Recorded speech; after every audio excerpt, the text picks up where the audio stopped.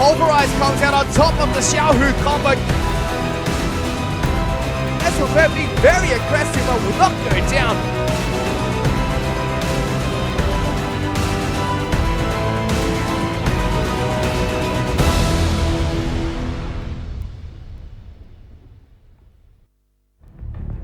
Ngày hôm nay chúng ta sẽ biết liệu Snake Esports và người hùng của chúng ta Sọp có cơ hội tại chung kết thế giới hay không khi họ phải đối đầu với ANG, một trong những đội mạnh nhất tại LPL.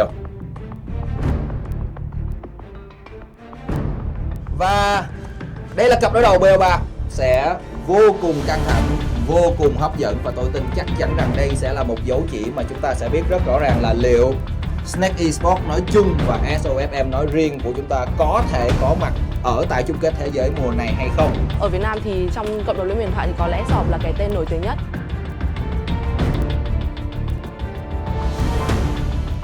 Sọp là một tài năng rất là đặc biệt của Việt Nam, của nền liên minh hiện tại Việt Nam. Khi nhìn em ấy chơi năm 13-14 tuổi tôi đã thấy được tố chất thiên tài của Sọp. 就当时这个小伙子16岁的时候，给我一个印象就是，这个人极有拿下了这个胜利，就代表是那个是很有机会成为 LPL 第3支世界总决赛的代表队伍。那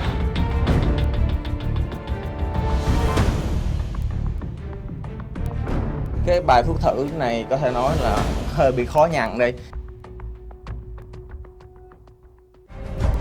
我是觉得，首先队员的个人能力的话，其实，为什么我说总体的实力不如 RNG 呢？因为确实我们在某一些，包括选手平时在完成，不管训练、比赛、rank 各方面，他们在一些某些细小的细节上的处理是不如 RNG 的那种出彩的程度的话，我觉得可能我们胜率可能在30%左右。 This time he's on Xiaohu tanks, tanking up the turret hits, will survive that second shot. First blood goes to SOFM. Như vậy là có thể nói trong khoảng 6 phút vừa qua thì riêng bản thân SOFM anh ta đã thi đấu lớn lướt hơn. Cái màn trình diễn của anh ta mãn nhãn hơn so với MLG rồi.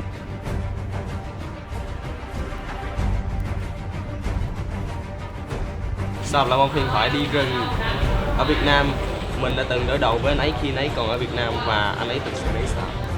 Equalizer just trying to cut him off. The Pillager's coming out to stop SOFM in his tracks. He's going to try and turn this around. Looper looking for the fight, puts down the subjugate, tries to get some health back. The fear does come out from SOFM, misses it, but Looper's just gone straight back to the creep wave. He's accepted his death. SOFM picks up another kill. RNG 是否或许会在近阶段并不是很稳定，从整体上来讲 ，RNG 赢的概率还是更高一些。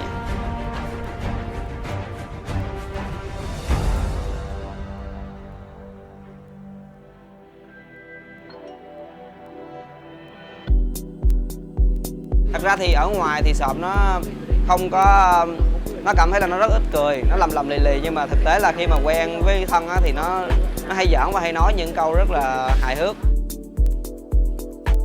Thằng bé Sọp nó rất là thích ăn uống, tức là cái sở thích lớn nhất của nó là ăn uống vậy. Tức là mỗi lần mà đi đâu đó chủ yếu là mọi người ra họp team mà ăn uống ấy thì chỉ yếu là ra họp team thôi, nhưng mà đối với Sọp là nó chỉ quan tâm tới việc đi ăn thôi. Từ lúc đầu mà Sọp chơi game là nó cũng đã tức là cũng đã dấu hiệu là muốn một ngày mình nổi tiếng. Lúc mà Sọp mà qua Trung Quốc thi đấu cũng có nói với mình là không biết như nào, nói chung cũng rất là lo lắng, cái tâm trạng rất là bất an.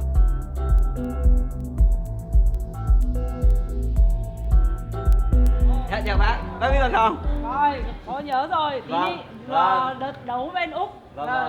Quý em lắm đây. Rồi, Mạnh An. Tôi có biết cháu. Chuyên bình luận là em bị thua. Nào, được chưa?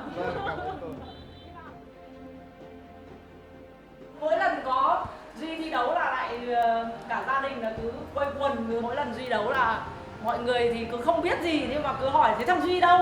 Khi bảo thắng rồi thì chỉ biết thắng rồi chứ cũng không biết gì. Đấy này, nó đây này, đấy, nó màu xanh đây này. Thực ra thì cái trò này nó cũng không khó như là cụ với các bác nghĩ đâu. Các cụ với các bác cứ nghĩ nôm na nó là sọp vào một cái hợp tác xã có 5 người. Thì cái hợp tác xã này công việc chính của cháu Duy ấy là chuyên vào rừng săn bắn với cả hái lượm. Và cái Duy mà hơn người ở chỗ là người ta chỉ hái được quả cam nhưng mà Duy là hái cả quả bưởi. Đúng rồi, nhưng mà cô không biết gì đấy.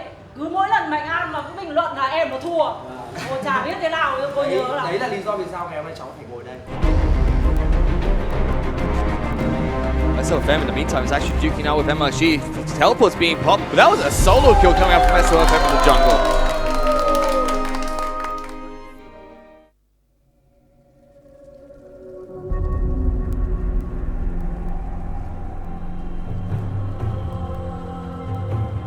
稍微的话，我在排位里面遇见过嘛，是一位非常激进，然后特别喜欢翻页的选手。如果在比赛里面他碰到我的话，我觉得他占不到便宜。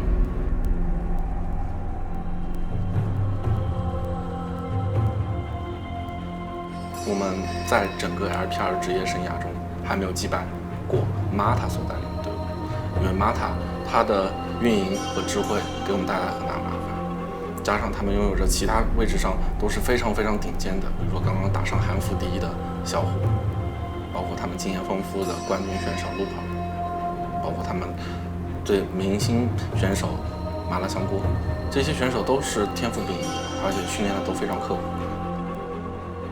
然后我们现在的话还在继续磨合中，如果到时候能磨合得更好的话，觉得应该会更强的。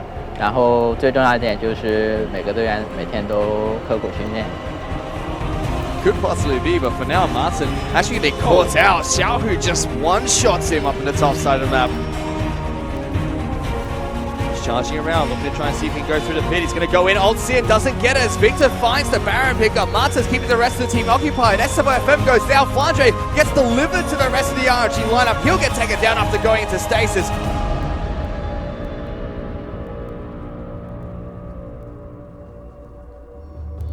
在我这边看，就是他的一些以往的资料和包括他来了之后训练了几天之后，我发觉我就告诉他一句话，我看不出你打过2年职业。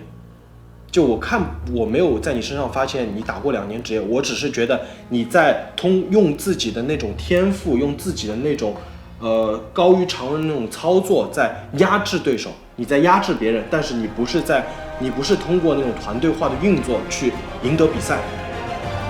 Flash away from Lupa to try and run. Jay-Z uses the winter by end the ultimate. They really want to kill on towards this troll. They will eventually get it as Marta reloads, gets the final shot down. Thật keo ra được. Thật keo rồi. Nick của shop độc đáo, đây là tên chuột. Không, anh còn gọi là cheat. Cheat đấy là do mình ấy thôi. Do bọn em đặt. Là ngày xưa Từ đầu là chuột. Khi mà nó học với bọn em thì nó luôn là một thằng chui trong góc lớp ngồi. Và cạnh thùng rác. Rồi đến một ngày bạn ấy khoe với em trước là được vào team đầu tiên là tên là Game TV của Việt Nam ấy, là ngày đầu tiên bạn ấy được thi đấu chuyên nghiệp. Cho tới lúc mà nhận được cái giải hồi đấy là đấu trường danh vọng hành trình huyền thoại 200 triệu. Bạn ấy đã về, bạn ấy khao bọn em điền buffet. Nhớ lúc trèo tường các thứ. Đúng rồi. Nó dạy tao trèo tường. Cố lên. Thắng ra rồi này, bởi vì lên nha. Mang tiền vào đây bọn tao lấy. Bọn tao đợi chúng mày. Lần này không để mày ngã đâu. Không để mày ngã đâu. Lên xe tao đi nha. Thằng lần trước nó sẽ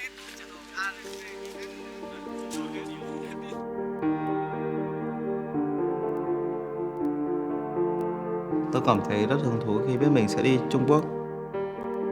Có những cơ hội mới, cuộc sống mới, môi trường bạn bè mới. Ở Việt Nam, tôi là Duy. Tôi cũng như bao người khác, chỉ là chơi game xuất sắc hơn. Tôi thấy mình gần gũi với bạn bè, với những người bạn bè xung quanh. Nhưng khi sang Trung Quốc tham gia vào đấu trường LPL, một đấu trường chuyên nghiệp, nhưng sao tôi thấy mình cô đơn, chưa thực sự gần gũi được với ai.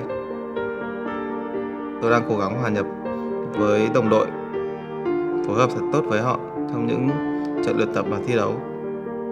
Câu chuyện này không phải viết về chuyện thắng thua, chuyện đánh bại bao nhiêu kẻ thù, mà tôi muốn viết tôi đã cố gắng đi đến cái đích cuối cùng mà tôi hướng tới, vượt qua những thử thách, những hạn chế của bản thân để ngày càng hoàn thiện mình hơn.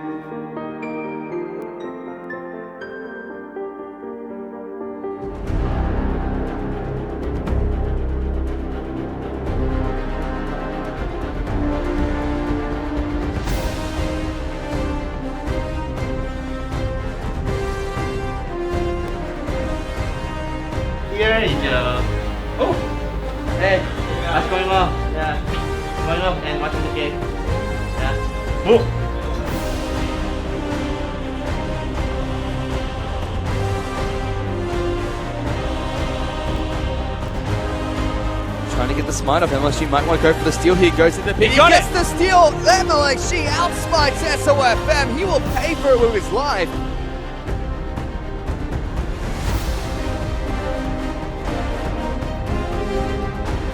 Asher comes out, hits Martin. The fantastic arrow and a 3-man pulverize comes out on top of the Xiaohu combo to knock down 2 members right off the bat. SOFM tries to do what he can by charging the backlines, but it's not going to matter. This is going to be game number 1 to RG. Well and truly deserved.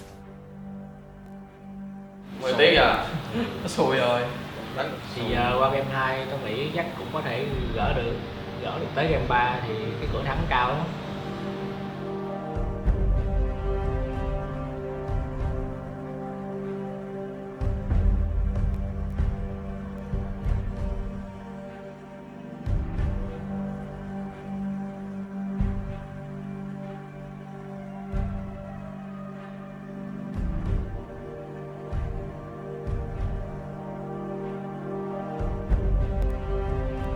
Royal Never Give Up đang dẫn trước 1-0 và chú ngựa ô của LPL mùa giải này Snake Esports không còn đường lui ở trong cặp BO3 này. Bất kể khi nào gặp khó khăn, cậu ấy luôn biết rằng có sự ủng hộ từ quê nhà. Đây là phòng của Duy. Em học toán thì được, các môn tự nhiên. Hầu như là điểm của em là tuyệt đối, còn văn thì kém. Những khi kiểm tra bài thì hầu như là toán chỉ làm độ 2/3 thời gian là hết. Cô nhớ là lúc nào em đi học em thích mặc cái quần này. Lúc nào em thích mặc cái quần này. Vì em cảm thấy nó rộng rãi. Cô rất nhớ em, hàng ngày cô thỉnh thoảng 2-3 ngày cô lại gọi điện cho em một lần.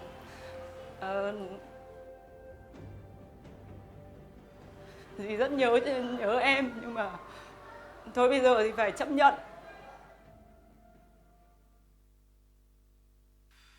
Dì rất nhớ em, nhưng mà thôi bây giờ thì phải chấp nhận.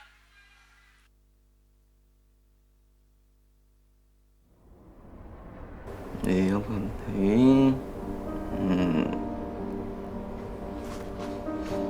em có lỗi với mẹ nhiều.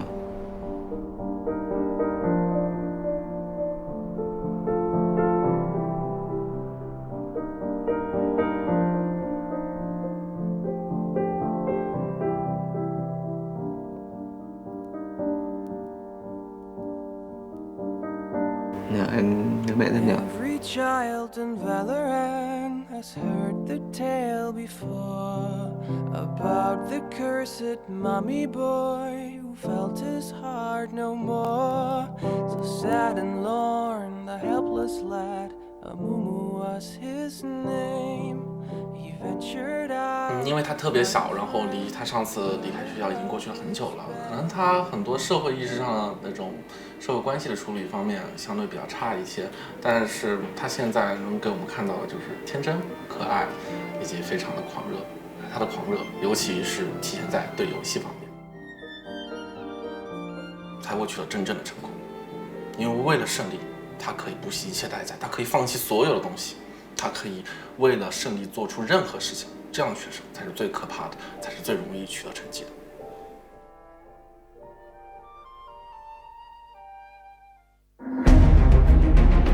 Sofen 这个选手的话，他是一个个人技术非常优秀，反应速度也非常快的这样的一个选手。他的打法呢也非常的独特。他虽然说特点很鲜明，但是打法呢还是稍微单一了一点。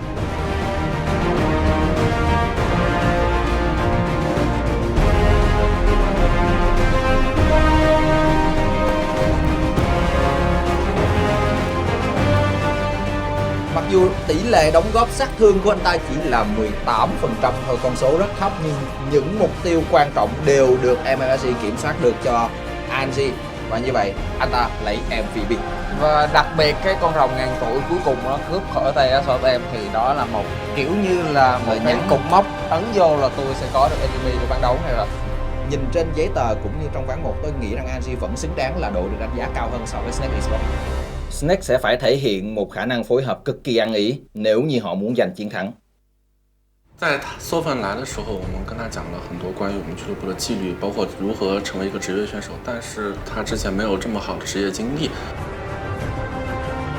SOFM's going to be caught coming out of the jungle. He finds him, gets the kill. Uzi will pick that one up with the snipe. Even Mato threw the ultimate at that. 所以说他可能会犯了很多错误，我们会警告他。但是他如果连续犯错误，或者说 Now Lupa's in behind him. There's a flash forward. They find SOFM. He has got no more flash. Temper Fate will keep him alive and dodge the shooting shot barrage, but he's still going to go down after the... Oh, is he? Maybe not. Oh. No, he can't get safe. The Baron's down to 4,000 health. SOFM tries to sneak in around the back, but Lupa Uzi jumps straight on top of him and take him down. 一意孤行的話，我們會懲罰他。對於每個選手，我們都是要一視同仁的。Chênh lệch 10.000 tiền, 9 điểm hạ gục và tôi không nghĩ có cách nào đó để Snake có thể ra được. In the end, it didn't look like Snake wanted to fight them. And you see the big smiles on the faces of RNG. That one felt good.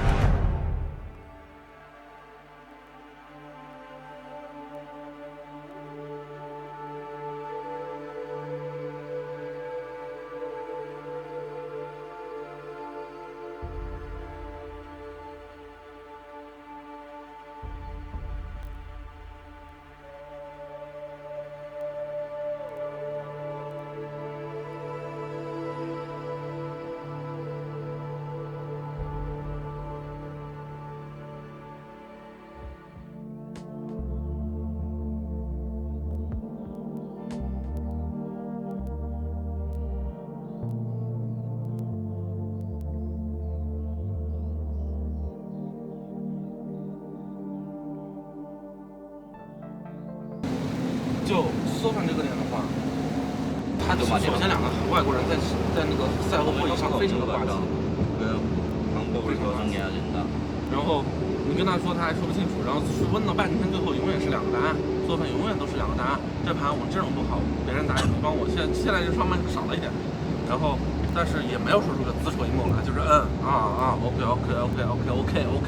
然后不知道到底 OK 不 OK。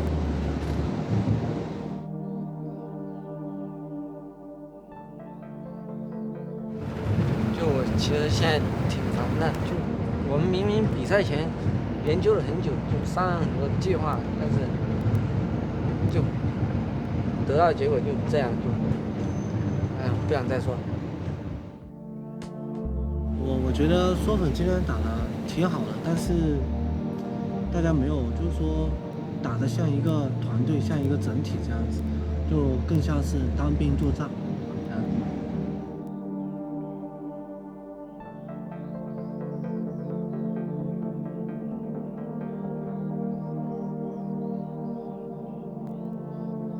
Sau ván thua vừa rồi, tôi nghĩ rằng họ sẽ phải thay đổi.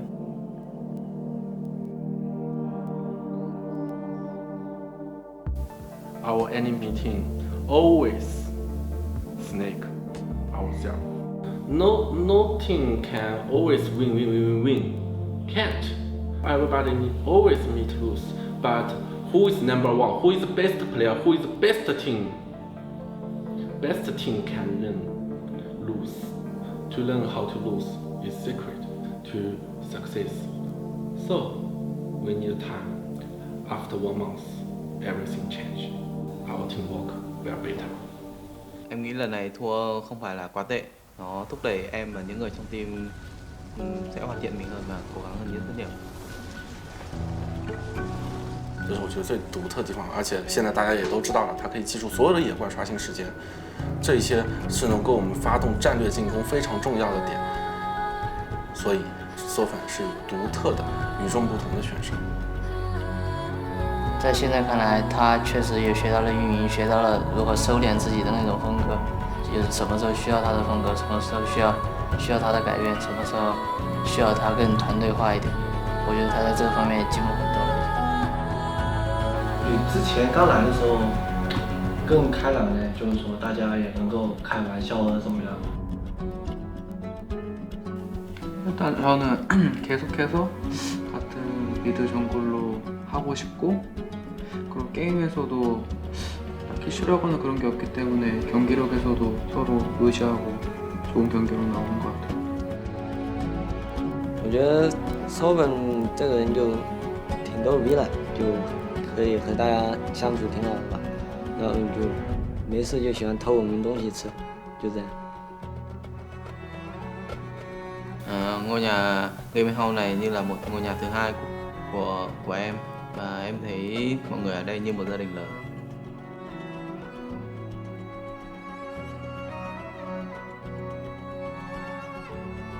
Shop sẽ phải vận dụng tất cả những gì mình có để có thể tiếp tục theo đuổi ước mơ mà thôi.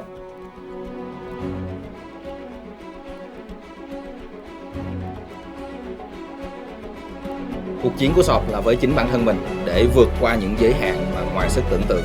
Cuộc chiến của cô ấy vẫn còn.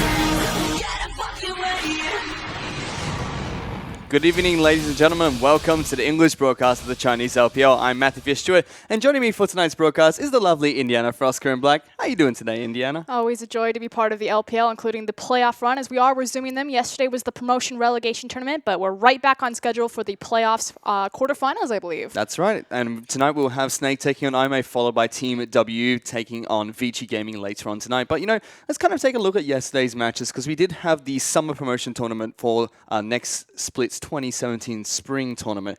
And we saw, unfortunately, Saint have now left the LPL. They'll be heading into the LSPL next year. LGD have rejoined us, though. They'll be back into the LPL next year, but we still have 4 teams fighting for the last 2 spots heading into the LPL. Yeah, so just to reiterate what Fish said, it's hello, LGD, welcome back, goodbye, Saint. But it's OMG versus, I believe, Young Miracles, so That's right. PDD's team, and then Newbie versus Starhorn Royal Club, so the second string team members from RNG, a lot of familiar faces there, Insec, Let Me, Lay, so pretty much the old King lineup. And it's going to be still really difficult, and it's still very strange to feel, to see a team like OMG, a very historical team in the LPL, have this chance of being eliminated from the LPL, because Young Miracles looked really good in their 5-game series against Newbie Young. Yeah, and the key to looking out for on Young Miracles is actually going to be their bottom lane, Ming and Ning. They're actually very talented. I've always kind of questioned, because it's PDD's team, formerly of Invictus Gaming, and when IG were having all those issues with their bot lane, I was like, why don't they just take the Young Miracles bot lane? I think that would solve all of their problems. But with SMLZ putting up the numbers that he is, particularly on that Kog'Maw, I think it's very hard for Young Miracles to look for the favorites there into that matchup, just because SMLZ is playing out of his mind, and he's strong exactly where Young Miracles are also strong. And that's followed by Newbie taking on Starhorn Royal Club to try and fight for that final spot heading into the LPL. We saw Newbie take on LGD yesterday. They won Game 1. They should have won Game 3, so they look like they're trying to bounce back from a very rough season for Newbie. And big thing, too, is also the fact that Swift got his hands on that Nidalee pickup. Again, it's 6.15 for the rest of the playoffs, as well as the promotion relegation tournament, and Swift, of course, is just a Nidalee monster. And that was the promotion tournament we saw play yesterday. The 2 final matches will be played tomorrow, but for now we'll be heading into the next part of the playoff run here. Up tonight, it's going to be Snake taking on IMA, as well as Team WE taking on Vici. But let's kind of take a recap of 2 days ago, because we did have the first 2 games of the playoffs being played. That was Game Talents taking on Vici and IMA taking on Invictus Gaming. And those 2 games were one-sided 3-0 and technically a 3-1 victory. Yeah, so I want to take a moment and back up and kind of explain the playoff format, because we've had a lot of questions, floating around social media, why do Game Talents and IMA have a 1 before the games even started? It's because it's cross-seeding. So at the very round 1 in playoffs, it was 3rd versus 4th seeds, because it's cross Group A versus Group B. So that way EDG and RNG have a chance to make it to the finals and don't take each other out before then. So that's why there was that 1-game advantage to IMA as well as to Game Talents, because they were the 3rd seeds respectively, whereas Vici and Invictus Gaming came in as the 4th seed for the playoff bracket. But otherwise, it was kind of business as usual. Vici Gaming particularly showing up in that bottom lane. The fact that Twitch and Kog'Maw are on the rise in this meta really helped out Endless and Chuan P, putting up great numbers on both those champions respectively. And then Invictus Gaming, they continue to be inconsistent, and IMA have a very clear blueprint and roadmap about how they go about winning games. When we take a look at that first match, which was Vici taking on Game Talents. Like you said, Game Talents were the highest seed coming into the game, but they did lose their support. Savoki was not playing in that match, which is very surprising, because it's a very Tahm Kench heavy meta, and you would expect the king of the Kench to be playing for the team that wants to be picking up the champion. But at the same time, they were up against Vici, and you hit it right on the nail there. Their bottom lane really showed up, and they're paired up with the likes of Dandy and EasyHoon, who already are superstars in their own name. Yeah, quickly touching back onto City, the Savoki versus City kind of fiasco, I think Spawn really covered it best, and it's this idea that with Savoki, yes, he's that big Trundle Tahm Kench support player, and it offered a lot of flexibility in Game Talents draft, one of their strong suits, but it also kind of pigeonholed them into only playing disengage or kite back compositions, and I think it made them less flexible than someone like Vici. Vici, they do have more shallow champion pools, but they're much better at executing at different carry points. Dandy can step up and be a carry, EasyHoon can step up and be that carry, and even Endless and Chuan P on those hyper carry ADCs. So I think ultimately, Game Talents, they made the Hail Mary call that moving in City, it gave them more of the opportunity to play those hard engaged champions like the Braum, like the Alistar, and hopefully would versatile their playbook or their strategies. And Vici did pick up the 3-0 or 3-1 victory, I should say, and will be heading into the later rounds of the playoffs. And they play the second game here tonight, which will be against Team WE, a team they've actually beaten before. So we'll have to check in and see how that one goes later on today. We also saw IMA take on Invictus Gaming, and like you said, Invictus Gaming have been inconsistent this entire split. Had that late playoff run, the dream was alive. Raz was incredibly happy. He was jumping up and down on his seat. And it died right where it started, Frosker. To be fair, Raz is also a big IMA fan, so I think he went into that game. It's like, you know, whoever wins, I'm going to be a happy camper no matter what. Unfortunately for Invictus Gaming, we say this all the time. The most consistent thing about that team is about how inconsistent they are. And speaking of Hail Marys, that roster fiasco, what a disaster. You know, not figuring out who's going to be their top laner. Is it Zatai? Is it Save? Finally settling on Zatai. Who's going to be in their bot lane? You know, they picked up that, I'm not going to call him an all-star support, but definitely a contender, Balon. So just too little too late in IMA. They had a clear blueprint and a roadmap, and they took it to them. It says today in IMA will be playing the first match here we have tonight, but it gives us some time to check in with the KDAs and the LPL at the moment. Up in the top lane, it's going to be Mouse, still sitting on top for EDG. Team WE's 957 is just behind him with Condi. Sorry, nice Condi, that's in jungle position. And that's all the top lane is gone. Clear Love. Yep, definitely Clear Love is sitting on top. He's still maintaining his throne in the jungle of the LPL. Malau Sianko is just behind him as he moves straight towards mid lane. They're flying through these today. Frosker. Pawn is on the top. Baimi and Athena still the combo for IMA scene just behind him with Tank and Xiao Hu rounding it out. Fish, we got quarterfinals to run. We're going quick and fast to these KDAs. Joining the AD carries is going to be Uzi, Def, Martin, Mystic, and Endless, so no surprise names standing out there, although Endless peeking his head over Xuan P. That's fantastic. My boy Endless doing well with Caveman in the bottom lane recently. Frosker and stepping up as one of the best AD carries recently, but it couldn't be done without the supports as Mako, Balan, Jay-Z, Mata, and Caveman have been assisting their AD carries. There's your partner in crime, Fish, right there at number 5, Caveman. I know you're a big fan. Certainly, and Vici's bottom lane, always fun to watch whenever I get to cast them as well. But for MVPs, Malau Sianko is still sitting on top with 13 performances. Uzi, Deft, SOFM, and Clear Love sitting in that MVP table as well. And once again, like we've been saying week after week, it's really the junglers who have been stepping up recently in the LPL, but you can never count out the AD carries who have had phenomenal performances, especially during the start of the splits. It's so bizarre, too, because the LPL actually has a relatively shallow jungle pool. If you think about world-class junglers, you effectively have Clear Love, you have MLXG, and you have Dandy. I mean, Condi is going to be a strong jungler, but he's not world-class, and he hasn't had that chance to prove it himself. So the fact that we have such a stacked jungle pool and kind of just those three, especially on the MVP rankings, says a lot about the caliber of talent we have, whereas on the other side, with the AD carry talent, we have a ton of world-class talent throughout the LPL. We certainly do, and we were seeing a couple of those AD carries playing later today. We can also check in with the brackets currently in both the promotion tournament and the playoffs. First up, it is the 2016 LPL Summer Promotion and Relegation Tournament. ONG have been able to eliminate Saint and knock them into the LPL. They play their match against Young Miracles tomorrow to find out who gets that spot in the LPL. LGD were able to qualify back into the LPL, taking down Newbie, who still have another chance to requalify in their match against Starhunt Royal Club tomorrow for that last spot in the LPL. But for today, we'll be taking a look at LPL Summer Playoffs. We saw yesterday, Game Talents were taken down by Vici. IMA picked up their win over Invictus Gaming. So tonight, we'll see Vici take on Team WE, as well as IMA take on Snake in the first match, whereas EDG and RNG still waiting at their first seed positions to take on their challenges. And exactly, you have to think that it's kind of a David versus Goliath scenario, that even if we have an intense matchup between Vici and WE, it's still going to be who's going to face EDG in that semi-final match. And that next match between the EDG and RNG, or the EDG and RNG's matches we played in 2 days' times. But for tonight we have Snake taking on IMA in a best-of-5 series to kick things off. And again, because it is the quarterfinals, there is no longer a game advantage given to either team throughout the bracket, so it's a true best-of-5, first-to-3 wins. And it's followed by Team WE taking on Vici in the second match that we have later on tonight. That's going to be a very heavy-hitting match because Team WE, they look like one of the best teams in China for a long time.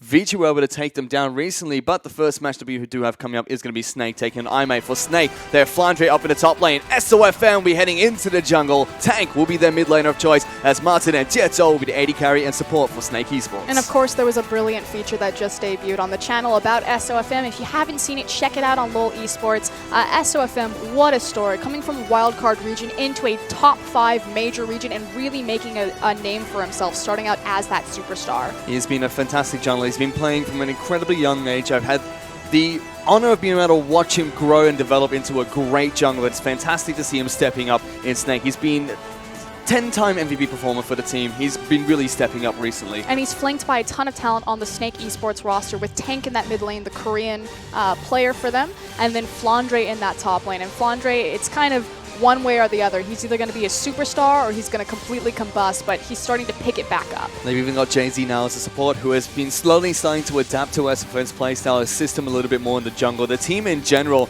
they looked a little bit lost and confused when SFN first joined the roster, not quite sure how to deal with his super aggression, but it seems like they're flanking him quite nicely now. Snake go 1 speed and it's full speed ahead. If it's a straight race, they're a drag car, they're going to beat anyone to that finish line, but throw in a turn in there and they're going straight into the ditch. So we're going to see if this is going to be a straight race or a pretty curvy one as we look now at IM. Well, the team that's going to be trying to throw in those curves in the tracks will be in IMA, as they have Amazing J up in the top lane. Avoilers will be heading into the jungle. Baimi will be the partner in crime in the mid lane, as Jinjiao and Road will be the AD carry and support for tonight. And the thing to highlight is the fact that they are starting Baimi over Athena. Both of them are control mage players, and they're pretty interchangeable in terms of what they're going to bring towards the dynamic of this team. But the superstars of this team are going to be in that jungle of Voidless, who's facing across from SOFM, and Road, their support, their shot caller, their captain. If this guy gets his hands on Bard, prepare yourself for a magical journey. Bard's actually going to be a heavily contested pick between these two teams. Well, we have seen it being picked up quite a few times by Jay-Z too, but Road, he's been a fantastic initiating support, and we've seen so many supports in the LPL assisting those superstar AD carries. I think Rusty says it best. What does it take for a support to get MVP in the LPL? Because it's just so hard, even though they do so much for their teams. Well, Road certainly has the medal to get it and has been awarded a couple of times anytime I may find a victory, which has been quite recently. But if Snake are the drag car and they do great in just these straight shots, top speed matches, IMA are kind of like the dirt bike. A bit more scrappy, a bit more versatile, and it's just about catching some air. Well, let's see if the dirt bike or the drag racing car is going to be the one that picks up the victory here today for Oscar. But a big point about these two teams, they were both previously from the LSPL. Snake a couple of seasons ago, IMA, their breakout season into the LPL, have made it this far and done a great job so far, but they're both fighting to try and head into the LPL finals. Yeah, and effectively this is a good time to kind of tap the brakes and look back at IMA. So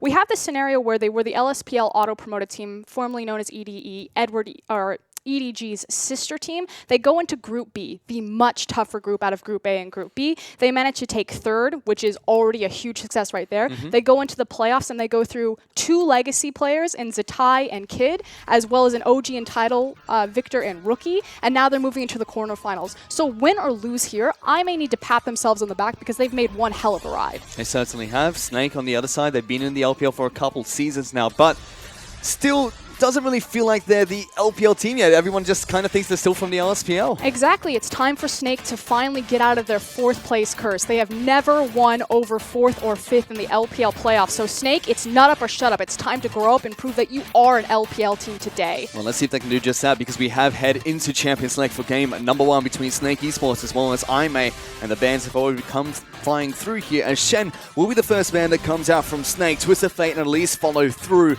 Lysandra and Rek'Sai are the first 2 bands that come out from IMA. Reminder, it is 6.15, so we will have the lane swap changes, so a lot of pressure on making sure that you get the superior 1v1 and 2v2 matchups just because of that tower fortification at 5 minutes.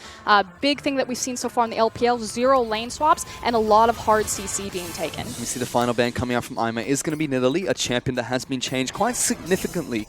In 6.15, we saw Swift pick it up a couple of times yesterday. But on the side of Snake, they lock in Gragas as their first pick of choice, and that should be going on over towards SOFM. That does leave the Gangplank and Vladimir left open for IMA. And I really like the priority of Gragas. So again, it makes sense there's going to be 2 jungle bans against SOFM, especially that Nidalee, a champion that he's going to be very familiar with because he is an aggressive jungler. But by taking Gragas, you automatically break any sort of mid lane freeze that Baimi and Athena can set up, and it doesn't matter which one is subbed in. You know they're going to be a wave control player. In this particular instance, it's probably going to be that Vladimir. But again, Gragas approaches a tower, throws at his cast, is able to scoop that guy off and break down that tower relatively early. Let's see if SOFM can impact the mid lane in that manner. But they've actually locked in Graves here, so it's a potential to see the flex pick of Gragas up into the top lane for Flandre. They do have a lock-in Jhin as their AD carry. Now, Flandre has been known to play Gragas up in the top lane, but let's also pump the brakes on this and say that it's Flandre. It could also be a Graves top. He has played the Gragas 4 times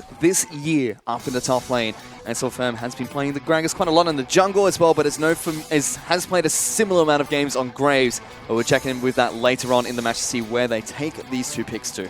The other pick that I really want to highlight for Snake is the Jhin being picked up. So Snake, the last time we saw them, were actually starting to run a poke composition. They picked up the Xerath and the Jhin, and pretty much it was a Venn diagram of murder, and Snake shoved Saint out. They couldn't get anywhere near them. There was actually a team fight where Saint did 0 damage to Snake because of such long-range ultimates. And that was where they picked up Xerath in the mid lane, I believe, for tank. The interesting pick to go up against the Malzahar did fairly well, or I should say incredibly well for Snake. However, on the side of Aimee, they've locked in Trundle as well as Sivir as their next two picks. So Road was looking at his signature Bard pick. I like the fact that he decides to go for the Trundle. The idea is still the same. It's a counter to Jhin. Trundle is really fortunate in that he has the longest range displacement ability outside of Gragas' Cask on a much lower cooldown. That would be his pillar. And so Jhin goes up into his ultimate, the Curtain Call. Trundle walks by and just ruins his day by throwing up a pillar. Let's see if Road can ruin their day here, because Snake still have 2 final picks. You can see their coach moving back and forth between players, kind of talking this one out to see what the last 2 lock-ins are going to be. They're looking for a support and they're looking for a mid laner. They already know that it's either going to be a Gangplank or a Vladimir in the mid lane. If we look at history for Aimee, it's normally the Gangplank up at the top side of the map. They have flexed the Vladimir up into the top lane, but never the Gangplank into the mid lane. So they should know it's going to be that Vlad, and it seems like they're going to be settling in for Cassiopeia for tank, and they're picking up Taric for JZ. Okay, Taric has been played globally, primarily in Korea. He does not have a great success rate or a track record in the LPL. In fact, he's pretty much been botched by every single team that picks him up, which is so bizarre because LPL teams historically have been very good at diving towers, and Taric is excellent at being proactive, making those dives due to the cooldown window on setting up his ultimate and going for that invulnerability. Unfortunately, I feel like Snake have a very reactive composition. Against the likes of Cassiopeia, if you try to dive back onto them, they have a lot of threat. And Taric, again, he needs that setup time before he makes everyone invulnerable, so I feel like it's actually kind of a missed opportunity on this support pickup. They do pick it up. JZ has played it twice before, and I'm no strangers to the champion. Road to pick it up in one of their games during the summer split of the LPL. That does mean that Aimee have saved their final pick for a jungle pick, which makes sense here for a Voidless. He's up against SOFM. You kind of would like to hide your hand a little bit. And no surprises that a Voidless is looking towards that Hecarim. This is such a staple composition from Aimee. They love speed, they love mobility, they love unlocking themselves from the lanes, and they love semi-global ultimates. So you've got the Gangplank in the top lane that's going to be able to assist everywhere on the map with that cannon barrage. You have a Voidless on a Hecarim, something practiced, tried, and true by this guy. And then you have the Sivir for the quick mobility. You can see how much Snake really respect that the semi-global ultimates that Aimee have. They banned out 2 of them, Shen and Twist of Fate, taken away immediately. They did not want Aimee to have their hands on those champions. On the other side, though, Snake, this composition has a lot of anti-dive potential on it. You know, trying to get into that threat range of Jhin, Cassiopeia, if Tank is standing next to him, should keep Martin safe. But unfortunately, they don't have a ton of hard engage options outside of the Jhin ultimate or Gragas catch. And you were right, Frostgurn. It is actually going to be Flandry that brings Graves up into the top lane. They've juked everyone here because SWM is taking that Gragas into the jungle. This is going to be an interesting match, and once again, Snake have just shook everything up. And it really highlights how these teams are valuing their draft phase. Aimee, this is a tried and true composition, semi-global. Snake, SOFM as our carry. Let's use a flex pick and make sure that he gets the matchup that he wants. Well, let's see how these two giants clash as we head into Summoner's Rift for game number 1 between Snake Esports and Aimee.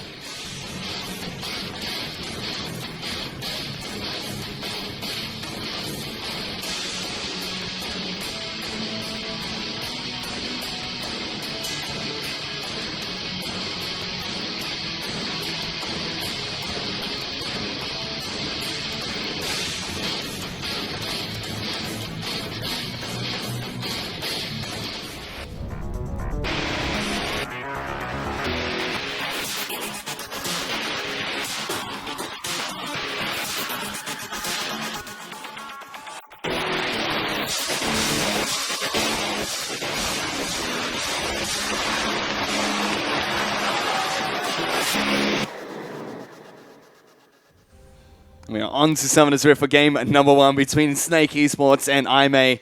Already right off the bat though, Frosker, and things have really been changed here. And once again, Snake have gone into a game where they've just completely changed the way they want to play League of Legends. And that's the thing, you know, the last time that we saw Snake during the regular split, they were playing a game that meant nothing for the standings. They showed quite a few different compositions, including a 5v5 composition, as well as a really cool poke composition, which aren't normally run in the LPL with that Jhin Xerath combo. So effectively, we have no idea what the current form of Snake is and what other picks they might be hiding up their sleeves, and this time around it's that flex pick of the Gragas versus Graves. It certainly is. Snake, though, are going to be moving straight in towards IMA's blue side of the jungle to get a ward down on towards the Grom camp. As we take a look at the Keystone Masteries here, one thing that really stands out to me is Thunderlords on Taric. Interesting. We haven't seen enough Taric in the LPL to really consider what's going to be standard for those pickup there. Typically, it's going to go with the burst damage.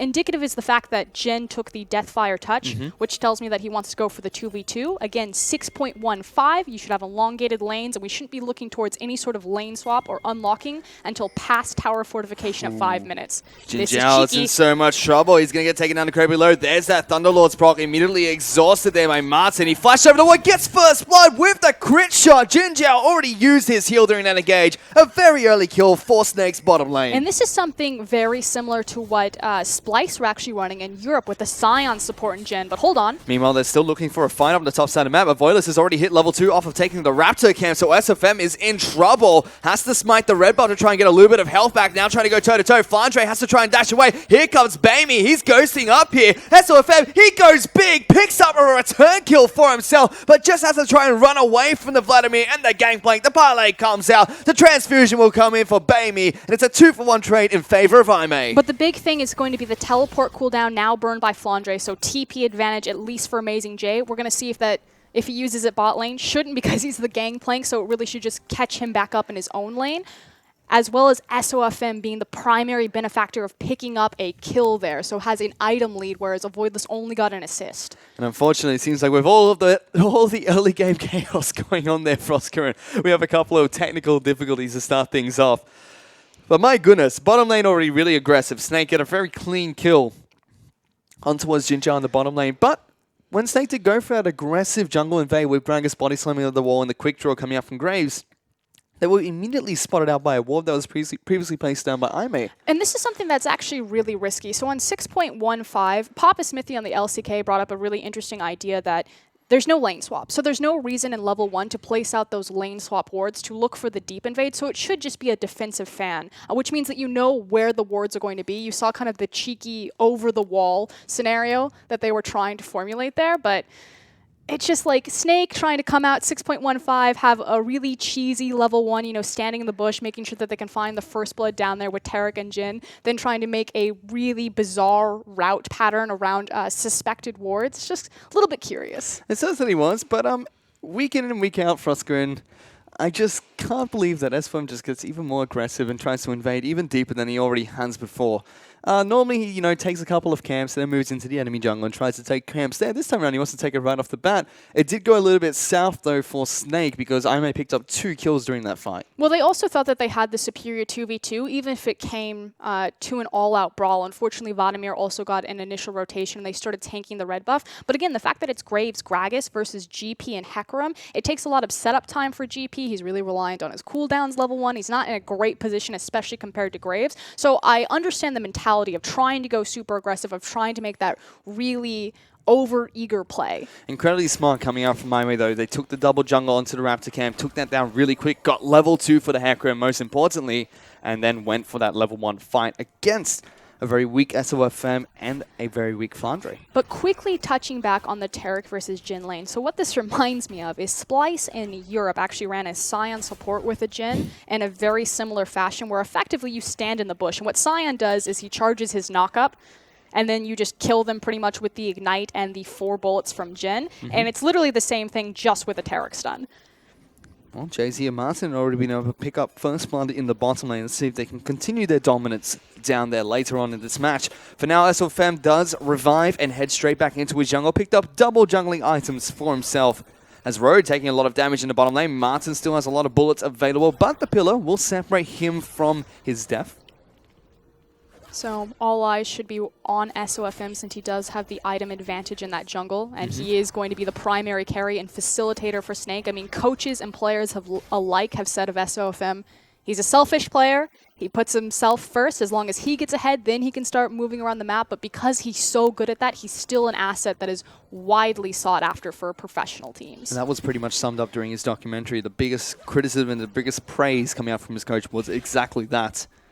We also see Avoilus was able to pick up a nice item for himself, heading straight back to base after the initial engage was the Hunter's Potion, so it'll be nice and healthy on Hecarim, especially since Hecarim's early clear did get touched slightly in the 6.15. Yeah. And still, Martin and Jay-Z trying to be as aggressive as possible in this bottom lane. Don't have a massive advantage for themselves just yet, as SFM will find Avoilus inside of his jungle, and already, despite First Blood, or despite the level 1 trade that went in favor of IMA, he is being incredibly aggressive in towards Avoilus' jungle. And we're going to have a contest over Krug simply because Flandre also has the shove-in on Amazing J here.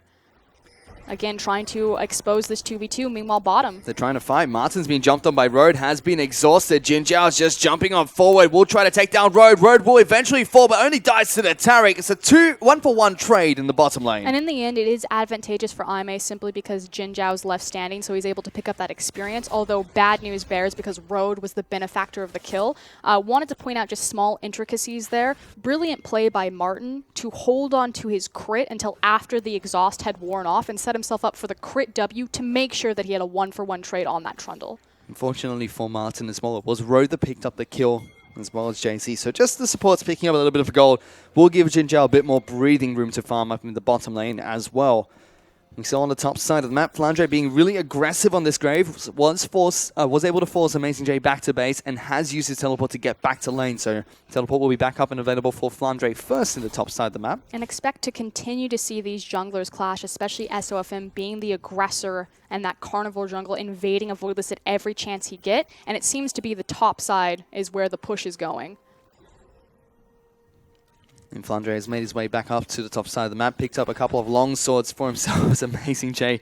Got a Sheen, kind of missed his barrel chain there, but does get the second one down to get some damage on towards Flandre. It's funny, we've seen a lot of different Gangplank players coming back into the LPL. Mouse in particular sticks out. He goes to Q his barrel, misses, hits a creep. It just kind of hurts. It's a little bit of a disaster up in the top side of the map. You can still see SFM being rather aggressive in towards Avoidless' jungle. Tank trying to zone out Baimi wherever he can in this mid lane. And you have to think, ooh, that's unluck. That was an aggressive play coming out from Tank, trying to catch out Baimi as he faces towards the Cassiopeia. Still gets some decent damage down and is still trying to zone Baimi away from this minion wave. It's fine for Cassie to burn her cooldowns right there because her primary thing is just trying to lock down Baimi, like you said, underneath his tower to open up space for SOFM to continue to contest Krugs. That's pretty much his favorite camp. You're going to see him there all game long, and it just opens up opportunities and plays for Snake around. Likewise, Tank, again, he's fine to burn that ultimate just aggressively. Think of it like the Victor walking forward, dropping the Chaos Storm, because she wants to go back and get that tier, start it stacking. And has already picked up the tier as well as the Lost Chapter, so we'll have little to no mana problems left for this Cassiopeia, especially once SFM is able to get blue buff over towards his way. Meanwhile, bottom lane, Martin taking a lot of damage coming out from Ronan Jin Zhao. The bite will slow him down slightly, but here comes JZ. Good spell shield does block the stun coming out from the Taric. All in all, it's just a small trade going in favor of IMA. Yeah, trade's still very dangerous, though. Anytime you have an elongated trade against a Jin, and he goes through all 4 cycles of his bullets, typically he does win out on it. I want to quickly touch on the itemization. So this actually is a matchup that we haven't seen a lot of, the Vladimir versus Cassiopeia in the LPL. Typically, when you see the Vladimir, it's either Malzahar or it's Victor, just because they're able to compete with his wave clear, or at least safely wave clear as Vladimir kind of pushes them in. The thing about Cassiopeia is because she itemizes so early into Morello's, that she actually has a really good item bridge against the Vladimir. So I like to see the mix-up there. Let's see how this one pans out for Tank, because if I'm not mistaken, he has not played Cassiopeia this split. No, he has not. Hasn't even played it this year. Snake have not run it in the mid lane at all. We hardly ever see Cassiopeia in the LPL, and again, it's that playoff surprise, you know, give them the Vladimir, we have the Cassie, we know she's going to itemize into Morello's, so we feel very confident going into this matchup. Even Vladimir's a champion we see less of lately. I believe during one of the matches we had last night, just fell through champion select the entire time. Of course, 6.15, he has been touched on his W quite a bit, I believe the cooldowns. Yep, his cooldown on a W is up by 2 seconds at all ranks, and his movement speed is slightly lower. Hey, look, Krugs. And look who's there. It's SOFM. This is dangerous, though. So they have an option where they can look to dive Amazing J, and now that he doesn't have the cannon barrage, he needs to ward here because he knows how much trouble he's in, which is why he's immediately calling a Voidless. Unfortunately, the windows just aren't quite right for Snake, whereas the wave wasn't crashing initially, but this is continuing to be a pressure point between SOFM and Flandre. And they spot out a random SOFM who moves straight towards the red buff. And meanwhile, Jinjiao gets another good spell shoot down on towards the Taric stun. Historically, Sivir has always been a great AD carry to go up against a Taric. Hold on, though. They're still fighting. SOFM trying to contest for this red buff once again. Uses the ultimate to try and knock back a Voidless. Does get the smite down. So guess what he came for successfully and is still dominating a Voidless's red side of the jungle. So right now, Snake are all in on the top side of the map, whereas because they know where SOFM is, Jin, Zhao, and Road are going to continue to try to punish Snake on the bottom side of the map, now getting decent chip damage on this bot outer. And the bottom turrets no longer have fortification as well, so they're going to take a lot of damage, especially since we are 9 minutes into the game. Tank still trading back and forth against Bamey in this mid lane, but still no clear advantage for either team just yet. Well, the issue is that the longer that these trades last, the fact is that Vladimir's just going to win, simply because he doesn't have a resource pool to deal with. Likewise, he's just going to sustain himself up through the lane. And you talked about how Cassiopeia has a good item bridge going into Vladimir. Vladimir also can pick up the Spirit Visage very early on into that AP matchup. A Voidless, though, he is looking for a gank in towards the bottom lane, but decides not to pull the trigger against Martin and JC. I actually really like this decision from Aimee simply because they don't have the cannon barrage available to them. They don't have eyes on SOFM, and I think they want to know 100% not only are we bringing the Hecarim into this gank, but we're also bringing the Gangplank. Just because they have the TP discrepancy doesn't really mean anything because it's a Gangplank. He needs time to get down there, set up his barrels, so a TP cross-map gank isn't beneficial. Martin and JC also have the buy advantage at the moment. Jin Zhao was looking to push down that turret, got a lot of damage onto the bottom lane outer turret, so Martin and JC have to be careful from here on out and see if they can keep that turret as healthy as possible for the next few minutes into this game. There's still been a stalemate between these two teams.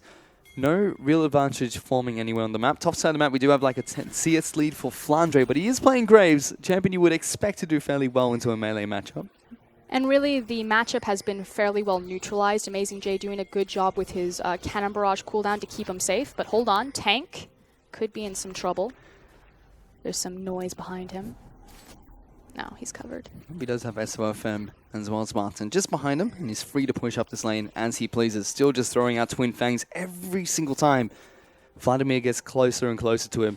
Incredibly short cooldown on the Twin Fangs since the mid-season Magic updates. They are getting very aggressive, setting up some triangle vision over Aimee's blue side jungle. Again, the threat of the cask to sweep Vladimir off of a tower, but I feel like it's a very aggressive move considering that Amazing J still has that cannon barrage available. Even this gank bottom that SOFM is looking at, you're still dealing with a 4v5 discrepancy. Flandre cannot join the fight at all. They're pulling Tank. He's been able to get a lot of vision. There goes the cast. Knocks Jin Zhao back into his team. Road almost cuts himself off from his escape path, but they do burn a couple of summon spells.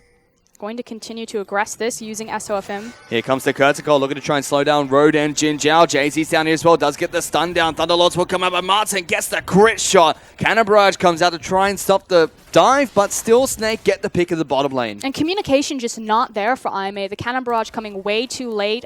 Road eating all of those bullets. Now it's going to be a Voidless and Jin Zhao trying to save this bottom lane outer turret from JZ Martin as well as SOFM. Successfully stops any push attempt from Snake's bottom lane trio. It's fine because at least they reset the wave and it's not allowed to be held by Jin Zhao and a Voidless. So they pick up a free kill, some nice pocket gold. It's just a Cloud Dragon, so they can't really rotate there. There's not a lot of need to rotate into it because it's not the greatest dragon start. Although Cloud Dragon was buffed. It also has allowed them to pick up a slight gold lead for themselves against Aimee. We're checking with the mid lane. Once again, Tank is having no trouble spamming his spells over and over again. Every time he levels up, the Lost Chapter gives him a lot of replenished mana and just goes back into overdrive against Bamey. But like you mentioned earlier, it's Vladimir. He's just going to sustain nice and easy and farm up these waves as well against the Cassiopeia. But it's pretty much the sustain itemization of Cassiopeia by keeping her mana bar topped off versus the sustain kit of Vladimir that are competing. But the first tower will fall for Aimee. This is actually very important because we have that first tower first blood gold advantage. You can see Jin Zhao picking up 650 gold for himself right off the bat there. Which now completely compensates for the free kill that Snake just picked up in the bottom side on Trundle. And even more because Aimee immediately take the goal lead over Snake. Still a very small lead to say, to take a look at the moment. So Snake should still be feeling fairly comfortable for now. I think they're just going to immediately answer it by trying to pick up this tower. Again, pulling SOFM into the lane to at least siege the tower or at very least reset the wave. See Road trying to use the pillar there just to slow down the minions before they crash on towards the turret, buying some time for Sivir to get back into this lane. Cannon Barrage will be up in a second, and here comes a Voidless. He's looking to try and help out his team. Wards were placed down, so Snake do spot out Aimee's jungler coming in for this. Snake could try to force this, especially because Jin has his ultimate back up and Flandre has TP. Here comes Vlad. Yep, you take a look at the minimap. You can see Vladimir has been trying to sneak around into the bottom lane, put down a couple of pink wards just to try and deny vision away from Snake while he was approaching. But they do ping him out, and now Snake looking for the gank. They jump on top of Road. He's been stunned up and knocked back into the team. Subjugate comes out. He flashes over the wall, but into a Curtain Call. He's going to have to try and dodge this one now. But meanwhile, in the mid lane, Tank's being jumped on. That's a flash forward coming out from Bamey. Doesn't get anything out of it. Somewhere across the map, though, it is Martin that picks up the kill on towards the bottom lane support of Aimee. And Road, again, overextends, doesn't respect Snake, hiding around Fog of War, abusing the vision, having a pink ward in that brush. And it's very curious because Aimee normally are very good at playing around vision. Again, Road is kind of their superstar player. And that also means Snake will be able to trade the bottom lane tower eventually. They don't get the first structure gold, but they still will get a structure for themselves. And that will pull the goal lead back to even between these two teams. But this play is massive in general, not just because they picked up the kill and that transitioned into the tower, but the counterplay was in mid and it used two key ultimates, the Onslaught of Shadow as well as the Cannon Barrage, and it didn't get anything. So Tank absorbing a lot of resources and just neutralizing there. And all he had to do was use the Petrifying Gaze as well as the Flash to get away from the 2.5-man gank coming out from Aimee. He's still be doing a good job of shoving in this Vladimir. In fact, he's picked up a nice 25 CS lead for himself very early on into this game. Quickly taking a look in on our initial backs though, because we've completed our items, or at least our first item across the board. So you have the penetration build coming out of Martin. That's fairly standard for Jins these days, although more AD carries are starting to rotate back in towards that eye edge rush. And there's the Morello completed on the Cassiopeia. So that makes the 5v5 of Snake very strong, at least in shutting down that Vladimir. And speaking of the Infinity Edge rush, we're not going to see Jin Zhao pick it up on Sivir. We've seen a lot more Sivers go back into the Essence Reaver. There was a stint where I believe Uzi made that Infinity Edge a little bit more popular on Sivers in the bottom lane. I think this also just kind of speaks to Jin Zhao's responsibility and role in Aimee. He's more of kind of that utility AD carry, so prioritizing the CDR rather than just the flat battle stat that the Infinity Edge is going to bring you. Likewise, his back timers in this lane have been really unfortunate due to how much attention SOFM has put on it. So not having those big windows to go back, get that BF sword, look for that pickaxe, and instead looking for smaller components. You see a Voidless looking to try and see if he can wrap around against Tank. SOFM is in the mid lane though, so has to be careful. Jump straight on top of a Voidless, get some good damage down with the Runic Echoes he picked up previously. Still chasing a little bit aggressively forward, but Road is there to back up their jungler. At the same time, we just saw Aimee take down a Cloud Dragon. But the big thing is the fact that Martin has been unlocked. Like an Ashe, can open up that curtain call and start the siege, and here we go. They look to siege the mid lane outer turret. Flandre, Amazing J's been locked down on the top side of the map. You can see Flandre's been pushing him in nice and aggressively on this Graves and chipping away at this turret as well. And Snake have two options here. They can either be patient and continue to siege and threaten with Gragas and Jin on the mid-tier tower, or they can try to flank behind Amazing J and a Voidless and make a fight in this river. Oh, here comes a Voidless using the Ghost, trying to chase after Flandre. Pops the Yomu's Ghost Blade, getting a little bit of distance. Now it's a Voidless who has to try and run away. Has no flash, has no Ghost. Will get locked down, and Martin picks up a kill. Baited and outsmarted by Flandre. Welcome back. It was a little bit of a slump there for the top laner of Snake. Came in very hot and heavy into the LPL. Kind of teetered off, and now he's returning back into form where he's not so much a liability and more so a star player for this team. And that's if I'm going to be a little bit sad to check Krugs and find that there's no Krugs left available for him. And it will be the bottom lane AD carry that picks it up for his team. Snake, though, is still looking to push down this mid lane out of turret. Cannon Barrage trying to stop this aggression, but they're just going to tank it up and take the turret down. Effectively, it's just going to delay the inevitable. Again, that's the power and the threat of Gragas. You know Baimi and Athena are going to play those mid-range wave control mages. Gragas is such a threat to them, and Vladimir just can't stand on the tower confidently. At the same time, we see Flandre return to the top side of the map. He's been constantly using his teleports to defend the top lane outer turret.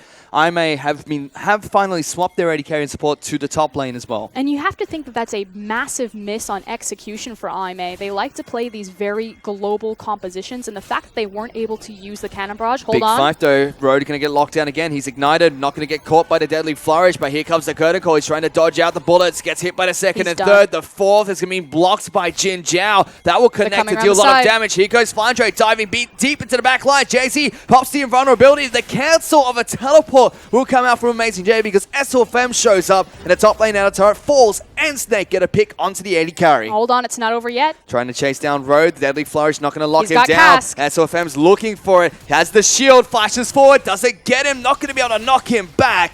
SLFM can't get the pick that Snake were looking for. He has the cask still, but he's being responsible to his team, communicating with them and holding it because a Voidless is right there. Normally, at the beginning of the split, SOFM would have thrown that cask in a heartbeat to pick up the 1v1 trade on the support. This is the evolution and the difference and why Snake are looking so much more dominant in this game. He's definitely been adapting to the way his team likes to play, but still has that aggressive playstyle. I mean, we've seen him at Krugs on the enemy jungle more than we have in his own jungle. He held the cask fish. I'm so proud of him. I was like, he's just going to dump that on Road. A Voidless is going to rock into his backline and kill someone. It's going to be a 1-for-1 trade, possibly 1-for-2. And he's like, nope, I'm going to hold it. I'm going to do the good thing. I've got the package. He's growing up, Frosker, and they're too young for this. And I promised myself I wouldn't cry. No, but you have to think it's a big failure on execution for IMA. The fact that we never saw the Cannon Barrage being used bottom, the fact that the Onslaught of Shadows was never used bottom, that's typically where they find so much of their success, especially with Jin Zhao on a champion like Sivir, who can really empower and Voidless's damage output. But, you know, Flandre able to repeatedly use teleport to just farm up the top lane. IMA, they should be comfortable with this composition, but they just look lost. So, IMA were the ones that picked up the first turret of the game, but Snake have finally taken out all of the outer turrets on IMA's side of the map. They do have a nice 2,500 gold lead heading into this first match of the best of 5 series. They have also swapped their AD carry support towards the top side of the map, trying to farm it out against the the Sivir and the Trundle. And that would be because we have about a 1 minute 30 seconds until the next dragon, so preparing for that next big 5v5 opportunity. And it's an Infernal Dragon as well, so both teams would definitely want to try and fight for this major objective. Which is why it's key to check in on itemization. And quickly looking at Jin Zhao, he's actually going from Essence Reaver directly into a BF Sword. We'll see if he just has the flat AD and then goes towards like a Static Shiv or a Phantom Dancer route, or if he's truly going to go with that Crit Cloak, he's going Essence Reaver into that Infinity Edge. So he's really trying to ramp up for that 5v5 over the Infernal. We'll have a little bit less attack damage, but more crit, as well as a lot of crit damage once the Infinity Edge amplifies the damage he does. Checking in with the top lane, Flandre actually decided to pick up his Yomi's Ghostblade as his first item, followed by a Phantom Dancer and the Berserker Greaves, sorry. So a very typical Graves build without the jungle item that we normally see when they're played in the jungle. Unless you're SOFM, that should be a Hurricane instead. Obviously, having a lot more jungle available, or excuse me, a lot more resources available to him because he's not a jungle Graves. He is that top lane Graves and has all of that lane CS. SOFM, we saw he picked up the Runic Echoes previously, went straight for a Dead Man's Plate. So lots of initial burst comes out from him. Still building tankier than we really expect from SOFM. I'm actually surprised that there's not a death cap on Gragas just because of this player's identity and MO. So again, surprised there's no Tiamat. SOFM growing up, we talked about this, you know, Snake have forever been 4th, forever 5th. This is their chance. Can they break into top 3? Can they make that race towards the elite of the LPL? Well, this match is one of the big decisive matches for Snake. We'll put them into the top 4 to start things off, and it's really their chance to try and fight for top 3 from then onwards. But they've got a tough opponent of IMA who have had a very a really good split for IMA in particular because they just came out of the LPL. Now they are top 6 in the LPL, doing good so far. No one can deny that what IMA have already accomplished in the LPL is incredibly impressive. But hold on, Baimi. They're trying to fight. They lock down the Vladimir, get lots of good damage down. Kurtzakor comes out as well. The invulnerability comes out from Jay-Z. Baimi tries to run away. Petrifying Glaze will be able to lock down a Voidless, but doesn't get the damage he wants to take down Baimi. Still a lot of damage being dealt by Snake to make IMA back off. But the damage has been done, and they now have the numbers advantage to turn on a free Infernal Drake, so not what IMA were looking for. Snake continuing to snowball this game. And first Dragon did fall to IMA. That was only a Cloud Dragon. Infernal Dragon falls for Snake, which is a huge pickup 23 minutes into the game, and we see that the next Dragon to spawn is going to be another Cloud Dragon. So really just unlucky for IMA, the fact that they had control over the Dragon. The RNG was not in their favor. Bad picks, and it's kind of repeatedly IMA getting caught out around Fog of War and just having lackluster vision, which normally I call this team the trap team. They really like to play global compositions. They like to unlock themselves from the lane, sit in bushes, wait around corners, and they just look off today. They're definitely on the back foot. We did mention earlier that Snake really looked like a drag racing car, and they have been going in one direction for Oscar, and it doesn't seem like they're stopping anytime soon. Yep, but they do manage to catch their wave, so playing defensively, trying to reset their position around the map. Trying to chase down Flandre as well. He just hops over the wall, gets back to safety. We see both AD carries and supports heading straight back to the top side of the map, trying to stay as far away as possible from this Dragon Pit. So now that the Dragon Pit has been cleared, it means that we can start moving attention and focus back towards that top side of the map. Yes, it's only 24 minutes, but LPL teams really like to push the envelope on those Barons.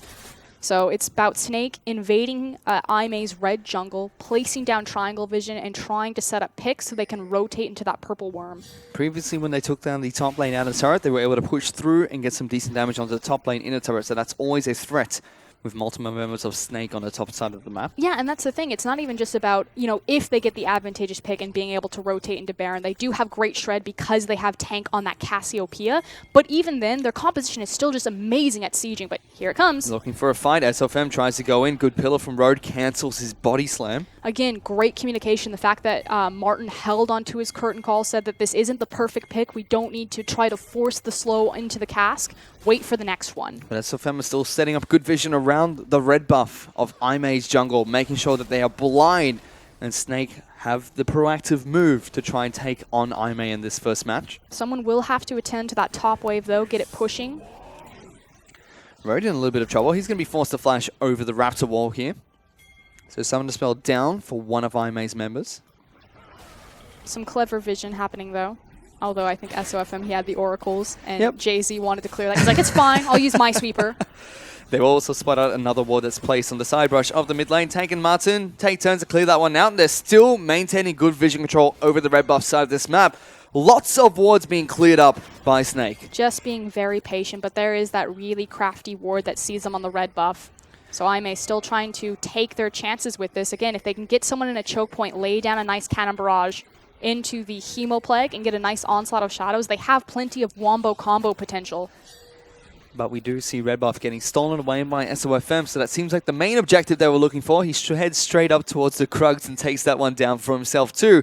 Snake just take some good vision control over the red buff, run IMA around the map for a little bit, take their jungle, and head straight back into their lanes. It's just slight chip damage at this point. Also, eyes have to be on this 4-1 and 2 Jhin in Martin's hands. He actually itemized defensively relatively early, going into the Ghost Blade and then directly into a Maw, so looking at his next big break point for items. There's a Serrated Dirk, so that could possibly be for the final Serrated Dirk item, which is the Dustblade of Draxthar, but he has not picked up his BS sword. Instead goes for a pickaxe, so we might see a very early Last Whisper coming out from Martin. It's going to be Amazing J that's sent down to the bottom lane. So the top laners are farming up the bottom side of the map, the most open lane at the moment for both these teams. Martin will pick up his red buff. Eventually. He got it. And we do see Ginger actually picking up that Infinity Edge nice and early to go with the Essence Reaver he had previously. Again, will improve the 5v5 tenfold for Sivir there. Now just kind of waiting on 1 to 2 items for that big break point where she starts to become that hyper carry in the late game. And still it's relatively quiet between Snake and IMA. Snake currently 3,000 gold ahead with Dragon spawning in 1 minute and 45 seconds. It's another Cloud Dragon, so nothing that we would see these two teams heavily contest over.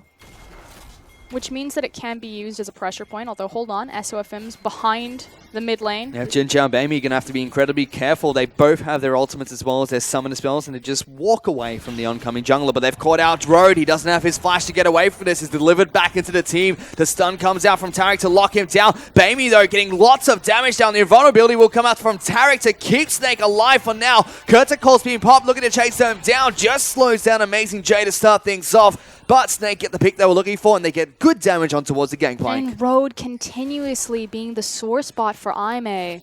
Disaster. I feel like either that guy goes 0-0-20 or he goes 1-9. He's trying to go toe-to-toe against a Voiles. Gets a solo kill. Now he wants Jin Jiao. Almost takes him down. Forces the Sliver to flash over the wall. And this entire time, Snake were taking down Baron. And that's the Flandre that we really expect and that Snake have needed earlier in the split. The ability to draw that many resources, 3 members of Aimee, and allow Snake to take the Baron uncontested is massive. And he almost went toe-to-toe with Jin Jiao and the Voiles. Good vision control coming out from Snake as well. Swept the entire river, forcing them to go the long wave and run straight into a Graves hiding in the brush. You know, Group B has been the stronger group pretty much across the board. We saw this in the cross-conference. Aimee are the representatives from Group B in this matchup.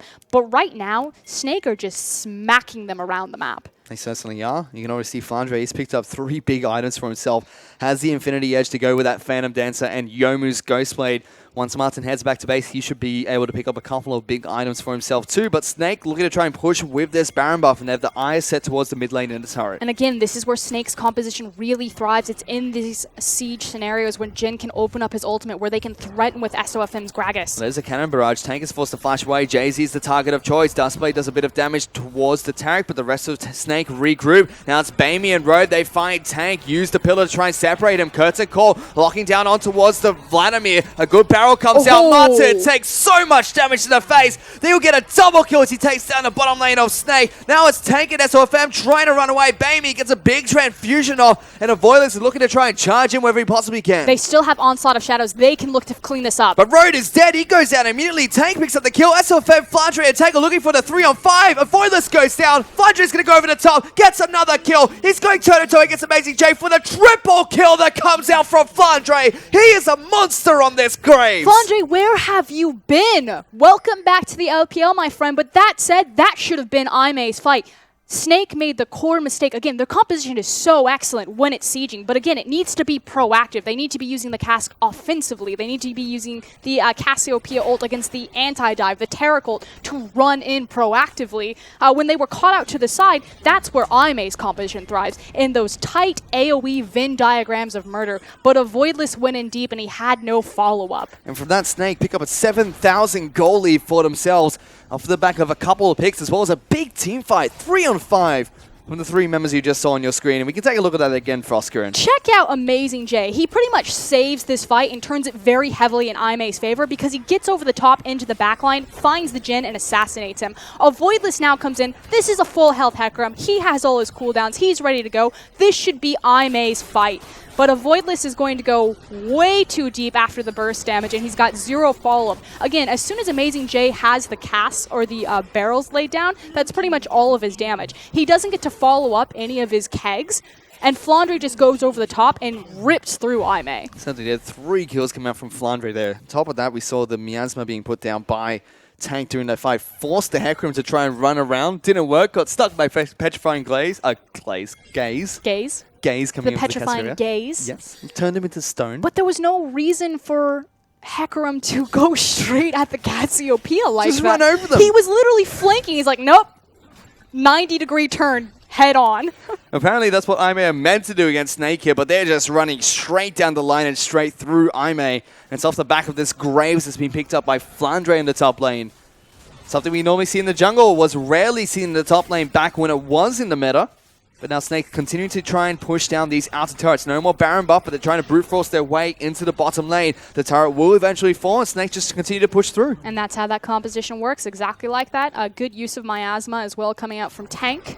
There goes SOM. That's aggressive. Trying to get Jin Zhao. He uses his ultimate to try and run away. Then there goes a Voidless straight into the back lines. SOM still alive. Good invulnerability coming out from Tank. As Bamey will be able to take down the jungler. It's a 1-for-none trade in favor of Aimee. It just works so much better of Voidless when you get that side flank there instead of directly running at the Cassiopeia. So again, it was an execution error on the last 5v5. They seem to have figured out the kinks. But hold on, Flandre. Get off my creeps. Yep, he wants to find Amazing J. Amazing J wants nothing to do with the Graves, who's picked up a rapid-fire cannon for himself. That's 80% crit chance and a ton of attack speed that Flandre will have in this game. He's just massive on this Graves. That said, both these top laners are carry-oriented top laners. Both of them got carry-oriented champions. As this game goes later and later, Amazing J certainly will get his strength back. He was feeling really good in that last 5v5. Almost turned the tides for Aimee by assassinating Jin. So Snake still need to give a lot of respect to this Aimee composition, and they're not out of the woodwork yet. Yeah, I'm taking a look at the game, the champions that Flandre plays. He has a couple of Poppy and Maokai games, but that's the only 2 tanks he has ever played. The only other Graves top laner that we have in the LPL is actually Gimgoon. But very similar playstyles, both these top laners. Kind of explosive, kind of a question mark. Well, I don't have any questions about this Graves. He is just walking all over people right now. I have a question. Will he build a defensive item? No. He doesn't need one. He's got Warlord's Bloodlust. Wait, he sold his Dorans. What? Oh my god. Wait, to be fair, if it's a Bloodthirster, which I suspect, that's still, we're going to say that's a 0.5 defensive item. He'll survive some burst with his shield. Watch it turn into a dust plate. We'll keep tabs on Flandre. We'll keep tracking to see what Flandre eventually picks up, but he's going pedal to the metal right now with his item build, and Snake have one direction. They're moving straight down the track. They're running over Aimee at the moment, and this is only game 1 of this series. Aimee just need to go back to their dirt biking ways. They need to be a little bit scrappy, a little bit twisty and turny. Failed the execution of their composition in the early game by not synergizing their level 6. They have incredible global 6s across the board. See if they can pick it up in the late game. They definitely have that power there. Sivir has the 3-item core for her, so in a very healthy spot. They have the Vladimir to help amplify a lot of those ricochet damage. So again, Snake aren't out of the woodwork yet. They can still possibly lose this game, but the win conditions are Aimee need to get that big 5v5, and Snake need to make picks and have elongated engagements. But even if Aimee get that big 5v5, they're still up against Snake, who have 6,000 to 7,000 gold in the lead at the moment. It's a massive gold lead for them, and it'll be difficult for Aimee to fight back from it. But Snake are not great at a 5v5. In fact, they're one of the most practiced lane swap teams in the LPL to compensate for the lackluster 5v5, which they happily recognize. They're looking for a fight, though. Road seems to be the target of choice for Snake. They separate him and obliterate him on Summoner's Rift. SOFM singles him out and delivers him to the team again. I mean, at this point, Road has spent more time dead than alive, and is frankly just off his game, a liability for his team right now. He needs to clean this up. This is the playoff performance. Certainly feels like it. Snake, though, looking to try and take down this Baron. Already got it to half health. JC does have his ultimate available if he chooses to use it. Tank is dead! He gets obliterated! Now the ultimate comes out from Snake, but it's not going to be enough. Everyone's just dying. It's only Flandre left alive, but Jin Zhao splashed into this pit. He somehow lives, but still, it will be Snake that end up picking up the Baron. But here comes a Voidless, finds him, runs him over.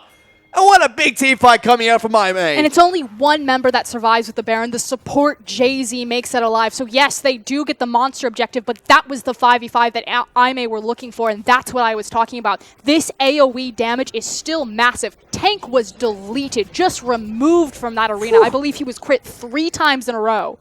I mean, we've seen a team fight before where Snake's opponents didn't do any damage. Look at the damage dealt during that team fight for Oscar. There was only one member doing anything, and that was Flandre. But will it be enough? But he wishes he had a defensive item. But here we go. Here's the replay here. Just look at Tank. Crit twice. Hello. Goodbye. Gets knocked up by Baron as well to add insult to injury. Couldn't do anything during the entire fight. And then at this point, Snake are just stuck inside the Beyblade arena. Welcome to hell. And it really looked like something you mentioned at the start. Oh no, this is just brutal. Look at how much damage he does to a Voidless, though. If he had actually just... Oh, his E was on cooldown coming over the wall. I was going to say, if he had his E cooldown, he probably would have traded 1-for-1. But it really looked like during that Baron fight, something you mentioned at the start of Champions Select is the fact that they weren't able to use the Taric ult effectively. Didn't use it before they jumped him in the team fight. And now Snake are looking to try and take down the Elder Dragon. Jay-Z steps out of the pit trying to get a stun down. Elder Dragon picked up by Snake. A Foilus is dead. They're fighting from the back of the pit. Baimi will take down Tank. The rest of Snake trying to get the heck out of there. Finally, the Taric ult is getting used. Curtain calls obliterating people. Fadre gets a double. Will pick up the triple kill in that team fight. And Snake get an ace onto Aimee. Flandre full speed ahead. Everyone get in my backpack. I'm carrying you through finals. I am tired of finishing in 4th place. This is a performance that we have not seen all split from Flandre. I cannot emphasize this enough. He has been slumping. He has cost Snake so many games by being overly aggressive, playing at the wrong time. So for him to show up in a high pressure situation in the quarterfinals match is massive. And they're going to look to try and push through here. I believe Frost going to have the Elder Dragon. They have minions coming up as well. SOFM taking up the first turret. They take it down with ease. So now on to the Nexus. Snake very convincingly take down game number 1 of this specified series against Aimee. I mean, it feels like there are 2 versions of Snake. Either they look great and they can contest to be an elite or a dark horse to take that LPL title, or they're just completely all over the board. Snake 1 chose to show up on the day. They dug deep and Flandre carried it through. They certainly did, and it looked like that Draencar of Frosco, and they just ran straight over Aimee, except for that one occasion where Avoilus looked like the entire train himself. Still a little bit scary though. Aimee were starting to win 5v5s on the back half of that, but again, Flandre shows up, makes those miracle plays, and carries it for Snake. And it's again we see an interesting adaptation coming out from Snake. We saw a very unique team comp when a game didn't matter at the end of the regular split. This is a playoff game, and they've pulled out something very unique again, and it worked amazingly. And it started in the draft phase. The fact that they flexed their jungle and top laners. Typically, we see flex between the support and top lane position, so this is actually very creative coming out of Snake, and it makes sense. Flandre and SOFM are their 2 most explosive pieces on that team, and they made sure that both of those key elements got the matchup that they wanted. And this is just Flandre's highlight reel. Even during the team fight where Aimee looked strong, he was still dealing damage, he was still picking people off. This team fight, though, Aimee 100% could have won. Avoidless chose the wrong angle to engage at. He had all of the tools available to him and just choked at the last second. You see, he doesn't quite know where he wants to go. There's no reason to funnel in this way. He could have just gotten the clean flank onto Flandre. And he's dead. Dunzo. Yeah, Aimee not able to pick up the team fights early enough in that first match against Snake. Snake looked incredibly strong going into that game. And once again, a huge adaptation coming into that first match. You do have to look at the Taric pick, though. So again, we talk about how Taric in the LPL really hasn't been that successful. Taric is more about being proactive with your dives, and if you look at Snake's composition, it's great in sieging, but it's kind of a reactive comp because they have the Jhin, because they have the Cassiopeia. If they want to play anti-dive, they should look at picking up the Thresh or picking up the Bard. It would fit much cleaner in that comp. But they do pick up the Taric, and they still are able to pick up their Game 1 victory over Aimee. Snake looked incredibly strong to start things off. It was unorthodox to Graves pick up in the top lane, but it worked so well for Flandre, and off the back of that, they do pick up the win. But we still have a series on our hands. We'll be coming back with Game 2 in just a bit.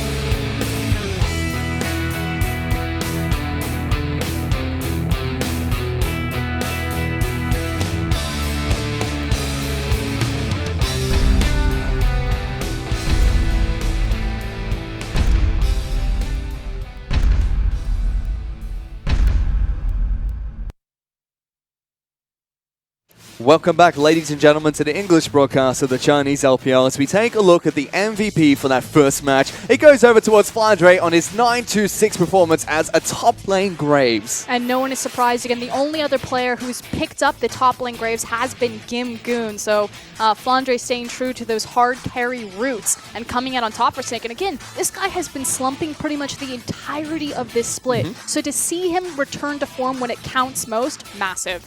And once again, we see Snake throw out a very unique team composition, something we saw during the last split of the last week of the regular season of the LPL, where they had this very long-range team comp in a game that didn't matter, works out well. Again, this is a game that does matter. They pull on a unique team comp, and it still works out well. And what's really important about that is that this is a best of 5. And IMA, they've pretty much proven that they have a single blueprint and kind of one punch, one page in their playbook. And they're just going to keep ramming you with the same thing. I guarantee that we're going to go into game 2, and again, we're going to have a semi-global composition or a 5v5 composition from IMA. They really don't mix it up a lot. Whereas Snake have the versatility and the flexibility where they can look towards those poke compositions, where they can do creative things in their draft by flexing between the jungle and the top lane positions, or they can go back to the roots and just do the straight 5v5. And it's very crucial for Snake as well to pick up the first game with a unique team composition, because now they can kind of go back to the way they like to play, do something that they've tried and tested throughout the normal split of the LPL, and try and take something to IMA that they're more familiar with to pick up the rest of their games. Something that I do want to touch back to is that Tarek pick. So we talked about it a little bit, But there's kind of two different routes to take this. So I was hard on the Tarik pick because in the LPL, it really hasn't been performing. Globally, especially in Korea, it has a lot more success. And the thing is that Tarik is excellent at being proactive about dives, which you would think, the LPL should probably love this champion. You approach a tower, you turn on your Tarik ultimate, you just dive all day. But they're trying to use it reactively. Use a Bard, use a Thresh. They're so much better at being towards that anti-dive, which they had on their composition with the Cassiopeia. But on the flip side of that, they also could have used the Tarik very well in the comp. And I only say that they should have gone for Bard or Thresh just because of how they were executing on it. But the thing is again, if you approach that tower with the Gragas, with the super fed Graves, just proactively pull the trigger on the Tarik ultimate. As soon as the enemy team sees that, they're going to back off anyway. But they never did that. The biggest points to the team during that game where I saw the Tarik ult could have been used better was during that Baron and Dragon fight. Yep. If you use it maybe, 1 or 2 seconds earlier, that would have been a clean team fight for Snake, to say the least. Yeah, so now the question is, are we going to continue to see Tarik throughout the series or more in the LPL playoffs? Because again, a lot of these teams, the last time that we saw Snake, that game meant nothing. It was against Saint, so they held their cards close to their chest, maybe played and experimented a bit with some of the compositions, but they've certainly shown a lot of surprises in Game 1 versus IMA, and now it's a question of how many surprises, how many tricks do they have left? Well, they've already shown 2. They picked up a Tarik as a support in game number 1. They've thrown a Graves into the top lane for Oscar, and it was an interesting pick, flexed with the Gragas as their first pick heading into that match. And it worked out very well for Flandre, and he's a very carry-oriented player, and he shows it again on this champion. And what's cool is because it's a 6.15, so keep up with me a little bit here. So it's 6.15, lane swaps have pretty much been killed, at least before 5 minutes due to tower fortification, which means that level 1s, people and teams are still trying to figure out. Typically in Korea, we've seen a defensive fan because that makes sense. There's no more a priority to move in and find those deep lane swapping wards because you're not going to lane swap anyway. So Snake, knowing that it's probably going to be a defensive fan out, try to walk around the wards and look for a cheesy level 1 and prioritize the 2v2 jungle top lane superior matchup against the Gangplank Hecarim. They find the Gragas Graves. So all in all, I actually find it very cute and very cheeky from Snake. I'm really interested to see if Snake are going to continue using these unique and unorthodox picks, so to speak, during their next few games. Because like we mentioned earlier, it is a best-of-5 series. They've got a lot of games to try to go through trial and error and try and experiment with what works best against IMA. IMA, on the flip side, it's very scary to see them use a team comp that they are very comfortable with and just fall flat on their face in the first match. And a lot of that has to be looked at in their support road. He was caught out again and again on that Trundle, who is normally a very safe pick and a very comfortable pick for road. I suspect that we're going to see him go more towards his Bard, have a bit more flexibility, and now it's becoming kind of this situation where... how to say this nicely. I feel like Road's performance was inflated by Bard simply because he has enough tools to get out of sticky situations. However, to kick things off, IMA will have a substitution in the mid lane. Baimi will be replaced by Athena. We saw them earlier in the KDA rankings. They are the partners in crime, sitting at number 2 and number 3 in the KDAs for mid laners at the moment. And it's going to be interesting to see how Athena's going to be stepping up heading into the mid lane for IMA today. But ultimately, playstyle-wise, this changes nothing about the dynamic of the IMA team composition. It may change communication synergy. We don't have the privy to that. We're not sitting on comms with them. But in terms of the champions that they'll be picking and the playstyle they'll play, Baimi, Athena, it really doesn't matter. But it does mean there's still a very high priority pick on that Gragas because, again, it's mid-range, wave clear mid laners, and Gragas is the direct counter to that. Especially when three players heading into this match all play Gragas. We have both junglers that pick it up quite frequently. We even have Flandre, who has played it 4 times so far this season. So it'll be interested to see how contested this pick is going to be. And in fact, we do see IMA banning out quite a lot of junglers, which is not too surprising because it is SFM on the other side of the rifts. We'll have to see if in Champion Select here for game number 2, the trend will continue for IMA and Snakes. So far, though, the bans have been flying through, and that's a Tarik ban for Oscar. Coming up from IMA as their second ban heading into Champions League. Lissandra was the first. Shen is going to be the first ban that comes out from Snake. And again, Tarik makes sense. The execution has still been very hit or miss. I think that there were plenty of opportunities last game where Tarik was used well and where there were missed opportunities. That said, IMA are like, take it away. We don't want to deal with it. Obviously, it led to that first blood in the cheeky bush maneuver, very similar to what Splice did in the EU LCS. Which is something that I was very critical of teams back when I was casting the GPL. They would lose to an X-Champion and they would refuse to ban X-Champion over and over again and state during interviews we thought we could beat it. So it's good to see IMA just taking it away. And just underlining again, it's so great to see Snake be kind of on the cutting edge of strategy in terms of level 1s on the new 6.15 patch, because again, you know it's going to be a defensive fan because everyone's just trying to figure things out. Let's stand in a bush because we guarantee it's not going to be Warden. Let's catch him off guard. Well, we will see the same two bans coming out from Snake. It's Shen and Twisted Fate being taken away. Yes, Athena, they get put into mid lane, but both Athena and Baimi have played this Twisted Fate before. But all eyes are now on the Nidalee ban, which is still missing. Now, Snake could drop it off here against 6.15. Nidalee clears the jungle very fast. Instead, it is going to be the Vladimir. So do they priority pick the Nidalee to keep it out of SOFM's hands? And we even have the Gragas being banned out on Aime's side of the map, so interested to see what the next few picks are going to be, because a ton of power picks are still left open in this game, Frostgren. Looks like they're checking out the Rek'Sai, another jungler that hit the ban list previously. I do like the fact that Gragas was banned because, again, Athena, Baimi, very comfortable on champions like Victor. But with Rek'Sai the priority, that should give SOFM the all clear.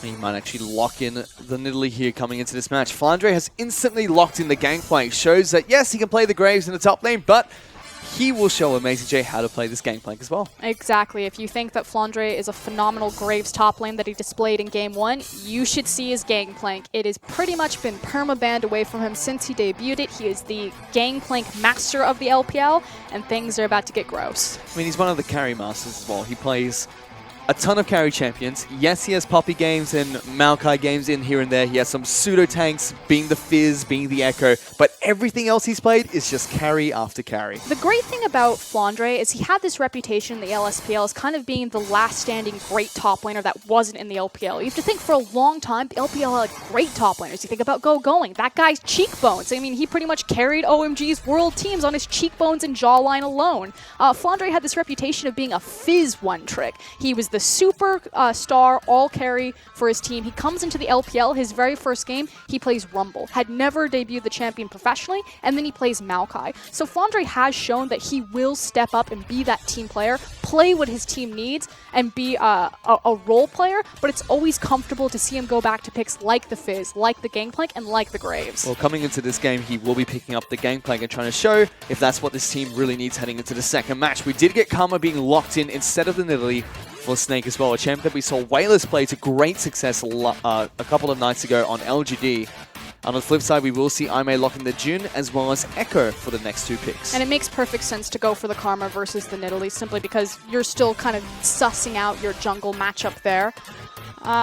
Echo, we've seen kind of the return. He not necessarily return. He really never fell out of favor in the LPL. It was really the Trinity Force adjustments that really brought Echo back if he wants to go towards that itemization or a bit more tanky. He's got more flexibility. His 1v1 matchups are still incredibly powerful, although we've kind of seen the return of the Echo Poppy matchup. So we'll see if this Gangplank will be a flex pick at all, if Flandre's really committed to this. Could possibly be so because they do lock in the Hecarim, and it seems like they're going to be settling in for Siva as their AD carry of choice heading into this match, which does mean Snake leave their mid lane pick for last unless they flex the Gangplank or even the Karma. See, we talked about how Snake are so creative and versatile in their different playbooks and compositions. So we had a Siege composition last game with some anti-dive on the back of it. Now we're just going straight back to the full 5v5. They're taking a page out of Aime's playbook, and they're going to say, okay, you want the 5v5? We're ready for you this time.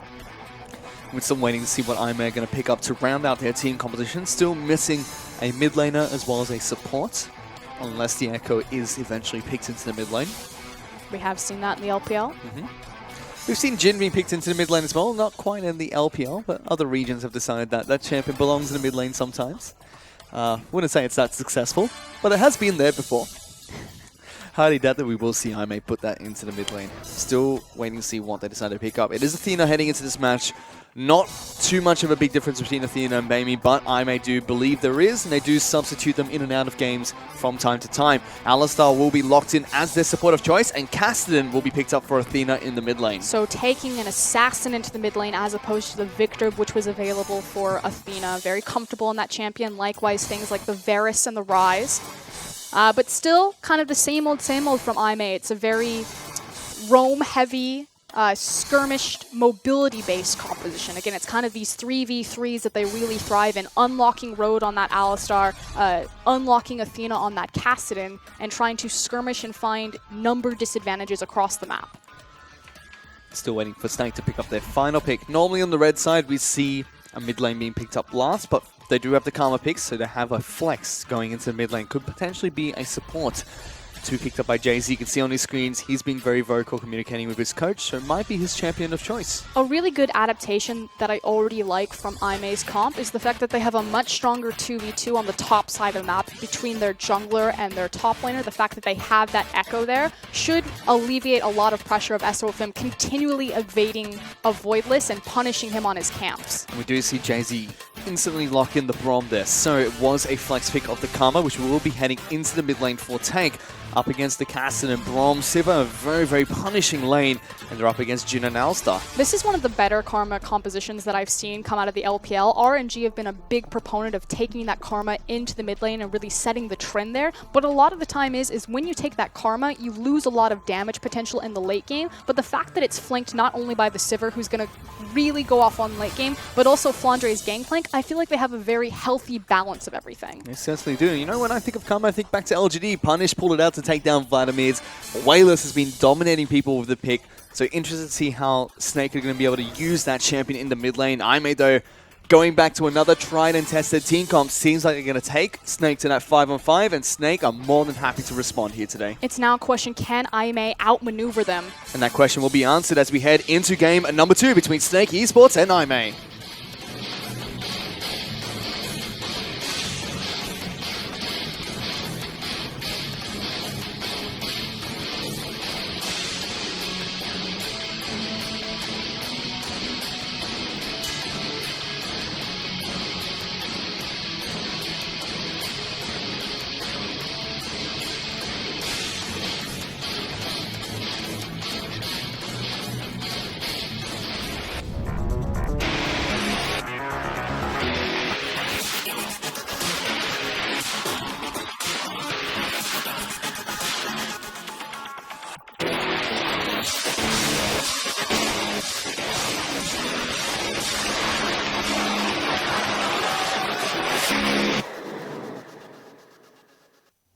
We're back onto Summoner's Rift for game number 2 between Aimee and Snake Esports. Snake Esports were able to take game number 1 in a very decisive fashion with a very unique team composition as well. Aimee looking to try and fight back early on in this match. And if you are a Snake fan, all eyes will be on SFM. We saw his documentary earlier tonight that was aired before the broadcast. And he's picked up Hecarim here today. A little bit different in terms of the playstyle he normally goes towards. I'll be interested to see how he's going to be able to use that champion here today. So Hecarim has 2 different modes. He can either run out of the jungle if he gets snowballed and have that Trinity Force available to him, which is what we really expect from SOFM on this champion, more of that carry-oriented role. But typically, he's kind of a farm jungler. And when you see Hecarim, you know that you can take something a little bit more passive, because you're waiting for him to ramp up before he can show his face on the map and have really successful ganks at that level 6. And the big difference here is that 2v2 on the top side of the map. So last game, SOFM and Flandre were constantly shoved forward and really punishing a Voidless and Amazing J. With Flandre on the gangplank, he should actually lose control of this lane relatively early. Hecarim will be locked down in his own jungle to try to passively farm, and so they should lose a lot of that pressure. See Snake adapting to the level 1 quite nicely again here. They were able to ward out Aimee's bottom lane. This is cute. And stop them from taking Krugs, and now Road and Jinjiao think they're the Grunt, but they're not there, Frostger, and instead they're just waiting inside the brush. He revealed himself though, so unlucky. Instead it's just going to be wave control for Martin and Jay-Z, and this is actually really big because they're forcing Road and Jin Zhao to go all the way around, not only take a lot of chip damage, but again, get control of this wave and start the push early, which means they'll have experience advantage, and Jin Zhao will be more reliant on picking up his last hits than trading successfully with Sivir. Road even used his tongue on his brains very early there. Jay-Z still has both procs of that, so that next wave, when they do hit level 2, will be coming a lot faster for Snake. SOFM, he did the exact same thing that we saw Aimee do last game, which get a little bit of help from the Gangplank on his Raptor camp, and has not moved up towards his red buff first, instead goes straight towards the blue buff to start things off. We should have a much more traditional clear from SOFM. Typically, he likes to prioritize his big buffs and then immediately go into the Scuttle Crab control, because again, it's about being fast to the jungle, setting up yourself for ganks and trying to take control and isolate the 1v1 jungle matchup. On Hecarim, he's a bit more fragile. I'm just surprised he hasn't taken down any Krugs yet. That's just not SOFM. Who's this imposter? We'll see if he continues to be aggressive and invade, as meanwhile... And Martin taking a lot of damage. The crit comes out. Jay-Z does block the deadly flourish, but that crit shot that comes out from Jin just nails Martin. Yeah, slightly misplayed, which means that all of the advantage that Jay-Z and Martin had being early into that lane has now completely fizzled out. And Road even trying to do what he can to stop Martin from heading back to base. Successfully does so and forces Sivir to use the health potion. But why that's really key is because Martin would have backed and had enough gold to get a slight item advantage, which would have put Martin and Jay-Z back in control of the lane. So Road overextending, trading some of his health into the incoming wave, stops that from happening. Again, retains control for Jin Zhao and Road. Martin and Jay-Z just trying to farm up wherever they possibly can now. Good use of the Boomerang Blade to pick up the last bits of CS, but Road, you can see how he's positioning in this lane, making sure every single time Martin steps up to try and get some CS, he just walks right next to him and threatens him with the Headbutt Pulverize combo. We do check in with the mid lane, however, as Tank has been able to shove Athena underneath his turret quite effectively. The Cassidy is farming up fairly well and is keeping up in CS with Tank.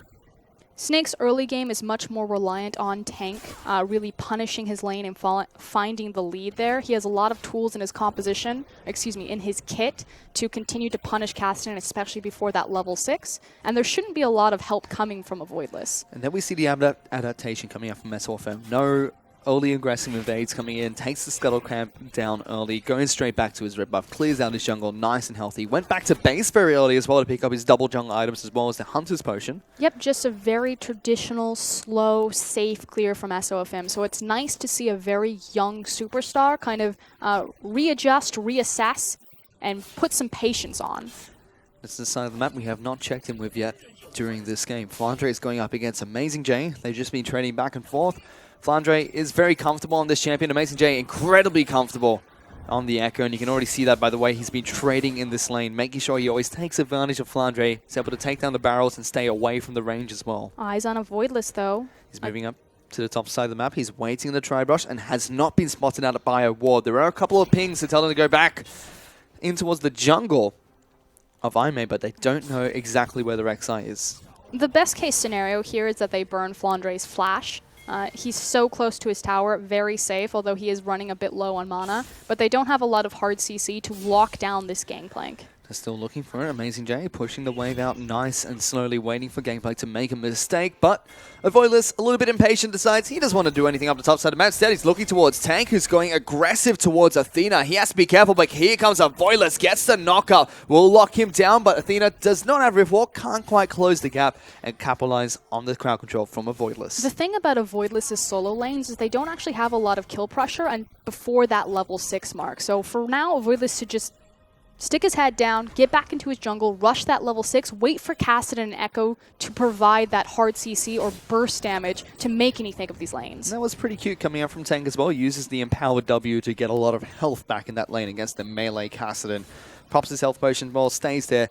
Fairly healthy, and Voidless has yet to be able to impact the map. Meanwhile, SOFM, he's been farming up a Storm, already 10 CS ahead of this Rek'Sai on the Hecarim, picking up some items nice and early and trying to go towards that Trinity Force. And this seems really insignificant, but SOFM has retained control of both Scuttle Crabs, both the bottom side and the top side, and that's just something that's become a staple of his jungle path. So it's nice to see, and that's where a lot of his lead is coming from. Now he's looking to see if he can make his way towards the mid lane. Has hit level 6, but it's just going to be Athena that heads back to base. No teleport available for the Cassidy. He used it previously to get into the lane after the Tank was able to shove him out. Tank still has his teleport up and ready in case there is a cross-map play. And as soon as the TP is down, Tank has the push, and SOFM has level 6. There we go, turning it on. There's the aggressive invade that we expect from this jungler. Something you would have expected very early on. Takes down his first opposite camp. Normally he takes more of them than he does his own, and likes to donate the rest of his buffs and camps towards the other members of his team. You can see bottom side of the map, Jin Zhao and Road maintaining good control of this lane despite the little bit of a shaky start that came out from the level 1 shenanigans of Snake. Martin and Jay-Z still being very respectful though, after Road and Jin Zhao got a lot of chunk damage on towards Martin about level 2 or 3. And we were talking about how a Voidless is really reliant on his solo laners having their ultimates available before having kill pressure in either of these lanes. Amazing J now level 7, which is why a Voidless is kind of hanging around this top side. On the other side of that, SOFM now has the Onslaught of Shadows. Flandre has the Cannon Barrage. So Snake could actually look bottom to make a play happen. Martin going to get knocked up by Road's combo. Concussive blows will lock him back down. Good trades come out from the Civic. Gets both Road and Jin Zhao down to half their health. SOFM is on the bottom side of the jungle, though. He's actually stealing a red buff. Again, Cannon Barrage, Onslaught of Shadows. There's a flash forward, though. Knocks Martin into the turret. The final shot from Jin Zhao picks up the kill. Now Jay-Z in trouble. Cannon Barrage will force him to cancel the ultimate coming out there. Look at this horse. This horse is amazing. He's going to flash over the wall. That's not a ghost Hecarim. That's a flash Hecarim. He goes on to Jin Zhao, who flashes away, gets back to safety. Aimee outplaying Snake there. Just absolute disaster. That was a play that was trying to be set up. Again, SOFM moving towards the bottom side of the jungle, seeing that a Voidless was topside.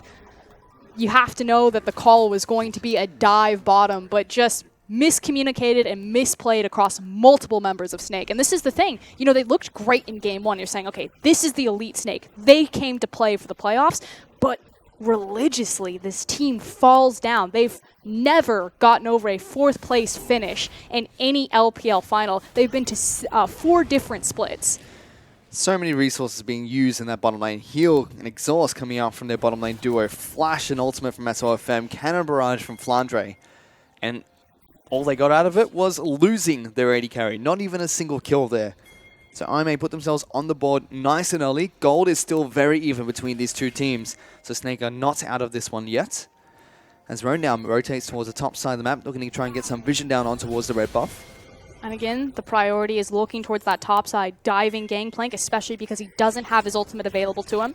For now, though, he's going to be helping out with taking the red buff away from SOFM. He won't like that too much, but Avoidless successfully takes it down and will spot out the Hecarim running away from his Raptor camp. It's fine. It was an elongated 1-for-1 trade anyway on the red buffs, SOFM taking a Voidless, so no buff advantage one way or the other. It's now bottom. Martin actually has to flash away from the curtain call that comes out from Jin. Road threatening to get the headbutt pulverized combo down. A good move coming out from Martin, gets himself to safety. Road booked it all the way down to that bottom lane. He was just a red buff a couple of seconds ago, and that's all the credit going over towards the Moby Boots. Yep, looking more towards that build that Mata really heavily popularized in 2015 Worlds. Obviously, adjustments to Mobi's about 2-3 patches ago, putting themselves in a very healthy spot. Yep, now 115 extra movement speed. That's And a now, lot of movement speed. with the adjustments to Cloud Dragon, You move very, very, very quick. but it is an Infernal Drake to start us off, but Aw. no eyes and movement towards bottom lane yet. The one time Cloud Dragon could be amazing. It's an Infernal Dragon. Oh, I have the spiel for Cloud Dragon. I'm waiting.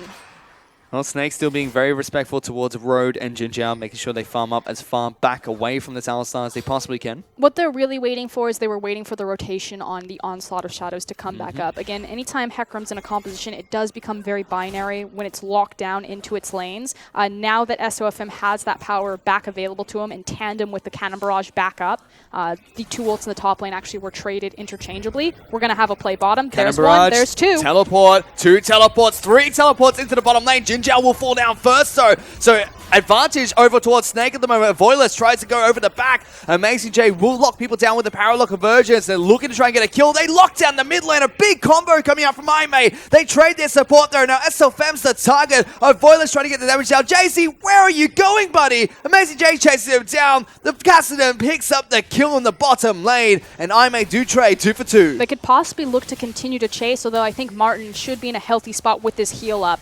Or excuse me, about to come up. But the big difference is the fact that Flandre's on that Gangplank. He can't be a physical body down into that bot lane. All he can offer is his ultimate, whereas Amazing J on the Echo gets to join the fight, which means as soon as the initial pick was caught by Snake, they needed to reset and disengage. They didn't get that opportunity, advantage to Aimee. And Flandre cancelled his teleport as well, and they had the numbers advantage for Oscrone despite the double teleport coming in. It doesn't mean as much on the Gangplank. Again, this guy needs setup. You need to have superior positioning towards objectives and towards plays when you have that Gangplank, because you have to set up that cake damage. You just can't rock up and be like, guys, I'm here for the party. Well, it's a 2 for 2 trade, but it does go in favor of Aimee. They get the first turret gold in the bottom lane. Now they're looking to try and take down the Infernal Dragon, but Avoidless is shoved away from the pit. Remember, Avoidless, the Infernal Drake does ridiculous amounts of damage, so definitely need to respect that. They try to overreach a bit, but he's not burned.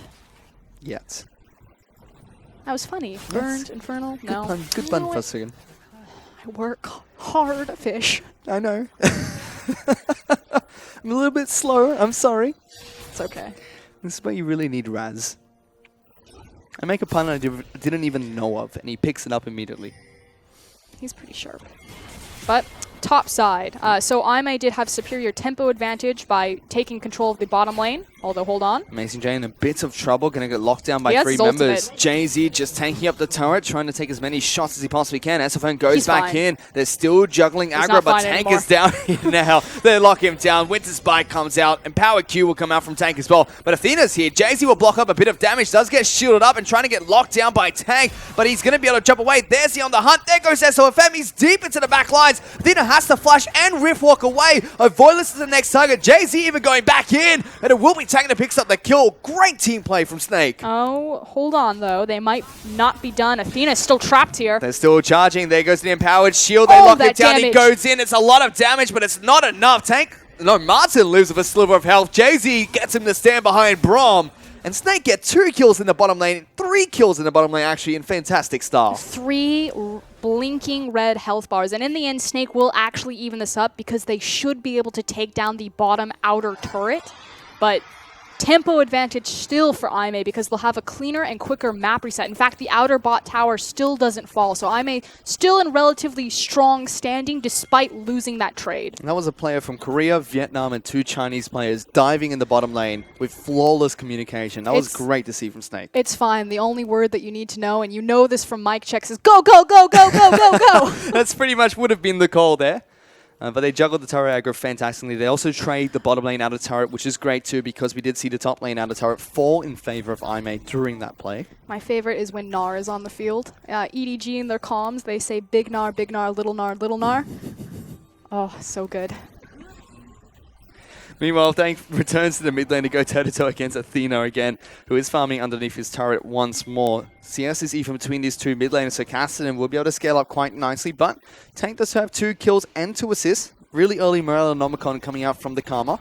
This is auspicious. Voilis looking to try and take down the Infernal Drake, spots out that pink ward. Road will look to try and take it down, already at half health. No contest coming out from Snake just yet. Cannon Barrage nice and early as well as a teleport. Voilis trapped for now. He wants to try and finish this. He's being exhausted, still gets it, but will get taken down by Snake. They look to try and turn on the pressure though, so they look to try and engage. Road goes in, big Pulverize comes out. SFM goes in, he's very low, will get taken down. Kurnikor comes out from Jin Jiao, looking for the fight. Amazing J uses his ultimate in time, gets taken down by Flandre. Snake do trade 2 for 1, but they lose the Infernal Dragon. And again, Aimee just taking these slight chip leads by picking up the important objectives on the back of these fights. That's where Aimee shine, though, is the fact that they had a vision advantage setting up that big headbutt pulverize combo for Road. They need more of that and less of that guy getting caught. They certainly do, but still a big dragon pickup for Aimee. That is a very good scaling dragons ahead later into the game. But that's the important word there, scaling. So yes, it is good that Aimee picked up the Infernal Drake. No one will deny that. But right now, at 16 minutes in the game, it really doesn't mean a swing of power one way or the other. So Snake still in relatively healthy fashion. That's right, even with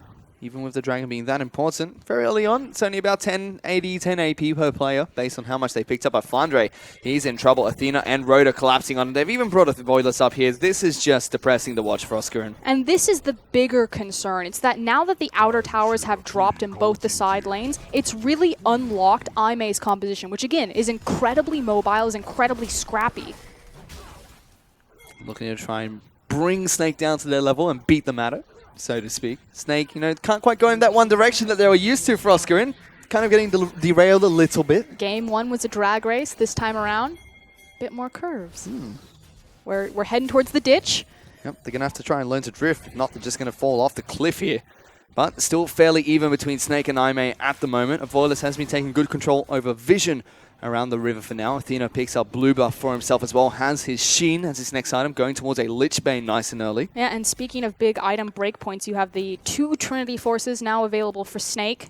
So in very healthy standing, should we come to another 5v5, but without a dragon or arena to contest for, we should probably see a bit of the team sitting back, continuing to funnel in that farm, and then waiting for that next big opportunity. Well, to see when the one strikes for these two teams. Thin is still farming up at Storm. He is overtaking the CS. Now Tank picked up for himself early. Well, both eyes should be looking at A, these mid towers, or B, the Rift Herald. So right now, Snake is actually looking towards that Rift Herald. They've taken the initiative, moved in, gotten superior vision control over the pit, although they don't have control of Scuttle. Amazing J is slowly rotating up, has his teleport available, but more importantly, Jin Jiao very far away from this pit. Rift Herald will fall, but they want to fight for it. It will be taken out by SOFM. Teleport's coming in for Amazing J. Jin Jiao still very far away, so a 4-5 to start things off. Cannon Barrage trying to separate the teams. Snake taking a bit of damage, getting low. Kurtzakor gets popped up. Jay-Z will tank up damage with his shield, gets to safety. Amazing J over the back half of the fight. Locked down onto Flandre. Double knockup coming out for them. SOFM's gone deep in as well. The Rek'Sai gets obliterated. Amazing J has to keep running away. Tank will have to flash away as well. Martin going toe-to-toe against Jin Jiao. The crit shot comes in. Lives with a silver help, but Deathfire Touch might take him down eventually. Athena now in trouble. Has to rift walk away. Bouncing grenade gets him and gets the double kill. Beautiful to watch coming out from Jin Jiao. Deadly flourish for the triple. And I may fight back strong. All eyes need to be on Amazing J. He set that up beautifully for his team, flashing over the wall and catching them all in the try. IMA continued to display their scrappy team fight ability, which is why they made it so far during the regular season of the LPL. Check out this team fight. All eyes really need to be on Amazing J. So right now he's on Martin. He forces the flash out of Sivir early, which means that Sivir has to be so careful in these team fights. Flashes over the wall here, catches everyone in that tiny little choke point, and then all of the AoE damage starts funneling in. Now that Martin doesn't have his flash, he's playing around this edge of Fog of War, which is why he has to continually back off. If he has his flash, he's much more confident making that play. Amazing J set this up for success from the very beginning, and Jin Jiao just finished it off. That bouncing grenade was just fantastic to watch. But still, I may do clean up that team fight. Snake really feels like they misplayed that because it was a 4-on-5. Not quite sure what the Cannon Barrage goals were from Flandre as well. Just didn't do anything at all during that fight. We talk about how Snake have more versatility in their playbook in terms of the compositions that they have experience running. This time around, running more of a traditional 5v5 composition. The thing is that Snake know that they're not good at 5v5ing, which is very peculiar because you're in the LPL. That's what this region has really been known for. But there's a reason why Snake manufactured the lane swap, and we're the only team in the LPL to really debut it for the longest time. It's because they knew they couldn't 5v5, so they needed to find advantages early. Well, 6.15, 5v5s, lane swaps are something that we don't really see anymore for Oscarin, unfortunately for Snake. So they try to get cheeky and get a gank on towards Amazing J in the top lane. Not successful as he just hops and skips away from the oncoming Braum and the Sivir. I like the fact that they've still been pushing the meta in creative ways, though, by looking for those cheeky level 1s. See if they have any more tricks in their bag. Because again, it's a best-of-5 series. We gave it to Snake just because they are more versatile of a team. You know that IMA is going to hit you with the same punch every single time. This time around, though, Snake seem a little bit tired and can't get out of the way. We're checking with the gold between these two teams. IMA have taken the gold lead. They're about 2,000 gold ahead of Snake. And they've already shown what they can do during a prolonged team fight, even without their AD carry to start things off. Rift Herald was taken down by IMA, was not able to check out to see if anyone on their team actually picked up the buff during that chaotic team fight. I think Flandre died on top of it. No. It is possible. We'll check when it pauses back over, because it's either going to be on SOFM or Flandre, so we'll check for that glimpse of the void as the Mountain Dragon has spawned. Again, Infernal Drake in the pocket of IMA at 21 minutes. It means a lot more than it did at 16 when they picked it up. And we should be seeing both of these teams setting up for the 5v5, or really we should see Snake just kind of give this one away. They're not really in a great position. They're still waiting for those break points on Martin. Let's see if they do. We do have Flandre heading back to base. He does pick up the Trinity Force as well as the Yomu's Ghost Blade. It's a big power spike for him. It's really risky right now just because Jin Jiao is so strong on Jin right now. 5, 1, and 2. Has 2 completed items, the Dusk Blade as well as that Ghost Blade. It's not just him as well. You can even see Athena's, he's picked up the Lich Bane on his Kassadin. And Avoidus will actually start off the Mountain Dragon. He's got his jungle item completed. The Cinderhawk is ready. Tiamat is his next item, so going more towards the Tiamat build on Rek'Sai. So the primary goal for Snake right now is just to reach those item breakpoints. They want to try to get deep freezes on these lanes. They want to slow down the tempo of the pace of the game and try to level up Martin and Flandre into healthy places. Because again, late game, they still have a ton of tools and a ton of power. Aimee, they're in control of the game. They need to start taking control, pedal to the metal, and take a page out of Snake's playbook. And Snake have stopped the bleeding and are slowly recovering as well. They're only about 1,000 gold behind Aimee at the moment. 2 big dragons have been picked up by Aimee, so we'll be scaling nicely into late game if they do decide to take Snake to that level of play. It's now a question of where they're going to siege next. The most important turret on the game, or in the map, is going to be that mid-inner. They could always just open up the Jhin ultimate and attempt to siege, but picks much more relevant to their composition, especially on that Kassadin. I'm waiting for the Jhin ult to open. Eventually They're it will, not going to pull the trigger on but it. not yet. Martin and Jay-Z move back towards the top side of the map, going toe-to-toe against Amazing Jay, who is split pushing. Tank almost gets locked down. Jijia was looking for the deadly flourish, and Athena looking for lots of burst damage with this Kassadin. See, Athene's Unholy Grail was picked up by the Karma, so he can be healing up his team quite nicely. We saw Wayless use the item very effectively last night in his matches against Newbie. And in tandem with Karma and Sivir, the wave clear on Snake is incredibly powerful if they're in position for it. Okay. I think Aimee need to not be so patient with the Jhin ultimate. They need to take a bit more risks because they do have this tempo lead. They have found SOFM. They get some decent damage on towards them, forced to use the onslaught of shadows to run away, from the Alistar Kassadin, and immediately Aimee pull the trigger on towards Baron. It's because they've chunked out SOFM, so they think they won't be contested for the smite, but he's coming back. Oh, and there's a teleport coming in as well. Amazing J wants to try and get towards this pit as fast as possible. Cannon Barrage does come out nice and early. SOFM looking for the flash over the wall, going to get knocked back by the Alistar, and Jhin will pick up the Baron to start things off. Snake lose the major objective. Amazing J's going over the wall. Jay-Z's tanking up the ultimate coming out from Jhin. Good flash to block the shot that was charging on towards Tank. Snake to escape with their lives, but they lose the Baron buff against Aimee. And Road making up for his performance in Game 1. This game, too, that was so crucial in the Alistar, chaining the CC and locking up SOFM so he cannot contest for the Baron.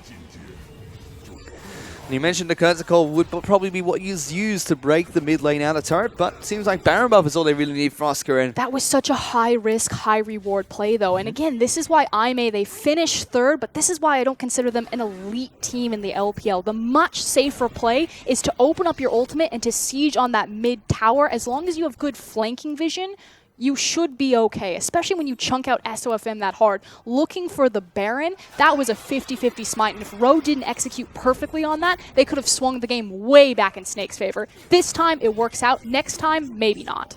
Well, Aimee have picked up a 3,000 gold lead for themselves. If they continue pushing for this mid lane outer turret, that'll increase to 4. Flandre has a word or two to say about it, but eventually the turret does fall down, and Snake have to retreat towards their inner turret and continue their base defense against a Baroned up Aimee.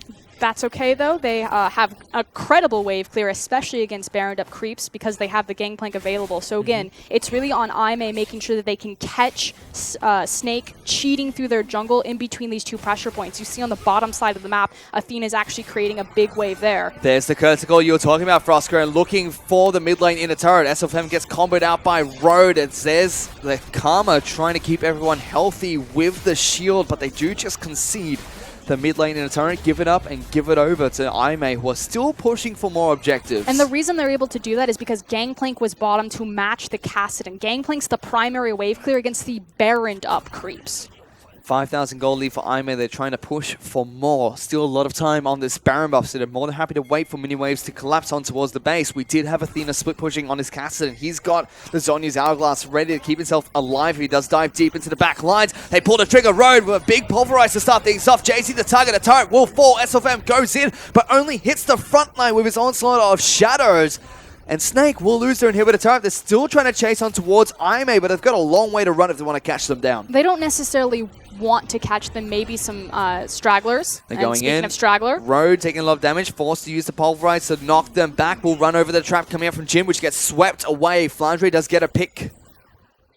But nothing else will get. Well, Snake will take nothing else. So again, if we're looking at kind of high risk versus high rewards play, the reason why Snake don't want to go 100% on that engagement is because if something goes wrong, if IMA are able to turn that fight, the game ends right there. Now they found a Voiless. He's going to try and run over the wall. Has been exhausted by Jay-Z. Concussive blows should come out with one more auto attack, but they don't connect on towards IMA's jungler. So instead, they hold back, they show restraint, they manage to save their inhibitor. So all in all, a great trade and recovery from Snake. IMA still in control though. Next dragon will be in 1 minute. I believe it's another Mountain Drake. So we'll see if Snake are in a better position to contest for that, especially because they now have kind of an open farm wave. Although Martin's itemization still very far behind, not looking for that, or he's looking for wave clear first because they have an inhib tower down, but still far away from that infinity edge, which is going to be the true breakpoint on Sivir's damage. Still very difficult to fight for once you are 5,500 gold behind IMA, looking a lot stronger in the second match. Snake is still fighting back strongly, trying to seize whatever opportunity they can in this match. You have to think, looking forward in this best of 5, Snake need to kind of rely on their gimmicks and tricks, look towards those poke compositions, or these cheeky 1v1 priority for SOFM and Flandre. It seems like they took a step backwards, not empowering their 2 carries on the team. Well, IMA looking towards taking down the inhibitor in the mid lane. No Baron buff for them, but they're just brute forcing their way into Snake's base. No response coming out from them just yet. Amazing J zones out everyone. Hecarim was looking for the flank. The inhibitor, a couple more auto attacks will be all it takes. There he goes into the back lines. He's on top of Jin Jiao, but he's going to get taken down by the Dustblade of Drakthar to kick things off. Kurtakor comes up next, going in on towards Jay-Z. Puts up the shield, but is it going to be enough? It doesn't seem like it. It's the 4th shot lands on towards Tank. Athena's in the back lines. Tank has to run away. Road runs in with the headbutt pulverized combo as well. And the only person left alive for Snake is Martin. Blinking health bars for IMA, but they do take down the mid lane inhibitor. And Snake almost lose the game right there. They could potentially do so. Still, IMA were threatening to push in, but they do head back to base. The reason why is because there's so many low health bars, and because it's Sivir who survived. If Sivir had gone down, undisputedly, IMA would have ended the game there. But it's just a single ricochet before she picks up a triple kill. So I like the respect. You know, the dragon's up and available. Just reset, pick up the Mountain Dragon. It's going to make that Baron in 1 minute 48 seconds even easier to take because now you have double Mountain. But that's that high risk, high reward thing that I'm talking about. You know, IMA can afford to go super hard, super ham in those situations because even if they lose there, the only thing that Snake would get is they would save their inhibitor and possibly get a dragon, especially because it was in between the Baron cooldown. Whereas Snake, you cannot afford to make that big of an error in your engagement. You can see off the back of that play, IMA now 8,000 gold ahead of Snake.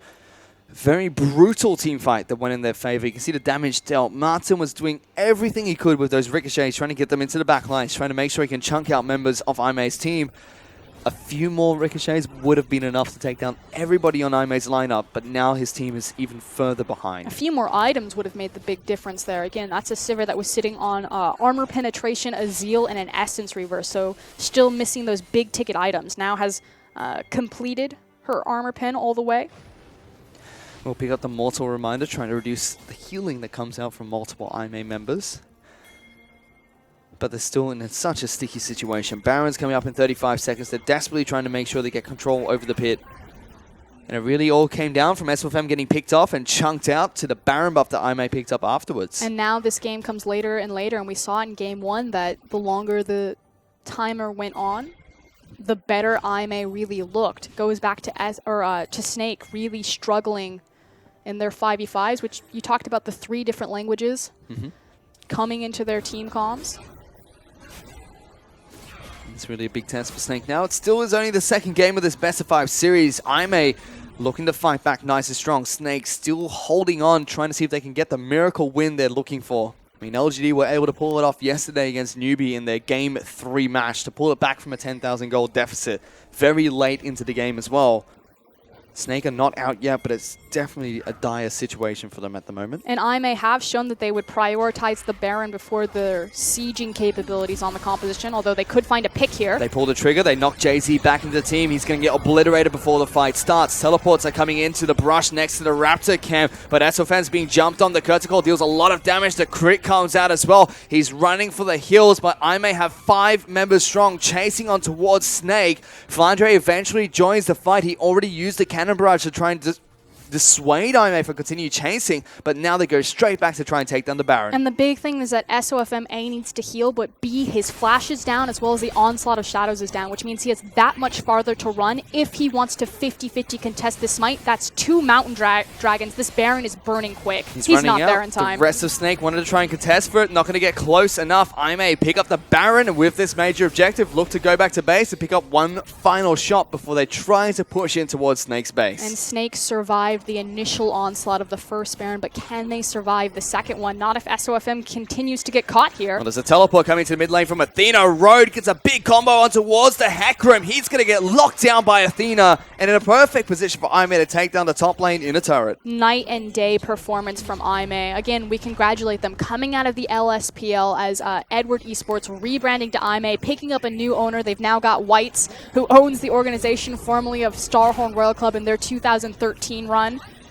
But taking third in the much more competitive Group B and now finding the quarterfinals in the playoffs, possibly looking to go past They're looking to win here as Tank gets taken down immediately. A big pulverize comes out from Road to lock down all 3 remaining members of Snake. Jay-Z gets delivered back into the team. Only Flandre's left alive. It's actually a double kill that comes out from Road. Night and day performance for IMA, night and day performance for Road as well, as they push on towards the Nexus to pick up a Game 2 victory over Snake Esports and tie up this best of 5 series 1-1. Road is the heart and soul of this team. When he looks good, the rest of IMA looks good. But true MVP should go to Amazing J, and if he doesn't get it, I feel like he's been robbed. Certainly looks like it. He had a fantastic performance on his Echo in the top lane, but in general, IMA looked great in that second match. They played more like a team. They played more towards their win conditions. But that's the thing. It's the same win condition every single time. They have a single play, they have a single blueprint, and they have a single punch. You know that IMA throughout the best of 5 is always going to come with these very scrappy, very mobile, skirmish-heavy compositions. Snake, they mix it up. They go from a siege comp to a 5v5, and they try to play IMA's game. Why do it? Just outmaneuver them on the map. You've proven that you can do it in Game 1. Whenever we talk about Snake, we always highlight SOFM. He is the superstar jungler for the team, and that one catch that IMA got onto him just completely opened up the game. They were able to take the victory from their outs. I feel like it's a scenario where you're facing IMA and you know it's going to be a knife fight, and you have the option that you can bring, a different weapon to the knife fight. You can bring a gun. You can bring a gun to a knife fight, and instead Snake are like, haha, let's match them with our dagger. It's like a Princess Bride scenario. Like just nicely handing them the knife, okay. The gentleman agreement, basically, between these two teams. But it doesn't work out for Snake. This was the big team fight that really separated the two teams as well. And this was Amazing J's big MVP performance. Of course, Athena and Jin Zhao, the primary benefactors of that great Echo setup. But again, all eyes on Amazing J. He really went off this game in tandem with Road. And it really feels like whenever Snake went for these team fights, they just made all these micro errors that kept adding up. The counter barrages were used so early. SOFM couldn't find the engage he was looking for.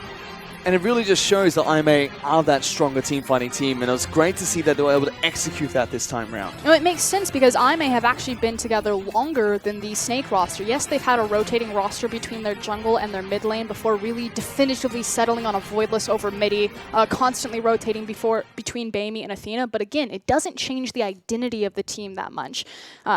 Whereas on the other side, Snake, they had a late start of picking up SOFM into that roster. You're dealing with Tank for about a split there, so this is still kind of a development cycle for them, and they've made it very far besides that. They certainly have, but they still have a series on their head to try and make it into the next stages of this playoff run. The series is tied up 1-1. We're going to a very quick break, so don't go anywhere. We'll be back with game number 3 in just a bit.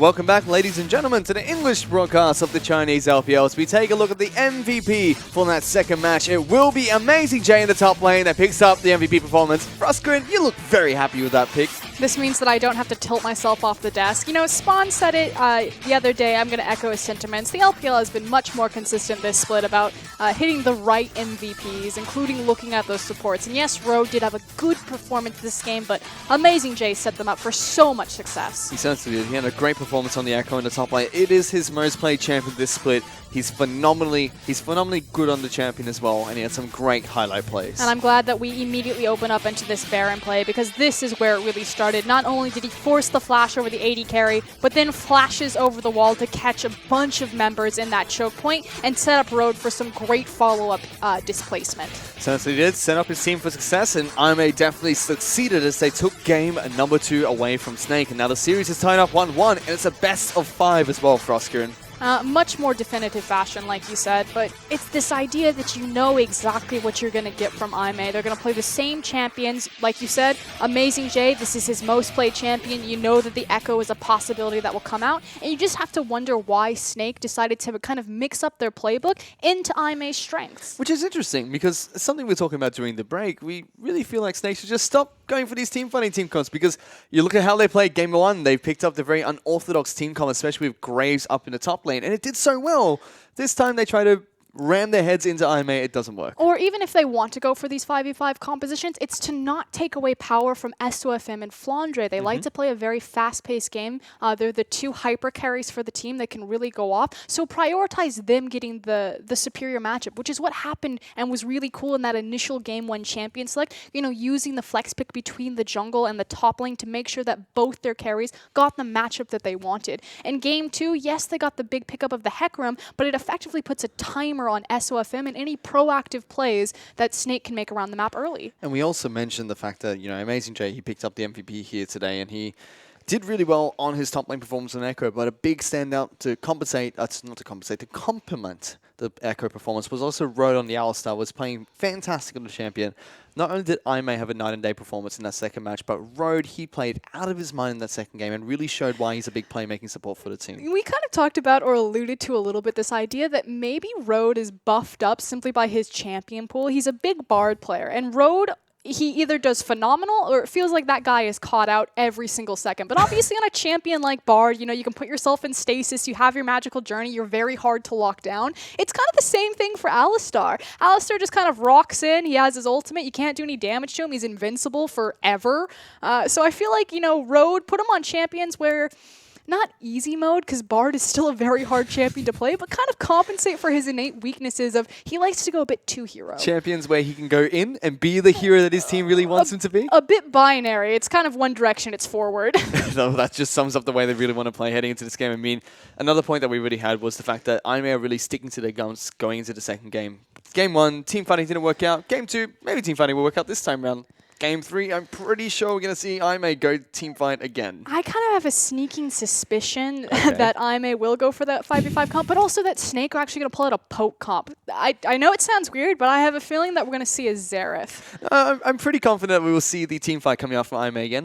The poke comp, though, we've only seen it once before, and that was in a game against Saint, of all teams in the LPL, the team that's now being relegated into the LPL. Well, the reason why I also bring up the poke composition is also because Jin Zhao has had back-to-back performances on that Jin pick. It's a very big comfort champion for him. It's a massive pick in the LPL. Globally, of course, Jin is very strong, but the LPL has been riding the Jin since the very beginning. Again, it's kind of used as a pseudo-Ashe. They use his ultimate in the very same way that the Ice Arrow will be used. Then he also has a great 2-item power spike, so kind of a mid-game power spike, and then hyper scales into that late game. So he kind of hits all of the bases that the LPL really want. And when you have a Jin, which I have a feeling should be contested or taken away, that they'll pair it in tandem with a a poke composition. And it is a very highly contested champion between both Martin and Jin both Martin Zhao. as well as Jin Zhao. They both play the champion quite frequently. They've had a lot of games on it during the summer split of the LPL in particular. And we will have to check in and see if it does get contested between Snake and IMA as we do head into the third match between these two teams. Snake will be on the blue side, IMA this time around on the red side of Summoner's Rift. And the bans have already gone underway. Snake, they decided to want to take away Shen as well as Alistar. IMA, on the other hand, they're going to take away Lysandra and Gragas as their first two bans. And there goes the Jin. They don't want to contest for it, Frostgoon. They just don't want Jin Zhao to play the champion. I feel like that also kills my hopes of any sort of poke composition coming out of Snake, at least for this game, but we'll keep our eyes open for the rest of the series. I do like the fact that IMA are sticking to their guns and making sure that Gragas does not see the field. Rek'Sai is also going to be the final ban that comes out from IMA. Very respectful towards SOFM's champion pool. Does mean that they can priority that Nidalee pickup. Oh, but instead it's going to be the Elise, so not going for a poke composition, but certainly setting up for perhaps a pick composition. Yeah, champion, I believe that's been banned out quite a bit in this series alone for Frostgoon. So Snake, lots of priority going on over towards the Elise. Only once in the first game.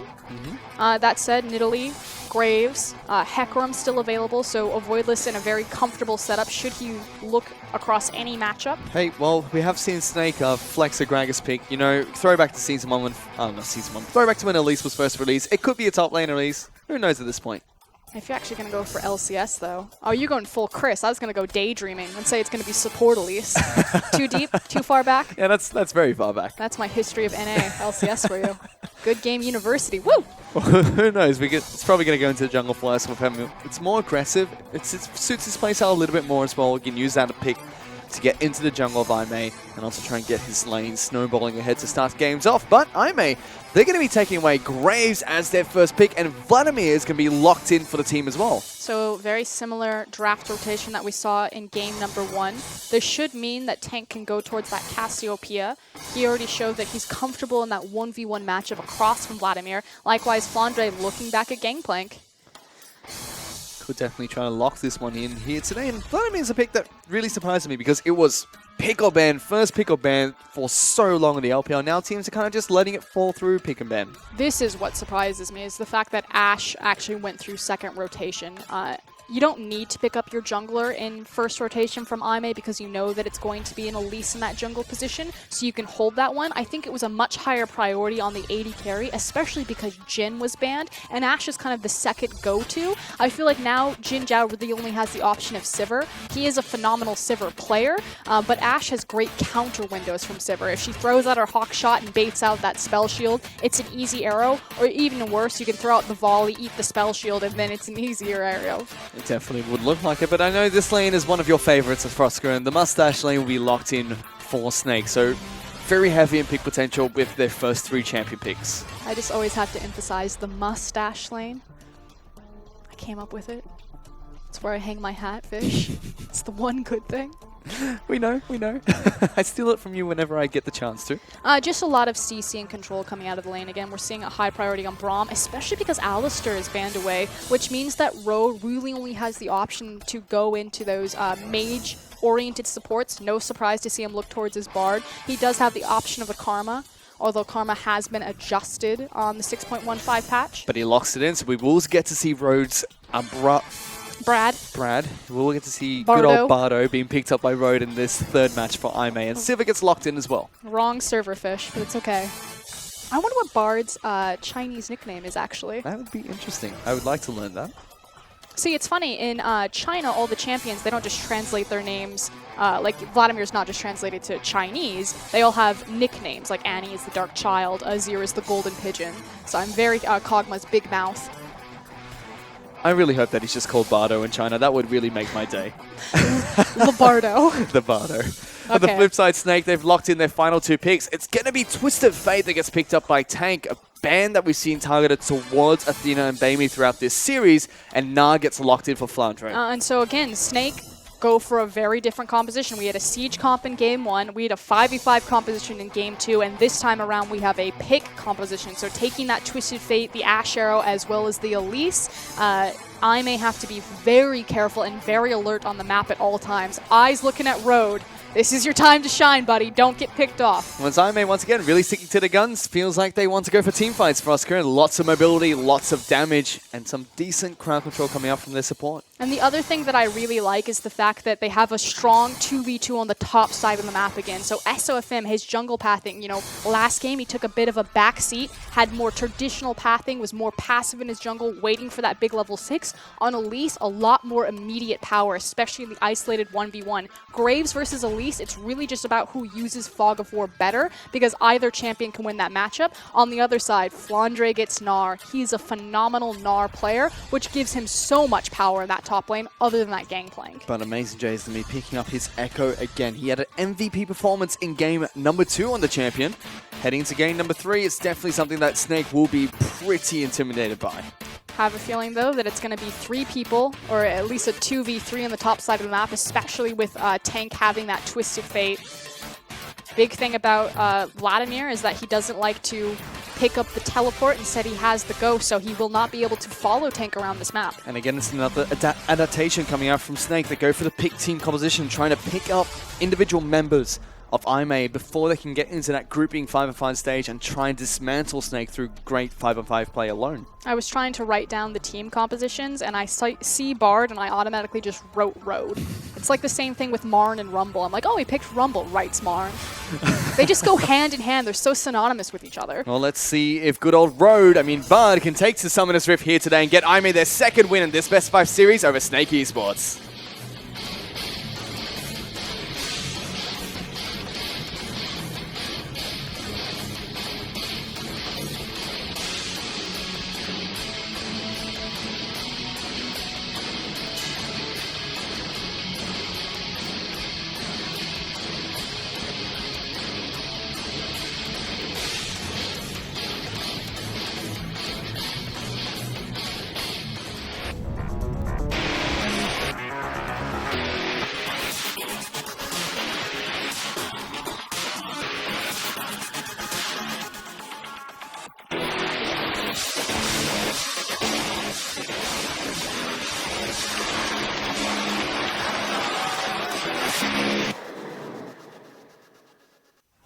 We are on to Summoner's Rift for the third match of this Best of 5 series between Snake Esports and IMA.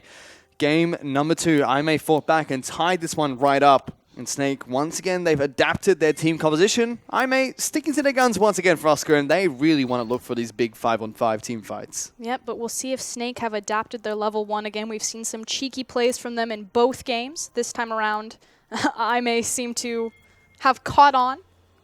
They're much more protective about this jungle ramp. Pretty much, they don't want Snake to move in towards the red buff here. Athena gets a cheeky transfusion off on towards SOFM, but some things never change, and that is Snake's level 1 shenanigans. They've even brought Tank down to the bottom lane this time round, trying to spot out to see if they start on the Gromp camp. They're lane swapping.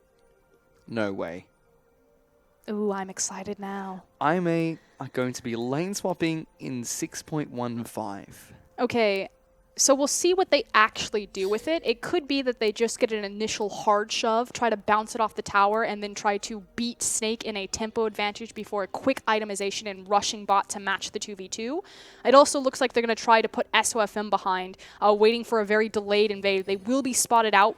Oh, yep, yes, there we go. By this ward. Great so ward. FSM is just going to move to his wolf camp. Yep, really good ward coming out from IMA. Spots out from Snake, sorry, spots out the level 1 shenanigans coming out from IMA, and he moves all the way down to the red side of his jungle. This is going to be interesting. 6.15 lane swap. Top lane turret fortification is online. Bottom lane is incredibly vulnerable.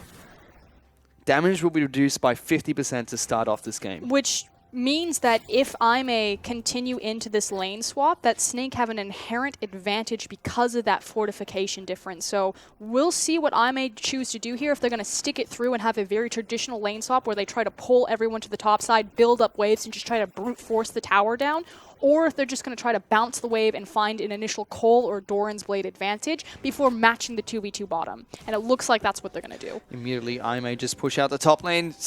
in teleport straight back down to the bottom lane, going to try and catch that wave. So again, this is fine. They were just prioritizing interrupting SOFM and messing around with his jungle pathing, which I actually think is very smart from Aimee before not necessarily going for the orchestrated lane swap, but just trying to find Snake's jungler. Well, it's not enough for them to pick up the coal in the bottom lane for the Sivir, but does pick up a pink ward and a couple of potions for himself. Snake, though, trying to interrupt this return to the base. This is a very cute play, especially because he's going to probably look to place that pink ward. SOFM will get caught out. He's going to try and go over the wall here, but here comes Firedray and Jay-Z. They cut them off from returning to the lane. I mean, it's 6:15 for Oscar, but Snake, some things don't change, and they know exactly how to navigate around these lane spots. And this is something that can be said for Snake. Yes, they're forever 4th, forever 5th, but they are one of the most innovative teams in the LPL when it comes with playing around with these level 1s. Rhodes been locked down, trying to get into the safety of his turret. One last auto attack would have been enough. Done. There's the heal, but it's on top of an ignite. Oh, Cocoon good goes flash. forward, will flash away from it. Rhodes trying to get the stun down onto Martin, but it's not enough. SOFM picks up first blood,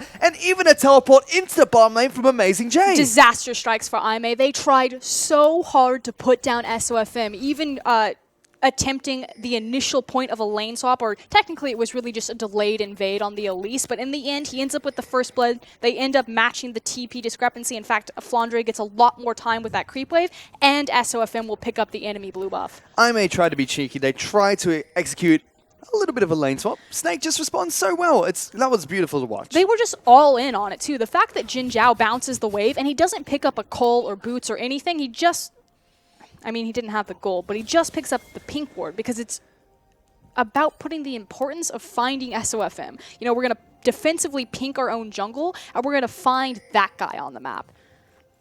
Well, that guy actually found you. He picks up first blood. Still sitting on his Hunter's Machete as well as the potions for now on the Elise. Mid lane, Tank and Athena going to be battling out. Was isolated for some time due to the level 1 and early shenanigans we saw from the two teams. Vivolis is trying to see if he can wrap around this mid lane and get a gank on over towards Tank. His wave's not in a great position. Here he comes, will dash on forward, gets the slow from the red buff, but just gets the Thunderlord's proc as well as a decent chunk of damage onto the Vladimir. SOFM's actually pinging for a counter gank though, and Tank is actually just potting up, so he wants to try to stick out this lane phase. But he does have a Bard wrapping around the back here. Aimee being a little bit cautious about SOFM. He's gone for the Gromp camp. Jay-Z will be able to back him up. And this is something we've seen from Snake support recently. Every single time SOFM goes for these aggressive invades, he's always close by to back him up if he needs the help. But Rhodes been caught out. He's level 2. He's got no flash. There's an Elise on top of him. SOFM gets another kill on the bottom lane. Road, again, is the guy who's being caught out. Again, when Road looks good, Aimee tend to win the game. If he's set behind as their shot caller, things tend to go problematic. This is dangerous. SOFM, okay. I was going to say SOFM smoted. He used Smite on the Gromp. Yep, he used Smite. Which makes tower dives really dangerous, because anytime he walks up, if you just auto-attack him and the Gromp, you immediately take tower aggro. So I like the fact that he was like, pump the brakes, hold up, we're not diving this.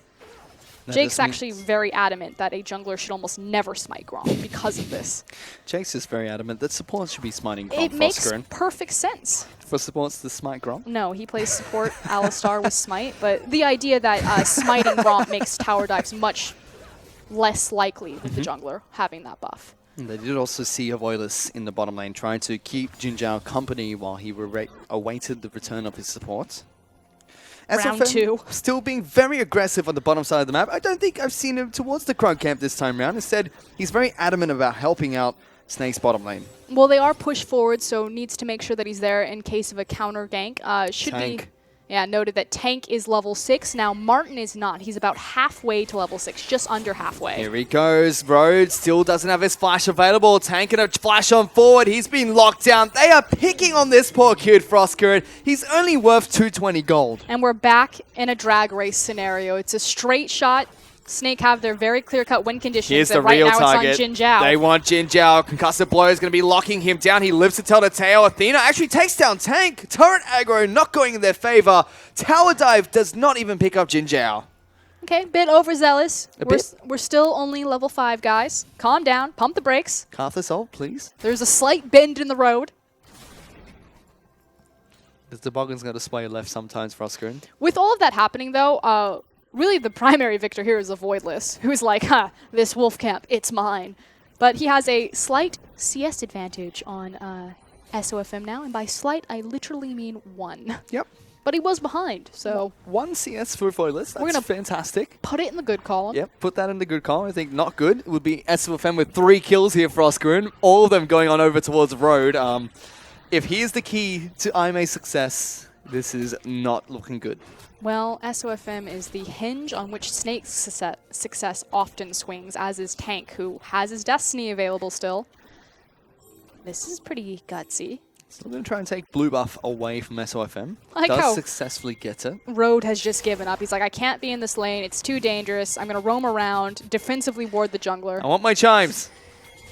We'll eventually pick them up. Get a little bit of experience from it. Try and catch up. SOFM's being caught out by the Cosmic Binding. Jinjiao does rotate over. Spider has to be a little bit careful, but he just gets chunked out. No problem. We'll head back to base. The dangerous thing for Road is not only the fact that he's still level 3, but the fact is that Martin has his Ash Arrow now available, so it's very dangerous for this Bard to be overextended in a lane that was pushed forward. So good use of time while he's waiting for that wave to bounce back. Figure out where SOFM is, try to offer more safety to the rest of his map. Easy SOFM. He also picked up his Moby boots, looking for the components of his Runic Echoes. Going to be very fast in the jungle, move around the map very quickly, and will have good burst damage once that completes. I have a feeling he wants to kill Road. You have a feeling? Yeah. I know he wants to kill Road. Oh, no. He's going for it again. The ward comes over the wall. The pink wall was there previously from SOFM to try and capitalize on this situation. Flash will be back up for Road shortly. Instead, when you take something away from SOFM for Oscar, and he always takes it back. It's like a leave Brittany alone situation at this point. Just leave Bardo alone. Poor old Bardo. He just wants to collect his chimes and have a magical time. It's not going to happen here today. They're still picking on him. He's trying to stop SOFM from taking away these camps.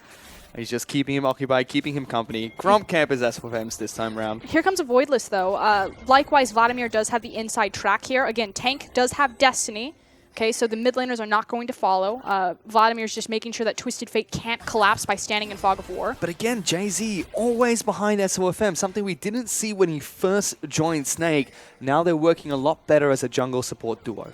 Yep, and they do manage to bully SOFM out of the jungle. What? Yeah. Wait, arrow? It's back in there. He's trying to get in. I don't know if you've seen this guy before, Frosco, and he does not leave the opposite jungle.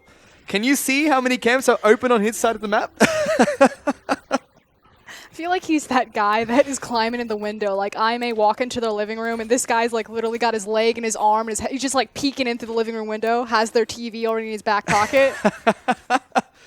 Get out. Comes back in, takes the couch while he's still sitting on it. Pretty much sums up SOFM. He kills you while you're on the couch. Goodness. That got dark real quick. That's Road's life right now. This guy is 0-3-0 at 10 minutes in the game. Destiny coming in behind Road, 4-0. gets hit by the Enchanted Crystal Arrow. Tank takes him down. Road is still level 4. Jinjiao's the next target. Tank picks up a double kill in the bottom lane, and disaster strikes for Aimee. And there's zero response because on the top side, Flandre's about to go Mega Gnar. Well, let's see if there is a response. There's the Mega into Amazing J under the That turret. ult. Gonna take him down really low. Ulti comes out. Good flash from Flandre. Amazing J will flash away from the turret as well. Good tower dive from Aimee. So great execution. Aimee are able to get a counterplay out of that gank on the bottom, but meanwhile, the power of Elise and the steroid that she brings on her W, they're able to push through with the blue card, as well as that the Spiderlings, and take 2 towers for just the Flandre kill. They got 2 kills in the bottom lane as well. For 2-for-1 trading kills, 2 turrets for 1 traded as well in favor of Snake. They're now 3,000 gold up ahead of Aimee just 11 minutes into this game. Using that pick comp phenomenally to single out one member of the team, and that's been Road. He has been under constant pressure from this Elise. He's still only level 5 right now. See if he can get Jay-Z. He was trying. He's not going to get it. Instead, goes back, picks up his good old chimes. He needs a couple of those now for Oscar, and things are not looking good. On the bright side, he's not worth any gold anymore. That is true. Tough life. Eventually, once he picks up an assist, he will regret his decision and think about his life choices again. Oh, that damage though. Good damage coming out from Tank, training back and forth with Athena quite nicely. He's holding his own against this Vladimir fairly well despite being 30 CS down. He's been a huge pivot point for Snake to try and get these picks. There's a dive coming on the mid lane though. Yes, be careful. Amazing J has been unlocked from his tower. There goes Tank, locked down by Parallel Convergence. Amazing J gets another kill. Avoidless is Arrow. rotating up. Arrow will not connect, but there goes Flandre. He misses the jump. Jay-Z flashing on forward, trying to get concussive blows down. He has to be careful though, because the rest of IMA are chasing on towards the support. SFM has been locked down by Junjiao and Road. Still fairly squishy on this Elise, so it has to back away. A good rotation from IMA gets themselves a pick and forces Snake to retreat to base. And finally, IMA looking alive again. They're very used to scrappy, skirmish style of play, so it's nice to see them take the proactive charge, unlock Amazing J on that Echo, and try to make something happen in the mid lane. Now contesting SOFM's camps. And speaking of SOFM, you know, he's been tunneling on the bottom lane this entire time. His counterpart Avoidless has taken every single blue buff away from him in this game, making sure that Tank does not have that infinite mana regeneration source. Flandre being a little bit cheeky, trying to shove people away from his side of the jungle. Tank looking for a Destiny, it seems, towards the top lane. Going for it, actually. Gets the Sun Kana towards Avoidless. Parallel Convergence will not lock anyone down. SFM goes in, looking for the dive. Flashes forward, gets the point by Cocoon. Amazing J forced to use the ultimate. They go back in on top of him and take him down. But there's Athena, flashes forward. The Tides of Blood will be popped and take down the jungler. But this isn't just a one-for-one trade, and it's not just losing the jungler. Also, the towers will fall, but more importantly, it's that the Vladimir just got a massive shutdown bonus on SOFM. Certainly did. Now it's 4-1-1. Snake, though, have a massive mini wave that they're trying to walk on towards the top lane in a turret. They will slowly push this one out. Athena's there to collect up the wave for himself and will be able to defend the turret. Even meanwhile, IMA on the bottom side of the map will get some good chip damage on towards this, but there's a teleport to the top side of the map. IMA looking to engage. It's an Amazing J again. Surprise, Tank. You're going to have to run away. Gets slowed down by the Time Winder. Speed up comes out for Amazing J. Tank has to flash away. Here comes Brom. Can't get him to stand behind him as Avoidless will pick up the kill with his ultimate. And again, IMA slowly taking ground on this map. They're now looking towards the mid lane. Road finally has his ultimate available, so a dive. Nope, they're interrupted by Flandre. Finally has his ultimate. 14 minutes into this game, Road finally hits level 7. An incredibly fast and furious game so far between these two teams. You know what? Despite Road being locked down so early, he is a level above Jay-Z. Well, Jay-Z's been wandering around the map for quite a while now. He certainly has. IMA in the meanwhile will pick up an Infernal Dragon as the first dragon of the game. So things have looked really difficult for them this entire match, but at least they're trying to pull back as we approach the mid-game where IMA really just starts to shine. Now Snake, they just need to step back, take a deep breath, reset the map, and look for a pick on the mid lane. They have the Ash Arrow, use Fog of War to your advantage. Start setting up these picks, go back to basics, and stop running around the map and causing chaos. Have you met Vladimir? He's got his W. He's a difficult champion to pick off in this mid lane. Yeah, I don't have to hit Vladimir. That seems like the only person they're going to be sending to the mid lane for now.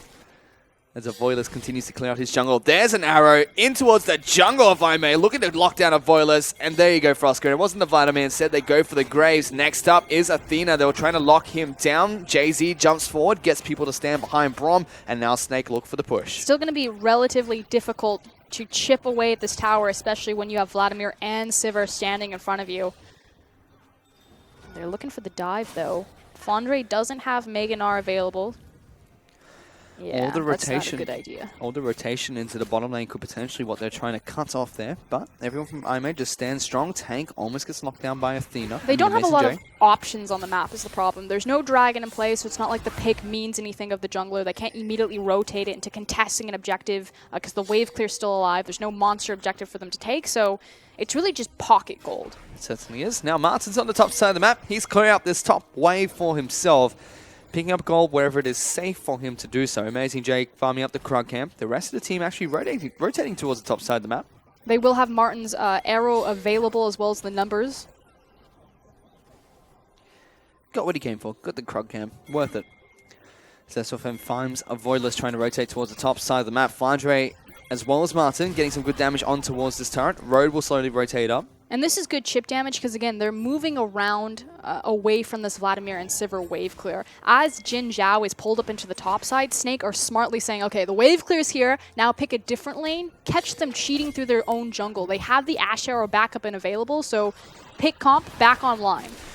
Look to try and push through the mid lane. SOFM almost gets caught out by the Cosmic Binding. A good repel avoids so much crowd control. He'll jump back down now, trying to scuttle away. The Intimacy Spider is going to be really fast, but so squishy and gets taken down. Now Aime looking for the team fight. The Hemo Plague was popped by Athena just to separate the team. And Macy J going to run into Flandre. Nah comes out. He has to jump away. He's exhausted as well, but a big pick comes out for Aime. Because again, the pick composition only works if you're the proactive member using it. Instead, Aime find the advantage. Immediately delete SOFM. They don't gain any sort of objective off of it, but this is just, again, more wasted time and pressure that Snake were trying to set up. And it means that Aime stop the bleeding and slowly start to heal back up and recover in this third game. It's definitely a transfer of momentum as we're now in a position where they're setting up a trap, so trying to be proactive. But first up, they look to take away the red buff from SOFM. Avoidless, one thing he has been doing good this entire game is making sure he takes away every single jungle camp he can get his hands on. And now back to resetting the map. So the gold is 1,000 gold in favor of Snake at the moment, and this is with them having a turret advantage. Aime do have that single Infernal Dragon, so we'll scale up nicely into the late game.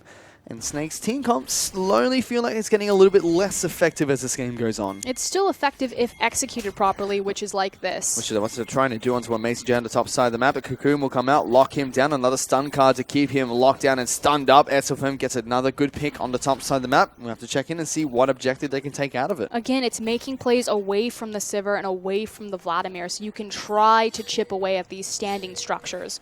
Although they don't have the creep wave behind them, and someone will need to respond to the pressure point that Jin Zhao has made bottom. Which is going to be Martin. The Ashe heads down to the bottom lane, trying to farm up that wave. Does have the Runan's Hurricane completed, as well as a BF Sword. Should be looking towards an Infinity Edge next. Could potentially be the Essence River, but we normally see Ashes rush that first if it is their item of choice. I feel like it's going to be upgraded boots too, and then it's a flat AD, especially because he probably won't have enough gold to finish both before this next dragon, although it's only a Cloud Drake. Athena getting locked down by the Cocoon coming out from SOFM. They get some good chip damage on a Vladimir, but it's a Spirit Visage Vladimir that's rushing straight into a Rhino's Crystal Scepter next. He's going to be incredibly tanky as we approach the mid-game, especially through all the magic damage that SOFM and tank dish out.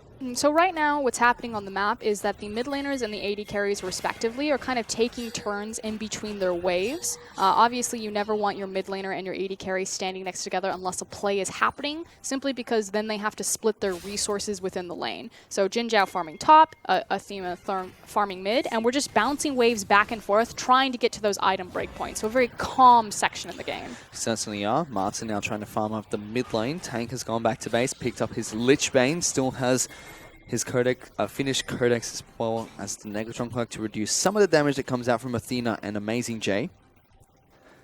And Aime really looks like just waiting for the Dragon to come back up online. Seems like it's swinging in their favor as this game gets later and later. And we'll see if Snake contests for it. It's really not about the Dragon. He's looking for the arrow. It's more so about if they think they're strong enough to take a 5v5 and use that as a momentum swing.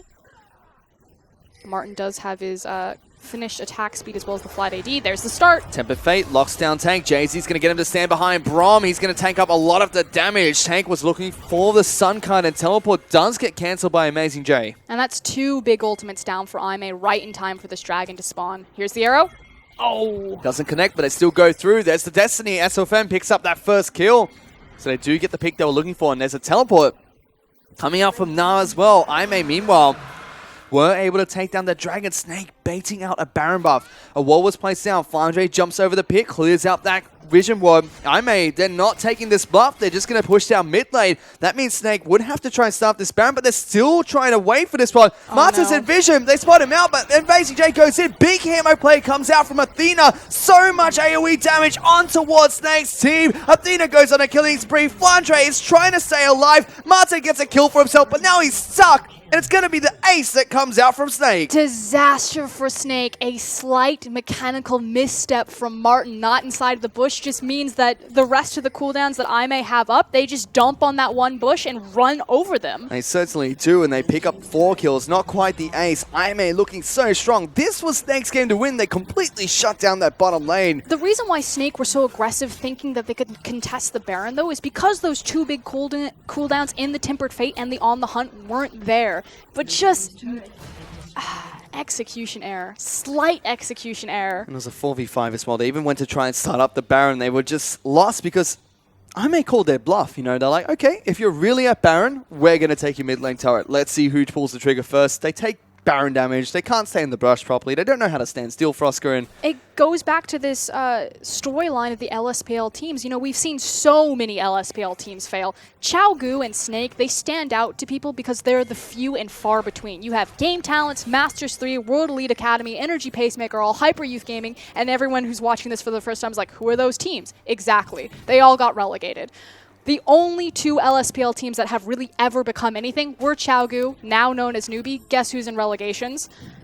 And Snake. And Snake really still haven't outgrown their LSPL habits. There's always going to be that 4th, 5th place team until they can step up. Let's see if they can step up here in this next pick. Avoidless is the target, but a good temper Fate saves him from the Ash Arrow. And now it's Imei to want to try and turn around this fight. Athena looking at the Crimson Rush and charge on towards Snake's team. Big ultimates have been burnt by Snake, trying to get that one pick, but Road stepping up the later this game goes. And this is an issue with compositions that, oh, hold on. They're looking for Tank. Good stun on towards Tank. He takes a lot of damage from the Boomerang Blade. They're now chasing him down. Flash draw for Jinjiao gets the kill. Flandre, the next target, going to be locked down by Smokescreen.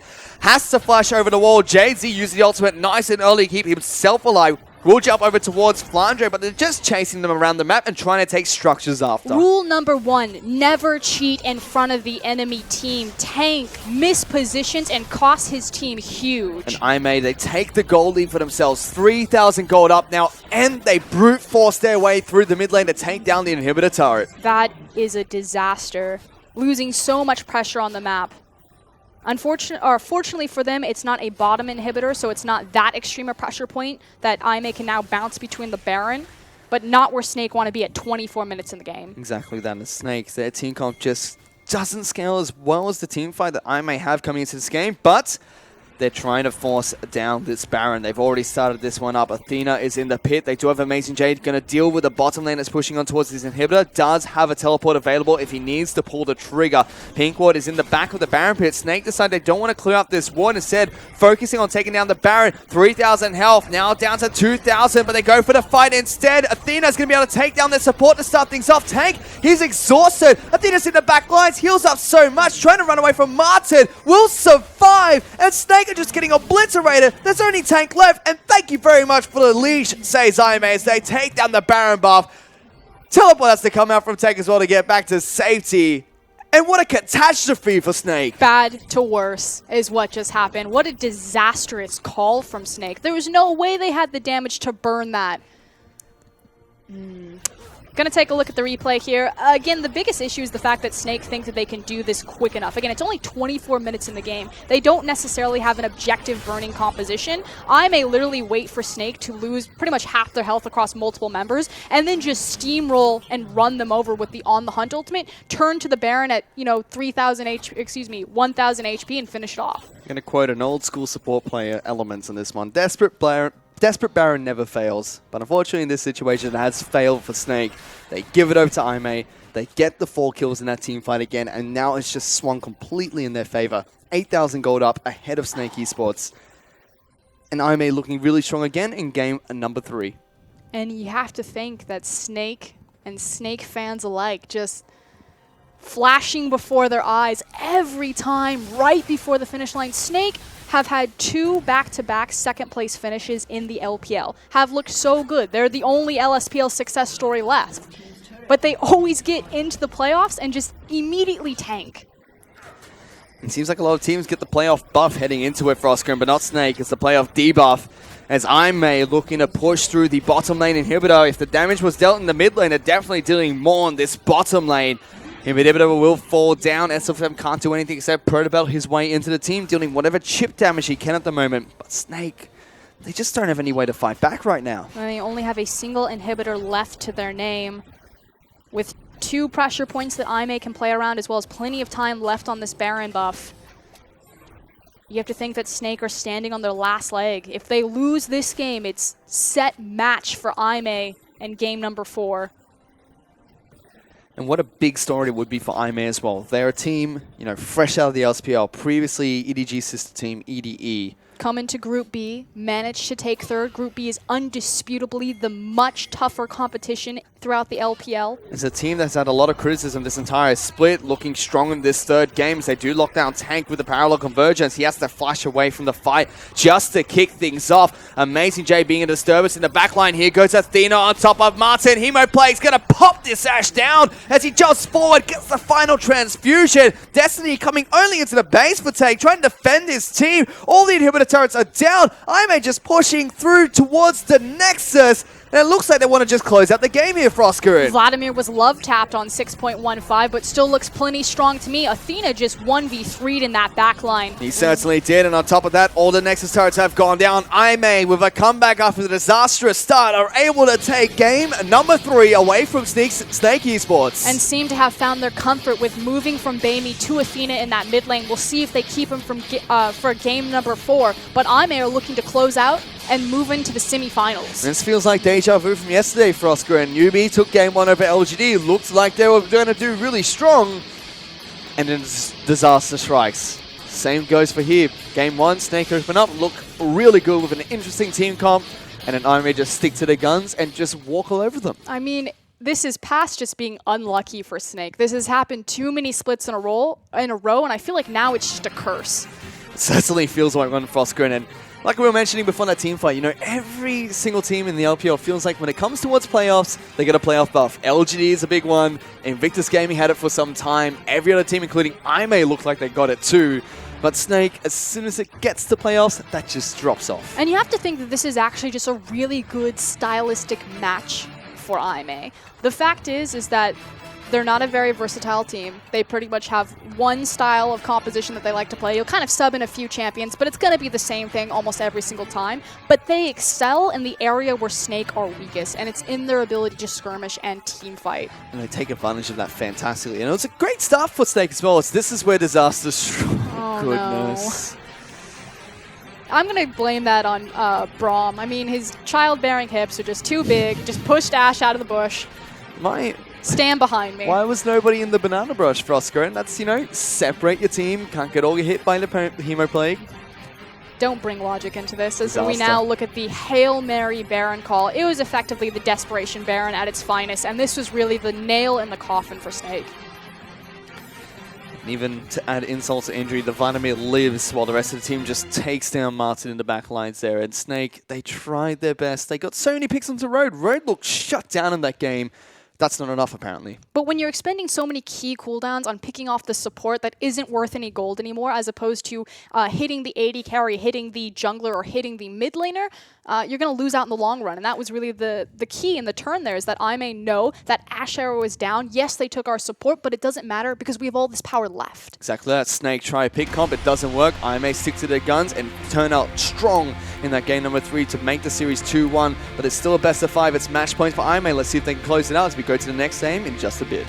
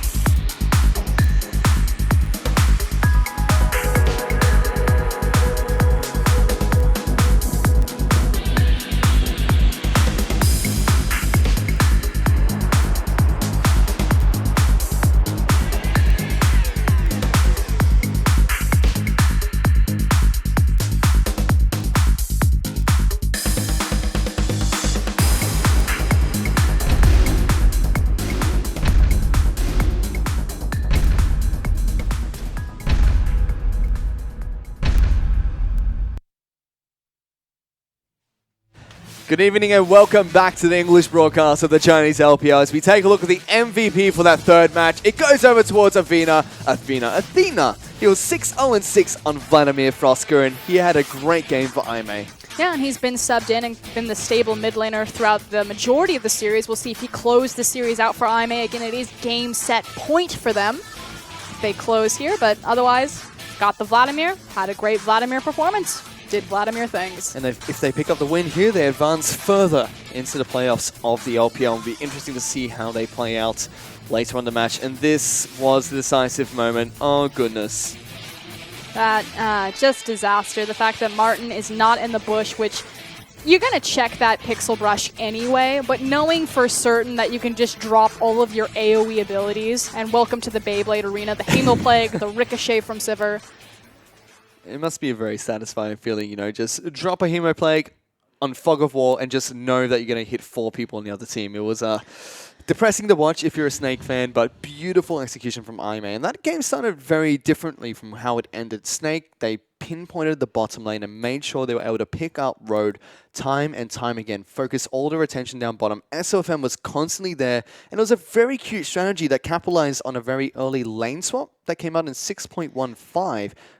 But IMA fought back throughout the mid-game. I'm going to recall the lane swap title on it. I'm going to say it was just a delayed invade, even though, yes, it was kind of set up like we'd see a traditional lane swap start, but effectively all they did was bounce the wave off the tower and try to get an advantageous back on the bot lane 2v2. But its primary purpose was to find SOFM, interrupt him in his jungle, then they actually backed, pick up a pink ward, and defensively warded their own jungle. So IMA went all in on trying to track the Snake jungler.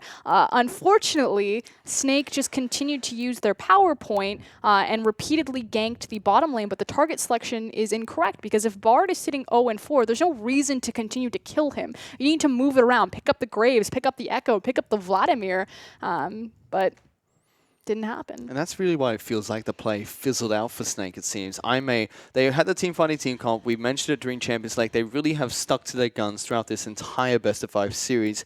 And it'll be no surprise if they head into game number 4 and do the exact same thing because they're a team fighting team. They've shown during the LPL they like to team fight, and they did it again against Snake. Despite the shaky start, they just team fought their way back into an advantageous position. It's because the games keep going too long. They keep getting to this point where the IMA 5v5 is relevant. And so Snake, if they want to take such an advanced snowball, they need to be able to push down the structures faster, to open up the map faster. But when Gragas is consistently banned, you either need to dive the mid lane tower or you need to prioritize somehow breaking that freeze. You know it's going to be a wave clear mid laner, and this is why they've been so potent since, I think, what, the 6.12 mid-season magic patch, is that it just neutralizes and elongates all of these games, is that if you don't have Gragas, if you don't dive that Victor or that Vladimir, they're just going to sit, or the Azir, they're just going to sit there and stall out the game for another 15 minutes and allow that Sivir to hit her 3 items. Well, one thing that hasn't changed throughout this series is IMA. They're still playing the same team comp, still very similar champions, and still very similar pick ban phase. Snake on the other side of the rift, they have changed things up from game 1 all the way to game number 3 now. The first game was a very interesting team comp. They ran Graves up in the top lane, flexing a Gragas very early on. Second game was a big 5-on-5 team fight, trying to trying to beat Aime at their own game, essentially. Game 3 just came down for them, trying to pick people off. It didn't work, but Snake are changing something every single game they go into in this best of 5 series. I feel like we're at a situation now, though, where you've got the snake by its head, and it's just withering and wrapping around. It's scrambling to find something that works or sink its fangs into you. So now it's just a question, you know, will Aime be able to control this, get it in the bag, or will they get that bite?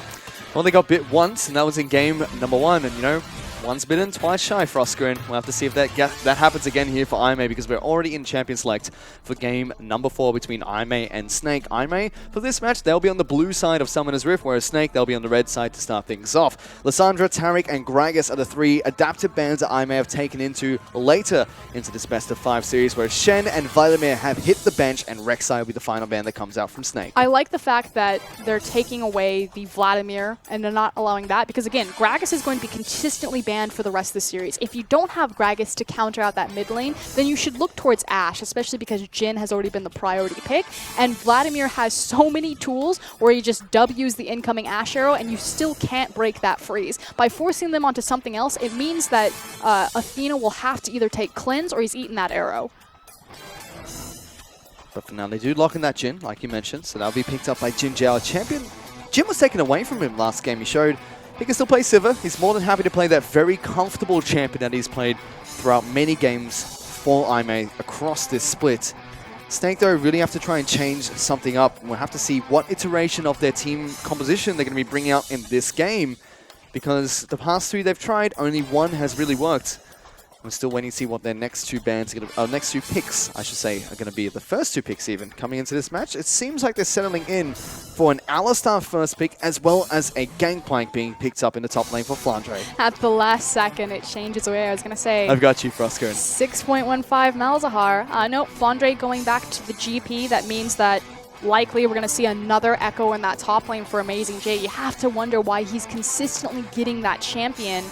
Maybe they're targeting out a Voidless. Maybe that Rek'Sai ban is unneeded and it should have been back-to-back Shin, Echo, Vladimir bans. Should have been, but it was not. For now, though, it's just the Vladimir being banned on the red side. Seems like on the blue side, Snake are not as afraid of that champion, but it kind of feels like they should be, because Athena has shown an impressive performance on the champion so far. Still waiting to see what Aime are going to be picking up as their next 2 picks. They lock into Elise, a champion that was banned away from them in one of the games by Snake and picked away from them in that last match, and Echo has been locked in again for Amazing J in the top lane. And I think that this is so important on 6.15 in particular, because again, it's more about the 1v1 and the 2v2 matchups, not just in your duo bot side, but in your jungle mid and your jungle top lane. And having the Elise, a very dual skirmish heavy jungler, and having the Echo means that they have complete control over the top side of the map. They're taunting me, Frosker, and they're hovering over this Lee Sin. You know he's going to do it. I know he wants to. See, this is the thing. I was like, maybe they'll go back to basics, they'll pick the Ashe, they'll continue to try to break the mid lane. No, we're just going all comfort, all skirmish champions. This is the Hail Mary from Snake. You know, all these compositions, they're not working, so we're just going to go back to basics. You're a great Lee Sin player, get on it. And he locks it in. I thought that the coach talking over his shoulder means that this is a no Lee Sin for USFM, but we're going to see a SOFM Lee Sin game, Frosker. I am incredibly excited. Martin is also going to be picking up Lucian heading into the bottom lane. And of course, most junglers are Lee Sin specialists, but it's always a joy to watch when SOFM gets his hands on this champion. It means that, again, Snake know that this is their last shot, so they're dumping the ball deep, and we're going to see who comes up with it. Definitely going back to comfort picks here for all of their players. Martin even going back to Lucian, a champion that he has played most this year. In fact, Snake in general love picking up Lucian even in the spring split of the LPL. No exception here heading into the summer split. Alistar is their most played support. We can see how comfortable Flandre is on the gangplank there, just going back to basics like you said. This is going to be a very bloody game, I have a feeling. Aime love to fight, they love to skirmish. I would love to see a Tahm Kench support. And Snake are stepping up and saying, we're going to meet you in that skirmish. Aime, they complete their team composition with a Karma, as well as a Tahm Kench being picked up. So that should be a Kench support, and a Karma heading into the mid lane for Aime. The Kench has been unbenched. We've seen Tom Kench support a few times in the LPL, primarily in the hands of Savoki, the former support for Game Talent, who have now been knocked out of the playoffs, although he was replaced by City in those playoff matches. And really, it's just offering that security and protection for the Jhin and denying any sort of pick potential that Snake can set up. Yep, with the Kench unbenched and the Frogged unlocked, we'll have to see what they do with that champion in the bottom lane. Has been reappearing in the LPL, especially during the last week of regular play. And we're going to see Tank pick up his Victor, a very comfortable control mage that has been very popular throughout this entire year. And that will round out Snake's very comfortable team composition heading into the 4th match against IMA, and what is match point for IMA heading into this game. I like the fact that Tank went back to the Victor, so there have been cost adjustments to the Hex core. It's now 1250, which means that Victor has to sit into the lane for kind of an awkward amount of waves, and it also delays his initial wave clear from level 7 to around level 8, level 9. And why this is important is because, again, this meta has shown that it's about the 1v1 in the mid lane, in the top lane, and in the jungle, particularly for these two teams. And if Athena can get the pressure and push onto Tank, keep him locked under his tower earlier, you know Amazing J is going to have the advantage in the top lane of the push. That means a Voidless is going to have the numbers advantage when he invades SOFM. Well, let's see if he can do just that, because SOFM, he's no easy man to invade upon.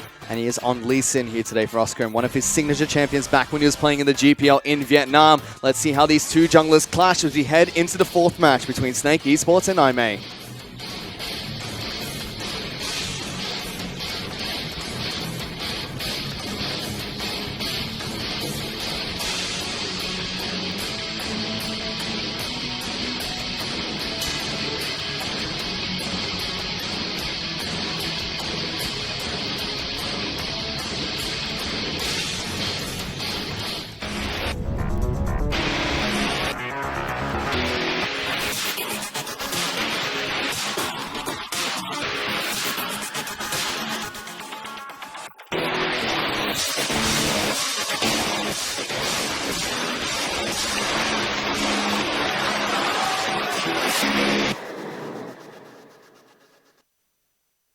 And it seems like, unfortunately, we're having a couple of technical difficulties here before we can head on to Summoner's Rift for this fourth match between Snake Esports and IMA.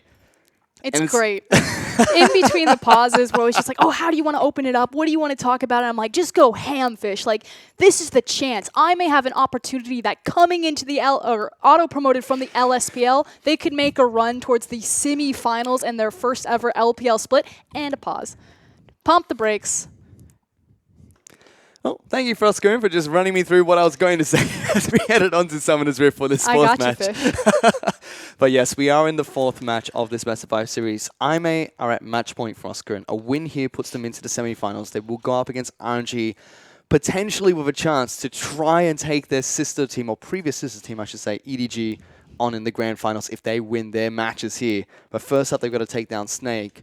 Snake, they've picked so many comfort picks here. They're definitely hungry to try and take that match back and bring it to a 5th and final game. And they've looked great in the 2nd and 3rd game of the series so far. Again, this is a very IMA composition, so we'll see if they can unlock Echo in particular from his lane and have a superior 2v2 on the top side of the map. Because this is the thing, when you look at these team compositions, you have Snake have clear advantage on bottom side. You've got the Lucian, you have the Alistar, you have the Lee Sin. You know that SOFM is going to have his focus down there because that's where his kill pressure is. On the other side, it's all about the top side of the map for IMA. They're going to have the push advantages in the Echo and the Karma lane, especially early.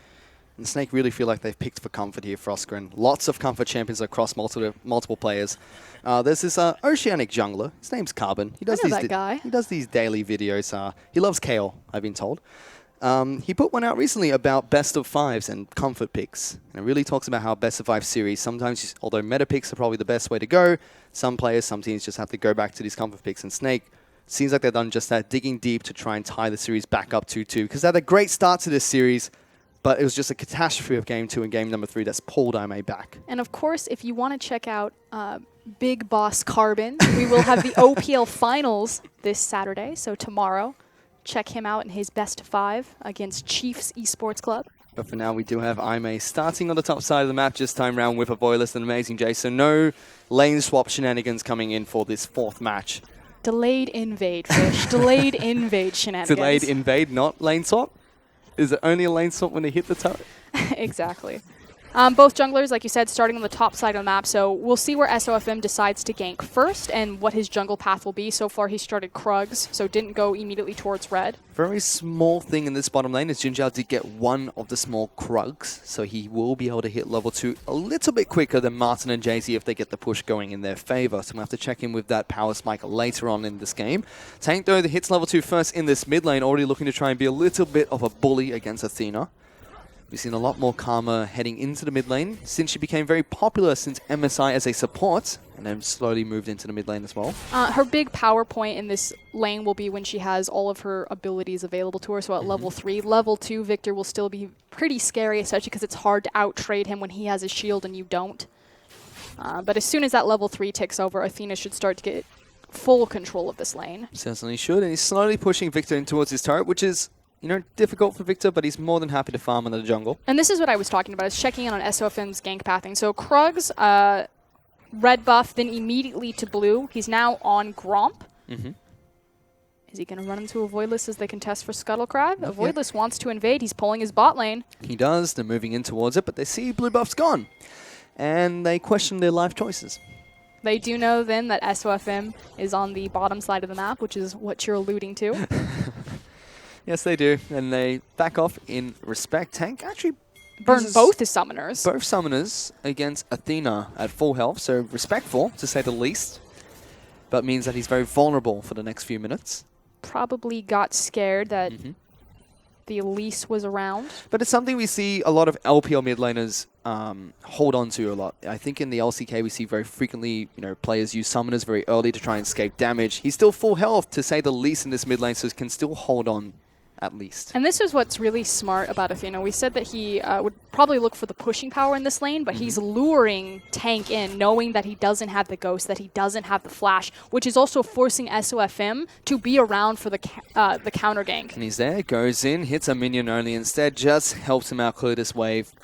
Some would call it taxing, SOFM calls it helping. Okay, hold on though. Voidless has Fog of War advantage, although Scuttle Crab blocking.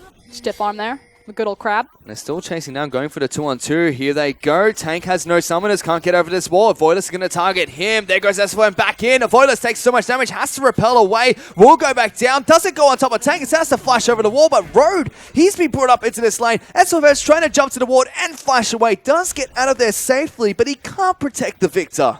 Okay, Tank, overextended without your summoners is immediately punished. We said that Athena, he has the potential where he could look to push the wave. Road, stop playing around. Where he could look to push the wave. Instead, he lures Tank forward and he sets up a beautiful trap. And a great rotation as well, coming out from Road, making sure he's there for the numbers disadvantage, because it is a Lee Sin. To be fair, Road helped the Lee Sin get away because he ate the Q. That is fair. But still, was there to try and make sure the numbers disadvantage was in favor of IMA in case things go south. He didn't get a support. No. Or he didn't get an assist because he didn't do anything. You know, it's just the physical presence, Fosker. The moral support. Yeah. He's literally on the sidelines like, let's go, let's go. He got SOFM splash, you know. You have to take the summoner spells. Take the wins where you get them, Fosker. Got it. It's all about the small trades, the minor things that happen, the micro details in League of Legends. I still just can't quite decide where I place Road. You know, is he a B-rate support player, or is he that A-rate support player? It varies game for game. That's the problem. So now, though, besides the action that's taken place in the mid lane, it's been fairly quiet on Summoner's Rift. We did see Amazing J use his teleport early to get to the top side of the map to go up against Flandre. Flandre's been able to hold on to his, so does have the cross-map advantage to kick this game off. Doesn't necessarily mean much again because he's on that gangplank. He can't just TP down and come out with the big deeps. He's got to place his kegs. Xena does have his teleport though, so is matching the global pressure that Flandre provides at the moment. And we now have another invade, so taking advantage over Jinzhao and Road. We talked about how Martin and Jay-Z should have control of this lane theoretically, but with SOFM forced his flash early, Voidless very confident to continue to invade with his bot lane. And he is invading on the bottom side of the map, which means even though Athena is pressured and pushed up so far, SOFM has to be careful. He wants to go in for a gank. In fact, he just finds the pink ward, just settles with that. Now tries to jump on towards Athena. Already used his safeguard. Will get it back up shortly. But still, he can't even pressure this. Karma is pushed up so far in the lane. I mean, he did manage to get the pink ward, which would open up another gank opportunity down the line. We'll see if he executes on that. But all that really happened is he traded about 25% of his health bar for that pink ward. Top side of the map, Flandre and Amazing J are just farming it out. We've seen this matchup before. Nothing too much will happen. Amazing J will pressure Flandre over and over again.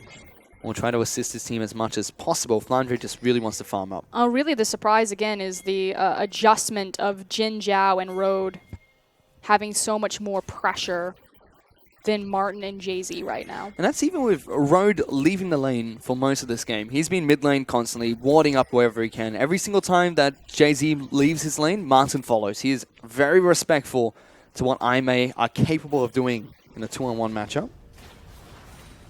But it hasn't been working out for them. They're still trading even in this bottom lane despite all the pressure being used by Road. Flandre's getting pushed out of this top lane. He's going to be forced to back off from this turret. Yeah, completely waste the wave. And it's even if the gank isn't successful here, it's still incredibly punishing to Flandre because he's forced to walk all the way back to his inner turret. Whew. Calculated. He doesn't have the mana to run a keg as well as his cannon barrage. Does head back to base, immediately uses teleport to get towards the top side of the map. So now it's teleport advantage for Amazing J, and there's 2 teleports on the side of IMA. Bottom lane for the side of Snake really has to be careful now. He does have his cannon barrage back available to him, as well as a full mana bar. Yep. So this dive needs to be executed perfectly. Parallel Conversions does not lock down Flandre. There's the cannon barrage, going to get good damage on towards Amazing J. He's taking up the turret, uses the ultimate, juggles aggro to avoid less. He's gets taken down. Flandre looking for the double. Athena even moving up to the top lane. He goes back in, can't quite expel the keg before taking down Flandre on the top side of the map. Amazing J will trade 1-for-1. That is not the perfect execution that I was looking for. That said, Flandre also dies with his flash up, so possibly could have looked for more, but best case scenario, 3 people gank you and you take 1 down. Great job, Flandre. Well done. Does give more gold over towards IMA, but still a moral victory, you could say, for the gameplay.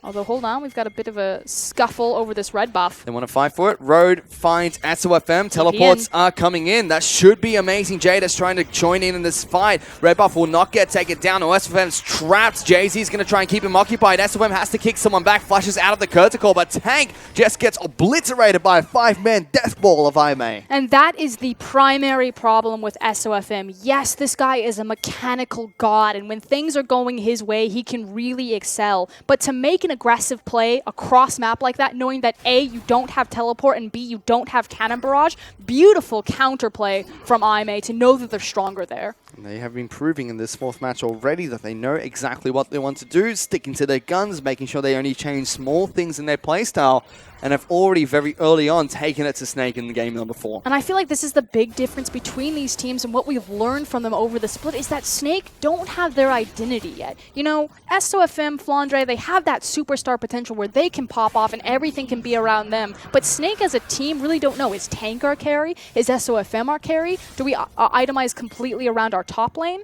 Which is really interesting because Snake's Spring Split was pretty much the team that had their identity set in stone. We were talking about how, you know, Snake with that big lane swapping team that had the lane swap triangle going on with all their members. 75% of their games resulted in them going into the top lane with their AD carry and supports.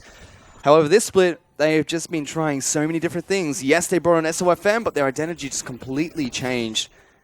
And going into the playoffs still without an identity means they just don't know what they're going to be quite doing. It comes back to the old saying that if you're going to make a mistake, at least all do it together. Doing a mistake as 5 players versus doing the right thing as 3 players, the mistake of 5 players is often going to win. And still, it's a little bit quiet between IMA and Snake. IMA are slowly getting a bigger gold lead for themselves. Still about 1,000 gold up. Trying to maintain this lead that they've got him nice and early here. And it's Road and Jinjiang looking to see if they can pick anyone off in the mid lane. Ultimate is back up and available for Road, so can take Jinjiang on a journey across the map. They're expecting that SOFM and Jay-Z will invade to lay down deep vision. They do, but they just wait enough time for for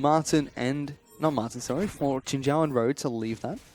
But still, so much pressure being put on towards Flandre on the top side of the map here. Amazing J and Avoilus are just relentless in making sure that Flandre has to farm in between his two turrets, takes damage every single time they push on towards him, forcing him to use the cannon barrage as well. It's the superior 2v2. If Lee Sin Gangplank is not going to be stronger than the Echo Elise, which means that they're probably going to get the First Blood tower advantage. So kind of trends of 6.15, at least in this series that we've seen, but bot lane. They're trying to fight this one out. Jin Zhao tries to lock down Martin. Teleports coming into the bottom lane. Road will get taken down first. SOFM gets that the first kill, I should say. Athena's teleported down here will lock down JZ, but he's in his ultimate, taking very little damage. Ghost being used by Tank. He's wrapping around the back, looking to see if he can pincer in towards Jin Zhao and Athena. SOFM's going in, gets locked down. Deadly Flourish does not connect. Chaos Storm does a lot of damage. JC, you've got no ultimate, buddy. You're going down. SOFM heads into the fight. Turret takes down Martin. SOFM does not take aggro, but the crit shot comes out, and the double kill will come out for Jin Zhao. It's a 2-for-3 trade that goes in favor of IMA's bottom lane. Miscommunication across the board. That is disaster for Snake. They needed that play to be clean because they somehow had to balance out the fact that IMA won so hard on the top side of the map. Flandre is aggressive, forces Avoilus to flash over the Rift Herald pit. And he's still chasing him down, looking to see if he can catch the Incy Wincy Spider, finally flexing his muscles in front of IMA's jungler. Reset, reevaluate. IMA in very good posture bot lane. In fact, they're now going to use their bottom lane strength in the top side of the map. Flandre doesn't have flash. He's in a lot of trouble. Road. There was a flash forward from Amazing J as well as the exhaust coming out from Road. Acquired Taze comes out, so as the parallel converges, will be able to eat up the gangplank. JZ comes in, looking to try and stop this one. SOFM and Tank have rotated into the top lane, but they can't quite help out their pirates.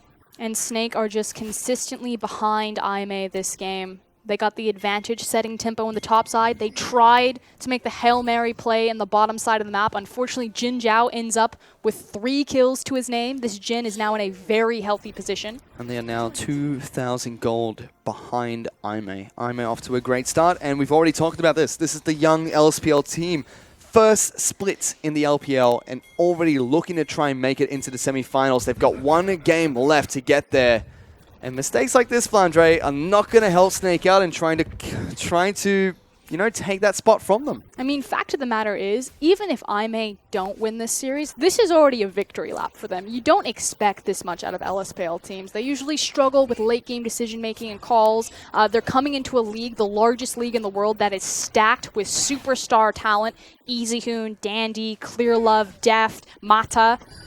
But they're now going to try and collapse on towards Road. The Culling dealing a lot of damage. He's trying to run away. Oh, Kick forward from SOFM. Locks him down. Jin Zhao was the next target, but Kurtikol comes out. Teleports are coming in for both teams. Major J looks to cut them off. Parallel Convergence does not lock anyone down, but gives him a nice big shield. Flandre setting up as many barrels as he can. Athena now getting jumped on. Tank obliterates him with the Chaos Storm. Amazing J is that next target. Kegs are being put down. Avoilus around the back gets jumped on by SOFM. No kick available for Lee Sin. Repel will get Avoilus to safety. JC goes in, gets the pulverized combo, tanks up the turret. Tank gets a kill. Amazing J is going to be next to go down if he's not careful. SOM will fall. Good Deadly Flourish. Snipes someone off. Jin Zhao gets that pick. They're still fighting under this turret. Again, Frosker and Snake. They haven't learned their lesson, it seems. MVP of this game so far is the bottom outer tower. Let's be real right now. Snake are having a hard time with this one. In the end, though, they do win out on the elongated skirmish, but it doesn't amount to anything. Certainly does not. Snake can't just find any objectives after they get all these kills in the bottom lane. They do pull the gold lead back a little bit.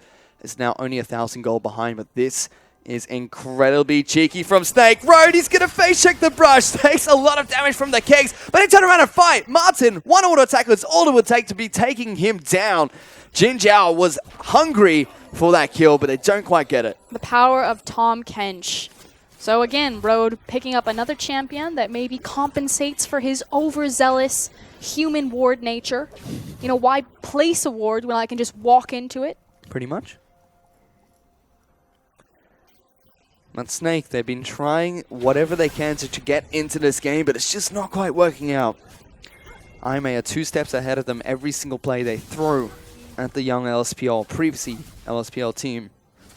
Now they've got JZ and SFM waiting in the wings, trying to see if they can make a play into mid lane. Avoilus has to be careful, does put a ward down nice and early to spot out the jungler and support combo of Snake Esports.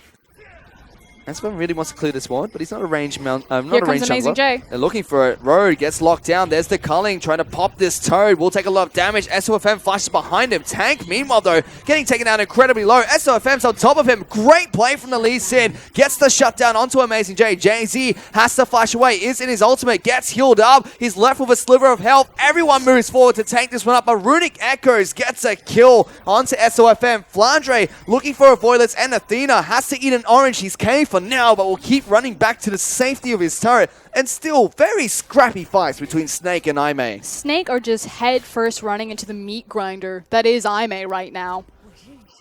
They're continually getting the better of these trades. Like, even when Snake went out in a numbers advantage, it still doesn't mean anything. It's not like it translates into, you know, getting a wave on your top lane or getting a wave on your AD carry, a dragon or a tower. Whereas when Aimee are winning these really scrappy fights, it evolves into something else. It gives them these slight shipping leads, which is why we're starting to see the gold, I mean, still very close, but just slightly in favor of Aimee. And it really comes back to your analogy of these two teams, Frosco and Snake. One direction, full steam ahead, don't stop. If we turn left or right, we're dead. Aimee, they're the scrappy team. They're that little dirt bike. They want to play this style. And when they bring teams down to this level, it's where they thrive and flourish. I mean, Snake are kind of like full Zoolander. They can only make left turns. And right now, they really need to pivot right. They've got the blue steel worked on fantastically here. Aimee still working on that Magnum. Will always be working on the Magnum. I think I may have the Magnum because it's just that one look. See, again, it's the single play, that single punch. And that's all they've been doing so far in this best of 5 series. It's worked out for them twice. The first time around, though, Snake, very cheeky in their team composition, worked out incredibly well in that first match. Now, Cannon Barrage coming out from Gangplank to stop the push from Aimee in the bottom lane. It's been used very defensively every single time Flandre plays this champion. Because right now, Snake just need to kind of stall this game out. They have great AoE between Victor and Gangplank. And then that offers so much area of control for Lee Sin and Martin to go crazy with their mobility, try to find skirmishes, janitorial cleanup duty. But right now is not the time that they want to fight. Amazing J trying to be a little bit sneaky, wanted to take a red buff away from SOFM, who smites the camp to secure it for his team. And back into standard lane, so to speak, as the AD carries and supports are in the bottom lane, just trying to get as much damage onto these turrets as they can. Martin not having a great time against the Tahm Kench Jhin. I'm watching tank. Okay. Because I wanted to see, obviously we're going to contest over this outer bot turret, which means that they need to pull tank. But because I may have tempo advantage by pushing the waves in mid and bottom, Snake are going to have to choose. Do we defend and save our bottom tower, or do we lose chip damage on our mid lane? So all of the pressure is on tank. He cannot be in the wrong place. That fire touch, would it be enough?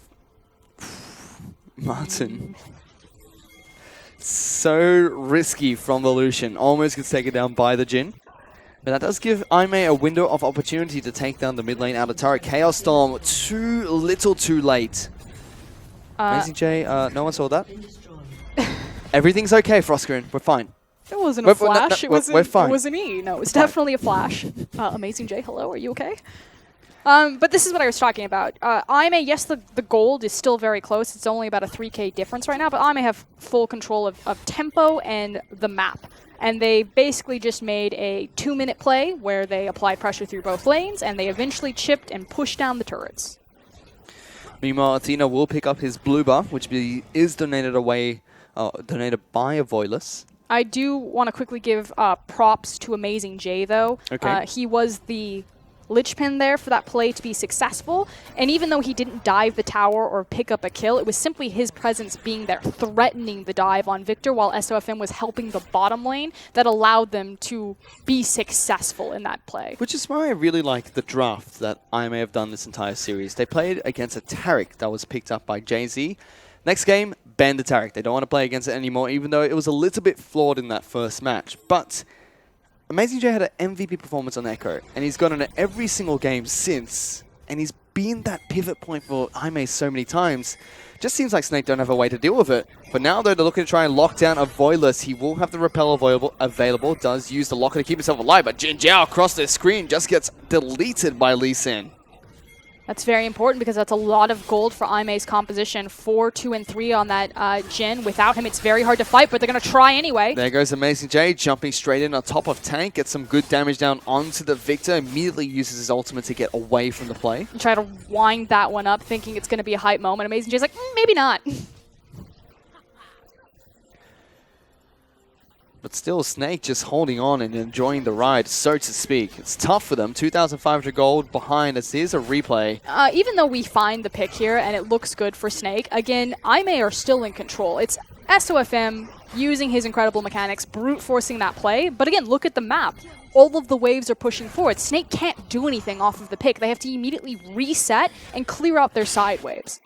They certainly do. Meanwhile, Martin getting soloed out by Road here. Has to be careful. The time Kench is acquiring a taste that he can't resist. Still chasing down the Lucian. Pops the grey health. In fact, he's got to be careful here.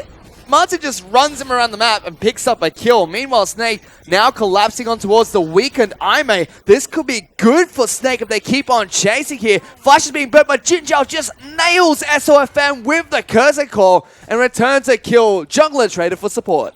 What? Okay. Fair. They traded 1 for 1. You always want to trade the jungler for the support. That was a happen chance and not, you know, planned or methodical from Aime. They just got pretty lucky there. You said it best yourself, Frosco, and they're a dirt bike.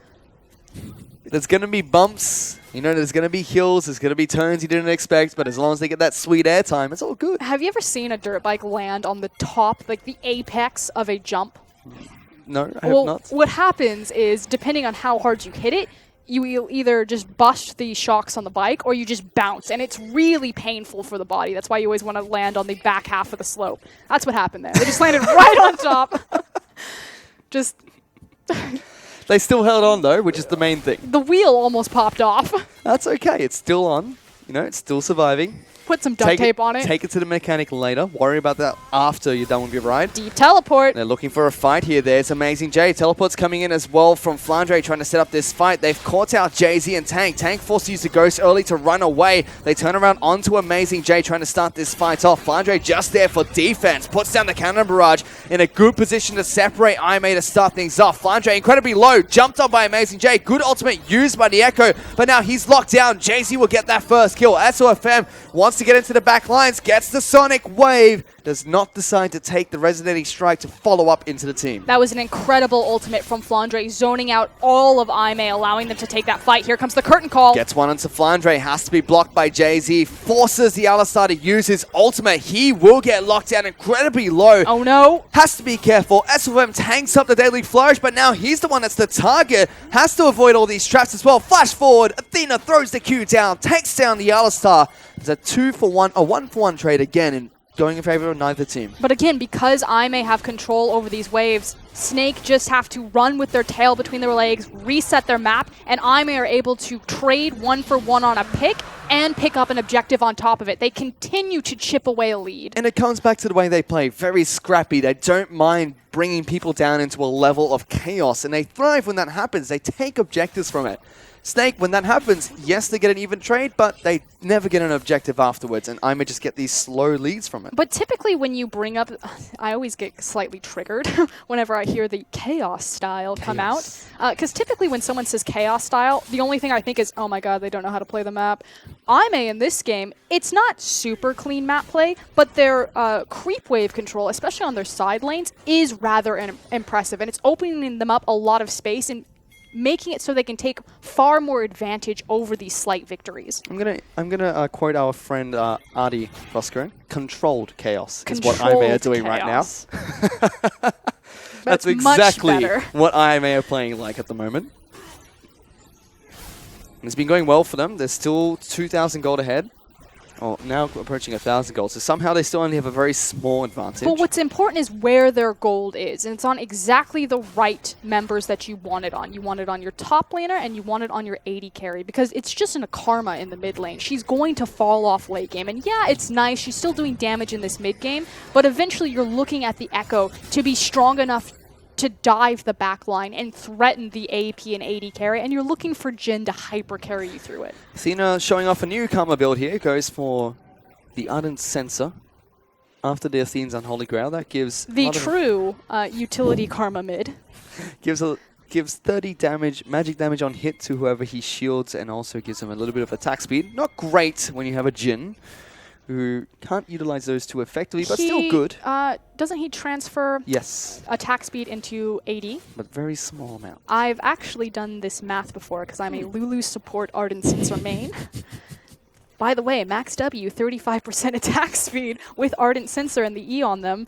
You give them like 45 to 50. I'm just saying. Think about it. But no, it will give him flat AD. It's not a ton, but it's not useless on him. Still great. He has the Rabadon's death cap now, so a good amount of ability power will come out from the Karma too. The Just you wait. The Lulu support will come through. The Ardent Sensor also gives the increased healing and shielding, which will complement the Athenes as well as the shields that comes out from Karma. Yeah, and it goes really well in tandem if, again, when it's built on a support, using it in tandem with a locket because then you use it on an AoE scale. So I've got a locket on the Elise as well. it's a very interesting item and one of my favorites, although on a mid laner this time. SOFM just going to take a little bit of damage from Jhin from downtown, but doesn't do anything just there. But here's He's just Road walking to his team. Yep. I know you tensed up. You're like, oh god. It's like, Snake don't have a time catch. Why is he there? He finds SOFM though, acquires a little bit of a taste, but they just poke him away from the Baron Pit.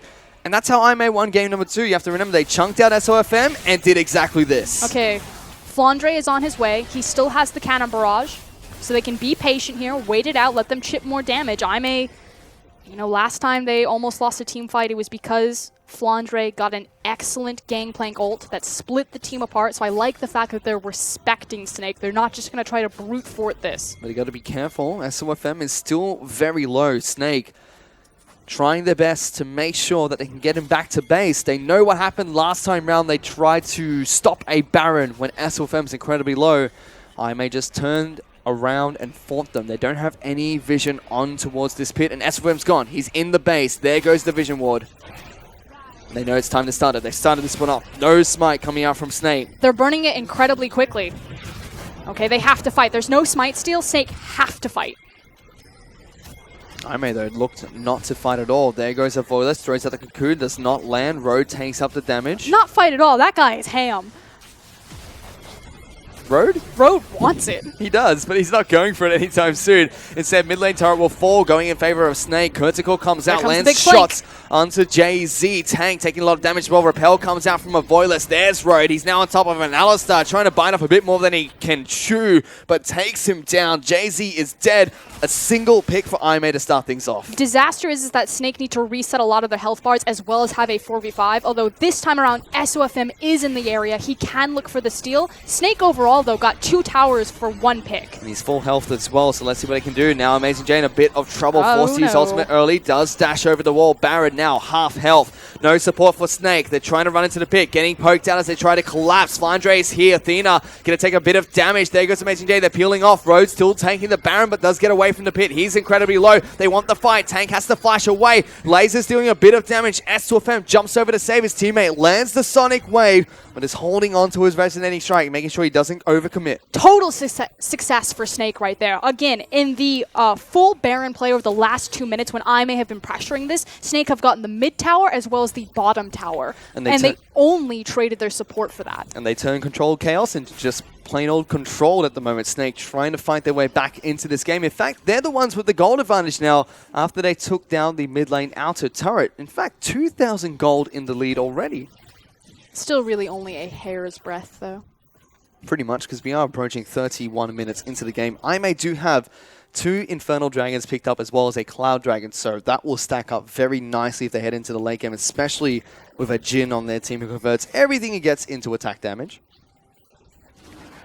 There we go, though. Trying to compete with the side waves, however. So you see Martin in the top side away from the dragon because, again, it's another pushing wave. Someone has to reset it, which means that I may continue to get the space to push down and siege these objectives. And it's time for IMA to boogie because it's Earth, Wind, and Fire as the Mountain Dragon is the 4th dragon to spawn in this game. They pick it up, And we'll get 4 Dragons heading into 32 minutes into this match. Next Dragon to spawn will be the Elder Drake, and a big objective for Ironman to push for if they get the chance to. Now they're looking towards the mid lane though. They're trying to take the mid lane inhibitor turret. Really, it just opens up that repertoire of available win conditions for them. So massive, and now possibly catching SOFM. Good damage onto SOFM. Good sidestep. Dustblade does a lot of damage there. He has to try and back away again. It's left up to Jay-Z to try and tank up the bullets. Cannon Barrage only used the top Jinjel's ulti. That's Baron. SOFM has to go back and heal. He won't get here in time, especially because it was a Mountain Drake that was just taken. Oh, he stopped his back. Yep, this is desperation. He's coming back in. He's at less than a third health. Frosker and Baron is incredibly low. Snake, they are committing. It's do or die. Big Chaos Storm, big barrel play. SOFM's been exhausted before he goes in. Amazing J's over the wall. So is Road. It's just a support. Martin's already taken down Amazing J. The rest of IMA got to peel off. It's a misplay coming out from them so far. SOFM, he's been really cautious throughout this fight and drew so much attention to him across the wall. Snake cannot play offense, but they have a world defense right now. This is incredible red zone play right now. They're effectively on the end zone, and twice they've held it at the 1 yard line. They've gone to DEFCON 2 here for Oscar, and they're trying to hold the fort and stop the attacks coming out from IMA. Every single time it looks like IMA want to pull the trigger, they have a new strategy in mind to try and get back to it. Because they're so focused. There's so much fear and respect given to SOFM. Amazing J constantly going over the wall and trying to zone off the Lee Sin. I'm not saying it's the wrong call, but you need to decide, either we're going to all in, assassinate them, turn on the fight. You can't keep splitting your resources like this. It goes back to 5 players making the bad call together is always going to be better than 1 player making the right call. It's SOFM going to be jumping on Road here. Jay-Z locks him down, eats up the Lee Sin, but doesn't deal much damage. Pops the grey health to keep himself nice and healthy. But still, it's IMA that have vision control over this Baron pit. It's interesting to see that SOFM has been very reserved in his play, not being the hyper-aggressive Lee Sin we'd expect him to be, making sure he takes the right resonating strikes, make sure he goes in at the right time as well, and distracts the right people during the defensive plays too. I'm just ready for the career-defining Baron steal in the playoff matches. Well, let's see if that's going to happen, because IMA, they're relentless in trying to take down this Baron. They really want vision control. They want Snake to come to them on their own terms. Every single time they've looked towards this Baron, they don't die, they don't lose it, but they lose a member. Just set up a pick, open up the Jin ultimate, play with Fog of War, try to catch a straggler. They are trying, I can tell you the least. I just feel like it's the wrong call to just immediately jump on the Baron and try your best in a 5v5 scenario. They've caught SOFM again. They get some good damage down. He's a little bit tanky this time round though, with only the Warriors Enchantment being his sole offensive item to go with the Tiamat he picked up previously. Spectre's Skull gives him a bit of magic resistance to go with the Mercury Threads he picked up as well, looking for the Spirit Visage. Now IMA, they've started up Baron again. Oh no, just gets tagged by Lee Sin, but they do take it, looking to try and take it down. There's 1 blue trinket. They still have another one in the repertoire. Here comes the TP from Amazing J. Again, he's been on zone control duty. Let's see if he gets into this fight. He's on top of Martin, deals some good damage. Cannon Barrage just stops him from doing the Baron, so no zoning tool available for Snake. Jay-Z forced to use the ultimate early. Martin gets nailed by a crit shot. He has to run out of this fight immediately and stop this from Snake. Jay-Z's the next target. He's going to go down. I may pull the trigger successfully.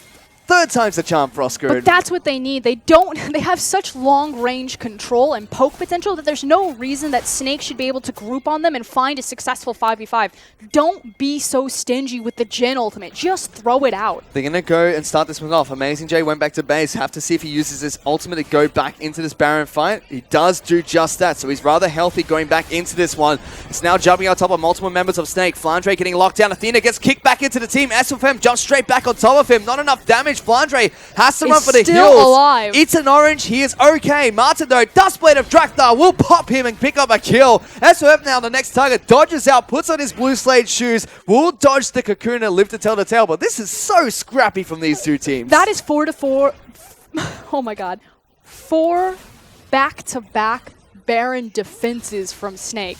The problem is that their window of opportunity to continue doing that is slowly closing. Because in 1 minute and 20 seconds, they now have to do that not only with the Baron, but also with the Elder Drake. Again, IMA are sitting on a plethora of dragons. They will be so powerful. Especially since 2 of those 4 dragons are the Infernal Drakes. Once those get scaled up with the Elder Dragon, it's not going to be great for Snake Esports to fight up against. Aimee though, Voiles, he's picked up his Guardian Angel, looking for big power spikes. Amazing J is going to be getting his Guardian Angel soon as well. You remember the meat grinder analogy? I feel like Aimee are just a bit too focused on the Baron, and now they're just running into the meat grinder. Like, it's still really close, but they don't have to play their composition like this. But they are. Yeah. It's Aimee. Yeah. And it's Snake. Yep. Snake is just going one way. Aimee are like, sure, we'll do this one thing. You know, it's one of the things that holding breath. He's okay. Nothing's happening. It's one of the things that I really love about the LPL is that you have teams who are so good at only one thing and so terrible at pretty much everything else. But because they're so... You think about Starhorn Royal Club, like the Protect the Uzi show. They are so good at the Protect the AD carry compositions, but they can't do anything else. But because they specialize in that one thing, they can go all the way to the World's Finals twice with it. And that's what's so entertaining about the region, is the stylistic mismatches between the teams and who executes on their strengths and who executes on their weaknesses. We're still waiting to see who executes on their strength better in this fourth game between Snake Esports and Aimee. Aimee 2-1 up in this best of 5 series, looking to try and secure their semi-final spot with a win in this match. Snake, they've now pulled the trigger onto the top lane out of turret. They take it down, but Aimee want to fight. Tank's up here as well. He's ghosting up into the lane. They've got a teleport coming in for Flandre as well. Looking to try and cut them off through the lane alone. Cannon Barrage is available if he decides to pull the trigger, but Snake just defused the fight and back towards the Baron. Aimee now have an opportunity where their teleport will be back up far sooner. Flank coming out from a Voiles as well as Road. They're on top of SOFM. He uses the kick nice and early, jumps away from the tether. Tank takes Jhin a ultimate. bit of damage. Cook comes out. Once again, it's Jay-Z left for defense duty. Martin into the back lines trying to deal with Jay-Z. Big Pulverize comes out from the other side just to stop the fight. This time around though, Snake do get an outer turret. Someone do something. They did. Everyone did things, Froskerin. It just doesn't result in anything. And Aimee, I think this is the 6th time we've seen them try to start this Baron. Let's see if it's the time they finally get it. Snake are collapsing, trying to defend again. Aimee peel away. There goes Jay-Z. Amazing J taking a lot of damage. The Alistar has to flash out of the fight. Chaos Storm locking down a Voidless. He gets eaten up by Road. Road is dead as Martin takes him down. Snake get another pick. But he sacrifices to save his jungler, and that's important because Baron is still in play. So good play from Road.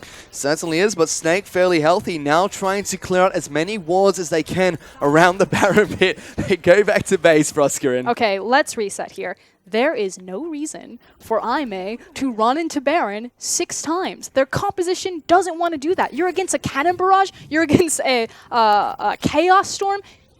A Lee Sin, his ability to secure that, An Alistar. there's no reason. But Siege, create picks. What have they done 7 times Use your now? teleport. Like, Flandre doesn't have TP. Send Amazing J bottom, push up the wave, be patient.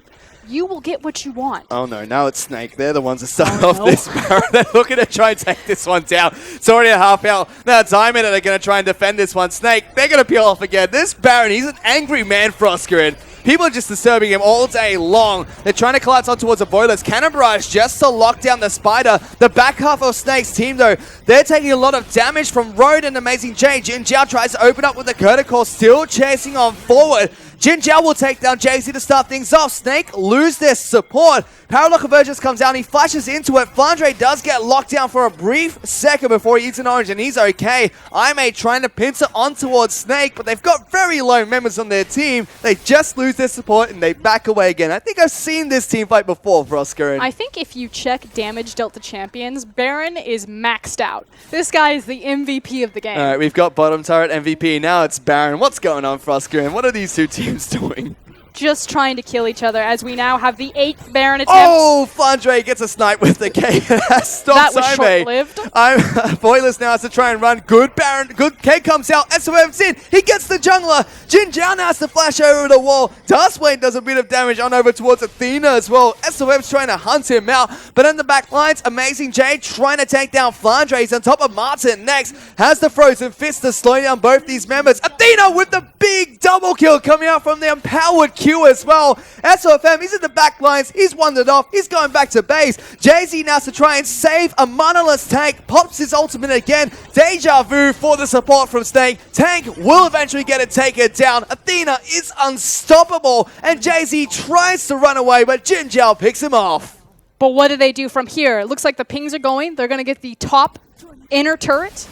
Possibly rotate back onto the Baron as soon as a Voidless is alive. And this is a big back and forth game. I think for the past 20 minutes, we've seen these two dance around the Baron time and time again.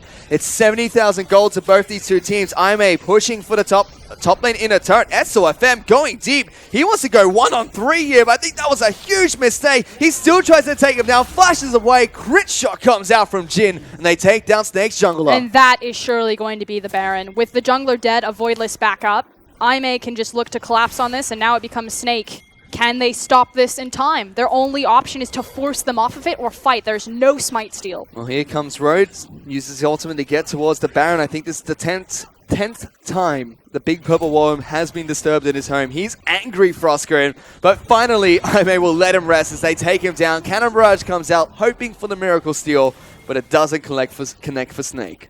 And you have to go back to the decision making. This is a high pressure situation. This is do or die for Snake, and SOFM walks up to 3 people fish and tries to 1v3, dies, and gives away Snake's only chance of a smite contest. We gave him a lot of compliments, Frostgrin, but his coach was right. Sometimes he just really plays without a team mentality, and that was one of those situations. Really wanted to go for the hero play. Doesn't work out. I may get the Baron buff, and then now we're going to take Elder Dragon as well, with 4 Elemental Dragons previously picked up. I feel like that was a 10-minute team fight. Yes.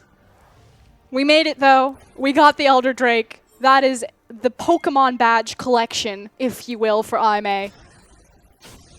They've got everything. Now they're moving on towards the Elite Four, and it's a very weak on the Elite Four of Snake Esports, who only have a couple of outer turrets, or inner turrets, I should say, and their base left.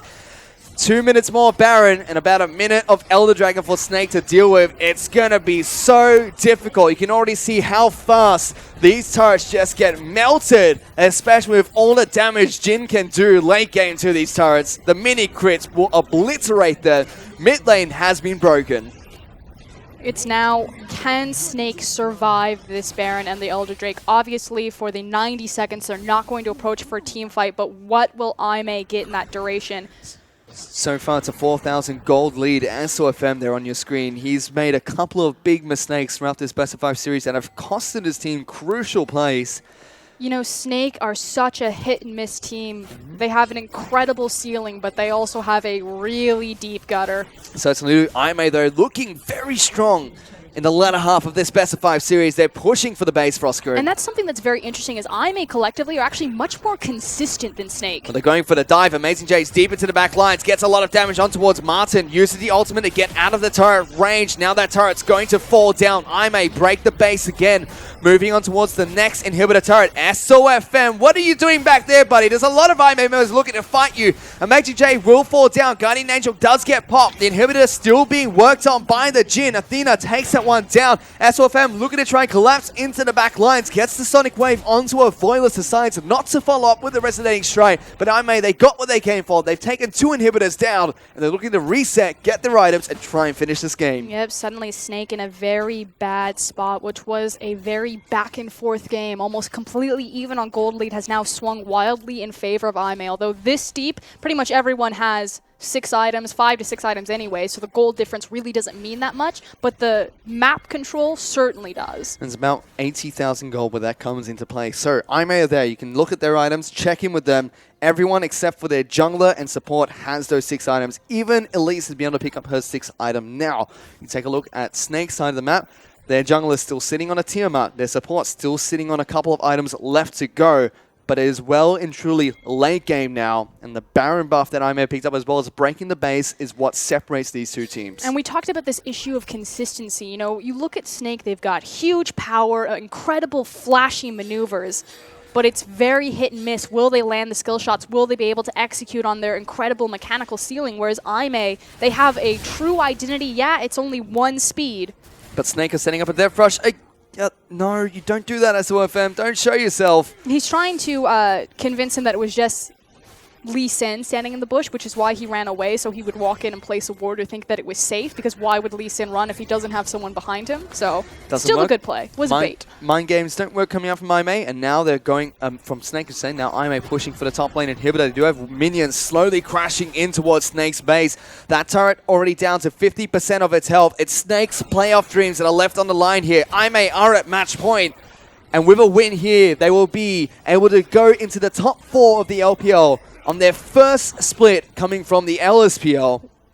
We already looking to try and finish strong. Win or lose here, IMA should congratulate themselves. But they're looking to go for that win, Frosker, and the final inhibitor turret will fall. This is the Hail Mary from Snake. SOFM's in, kicks Athena back into the team, but gets eaten up by Road to keep him safe. Big Cannon Barrage comes out. Amazing J forced to use the ultimate to try and get back into the fight. There goes Jay-Z. A flash away from GGR keeps him safe. He'll be the first casualty of this team fight. Good damage comes down from Snake, though, as they still look to push aggressively forward. But 4 members of IMA Strong are pushing into the base still of Snake Esports. They're left to defend their Nexus turrets and the top lane inhibitor. Yep, and with the 6th man flooding in, they're going to continue to chip away at this. Here comes Amazing J. Finally, Road does fall. Athena teleports in, and there is Amazing J's teleport on top of the gravity field. Athena, don't walk into that one. It stuns you up, buddy.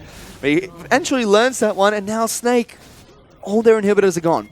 They have 80,000 gold. They're at max items. They can go toe-to-toe against IMA, but it's late game, Frosker, and IMA, they know how to team fight. It's also, they're not just competing against the 5 members, they're competing against that 6th man in all 3 of those waves because they don't have any inhibitors left. That means if IMA want to play this methodical and clinical, they can just wait for that Baron to respawn. And it's already tough enough when you have an inhibitor down with super minions crashing on towards the base. Now that every single inhibitor has been destroyed, 2 super minions from each wave will slowly walk in towards the Nexus. Once you have 6 of them trying to take down your turrets, it's pretty difficult to stop.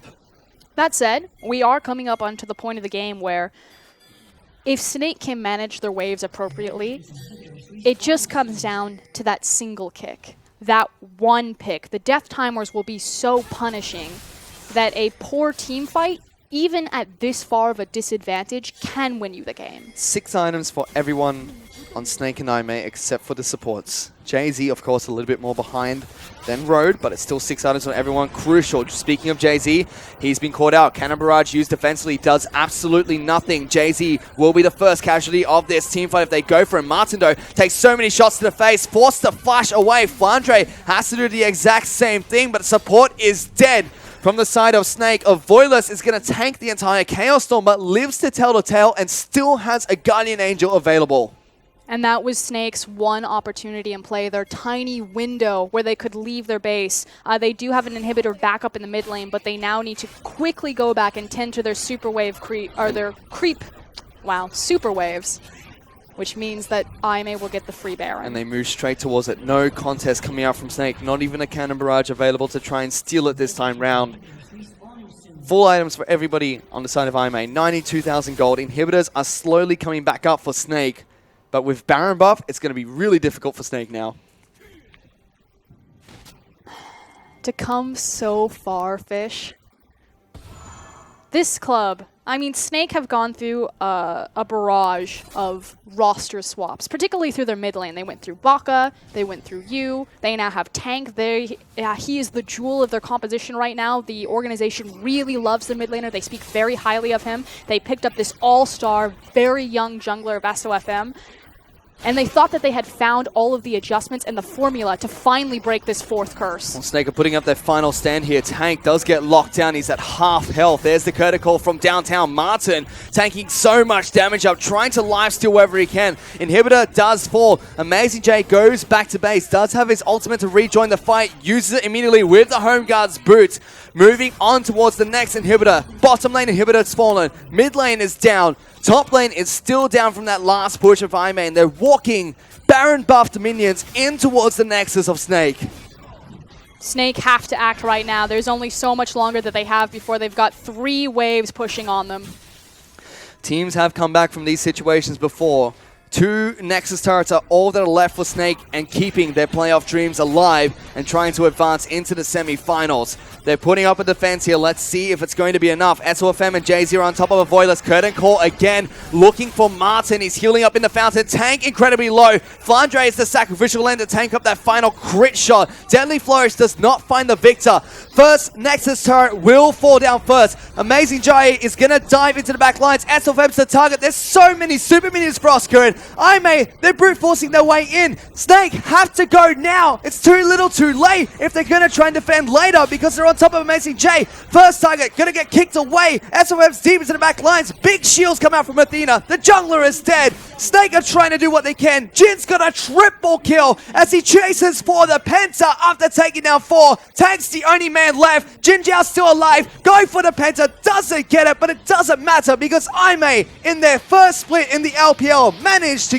qualify for the top 4 spot. Auto-promoted from the LSPL, take 3rd in the rigorous Group B, come into their first LPL playoffs, and have now advanced to the semi-finals. They'll be looking across from RNG, and they're looking to face their sister team in the finals of EDG. They certainly are.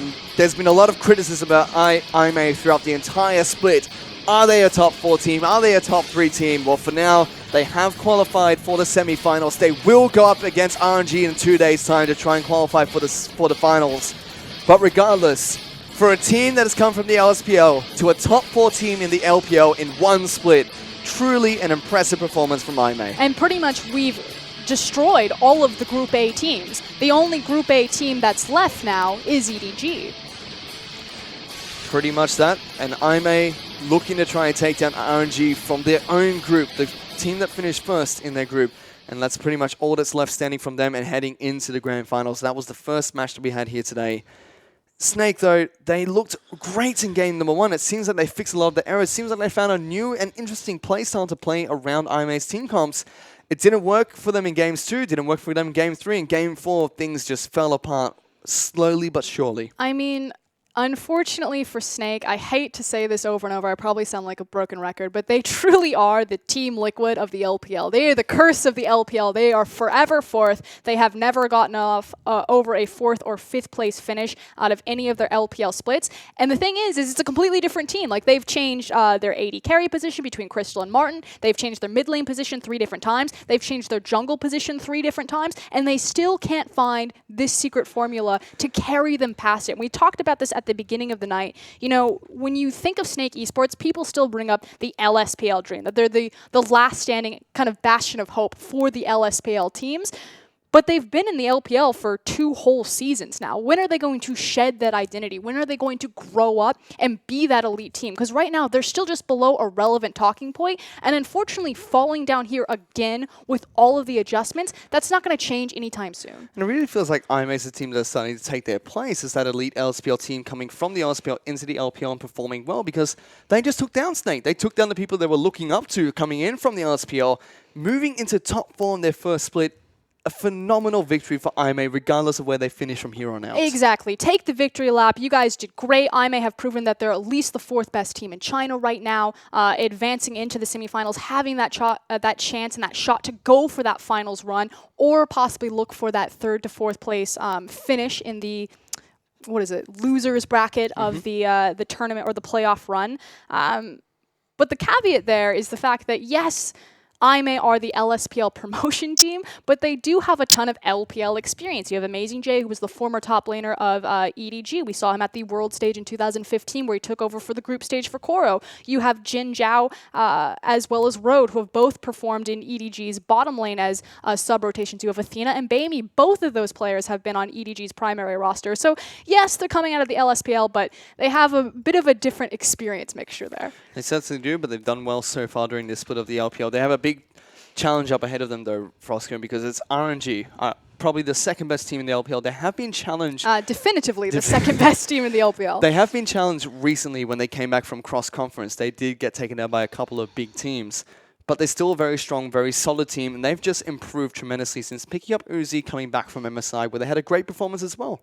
It's very different where these teams are weighted. You look at IMA, and yes, it's a very scrappy, very kind of global compositions. They like to skirmish, they like to move around, but their bot lane is primary utility. Just because A, Road's constantly going to be roaming, but B, Jin Zhao either plays Sivir, Ashe, or Jhin. And yes, those AD carries are in vogue right now, but there's a very clear difference between how Jin Zhao is playing someone like Ashe and how Uzi is playing someone like Ashe. And Uzi's Ashe is absolutely terrifying. So if you're lining up these teams kind of pound for pound, talent for talent, there's a very clear, definitive line drawn in that bot lane about being carry-oriented versus utility, and then you have to look at the jungle matchups. A Voidless is very dependent on kind of counter-ganking, whereas MLXG is all about being proactive, being aggressive, and being in your face. So we take a look at the way IMA play. We mentioned this throughout the entire Best of 5 series. They have a one-track mind. They have a clear goal in mind, and that's all they stick to the entire time. Sometimes it works out, like today. You know, drop game number 1, game 2, 3, 4, just play the exact same thing and hope for the best, and it worked out for them. But against a better team like EDG and RNG, that's where you really start to falter with a one-track playstyle. But that's where the asterisk is in better team. Yes, we expect that RNG are the better team, and we know that they have a higher ceiling. You look across at that roster, you have Mata, you have Uzi, you have MLXG, those three, Xiaohu, since his performance in MSI, those 4 players, I'm now like Looper. Holy wow. All 5 players are world-class in their positions, and they've proven that on international stages repeatedly. Whereas IMA, you know that they don't have that same skill ceiling, but the difference is that RNG have actually been slumping. Their 2-0 loss to OMG really sticks out like a sore thumb. Whereas I may have really stepped up, especially today, and we can even check in with the MVP for that match. It will go over towards Jin Zhao. Picked up a quadra kill at the end of the game, was so close to a penta. Scumbag Athena stole that one away from him, but still had a phenomenal performance on his Jhin. And it's funny because we call him the utility AD carry, but that's really what his identity is.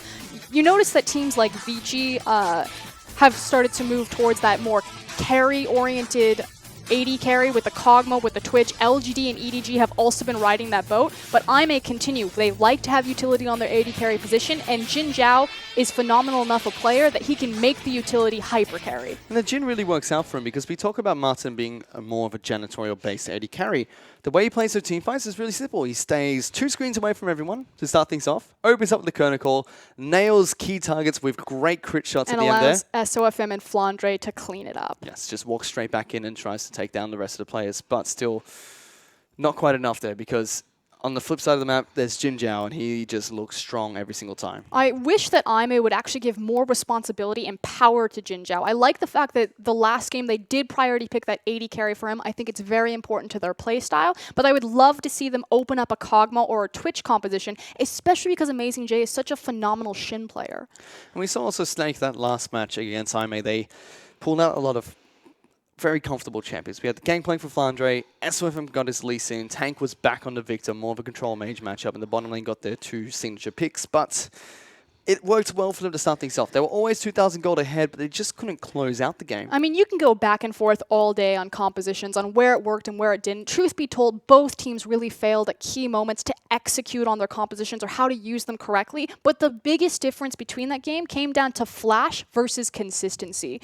SOFM in particular going for that triple kill in the top lane as opposed to saving himself for the possibility of a smite steal was a massive misstep and big misplay there. So it was individual decision making and a cool head that let IMA prevail. And speaking of that, throughout that entire game, we saw Baron getting very angry. He got attacked by both teams about 10 times in a row. They did not stop. They kept wanting to kill him, Frosco.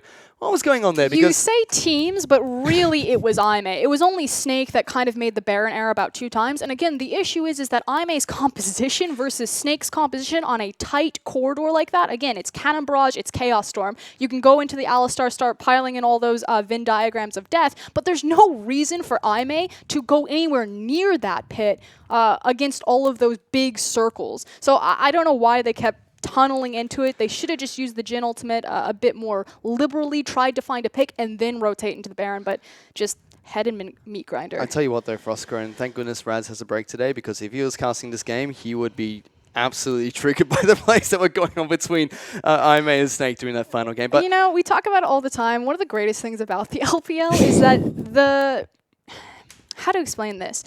the teams, like the mentality and not the arrogance, but the confidence in the players that if it's a 50-50, I can take this team fight. I know I'm better than that guy. I know I can outplay him. And that's like really the big key difference and one of the last standing kind of regional differences, because the LPL over time, especially on the global stage, has started to kind of homogenize its picks a little bit more. It's a bit more responsive to the global meta. We start to see more common picks, that are in NA, in EU, in Korea, appearing in the LPL. But it's still this mentality. 50-50, coin flip. I know I'm better than that guy. I'm going to outplay him. And that's what it comes down to with those Elder Dragon and Baron plays. But it's really good to see that from the LPL, and particularly to adapting picks from the international level, because coming back from MSI, we saw a lot of more range-based supports, which NA made very popular heading into MSI. We even have mic checks coming in with Malas Xiangguo, who, said he learned things from CLG taught me this, Xsmithy taught me this. taught me how to do certain things. So it's great to see they're adapting, but it's also fantastic to see that they still keep their unique play styles and they try to use that as their individual quirks and quirkiness to try and take games down. Yeah, and you brought up a really cool point with the support casters, the Karma, the Bard being really big. And yeah, we have a lot of incredible Bard players in the LPL, but I cannot emphasize this enough. Historically, the LPL doesn't touch long-range supports. It's all about, like the Annie came from us, but it's just like this go forward mentality. Flash in, kill everyone. The big Alistar, the Brahms, the Annies. You never used to see things like Morgana or Nami or Karma or Bard or Trundle. Disengage used to not exist in this region, and slowly it started creeping in. So I can say Annie was an exception because, Tibbers, he's melee, he's fine, he does what an Because it's not Annie going in, it's Tibbers going in? It's Tibbers that goes in. He's a melee champion. He's a melee supporter as well. Calm down, we're still good here. And, even as we approach the end of the summer split, we went from range supports back to melee supports. Alistar came back in. EDG made Braum a very big priority pick, or ban, especially in that bottom lane. So still sticking to the guns. They still like to be very heavy with initiative supports. And we have a lot of very big playmaking supports. People like Road, who are very crucial in this match. You can already see Night and Day perform poorly in game number 1 on a Trundle. They gave him Alistar, just smashed everyone, basically. Yeah, from the disengaged champion to the engaged champion. And yeah, we brought up Bard in there, but Bard's just really his signature pick. He likes the big golden go button. Again, it's kind of a very binary sense with IMA. They do one thing, but they do it really well. And it's good to see IMA, they were able to pick up the win here today. And, there were a lot of questions for IMA throughout this entire split. Are they good? Are they bad? What's going on with them? They were up and down. They've really tried to solidify their place. They're consistent. Yes. I think at the end of the day, that's really all that matters, is we know exactly what we're going to get out of IMA. And the thing is if you actually look at their road through playoffs, they went through Invictus Gaming and they went through Snake. Probably the most up and down and inconsistent teams. You have no idea if you're going to get that incredible elite Snake like we got in game number 1. You have no idea if Rookie's going to have another, MVP, OGN title winning performance, if Zatai is going to be crazy. You don't even know what roster Invictus Gaming are really going to start. But IMA, through and through, you know exactly what you're going to get, and they're going to execute on it every time. And with the exception of Baimi and Athena being changed around a couple of times, we can check in with IMA again how they performed during that game, because they had a few big highlight reels. Oh goodness, we're going to see Baron about 20 times here for us, Grin. Strap in, buckle up. I have a feeling all of these highlights are going to be in Snake's red jungle or around the Baron pit. Not surprised. This first one was actually a double kill that came out from Athena. This is an Athena running around with Ardent Sensor. Yes. And he just destroys 2 people with an empowered Q. Hi guys. Pop like a balloon. And where was SFFM? Fighting someone across the map. Who knows? Yeah. He unfortunately was not able to perform here today. He had some great highlight plays himself, but just not the SFM we were used to seeing when he first joined the Snake team. And that's the biggest issue with Snake, is that definitively they have a higher skill ceiling than IMA across from their talent. Having SOFM, having Flandre, but at the end of the day, they're just not a team yet. Still, we will see Snake come back next split for the LPL, but it is IMA that advanced into the semifinals, going up against RNG in their next match. But we still have one more match to be played here today. It will be Team WE and Vici, and they'll be on in just a bit, so don't go anywhere.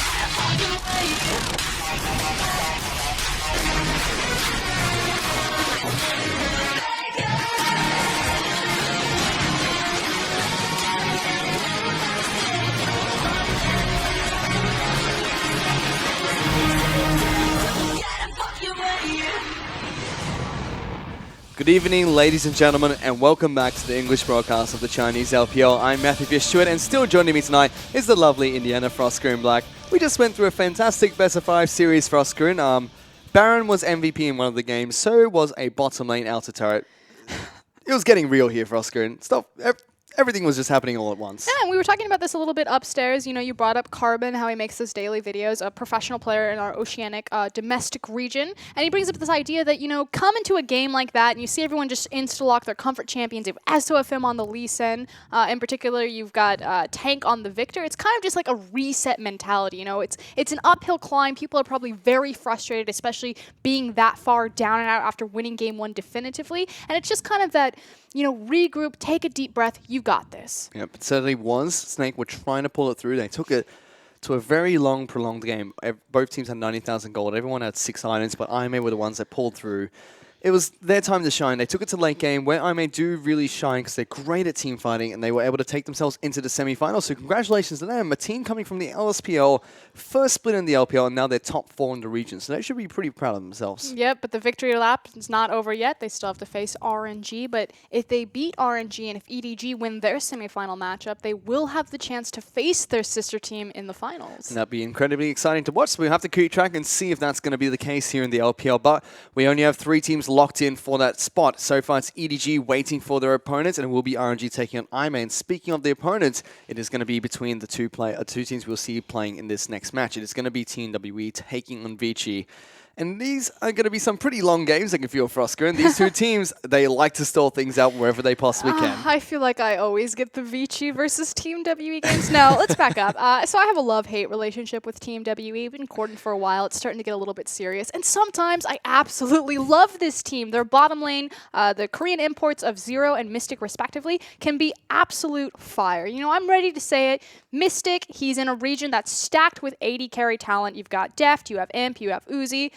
I'm going to say on certain picks, like Ezreal, he is an S-tier 80 carry that can compete with the big boys. And you take a look at the other side of the river. You have Vici, who have been, since Spring Split, a predominantly top-focused team where they put all their resources onto their top laner, their jungler, as well as their mid laner. And they use these great players to try and, feed into the bottom lane and get their bottom lane 80 carry and supports Endless and Caveman and sometimes Shen P ahead. They've been stepping up recently, Frosker, and especially during their last match coming into the quarterfinals. They looked phenomenally good, especially on champions like Twitch and Kog'Maw. Yeah, and it's the rise of those hyper 80 carries that have really brought back the power to Vici's bottom lane. Like you said, bringing up that Twitch and that Kog'Maw. It's funny, too. Twitch has this interesting reputation. EDG have actually said that they prefer to pick Twitch, and they think that Twitch counters the Lucian lane simply because Twitch loses the lane. And what that means is that it draws jungle pressure, which opens up counter gank potential. So they actually pick the Twitch lane knowing that you're going to try to camp it and put it down and then just counter gank you. Whereas Imp on the other side says that Twitch is the best 80 carry because he can ambush and kill any other 80 carry. For now, though, let's head straight into that match. The first up is going to be Team WE. 957 will be up in the top lane. Condi will be heading into the jungle. Sia will be the mid lane of choice, as Mystic and Zero will be the 80 carry and support for Team WE. And this is a group of B-rate players that made an S-tier team. They've now upgraded from the A team. They don't have a standout superstar, but you can get superstar performances from each of them individually.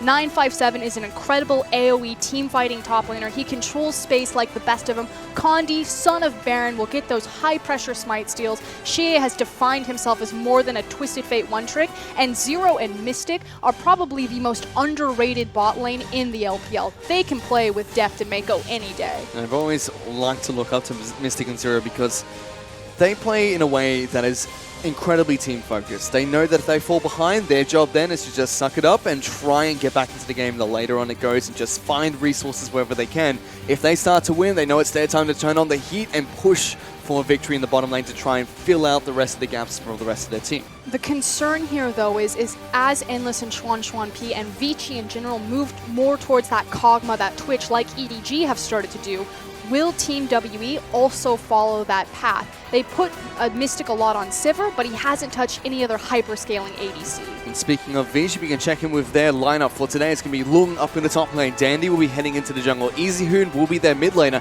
Endless and Caveman will be the starting AD carry and support. And as always, they have Shunshuan starting as a substitute as an AD carry that could potentially see play later. Could potentially, will for certain see play later. And a big criticism that we've had of Vici is they don't necessarily know the difference between their two AD carries. They use them in very similar ways. In their first playoff series, though, against Game Talents, all of that was thrown out the window. They have a very clear, defined identity now. Endless, you're the Kog'Maw player. Xuan P, you're the Twitch player. On top of that, both these two players, something they do share in common, which was surprising because that confused our identity between the two teams, is they still both play the utility-based AD carries. We see a lot of Ashe being picked up by Vici, and it was important in both their victory previously against Game Talents in the best of 5 series, and even in their final game against Team WE, which was the last match they played. And speaking of big priority picks and things that are certainly to be either priority picked or target banned, it's going to be Long Shin, Easyhoon's Lissandra, as well as the Twisted Fate.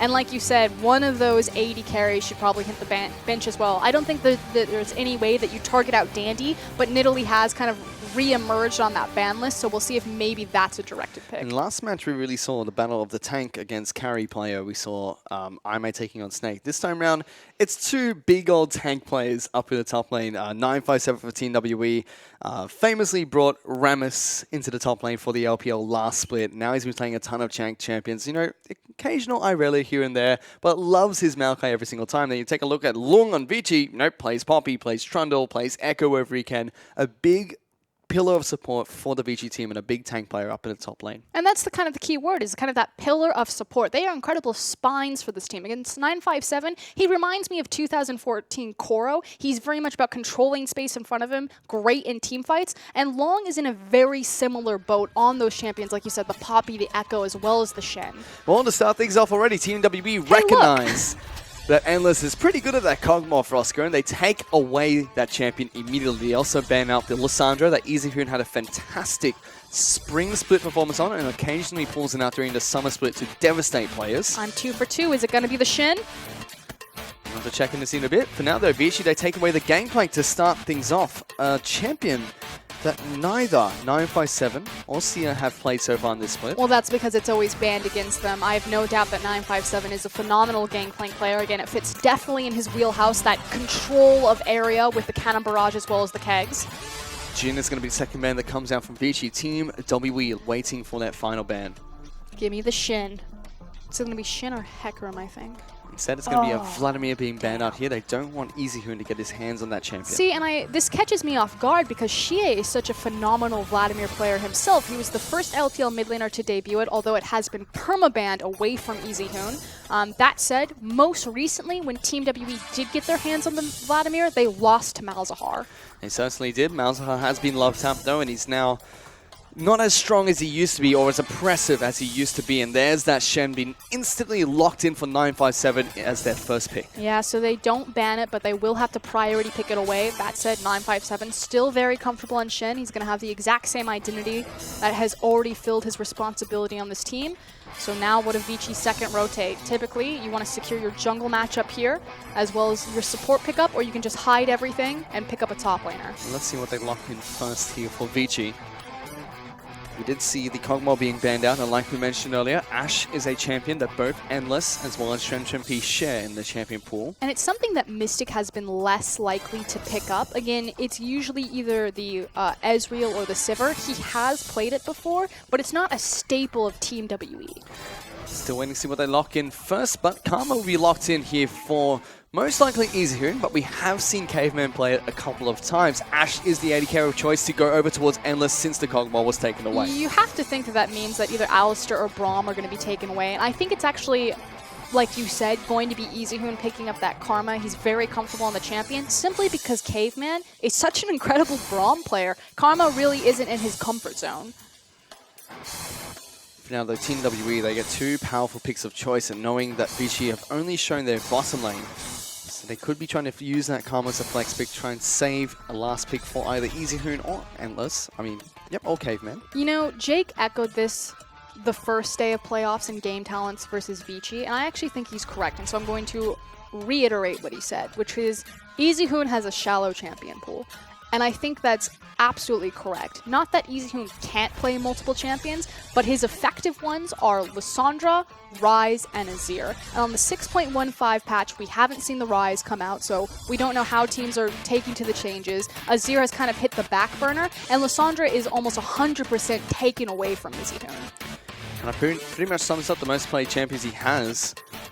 The only ones that kind of creep up there would be Victor and the Lulu, but Lulu was played at the start of Spring Split, really, and now Summer Split we don't see much Victor from him either. And you know, EasyHoon, he's going to hit his buttons, he's going to drop that Chaos Storm, hit the lasers, he'll be a great solid Victor and Karma player, but it is not to the same impact as his Azir or his Ryze. Whereas Sia, he has a ton of picks off his sleeve. LeBlanc is the most famous one, which has been banned out here today. He's played a ton of other champions as well, and he's hovering over the Talia, which would be exciting to see him pick up in the mid lane. For now, though, we can run through the picks that we've kind of missed out. Gragas was locked in the jungle for Team WE. They also took away the Alistar. We get Hecarim and Poppy being picked up by Vici. We've seen a lot of Poppy return to the LPL. Started with Acorn, as like you said, this is going fast and furious. The Ezreal and the Talia will be locked in. So we do get Mystic's Ezreal being picked up here. He's very famous for the champion and plays it incredibly well. In fact, his name is, Mystic, after Mystic shot. But Talia being picked up by Sia, a champion he has yet to play this split. And the thing is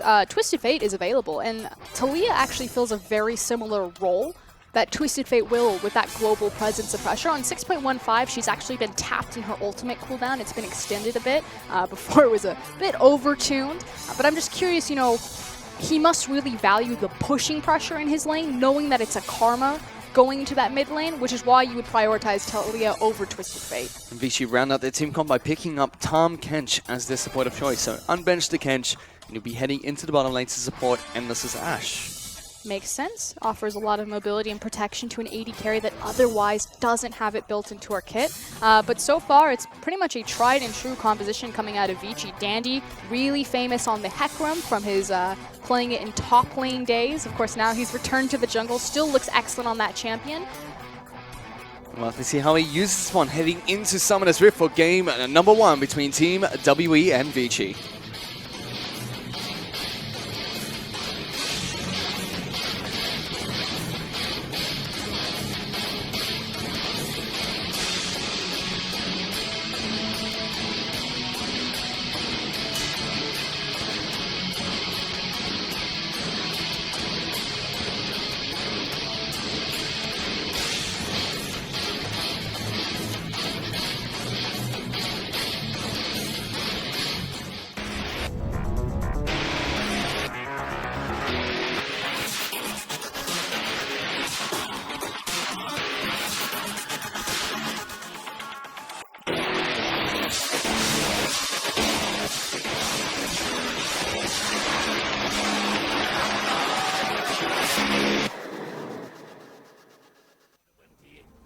On to Summoner's Rift for game number 1 between Team WE and Vici. And as we went through Champion Select there for Oscar, and as we went through the small pause that we had before going to Summoner's Rift, there's something that really stands out here that these two teams are relatively famous for, which is low damage, lots of tanks, and very good late game scaling coming into this first game. Yep, everyone grab some popcorn, buckle in, get cozy on the couch, because this is Vici versus Team WE. Both these teams are very patient. We call Vici the team of 1,000 cuts. They beat you with small increments around the map. Team WE, we call them the Elder Drake team. They pretty much turn it on at 35 minutes. Again, they kind of have a lackluster 1v1 lane ability, and they compensate for that in their team synergy and cohesion. But otherwise, these compositions are almost exactly the same across the board. A lot of level 6 power. And so for the first few levels, it should just be a very controlled, passive farm game. As Condi wants to make something happen with his Gragas in the jungle, a little bit more aggressive in the early game, especially with his first flash body slam. He certainly has the ability to invade Dandy through the pressure point that Xie can create. Again, he had the opportunity. He could have looked towards his Twisted Fate. Xie was known almost exclusively as a Twisted Fate one-trick, something that Team WE are very familiar with. He used to have a player called Messiah on their team, but has definitely kind of branched out and really created his own identity throughout his career. You know, go back to Team WE defeating the GE Tigers at IM and how far they've come rebuilding this dynasty effectively. And there's that famous wave clear that Twisted Fate just won't bring, but this champion will. Yep, Sia picking up the Talia here, immediately goes towards the Raptor camp, trying to take down the small Raptors, but runs into Dandy. We'll take a little bit of damage coming out from Easyhoon. Thunderlords does proc, but he is still fairly safe. But this is still incredibly important. Even though Xie really didn't gain anything off of that, he still figured out where Dandy is. He got level 2 as well from taking away a few of those small Raptor minions, and Talia is obnoxious in terms of wave clear, especially when she hits the range minions with her rock throws. She also does a surprisingly amount of damage. I mean, obviously late game, because she doesn't have a damage ultimate, she will fall off a bit. But then you look at Easy here, and his ultimate, also fairly non-existent, does provide a little bit of extra damage. Mobility and utility, as this is really going to be the big pain point between these two teams, where there's just obviously a big discrepancy. It's between Mystic and Zero and Endless and Caveman. Mystic and Zero have the opportunity where they can really punish this, but this does mean that they're telegraphing and opening themselves up for a counter gate from Dandy. Certainly does. Easyhoon for now in this mid lane. He's still farming up underneath the turret, trying to take as much CS as he possibly can. Talia still farming up the Raptor counts every single chance she gets to move away from the lane, which has been fairly frequent. You know, the LPL used to be fairly famous for its mid lane talent. I mean, obviously not in comparison to someone like Korea, where they have the best player in the world in Faker, but you had a lot of mid lane talent in the likes of Whites, Messiah, when Zatai, you know, was still in that mid lane. He was kind of thought to assume the throne. And now kind of this new wave of Chinese mid talent has come to power. And Xie is really the start of that. You have people like Xie, Xiaohu, the return of Wayless. So the Chinese mid lane kind of making a resurgence since cool Whites and Messiah have all retired and stepped back. Especially when we saw Xiaohu take to the international stage at MSI. Really stepped up there for RNG. Had a great performance.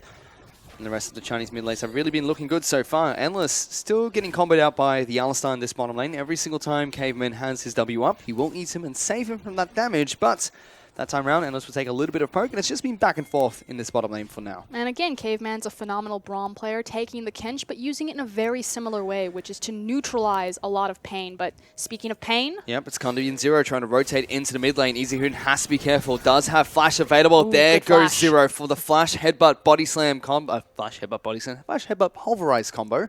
Does not connect, but Easyhoon does burn a crucial summoner spell in this mid lane. And now it's about, will Kondi execute on that? Because it was trading the support flash, Kondi still has the availability to look for that flash belly bop. Certainly does, and Talia can manipulate these waves rather effectively. Can choose to shove into a turret, reset, and make it freeze on her side of the map, or just keep on shoving in towards this Karma. Something that Xie will execute quite frequently. In fact, all of Team WE. So the cool thing about WE is that they're incredibly patient and they're incredibly good at bouncing waves and using freezes. Typically, when you freeze against a team, it opens up pressure points, typically in the mid lane, where, okay, I can't be in this overextended freeze that you've created. I'm just going to go mid, kill your mid lane, or take your tower. But Team WE are so good at being right place, right time, and neutralizing pressure, elongating games, and finding the resources that they need. You can already see an example of that in the mid lane. Sia, he's not necessarily hard freezing this lane, but he's making sure when Easyhoon comes into last hit, he has to use his Q, which means naturally minions going to be left on Sia's side of the map. So that's going to be a hard reset of those two waves, and means that Gragas is always going to have constant pressure, and Easyhoon has to keep on being vigilant. Exactly, which is why you see Dandy responding by invading the jungle and getting these deep wards. Dandy, of course, world champion, very cerebral-oriented jungler, really likes to acquire information, but what makes Dandy unique is how he punishes this information. Easyhoon turning on the pressure in this mid lane, does have Hecarim rotating up here, but just gets a chunk of damage down on towards Sia. But the damage has been done, and it's not necessarily the mid lane trades. It's the fact that you have a deep pink ward behind the red buff of Condi, as well as a ward on both camps, the Raptor as well as the Krug camp. So again, Dandy, cerebral jungler, he's thrown out his net. Now what is he going to do when he catches something? Condi's also a jungler that likes to go for the green smite to be able to ward as much as possible, provide that extra vision for Team WE. And we see a lot of junglers in the LPL work together with their supports, whether it be someone like EDG, where we see them, try to kill as many people as possible, or SFM and Jay-Z do the exact same thing, whereas Team WE, they're more of a, let's hold hands, go get some wards down, back off, and we just help the rest of the team later. It's such a night and day difference. I feel like a lot of people have this perception that the LPL is chaos and bloodshed all of the time. Send them this best of 5 series. Exactly, and it feels like it's very weighted on the different sides of the bracket. The fact that we have Team WE, EDG, and Vici all on one side, RNG, Invictus Gaming, and Snake on the other. Seo was actually looking to see if he can rotate up towards the top side of the map, disappeared into Fog of War, retreat pings were sent down onto his way to the top lane, so to speak. Top lane, 957 and Poppy, they're just duking it out. Constant taunts coming out from Shen, trying to keep Long occupied. He's about 20 CS behind at the moment, but there is a large mini wave that will eventually crash onto his Poppy turret, and if Long CSs correctly, we'll be able to pick up majority of what he is missing against the Shen, but still a decent lead to start off for 957. But ultimately, we're just buying time, farming resources, and getting closer and closer to those level breakpoints, the level 6. Yes, 957 doesn't have his global available, but he will have Stand United. And that really shows how he's been trying to get ahead in this lane as well, using the teleport, get back to base, rely on Stand United when that first comes back up, whereas Lung really has to hold his teleport in case there is a cross-map play. Bottom lane though, Endless and Mystic going toe-to-toe here, trying to trade damage back and forth. That's just been the story of this bottom lane, but they just resort back to going to farm. Yeah, but neither bot laner will pull the trigger on this and look for the all-in engagement. And again, it's because both top laners have the ability to impact that bottom lane, as well as no eyes on either Condi or Dandy, although Condi will show himself on the Krug ward now. Yep, that Krug ward will slowly disappear as he tries to take it down, so he knows he has been spotted Here comes out. Talia. He's going to try and see if he can cut him off in the bottom lane. Okay, this is cool. So Xie is only walking down there, not because he necessarily wants to pull the trigger on it. Again, Mystic doesn't have a ton of mana available to him.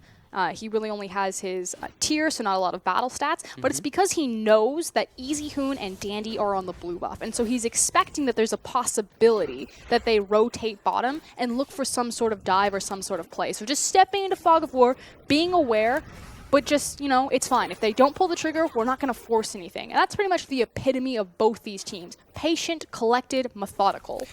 That's exactly what we're going to be seeing for the next few minutes as well. We have hit level 6 on all the champions in the game, so there will be a little bit more aggression between these two teams, but they still would like to sit back and farm up for a bit more. There's the potential for more aggression, and it looks like it might start with Dandy in that top side. You can already see top side of the map. Poppy is slowly falling behind in terms of farm. In fact, he's just been forced to use his teleport to get back to the top lane. It's 60 CS to about 80 at the moment. That's a big discrepancy that should give the go-ahead that if Mystic and Zero want to turn it on, they have the advantage of being able to get Shin there. But more importantly, Endless and Caveman have to be so much more respectful now. Big problem for Mystic though, he is Ezreal, so he's sitting on that tier at the moment, so combat stats not in his favor at the moment.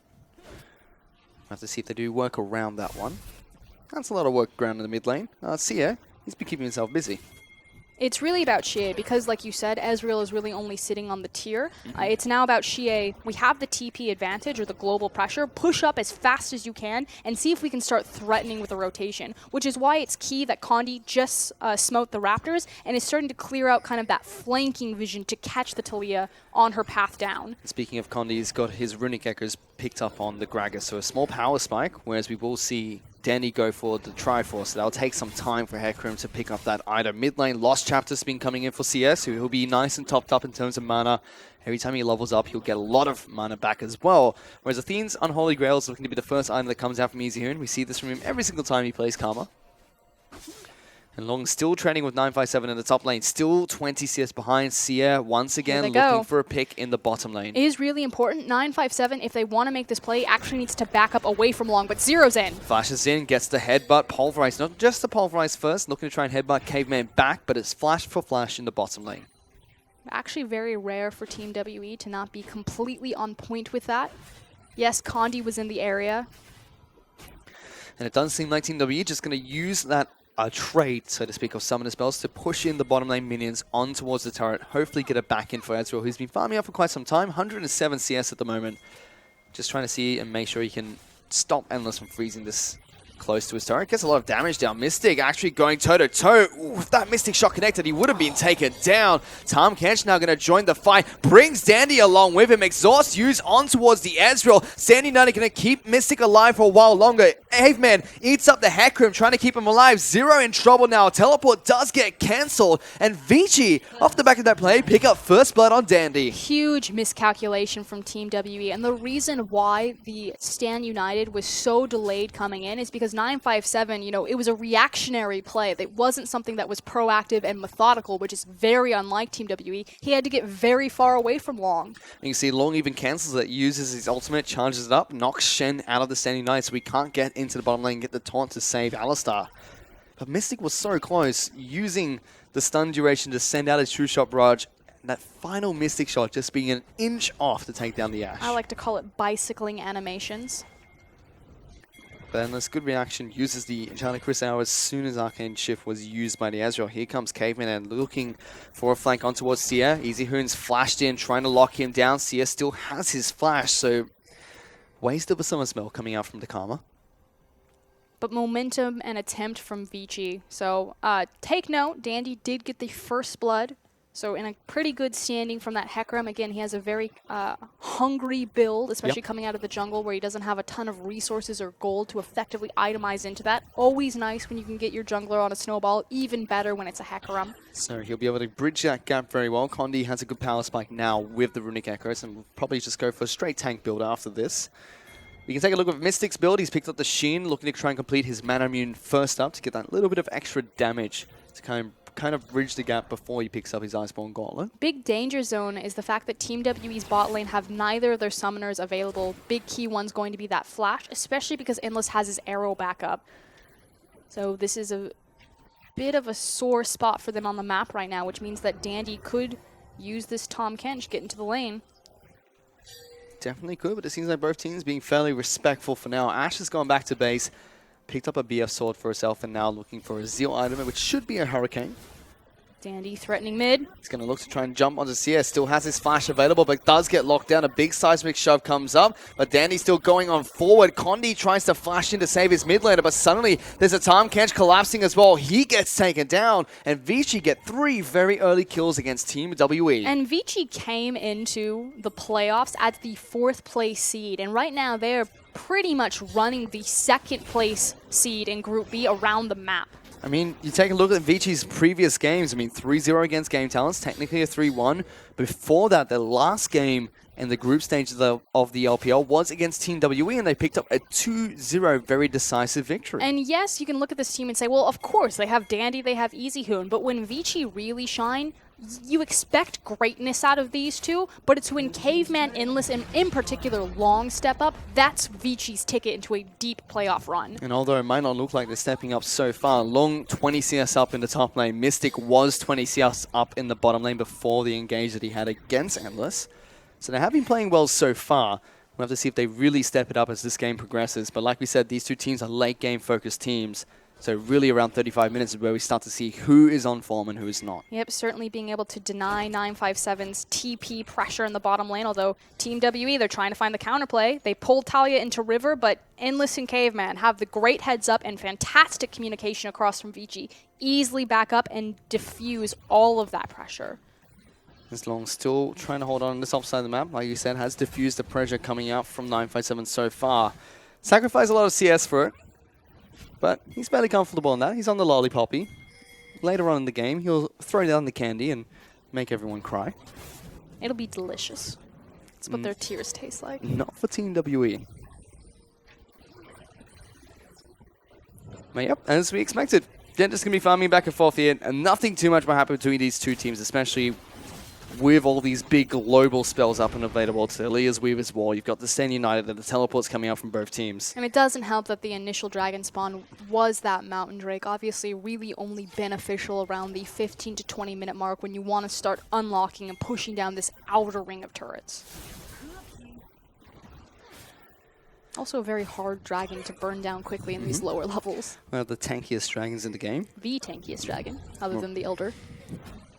Morello Nomicon has been picked up by CEO as well, so a small item power spike for Talio. This is a big push coming out from Vici. So Weaver's Wall will come out. Arrow will connect onto Mystic just to delay some time. This is the first structure that will fall down, and Vici will pick it up, but Zero gets a big pulverized combo off. Dandy just waits in the wings, but they get what they came for, and Vici take down the second structure of the game, But that's what Team WE were lacking, is that clear-cut communication. You think about Team WE's attempted gank on bottom, that Zero and Condi weren't on the same page, but to be sieging that tower where they know that the Weaver's Wall is coming in and Endless proactively throws out the arrow to make sure that Mystic can't follow it up, that's the difference right now of why Vici have taken the lead. Exactly that, and you know, this looks like a very calm, collected game. Both teams, doesn't look like anyone's really pulling out ahead, but Vici, they're 3,000 gold up just from map play alone. Just from these small picks that they've been getting where they take advantage of misplays from Team WE.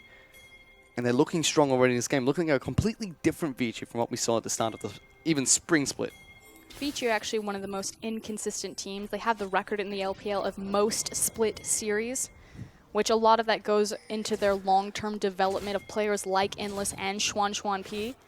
Well, the last few series have been quick, decisive, and all in their favor. So hopefully being able to find some form heading into the playoff run here, looking to try and secure at least a 4th place finish and try and get into that fight against EDG in 2 days' time to see if they can make it into the grand finals. But that would be a tough task ahead for either of these two teams because EDG is still undefeated in the LPL. And EDG are also very clever and quick around the map, but more importantly is that EDG will run multiple damage threats, and that's kind of the one thing that Vici haven't added to the notch in their belt, is that they typically run low damage compositions, because Endless and Xuan P as carries, yes, they can pick up the Kog'Maw and the Twitch, but they're not as consistent as someone like Deft, like Uzi, like Imp. For now, though, we're going back into the lanes where teams are just farming up. Vici use their advantage and try to take down a Mountain Dragon. This time, though, 957 is getting jumped on. Long tries to lock him down. Easyhoon is on the top side of this map as well. Dandy's been brought up by the Tom Kench. 957 gonna have to try and flash if he wants to escape from this, but Enchanted Crystal Arrow just nails him, and it's a 5-man assist coming out from Vici just to take down the top laner. And heads up about where Endless threw that arrow. That was a from the hip shot in mid lane, so excellent aim with that skill shot. And Vici, they were just on the bottom side of the map, taking up that tower, picking up the dragon, and suddenly they've made a play topside. They are just tiny paper cuts all over. And you can already see how different Vici are. Spring split, start of spring split to the end of summer split. The entire progression they've made during 2016 is phenomenal, because if this was start of spring split, it'd be Lung trying to carry top lane, Danny trying to assist him, Easyhoon trying to dominate people in the mid lane. They're like, okay, it's 20 minutes now. We need to kind of save Endless and Caveman, who are falling really far behind. If not, we're going to lose the game. Now it's Endless and Caveman. You know what? We can hold our own. We can go toe-to-toe against our opponents. If you need help, I'll send an arrow top your way to help you out. And they're doing really well, and that's really where Vici have been gelling together so far. Yep, Vici are one of the few teams that have had a very clear development curve and arc over the course of the split. And they also have that playoff buff. You know, we talked about how Snake have the debuff. Vici, for sure, always make great deep runs into the playoffs. So they did. They tried to do spring split. We're not able to do fantastically well, but still got fairly far for where we expected them to finish. This time around, doing the exact same thing. Coming in as one of the last seeds into playoffs. Now fighting for a 4th place spot. They're definitely going to need it if they win this series, because again, winner here faces EDG, which very heavy favorites. You have to think that you're winning here effectively to get knocked out. But as always, you take a look at Team WE. They're a team that waits till 35 minutes before they hit the go button. They try to mitigate their losses. They'll say, okay, we're 3,000 gold behind. Let's try and keep it that way. And that's something that Vici historically have really struggled with. Yes, they have great map movement. You can see them right now, you know, all rotating towards this top side to apply pressure to 957. Now finding a catch. Let's see if they can get a catch on towards Condi. Straight into the Enchanted Crystal Arrow. Good movements from Dandy to knock him back into that one. There goes the E coming out from Caveman to pick up the kill for himself. Vici a 5-0 of Team WE, and they will take down the top lane Alta turret. And they're one of the most punishing teams to play from ahead, just because they know exactly where they need to be at exactly the right time, which means any mistake is just exasperated. But at the same time, they really struggle in 5v5. So if Team WE can just mitigate the bleeding, hold on, they do have a hope. But it seems like Team WE are really struggling with just trading with Vici here, because every single time Vici take an objective, it's very rare that we see Team WE trying to trade for something else. That's the first time where we've seen a trade coming out from Team WE. They took down the bottom lane outer turret, but they did lose a member of their team doing that. So we'll have to see what they're going to be able to do next to try and get back into this game. For now, though, big power spike for Mystic. Has his Ionian Boots of Felicity as well as the Manamune and the Iceborne Gauntlet. Lots of cooldown reduction for the Ezreal. Lots of mana, lots of good damage from his Mystic shots. We'll be waiting for the Blade of the Ruin King as his big item power spike next. Ash still waiting to complete the Infinity Edge. Endless does have that Hurricane available and will be farming up in the mid lane this time round to pick up his items. But there's no pressure right now for Endless to finish or have that Infinity Edge on hand, simply because there's no team fight set up. This is all just about picks and playing the map. And he's been using those Enchanted Crystal Here arrows comes well. a deep teleport. And they're looking for the fight. There's Sen United straight onto Mystic to try and keep him alive as long as possible. 957 gets a good turn onto Easyhu, and he's the first casualty for Vici this game. And suddenly Team WE turn on the pressure because they've got 2 members of Vici dead. Double kill comes out for Sia. Big pulverize gonna come out from Zero as well. Long gets taken down. Endless only finds 1 kill, and that's a huge seismic shove. It's an ace that Team WE get 22 minutes into the game. And that's exactly it. It may not be 35 minutes, but it is 22. And more importantly, there is all 5 members grouped up. Mystic is a one-man army on this Ezreal, but thankfully his team showed up around him, which means that they are healthy enough to start this Baron. And disaster strikes for Vici here because Team WE react to the global pressure that Vici provide in this game. A team of 1,000 cuts just tried to take a slice too heavy here, Frostcurrent, and they get punished with the retaliation that comes out from Team WE. And now immediately we have a massive swing of power. Team WE don't assume the gold lead this time around, but they are certainly in control of the map and get a nice breather. But here we go. This is the first Ash Arrow that doesn't hit for the game, which is unfortunate, but it's the fact that Endless is still running up the river and all 5 members of Team WE are here and ready. And the damage has pretty much been done by the time Endless does show up. Mystic on his individual performance, though, phenomenal to see him play Ezreal. You have to take a look at Zero as well. First off, stop the initial gank, then got a big double pulverize to keep Mystic alive again. Huge factor to Mystic being able to outplay in that situation, and now Team WE try to pull it back in their favor. Gold almost dead even once again. They do have Baron buff for the next few minutes, so they can kind of take advantage of that, try and take down these outer structures and bring themselves back into the day, bridge themselves to the 35-minute mark they are famous for. Yep, but here we go, bot lane. Looking for a fight onto 957. Caveman will come down as well on the Tahm Kench. Good flash coming out from 957 to get over that wall.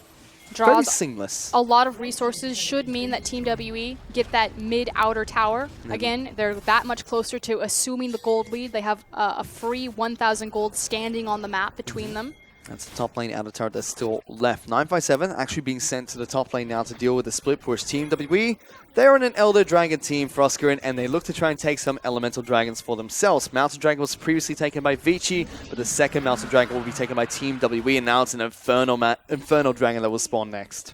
And the big thing is that these mountain dragons are actually worth something at this point in the game. This is when we want to start sieging down those outer towers. So good timing from Team WE. They still have their Baron buff available. In fact, it's only halfway done, so lots of time for Vici to try and heal up the wounds that were created by Vici earlier in the game. They try to push through the bottom lane turret, but this just buys some time for 957, who is split pushing on the top side of the map. Will be able to take down that top lane outer turret, even up the turret disadvantage, and for the first time in this game, Team WE take the lead. But they're going to continue to try to apply pressure to this. No one is answering 957 on the top side of the map. Easyhoon looks like he's going to be the sacrificial lamb since he has his teleport available. We'll be able to match 957 if he decides to move into the bottom lane. Also has a spell that can stop a teleport and a Stand United. But for now, Team WE pull the trigger on towards this bottom lane inner turret. That will be taken out relatively quick. Vici are just being run all over the map. And the reason why is they're just going to sacrifice it. Yes, Dandy was moving a position, but Long was in the mid lane. He doesn't have his teleport available, so Vici just gave that one away for free. And it's bridged some major power spikes that these teams desperately needed. Iceborne Gauntlet being picked up by the Gragas. A big, tanky 957 in the top lane. Has his Tiamat just to clear waves a little bit quicker as well. Endless even looking for his recurve bow so he can pick up that Blade of the Ruin King as soon as he possibly can. Has finally completed. His Manamune has upgraded into a Muramana as well. He is truly online, and they're approaching 35 minutes where they start to get incredibly strong. with the map open as well. The composition does get scary in terms of Talia able to maneuver and pick someone off. It's now kind of a question of who's going to strike first, Endless or Xie. And Endless has picked up his Infinity Edge, so it's a big spike for the Ashe as well. Will look fairly strong heading into this match. And still waiting for his next item. Team WE certainly have the vision advantage, full control over Vici's blue side. They could actually turn and try to catch Long. There they go. Wall will be able to separate Long, but a great use of the E coming out from Poppy gets him over the Weaver's wall. Mystic, though, going so aggressive, looking to take him down. There's Condi, will get knocked away by the Poppy ultimate. Caveman has to flash to keep Long alive, and even himself is incredibly low. Very clutch play from Vici, but Team WE really turning on the heat here. But unfortunately for Team WE, they lost control over their creep wave, so they're not able to do anything with that pressure that they applied on 2 members of Vici. Team WE, though, do assume the gold lead. They're about 700 gold up, 27 minutes into this match. They did take the first Baron down. We'll have the time of that second. And we'll be an Infernal Dragon that spawns in a couple of minutes. Easy Hoon does have his Rabadon's death cap, so a little bit of extra damage will come out from this Karma now. Right now, it's a race to A, clear out vision, but also help establish position around the Dragon Pit. Yep. As well as reset all the side lanes and start creating slow pushes against your opponent. But it seems like the game has swung in Team W's favor. We talked about Vici, team of 1,000 cuts. They were getting those cuts in at the start of this match, all the way from the very get-go. Kept taking poke shots at Team WE, taking structures wherever they could. But Team WE fought back, and now Vici, they're not cutting through anymore. Issue is that yes, Vici play very well when they're ahead because they know exactly where they need to be on the map at the right time.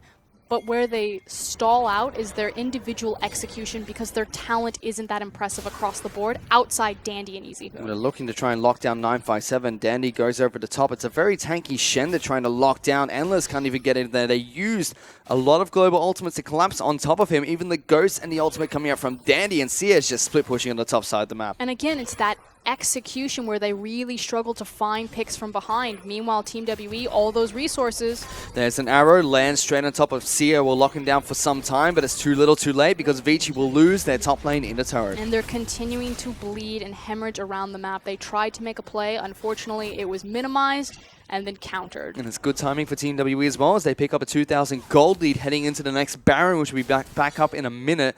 Dragon be up in a minute 30 as well. We should start to jockey for position around this river. From Vici's side of the map, you can see Poppy trying to get as tanky as possible, looking for the Iceborne Gauntlet as the next item. Dandy has completed his Trinity Force, now going as tanky as he possibly can. With the Thunderhawk completed, looking for the Spirit Visage next. Mid lane, Easy Hoon has picked up a Rylai's Crystal Scepter for himself, trying to get even more slow from his Q. Whereas Ashe now has the last Whisper, so we'll be able to shred through the double tanks that Team WE have coming into this game. And this is in a very healthy position, very strong for this Ashe. She pretty much has her core already built up. But again, very low damage team composition coming out from Vici. Going to be difficult to deal with these tanks. I think the bigger issue is the fact that there's so many tools on Team WE's composition to get to that backline and to really threaten both Easy Hoon and Endless. And Caveman can only save one. The only disengage that you have is really in Long and Tom Kench. For now, though, Vici just trying to secure as much vision as they possibly can around the Baron Pit. That is back up and online. Infernal Dragon will spawn in 25 seconds.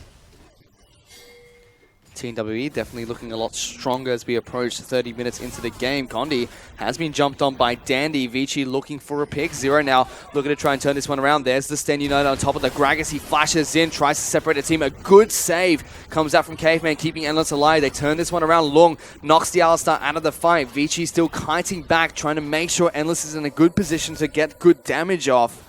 And you can see the respect that both these two teams have for each other. They get good engages here and there, good saves from their supports, and they decide it's not worth taking a fight. Both teams have expended key cooldowns, but also have a lot left in their repertoire. We're now moving towards the Infernal Drake. Team WE, they're able to get some good vision down, but decide to back off and move straight back towards the mid lane and potentially go towards the Baron Pit, but there goes Vici. They want to start this one up. They want the Infernal Drake. They definitely want to fight here. They don't have the Ash Arrow. Weaver's Wall will separate the Infernal Dragon only, and Talia just jumps straight back off of it. Dandy now on top of the Infernal Drake. The smite will actually go to Condi. He gets the steal off. Now Dandy's going into the back lines. He gets exhausted immediately. Misty dealing some good damage on this Ezreal. Zero goes in, doesn't get a good pulverize down. Caveman has to eat up the puppy to keep him alive. Endless being locked down. He's taken down by Misty. Good pick coming out from Team WE. Caveman's the next target. They're going to get jumped on there. True Shot Barrage as well as the body slam from Condi takes him down. Now it's only Long that's left in this team fight for Vici. WE get another pick and they set the right straight back towards the Baron. You know, we talked about this a bit during the break that the LPL teams historically have actually been rather poor at playing disengage compositions or anti-dive compositions. Team WE are probably the biggest exception. And champions like Ezreal and Talia, they're the very rare cases where they're actually able to do damage as they kite backwards. And that's really the downfall of Vici here. So Dandy goes in trying to zone out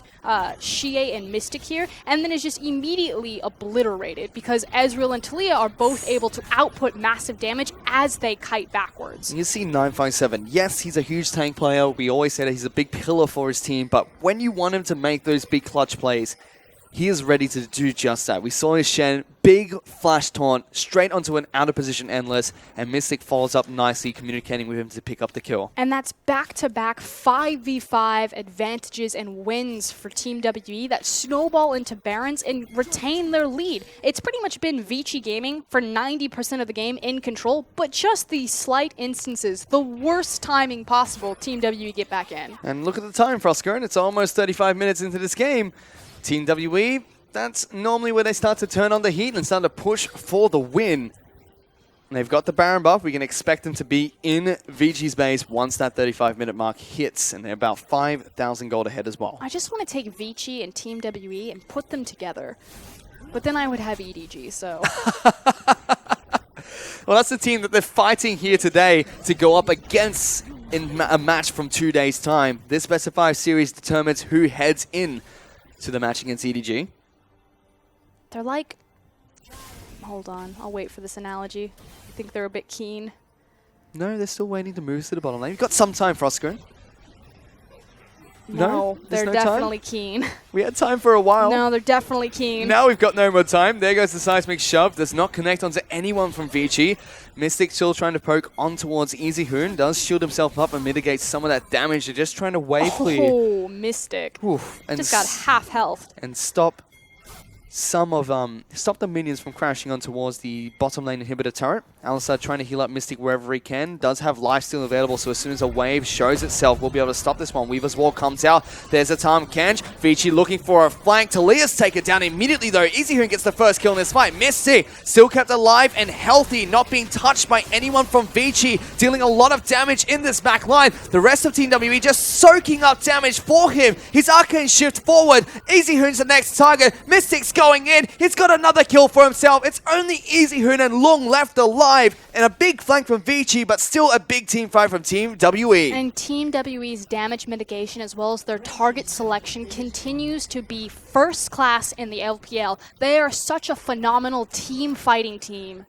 They certainly are, and it's 2-on-2 at the moment, but it's a Baron up Mystic and Condi up against Lung and Easyhoon. Auto attacks are enough to take down this inhibitor, and the first inhibitor turret of the game falls at 34 minutes into the match, and you can see the absolute absurd amount of damage that Mystic is dealing in this game. He is an S-tier AD carry. He is a world-class Ezreal player. This guy, I mean, Deft is running around in this league, and he is an incredible Ezreal player, and Mystic, I'm going to put him on the same level as Deft's Ezreal. And this is Seer doing no damage in a team fight. That Team WE traded 3 for 3.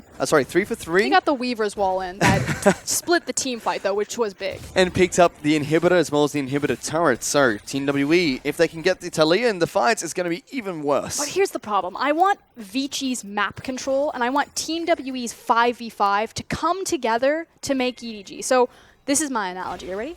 Keep up with me. Do you know Rorschach and Night Owl from Watchmen? They're superheroes? Yes. Okay, so effectively, those two characters are Batman. If you take Batman, I'm not even joking. If you take Batman and you split him into two different entities, you have the black and white judgment and justice of Rorschach, as well as kind of that insane factor and the brutality of Batman. Okay. And then you have the intelligence of the great detective of Bruce Wayne and Night Owl. So, Rorschach, Team WE. Night Owl, Vici Gaming. So you're trying to find a way to put these 10 players together And to then create... EDG is Batman. There we go. We made it. You're welcome. If you guys just tuned in, TLDR, EDG Batman. EDG Batman. Vici, though, looking very, very out of touch here in the later half of this game because Team WE, we said it during Champion Select, we said it even when Vici were 5,000 gold ahead, 35 minutes is really where you have to start to take a look at where this team is at.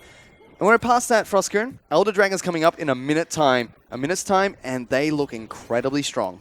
But the thing is Team WE are countered by Team W. We say this all the time. What does it mean? It means pick late game scaling damage. You know it's going to go to 35, 45 minutes. The Kog'Maw was banned this time around, but you have an inkling that Xuan P is going to come in next game, and it's going to be a Twitch. Yep, that's always the possibility here. Vici, they looked very strong to start things off, but one botched teamfight pulls Team WE back into this game. They're looking for another fight here. The Enchanted Crystal Arrow will land on towards Condi. Mystic this time around is getting locked down by Long. He's going to take so much damage, but still alive, still kicking, and still shifting away from the team. He gets the first kill to kick things off, throws out the True Shot Barrage to clip away at the team. Now it's Vici on full retreat. A big Pulverize comes out from Zero to keep them in this fight.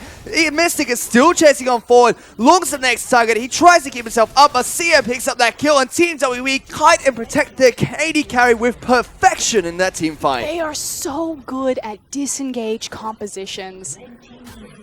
Oh, it kills me. And Mystic on this Ezreal, having the Shen in tandem with that, able to just absorb all of the pressure from Dandy as he dives into the backline. There is nothing Vici can do. They cannot win fights. And they show this by taking down the top lane inhibitor and inhibitor turret as well, moving towards the mid lane inhibitor.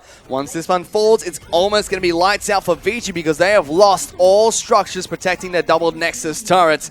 And Team WE now look to just try and back out. Big ultimate comes out from Condi as well. Just separates the team, knocks Endless back into his base, shoots them off over towards the Super Meters, tells them to deal with that first. And, you know, we talked about the development. You can very clearly see the arc from Vici Gaming over the course of their split. They've gotten better at 5v5. It used to be that they couldn't fight their way out of a wet paper bag. Now that they're able to actually turn some fights, but it's just not enough. Team WE, probably the second best team fighting team in the LPL, right behind EDG, and they're just punishing Vici where they're weak, and it wasn't enough to amass a global gold lead in the early game to compensate for their lackluster fighting. And if we saw chaos against controlled chaos against a freight train last match, this is controlled, against calmed, against collected. These two teams, despite the lack of fights going on here, they're well and truly into the late game, approaching 6 items from everybody. They're just ready for that one final team fight. And Team WE, in Team WE typical fashion, have started off the Elder Dragon. They're just like water. They're so good at absorbing everything.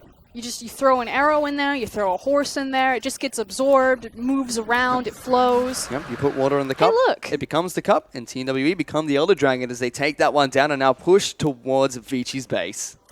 With no inhibitors left, Sorry. that should be a free Baron. Not yet. They take the Baron first, and then they go towards Vici's base. Take all of the power available to you on the map. You might as well use it because you know you're about to go into the final stand. And they're doing just that. It's going to be 3 members of Team WE pushing for this Baron buff, already at half health. It's not going to be any contest coming up from Vici. 957. Going to take some damage from EasyHoon, but he is a Shen. He is not that scared just yet. Will be chased away from that bottom lane, but Team WE doing that time, they pick up the Baron. We should be able to check in with 957 in a bit. There you go, bottom left of your screen. He's been able to run away. We'll have the Empowered Recall to get him back to base. Does have Stand United and Teleport to get him into Vici's base, who are dealing with double super minions pushing onto all 3 lanes. There's one teleport, and here's the rest of Team WE. There This is goes it. 957. He's up on the top side of the map. He wants to split push still. Mystic using that Arcane Shift aggressively just to try and get some damage onto Lung. Takes a big cue to the face coming out from EasyHoon. Has to be a little bit careful. There's the arrow. Will land on top of Sia. Both the carries on Team WE taking a bit of damage to start things off, but it doesn't matter because 957, what are you doing, buddy? He's in the base. He just wants to finish this game. He doesn't care about the rest of his team. Weaver's Wall just cuts everyone off from the Nexus, but it doesn't matter because Endless, he's going to fall down. The Shen is all it takes. He gets a solo kill onto the Ashe. And Vici, they've just been torn apart piece by Team WE and out-executed their strategy to pick up the victory in game number 1. And with that Weaver's Wall, I'm not trapped in here with you, you're trapped in here with me. And that's pretty much sums up how Team WE played the latter half in that game.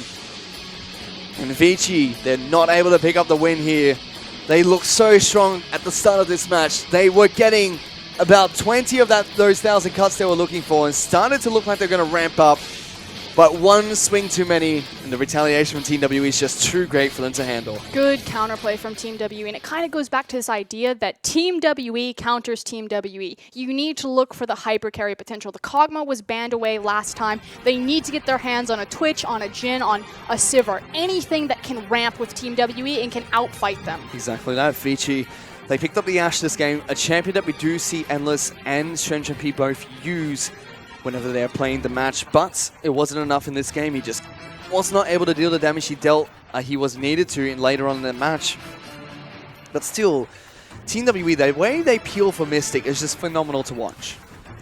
It's just incredible, and it goes back to this identity of playing really cool disengage compositions. Again, the thing about Ezreal and Lucian, as well as Kalista, there's really only 380 carries that can do damage as they disengage from a fight. You think about Ashe, you think about Caitlyn, you think about anyone else, as they're running away, that neutralizes all of their damage. Talia's in a very same boat, where as she kites backwards, she can throw her Q forward. So these two champions are really cool at empowering what Team WE are already very good at, which is resetting fights. You can see this final team fight coming out here. Mystic got taken down incredibly low by the front line coming out from Vici. Just kites back, constantly using the Arcane Shift to reposition. Keeps healing up thanks to the Blade of the Ruin King and just obliterates Vici in that final team fight. Vici, we can't count them out even in this best 5 series because they still look strong to start off that game. Oh, they looked great for the beginning of the game. That was Vici in complete control for about 80% of it. It was really only 2 key team fights that rotated into 2 Barons that allowed Team WE to walk all over them. Well, it was the Elder Dragon team that picks up the Elder Dragon win in game number 1, but they still have another game to play here, so don't go anywhere. We'll be back in just a bit.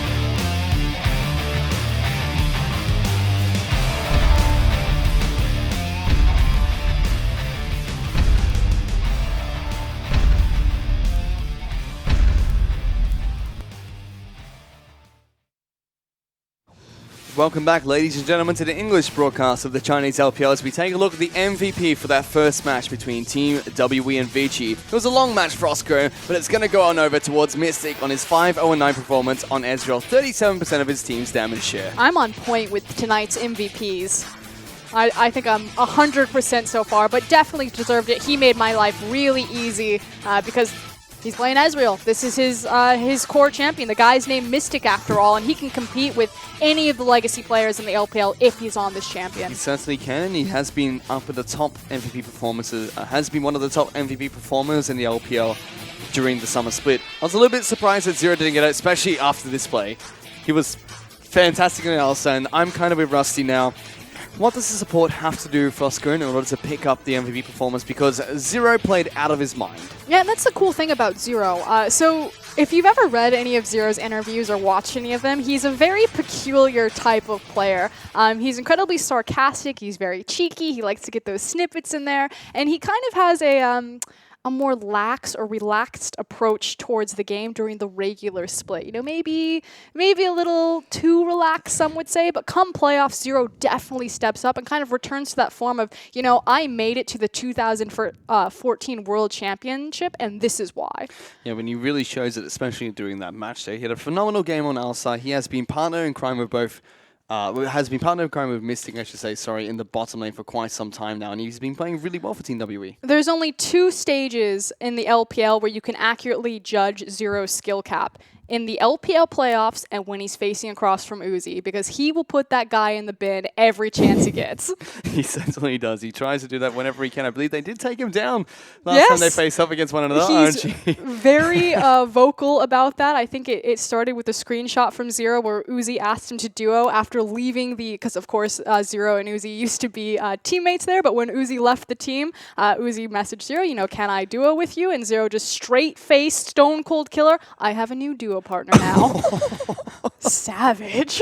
Oh, definitely some bad blood there.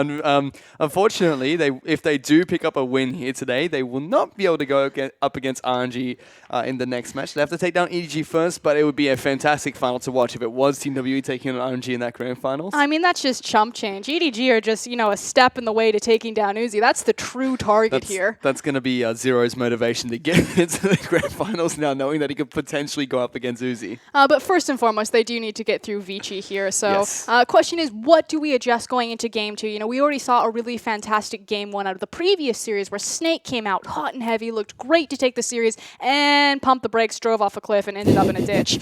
So now it's kind of a question, you know, where will Team WE be, and can they continue to build off of the momentum they found here? For now, it's that time again for a Vici game where we get to see a new face join the roster. It's going to be Shen P.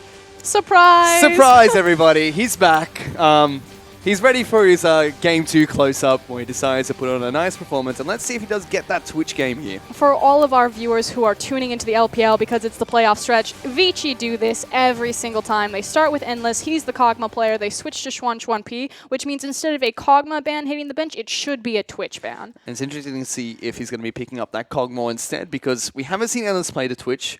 We haven't seen Shen P play that Kog'Maw just yet, I believe, but they both share the utility-based AD carry. So, you know, by banning out those hyper carries, it could definitely mean that Team WE are trying to force them onto utility-based carries, and you already see what happened when they hit 35 minutes. The utility-based AD carries just can't deal the damage they need to break through Team WE's team comp. And I think that really comes down to this idea that Vici either need to get a hold of the Twitch, the Kog'Maw, or the Sivir. I don't think that the Ashe is going to work out for them. Not that Endless didn't play it phenomenally. Again, he hit really cool key arrows across map that were incredibly impressive, but they need something that will hyperscale and match Team WE in those 5v5 scenarios. And Sivir is one of their most played champions as well.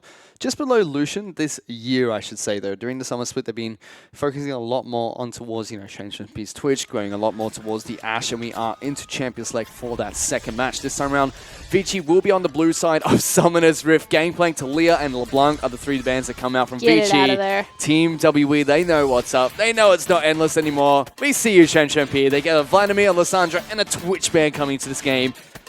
Vici do get the chance to pick up the Shen as their first pick. That is very important. Long is an incredible Shen player. It was permabanned away from them in their previous series by Game Talents. And in fact, even though these two teams, their top laners love to play Shen, it's commonly ban out against them, but they've only played, this will be the 5th game for Lung this year, and it was the 3rd game for 957 that last match. So you can already see how much teams respect the Tank Shen players coming out from Vici and Team WE. Team WE, though, they lock in a Jin and an Alistar in their bottom lane. And I think this rotation is so smart from Team WE. The Twitch is taken away. We know that Xuan P, he's not as comfortable on the Kog'Maw as someone like Endless is, so we're going to take the last standing hyper carry left on the board. And that's going to be that Jin being picked up for Mystic, a phenomenal Jin player. Has only played it a couple of times, though, 4 times during the summer split of the LPL. But when he does pick it up, does do fairly well on the champion. Of course, Coach home on your stream right now, talking very intently between Easyhuin and Dandy. He's a Korean coach. He's been with Dandy for pretty much his entire career.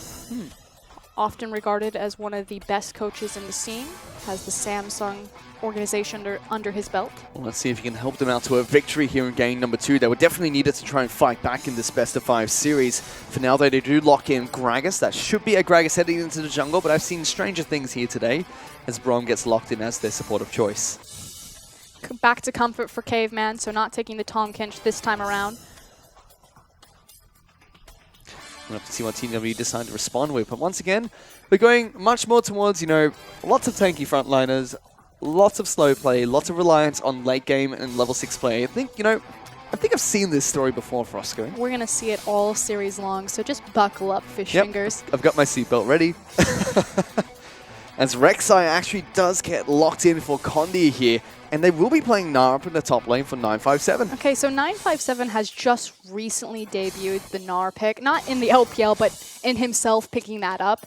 We really hadn't seen it from him before, and he was excellent on it. Fits right in his wheelhouse, has so much control in front of them, really excels in team fights. And it just really empowers all around what 957 is good at. I love to see him on Gnar. I made the analogy that he reminds me of Koro from 2014 EDG days, which Koro was known for his Gnar, and 957, I think it's quickly going to become a staple. That does mean that Team W hide their mid lane pick for last. LeBlanc was banned out against Sierra, which is one of his most signature picks in the LPL. Teams are devastated by that champion. As this time around, it's going to be Shen P that picks up the Ashe. Surprise, surprise, no Twitch. Go back to Ashe. But this is the primary problem with Vici. Again, they rotate their AD carries every single game, but there's no difference in playstyle when they do this. Yes, they have the Kog'Maw, the Twitch, you just ban them straight out, but you know, give them a chance. Let them play different champions. Let them create their own different styles. You know, pick up the Sivir. Go that direction. I mean, take a look at their last 5 games against Game Talents. They had to pick up Ashe in the final match because no Twitch available. Kog'Maw was picked up by Endless in that match before. And when they played against Team WE last, they played Kog'Maw in the first game. Shen P came in. Twitch was gone, so they had to play Ashe again. It's the common champion that these two AD carries share. Definitely agree, and it really just goes back to the playstyle and kind of the comfort and power point that Ashe is really in. And Vici have done it again for Oscar, and they've gone for a fairly low damage team comp. Yes, Karma still does a lot of damage. Ashe, more utility based, but still can put up a lot of damage themselves. But they've got a Shen, they've got a Gragas, and they've got a Braum heading into this match against what is a powerhouse from Team WE. Yeah, I was going to say on the other side, a lot of late game damage, big spikes. The one thing that Team WE's composition really lacks, though, is consistent wave clear. Jhin, not the greatest wave clear AD carry. Normally you see Kassadin being picked up in tandem with that Sivir. So if this composition ever falls behind, Team WE are in a whole world of hurt. And it's Kassadin going up against a Karma as well as a Gragas in the jungle, so it's going to be very difficult for Sia very early on into this match. We'll have to check in with these two mid laners and see how that one goes later on in the game, but there's a side of tankiness against a side of pure damage. It's going to be very interesting to see how these two clash. And again, prepare yourself for a very calm and collected early game because we're still having a lot of level 6 ultimate priority and strength. Definitely will be, so we'll have to see how these two teams pan out. Vici, they dropped that first match. Let's see if they can get back into it as we head into game number 2 between Vici and Team WE.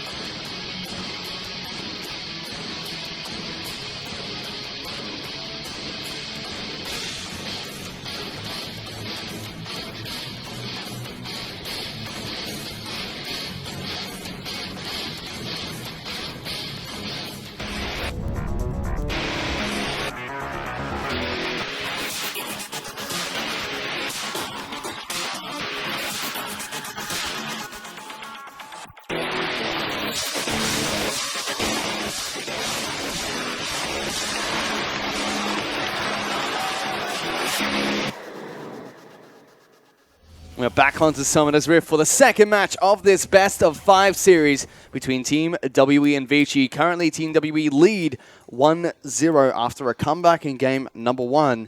They're looking to try and get a second win here today with a very different team comp that has a ton of damage to its name, Frosker.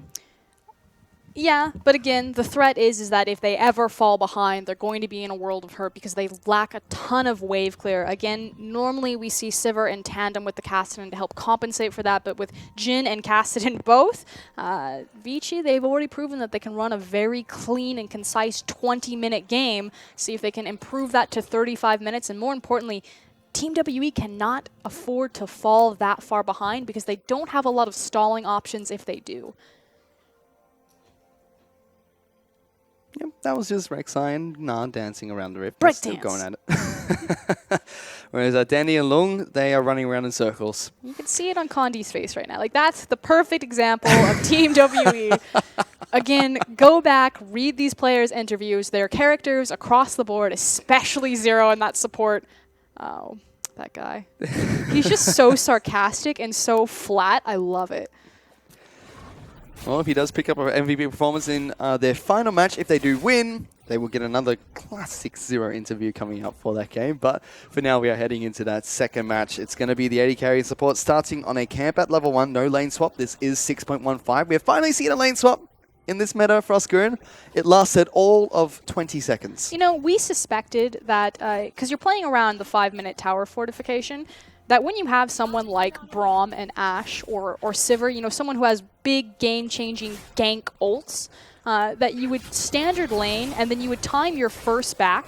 Though as I say that, hold They're on. trying to fight in the bottom lane. Mystic taking a lot of damage. He missed the deadly flourish, and Caveman said that, okay, that's time for me to go. Walks up to him point blank and chucks a winner's bite in his face. He's still going for it. He has to be very careful. Forces the heal coming up from Shanshun-P to keep him alive, but they do trade a lot of damage back in return. Exhaust is down for Zero. Mystic still taking a lot of damage. Good flash from Shanshun-P. Gets away from the pulverize that comes out from Zero, but Caveman has to be careful. Zero's going in. Deadly flourish picks up first blood for Vici, Team WE in the bottom lane, and already off to a great start. And Team WE managed to do that without having any summoners. But meanwhile, mid lane, Condi looking to try and gank on towards EasyHoon, who just pops the shield, runs back to safety. okay, we can quickly then recap what happened in the bottom lane. Initial trade goes down. Team WE lose massively. They lose 2 summoner spells, their heal as well as their exhaust in the initial part of the trade.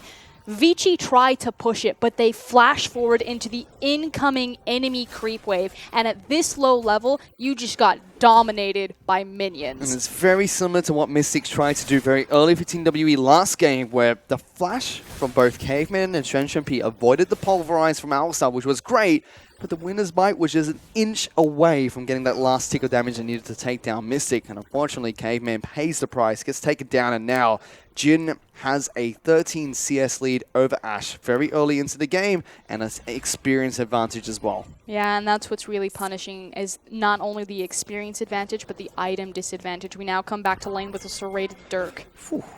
That's going to be painful. Yeah.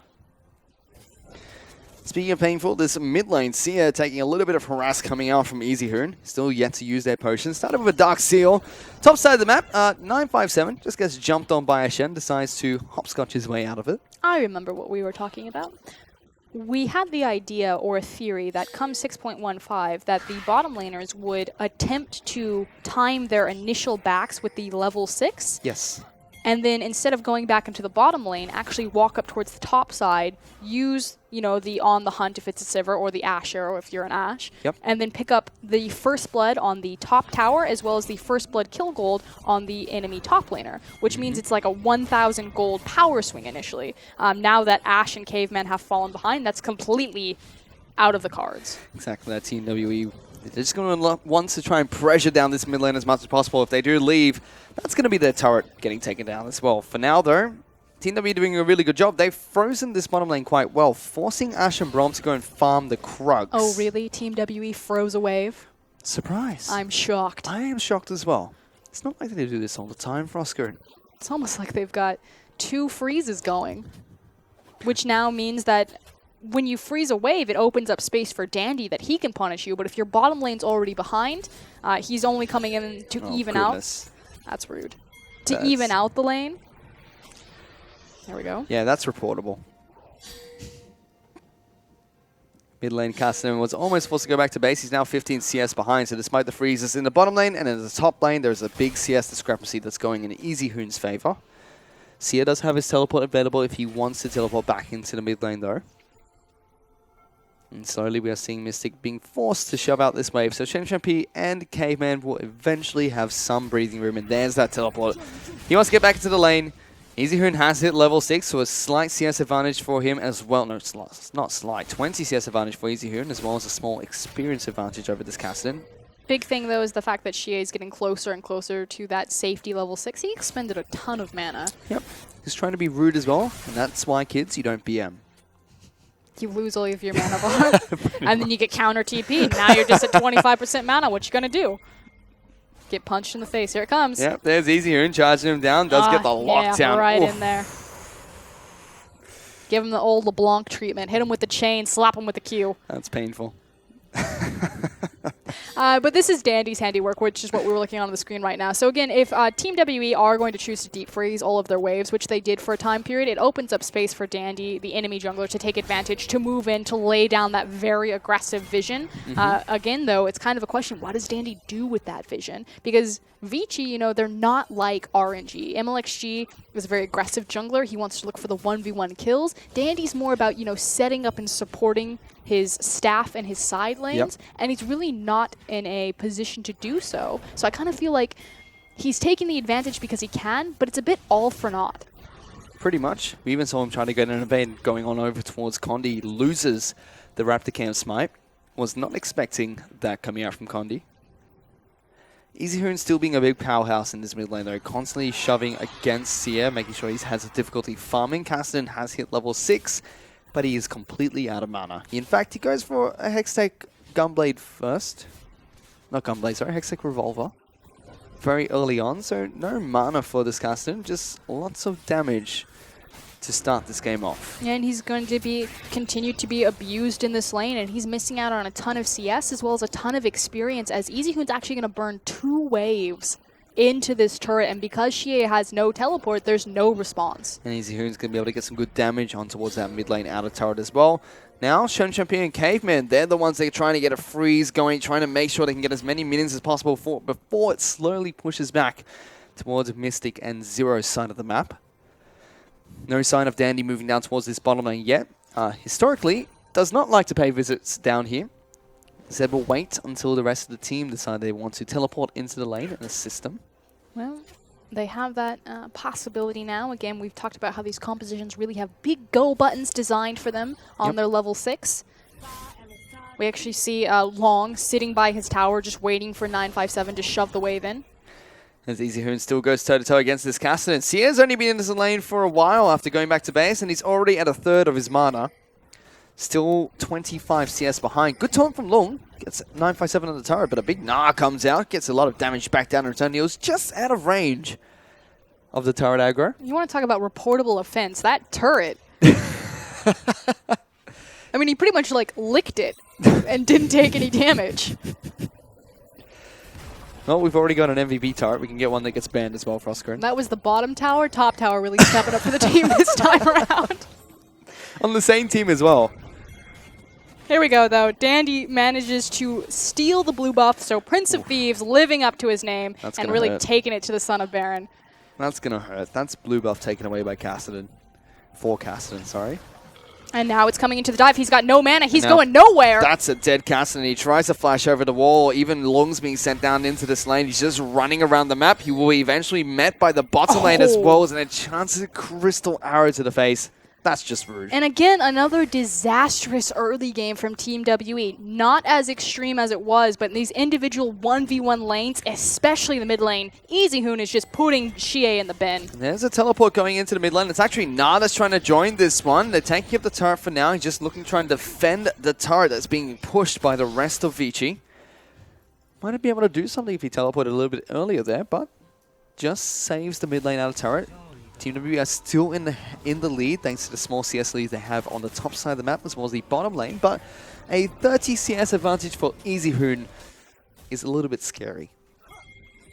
There will be a window of opportunity, though, now that both teleports have been expended in that mid lane, where Long will have his Stand United cooldown back up before 957 has his TP available to him.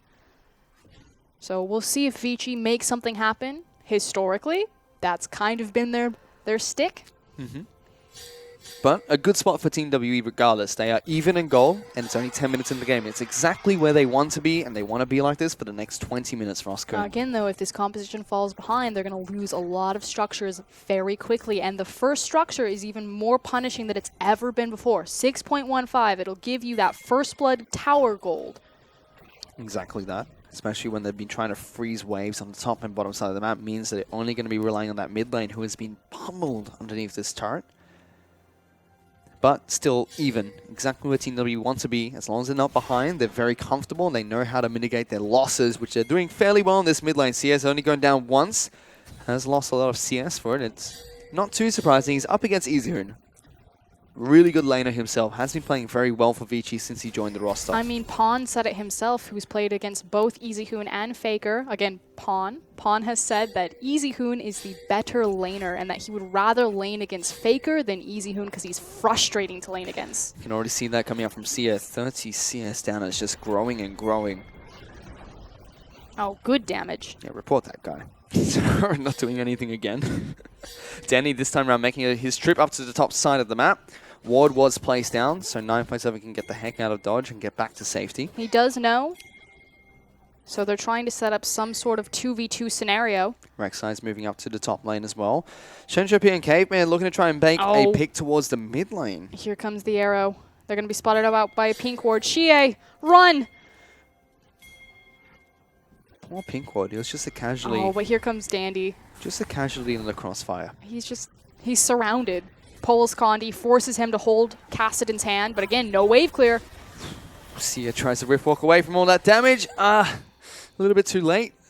Wastes his mana and also takes a ton of damage back from his health. This tower is getting scarily low here. So first turret structure gold could go in Vici's favor, and Vici have actually taken the gold lead slightly thanks to this oppressive mid lane that they have going on. And this is atrocious. If Karma just organically takes the first tower gold and it happens to be the mid lane, that's disaster.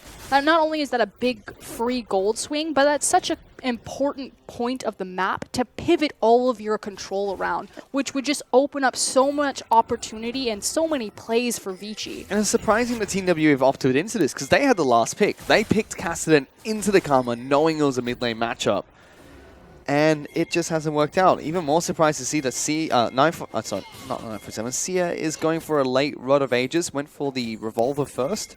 Doesn't seem very optimal in this mid lane as he's just going to lose this turret now. Rek'Sai tries to teleport down here, but there's 3 members of Vici strong. First structure gold goes over to Vici. Too little too late, and I'm actually surprised that they didn't immediately just turn it on Condi and get the free arrow. On top side of the map, there is a lot of damage being dealt on towards the top lane outer turret. You can already see, even though missing 0, very far ahead very early on.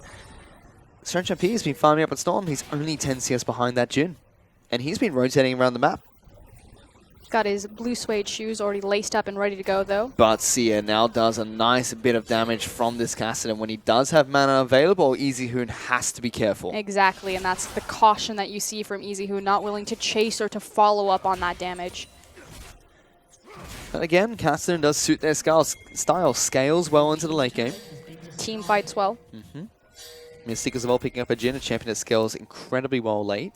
This is something I want to underline where Vici have just organically won through superior 1v1 play the mid lane. On the other side, top, WE have won the top side, pretty much 1v1. 30 CS or 25 CS advantage going on over to 957, and Mystic and Zero also putting on a clinic in the bottom lane. They got that first blood gold, and have been able to stay about 10 CS up ahead of Shenchopi since then.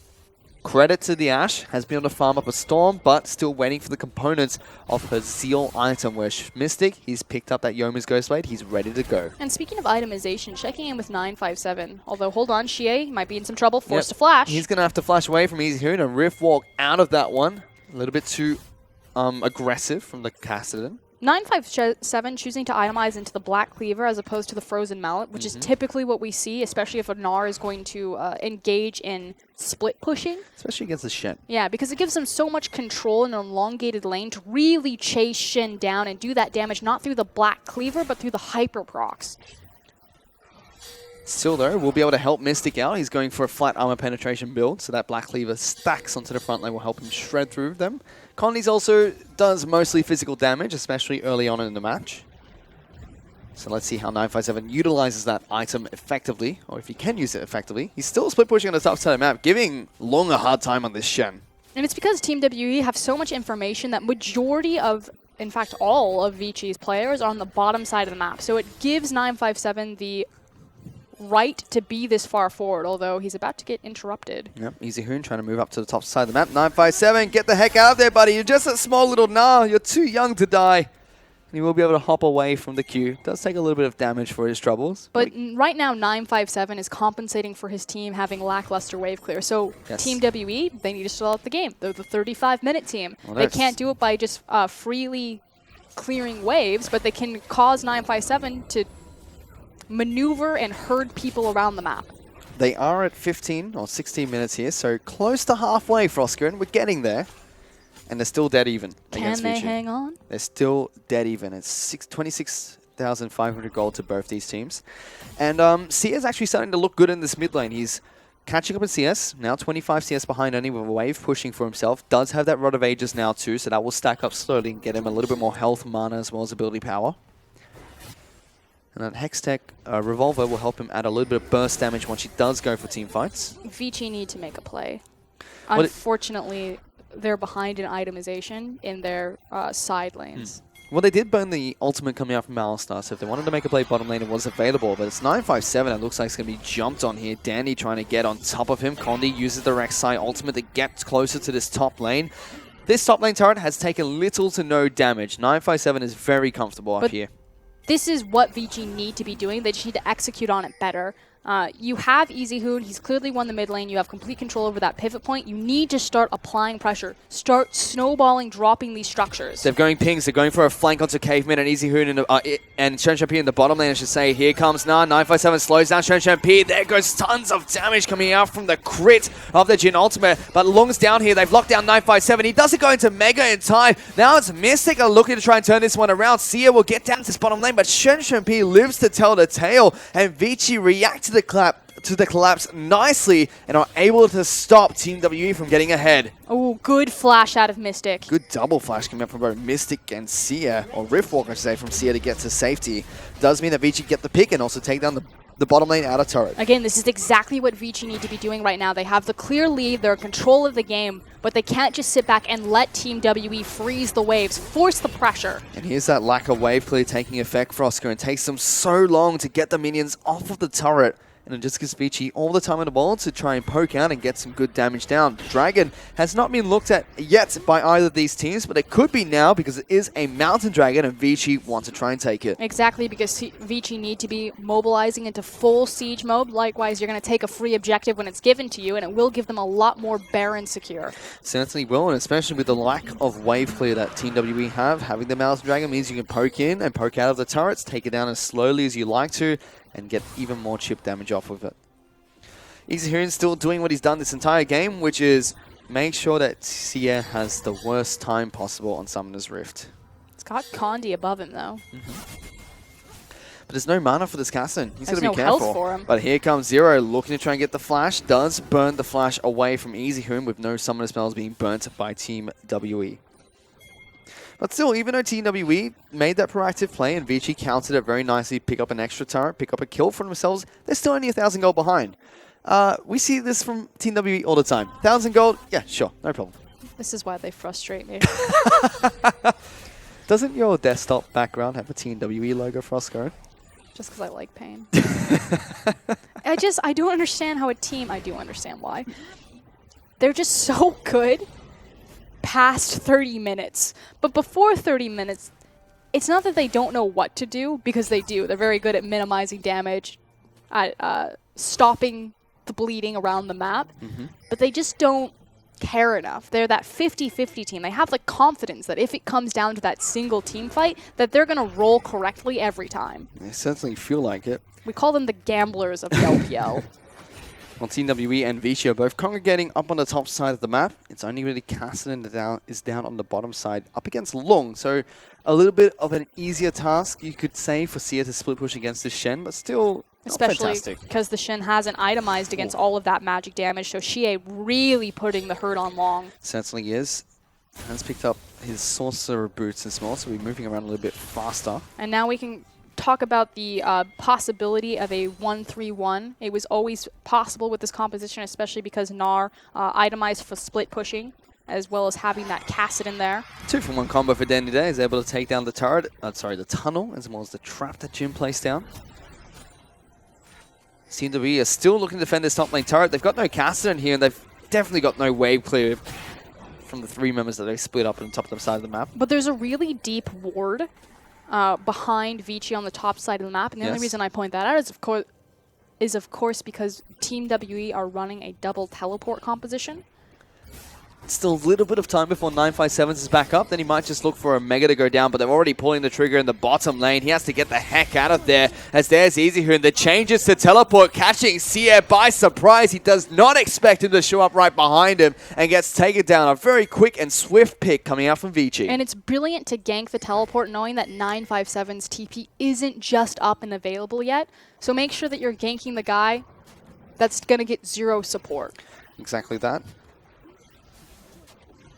Now Vici looking to do a similar thing to what they did in game number 1, which is slowly chip away at Team WE, take down defenses piece by piece. Difference though is that last game, Team WE managed to hit back at 22 minutes. We're now reaching that point, and there's no answer. Well, there's a flash forward from Caveman here. He's on top of Mystic. Stand United coming in as well. Mystic is dead. Here's that double teleport play coming out from Team WE, but they're going into an unfavorable matchup. Cassidy's in, going for Shen P. He's obliterated in the fight. They're only going to be able to take down the Ashe before they get taken down next. 957 has to run away. He has no summoner spells. He tries to hop away, but that's 4 kills going over towards Vici, and Easyhoon is still split pushing in the bottom lane. And that's what Vici were looking for in game 1. This time around, they execute cleanly on the 5v5. They just obliterate Team WE as they high-five, running into certain death, and pick up not 1, but 2 turrets. Bottom lane in the turret taken down. Top lane out of turret's going to be taken down next. Vici, 6,000 to 7,000 gold in the lead at the moment. Looking very strong, fighting back in game number 2. But is it enough? Well, I'll tell you what, Frosco, in 12 minutes we will find out. Also, the difference between these two teams. Team WE win a team fight there. They immediately rotate into the 22-minute Baron. Vici like, take the towers, back, reset the map. And then ping Baron, but never do it. Dragon will be respawning though in a minute 30. It was an Infernal Dragon, I believe, after the first Mountain Dragon was taken down. P has his Infinity Edge as well as the Hurricane, so despite this team comp being fairly low in damage, Easyhoon had such a great stun. His Karma is going to hurt like a truck. Because she's so far ahead of the clock right now. So yes, Karma's damage will fall off into the late game, but for Team WE, that's looking closer to 45 minutes rather than 35 minutes. Well, you never know. You have to see what happens here, but 957, he's in a little bit of a sticky situation. Will turn Mega in time to double bounce over the top of their heads. Gets a big nod down onto Caveman and Dandy, but it's just a wet noodle fight to start things off. Both teams bouncing back and forth. They found Easyhoon and Shen P as well. As the red buff does spawn, Condi wants to try and secure this one for his team. Naturally, the only strong point for Team WE on the map right now is 957, although should be noted, Xie will do massive damage if he gets to that backline. Last time around was CC locked quite effectively. Yep, but he still chunked out Shen P to allow, I believe, Condi to pick up the dessert for himself. Table scraps at that point. And again, the later this game goes means that Vici, they really only have a couple of threats, being the Ashe and the Karma. So if they can get Sia on top of them with Condi and 957, they will be killed pretty quickly. Which really just translates into it's the onus on Vici to win the game right now. So being a little bit aggressive here. Oh, Zero was looking save. for it. Great Q coming out from Easyhoon, stops him from advancing any further forward, and even gets poked out time and time again. As Dandy looks to try and take away blue buff for himself. is standing on a pink ward. Doesn't care. He wants them to watch him take the blue buff. Just making direct eye contact with him. Leans back from his keyboard, looks at Condi. Yeah, looks to his left. He's like, "Hi guys, this is mine. Thank you." But even though Vici are firmly in control of this game for now, it's still been a very quiet match between Vici and Team WWE, which we really expected because these two teams, very controlled, very cerebral teams. They like to take things late. Certainly a very different flavor and taste of the LPL. And it wasn't an Infernal Dragon, it was an Ocean Dragon this one second. It's like an Infernal Dragon, just not nearly as useful or as wanted. And it cools you down. Doesn't turn on the heat. I can see how you would confuse those two. Yep. I don't know anymore. Someone get Atlas in him. Oh, arrow. Lands on the Mystic. There's a flash forward from Shren. He forces a flash out of Mystic, but it's just summon a spell for summon a spell. Both 80 carries, though, no longer have their flashes. That means pretty bad news in the incoming 5v5 should one of them make a miss position. Especially since a lot of gold is on Shren for Vici. If they can take him down, it could be a disastrous team fight. Vici wanted to clear a ward. Baron says no. Because Easy Hoon decides he wants to tag that. Now it's going to be Condi that wants to tag the Baron. They thought that that was enough to pull the trigger, forcing Mystic into back and possibly looking towards the Baron. They do clear out all the vision, although the blue trinket for Xie is coming up. Could have been a good time because 957 is in Mega and will have the cooldown on his passive for now. Let's see if he's able to push this one out and manage that Rage Bar effectively if he needs to teleport across the map. But Team WWE, I think I've seen this before for Oscar. They're playing it slow, they're playing it steady, mitigating their losses. They're behind. I don't think Team WE play League of Legends. They play WoW. Because they just grind, farming their low-level camps. It's an RPG. Exactly. And they're like, okay, it's time to raid, guys. We got to go into the... So who's the raid boss right now? It's Vici. Vici. It's Vici? Yes. The entire Vici's the raid boss. They have to have a leader. But the setup time, it's about the spirit of it. I got to find my gear, get my drops, grind my experience, and then when it's time to raid, we group up, we take down the raid boss. I still feel like Team WE's raid boss is the other dragon, not Vici. Vici are just the grunts in the way. Very powerful when you don't have your gear, but once you get it, yeah, just get out of the way. I can see why Rusty, this is his favorite team. I get it now. Here comes a pick. They're looking to try and get a collapse on towards the You're going Alistar nowhere. here. Flashed away from the slow. Has been jumped on by Caveman. Does have his ultimate to keep himself alive if he needs it. Teleports are coming in for Team WE. Big Pulverize comes out from Zero. He's dead though when he starts off this fight. Now Condi has to try and tunnel away. Sia can only touch the front line for now. Same with the Jin. 957 is going Mega.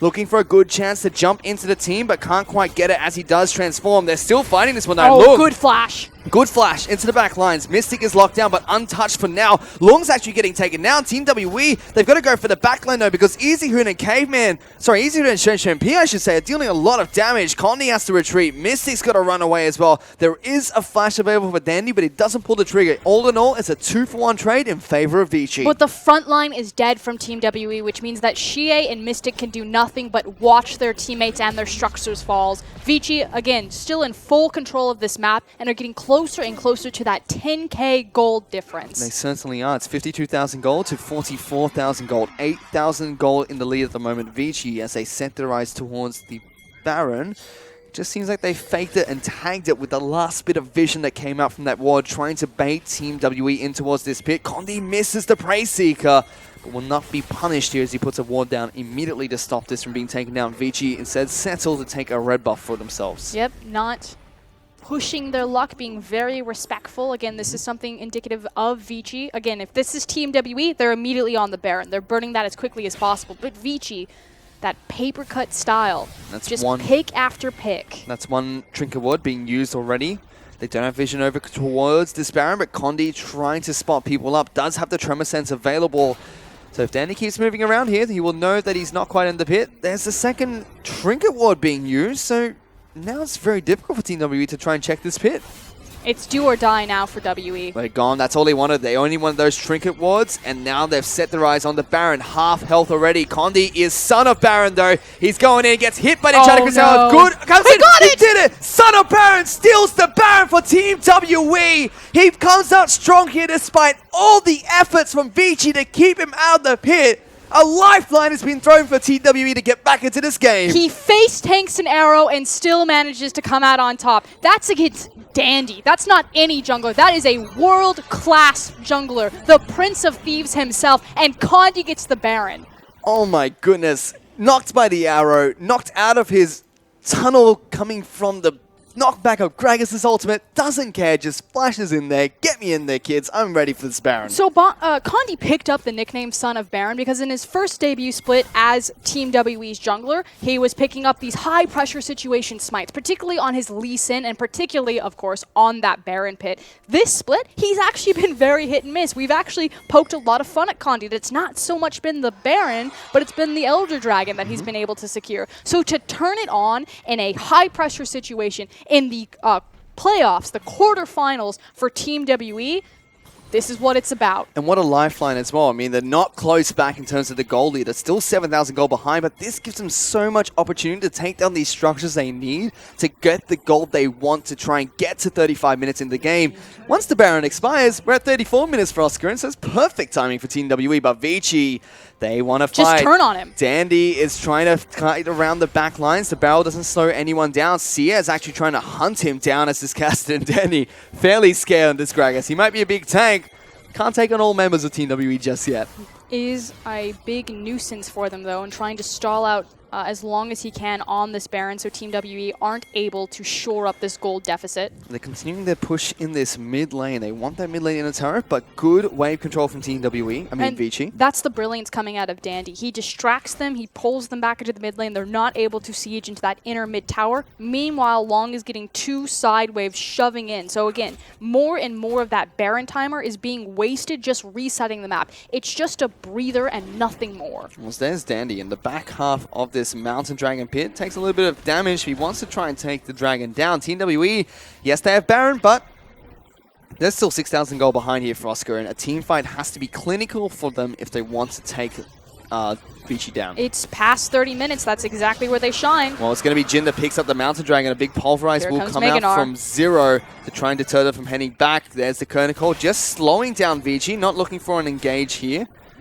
And Long will just tank everything up, facing him out of means that he takes absolutely no damage. And Team WE retreat straight back to the mid lane. Vici do have the superior position on this, though. Are they going to flank? They're going to be able to try and push down this mid lane. They're just going to lose it for free. In a turret, 957, nowhere close to getting back his Mega Gnar. It's a miscommunication. You have to think that that should have been the go button for Team WE. Yes, there's still a massive gold deficit, so they need to be careful about how they pick up these fights. But Mystic is using the Jhin ultimate, and the Mega Gnar comes through. Mystic is saying go, and Team WE are saying no. Which is not great for them. That Baron buff is going to expire in about 30 seconds here. Team WE...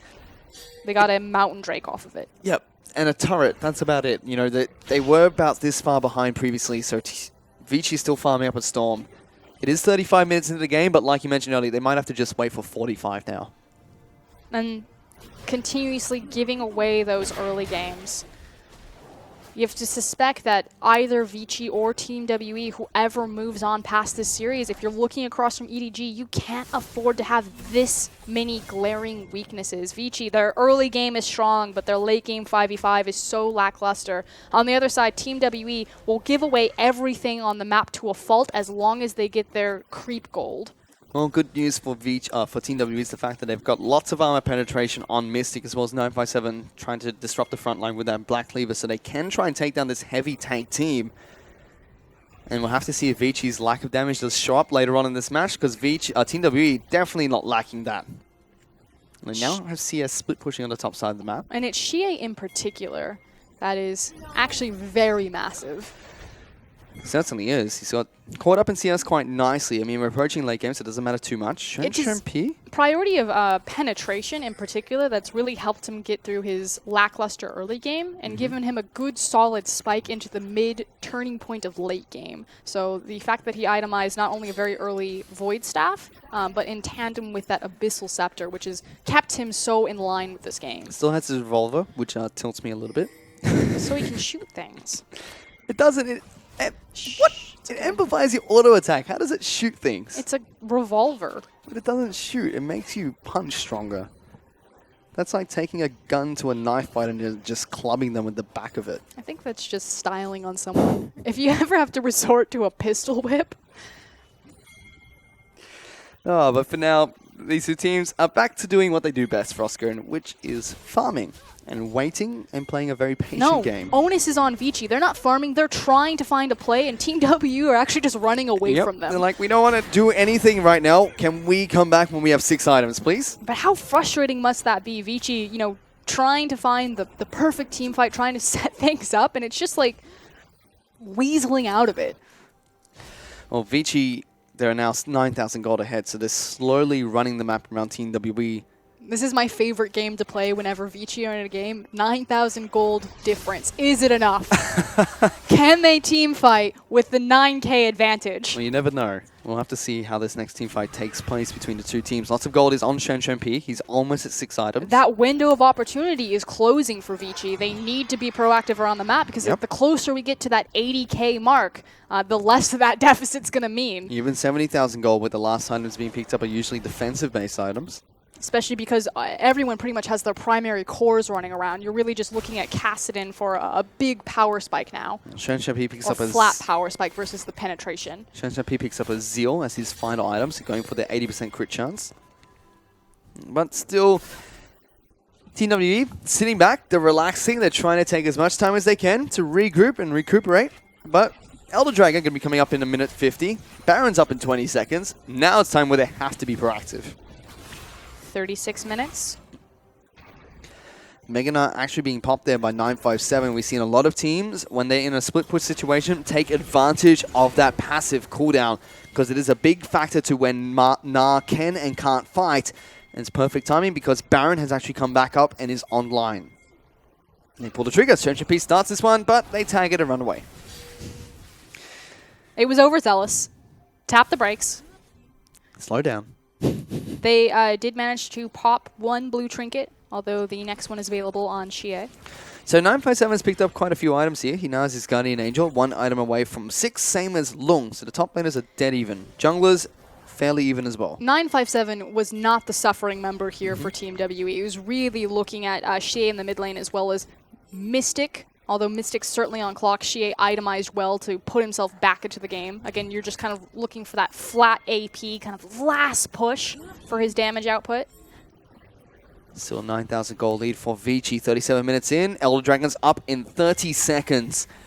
And they're still looking to contest the Baron pit. Once again, they're just making sure all the wards from Team WE are gone before they pull the trigger, and they have pulled the trigger. Condi's done it once. Let's see if he can do it again. This is the 50-50 that Team WE like to play. They certainly do. Condi's nowhere close to this pit, though. This Baron is going to fall. Vici pick it up. Son of Baron nowhere close, and China Quisero lands on towards 0. They use the Braum ultimate as well, so big cooldowns being used by Vici during this fight. And 957's going Mega, but Mystic delivered into the team by Dandy means the big carry from the side of TWE is down. Sia can't find an opportunity to jump into the back lines. It will be 957 that falls. His Guardian Angel will bring him back up, but he's on top of so many members of Vici. And it seems like those are the 2 picks they really need, it. Now they're going to push for the base. And Team WE are just running for the hills. And the question is, was 9k enough for Vici? And the answer, they don't even need to test it because Team WE give away everything uncontested. They certainly do. 1 misplay for Team WE after a Baron steal comes out from Condi means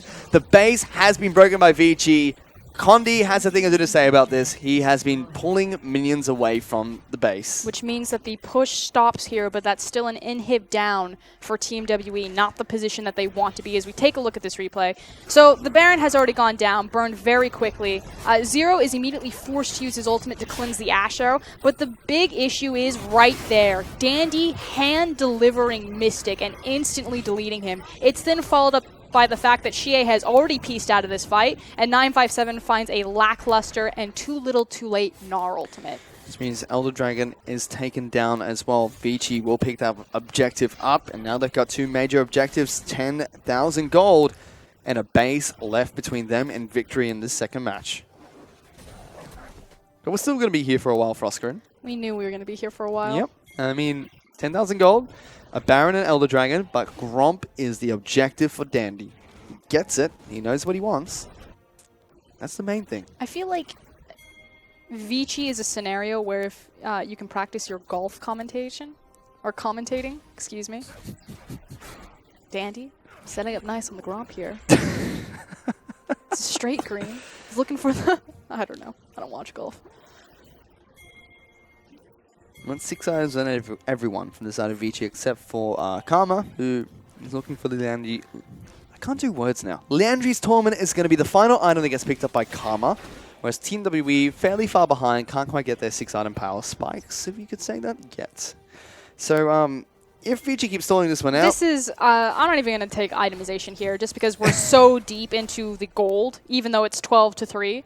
You take a look above that or to the left or right, 79-64. We're still in pretty decent spot. It's execution. And frankly, Team WE have failed to execute on their 5v5, which is something that we normally praise them for. Exactly that. But Mystic getting caught out, 957 not having that Gnar ultimate available in time. And here comes Vici. They collapse onto Team WE's base.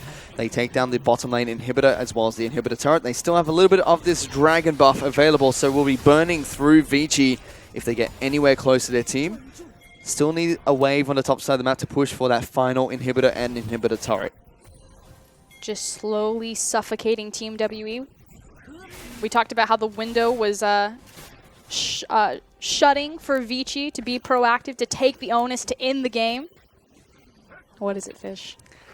I just don't understand. This is the LPL for Oscar. What's going on? Why aren't they fighting? Why are they not fighting? Well, here comes a team fight finally. Curticall goes in. Zero only locks down Dandy. Caveman gets him to stand behind Brom. Condi into the back lines. 957 is big, but a big Pulverize comes out to try and stop them from advancing forward. Shen he's just all walking back and forth. As soon as someone jumps on top of him, Caveman's there to protect him. He ignores the Cassidy. He's just a big Ash. The rest of Vici are incredibly strong. Shen will pick up the triple kill, although it will be easier to take someone away, but still, it is the ace that come out for Vici. A 17-3 finish takes them 42 minutes, but it's still a win, and they will tie up the series 1-1 against Team WE. And close to a 20k gold deficit, and the answer is yes. That is enough for Vici to close a 5v5. Finally, and they do tie back the series back up. They were the last place seed heading into playoffs from their group, and they're trying to make the gauntlet run to head into the finals, and that was their first step in this match against Team WE. But now the question becomes, do they stick with Xuan P or do they move back to Endless? Frankly, I think Xuan P stepped up massive there. You know, making the super aggressive plays, flashing forward, forcing Mystic to reposition himself. Especially when his Twitch gets banned away, but he picks up the Ash and is able to put on a stellar performance on the champion. Endless, yes, he did well. Had some great arrows when he played the match for Vici, but teamfight-wise, he just fell apart, whereas Shan P, he was so aggressive on the champion. And it's nice because it really highlights the difference between these players' mentalities and core. I'd like to see them stick with Xuan, but again, we'll keep everyone updated on the substitutions across the board. We'll have to see, because Vici, they do play around with their bottom lane 80 carry from game to game. But still, very similar start from Vici. You know, doing the exact same thing they did in game number 1, just that Team WE didn't find that 5-on-5 they really needed to get back into the game. And again, it's kind of this lackluster execution, which we don't normally see. That said, I also don't think Mystic looks good on the Jhin at all. Yep. We talked about how Mystic, when he's put on that Ezreal, he can really stand toe-to-toe with some of the best AD carries in the league. But taking away the Jhin from Xuan P and putting him in on a very discomfort matchup, I think it was really amplified here. Because Mystic's not a janitorial AD carry. He is an aggressive player. He wants arcane shifting. He wants to be aggressive in the front lines. You see someone like Martin will open up with a curtsy call and, you know, stay far back, make sure ultimates are used first. Xuan P's like, okay, I'm walking in. How do I fight this one? Oh, no, I'm dead. Jhin's just so fragile. Mystic's two big AD carries that he plays is Ezreal and Sivir, who have so much more mobility and protection to them. So I think it's not in his wheelhouse, it's not in his comfort zone. Stop denying things from Xuan P and just play what you're good at. And also Vici playing the Team WE game, you know, kinding back very effectively with their team composition, making sure they can keep Xuan P alive during that team fight, or all the team fights we saw there. And they snowballed their victory. It took them a while, but they still picked up the win. Yeah, and it's clean, calculated, methodical. It's everything that you want from Vici Gaming. You know, they did happen to lose that Baron in a 50-50 smite steal, but other than that, complete control and a night and day performance from their early gameplay at around 22 minutes. It certainly is, and this Best of 5 series has been exactly what we expected out of Vici and Team WE. So guys, stick around because we've got more exciting action between these two teams in just a bit.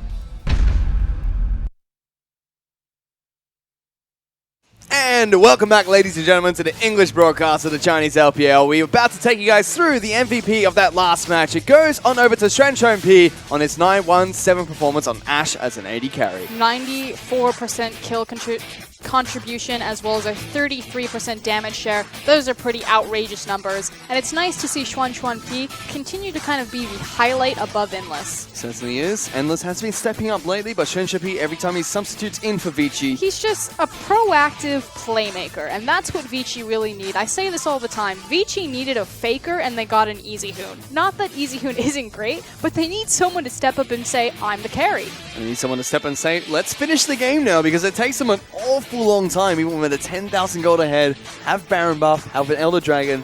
What's going on with these two teams, Frosco? And they seem to like very long games. It's, again, both of these teams have very glaring weaknesses. We're in the LPL. It's a league full of people that like to sprint. They like to be the Usain Bolt. They want to run fast and as quick as they possibly can, whereas these two teams are the marathon runners.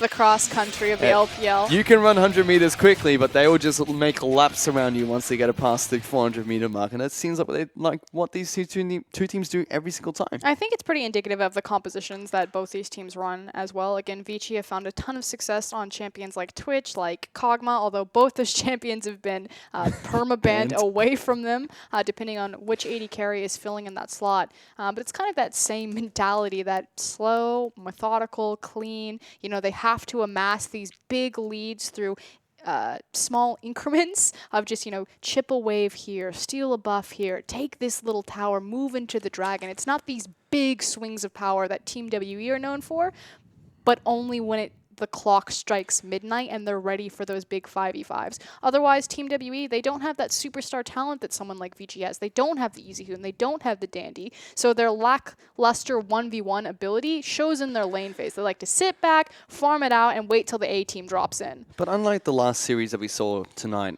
these two teams have a very set, solid identity. Team WE, you know, we call them the Elder Dragon team. They take things very late. They're, you know, B or A tier players versus an S tier team. Vici S tier players, but play with a very slow, methodical play style. At least they have this fixed identity. Finish your analogy if you're going to say S tier players, B tier team. Is that what you're saying? No, I've got a Vici desktop wallpaper. I can't say that about Vici. But no, they do play with this very set in stone strategy, and they both execute it the exact same way. We saw that Team WE played a game number 1. They tried to do a game number 2. Didn't work. Vici didn't work game number 1. They do a game number 2. It works. So they know how they want to execute their strategy, so to speak. I think it's because they're kind of missing a few key tools in their toolbox. You know, they have like a Swiss Army knife, and you have someone like EDG, and you can use the pliers from that. You can use the nail clippers. You have the actual knife there. Like all the function works. Like Vici and Team WE, they have the same Swiss Army knife, but they only use the clippers. That's it. Must be some pretty good clippers because they're doing well in the LPL so far, Frosco. Like I said earlier, LPL teams are really good that if they do one thing exceptionally well, they can go the distance because they do it better than anything else. And apparently for these two teams, it's using nail clippers off of a Swiss Army knife. You heard it here first. Sometimes you just need a corkscrew, and that's what I'm waiting. I just want the corkscrew to come out. Oh, one day they'll pull out the corkscrew, Frosco. But for now, we get the nail clippers as we head into Champions League for game number 3 between Team WE as well as Vici. This time around, it's Lissandra, Vladimir, as well as Gangplank that gets banned out by Team WE. Hang on. Whoa, where is he? Where's Twitch? Because Gangplank's banned out, LeBlanc's gone, Shen's gone, Twitch is up and available. Okay. Uh-oh. Sneaky, sneaky.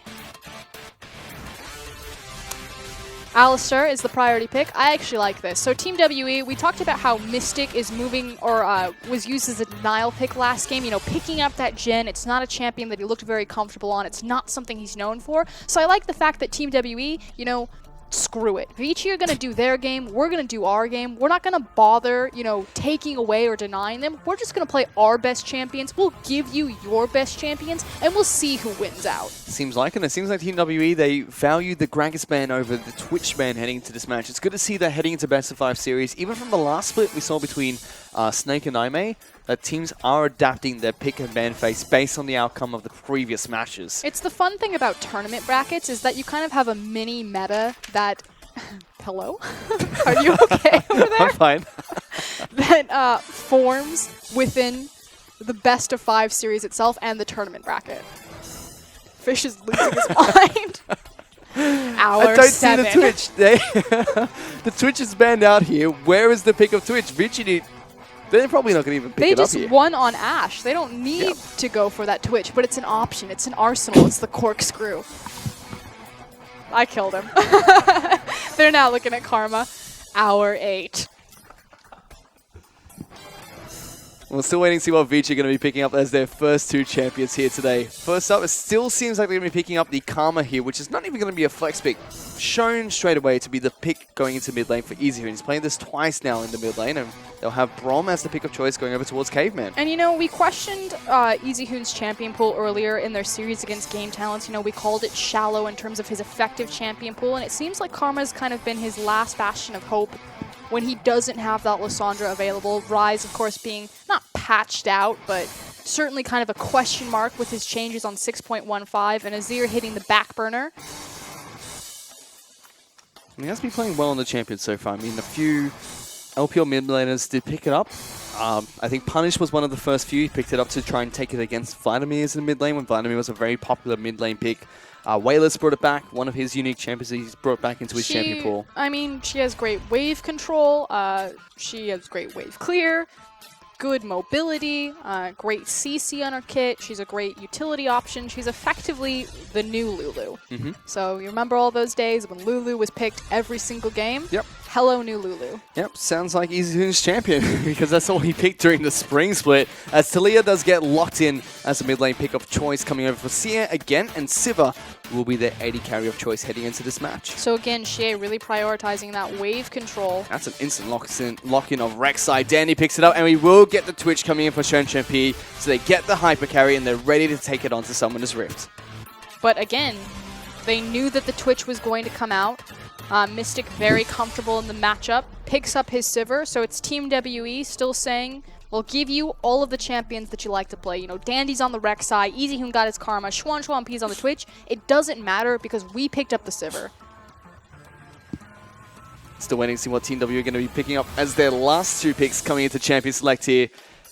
Vici on the other side of the map, they're holding their last pick for the top lane, so Lung will have a counter pick into whatever 957 decides to bring up to the top side of the map.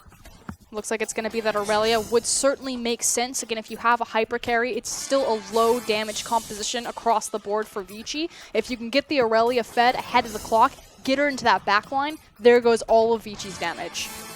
So it seems like 957 will be picking up Aurelia into the top lane. He has played this champion a few times during the summer split of the LPL. Picks it up for special occasions. It seems like game number 3 against Vici is going to be one of those occasions. And at least will be locked in as the jungler of choice for Condi. This is a very different speed of Team WE and the composition. We talked about in the first series between Snake and Aimee, how it was really about having that superior 2v2, because 6.15, you're not going to look for a lane swap, so you need to have that strong top jungle synergy. Long immediately responds with a Poppy being picked up. And there's very few things stronger than the Aurelia and Elise duo combo. It certainly isn't. And he also has the Talia in the mid lane to try and compensate for the lack of teleport coming in from the mid lane of a little bit of a semi-global map pressure. This time around, though, it's still going to be easier in picking up Karma. We've already seen this lane once. That was in the first match tonight between Team WE and Vici. Long picks up the Poppy. It's his most played champion this season. So we'll have to see how he uses it effectively against 957 in the top side of the map. Does have Dandy on Rek'Sai for this game. And Dandy's Rek'Sai is simply a joy to watch against cerebral jungler. So when you give him all of the tools like the Tremor Sense, like the semi-global presence with his Void Rush, he does a lot of damage. But again, elephant in the room is Shen P picking up Twitch, the hyper carry that was banned out against him in that second match. Let's see how he uses it as Team WE take to the Rift to take on Vici in game number 3.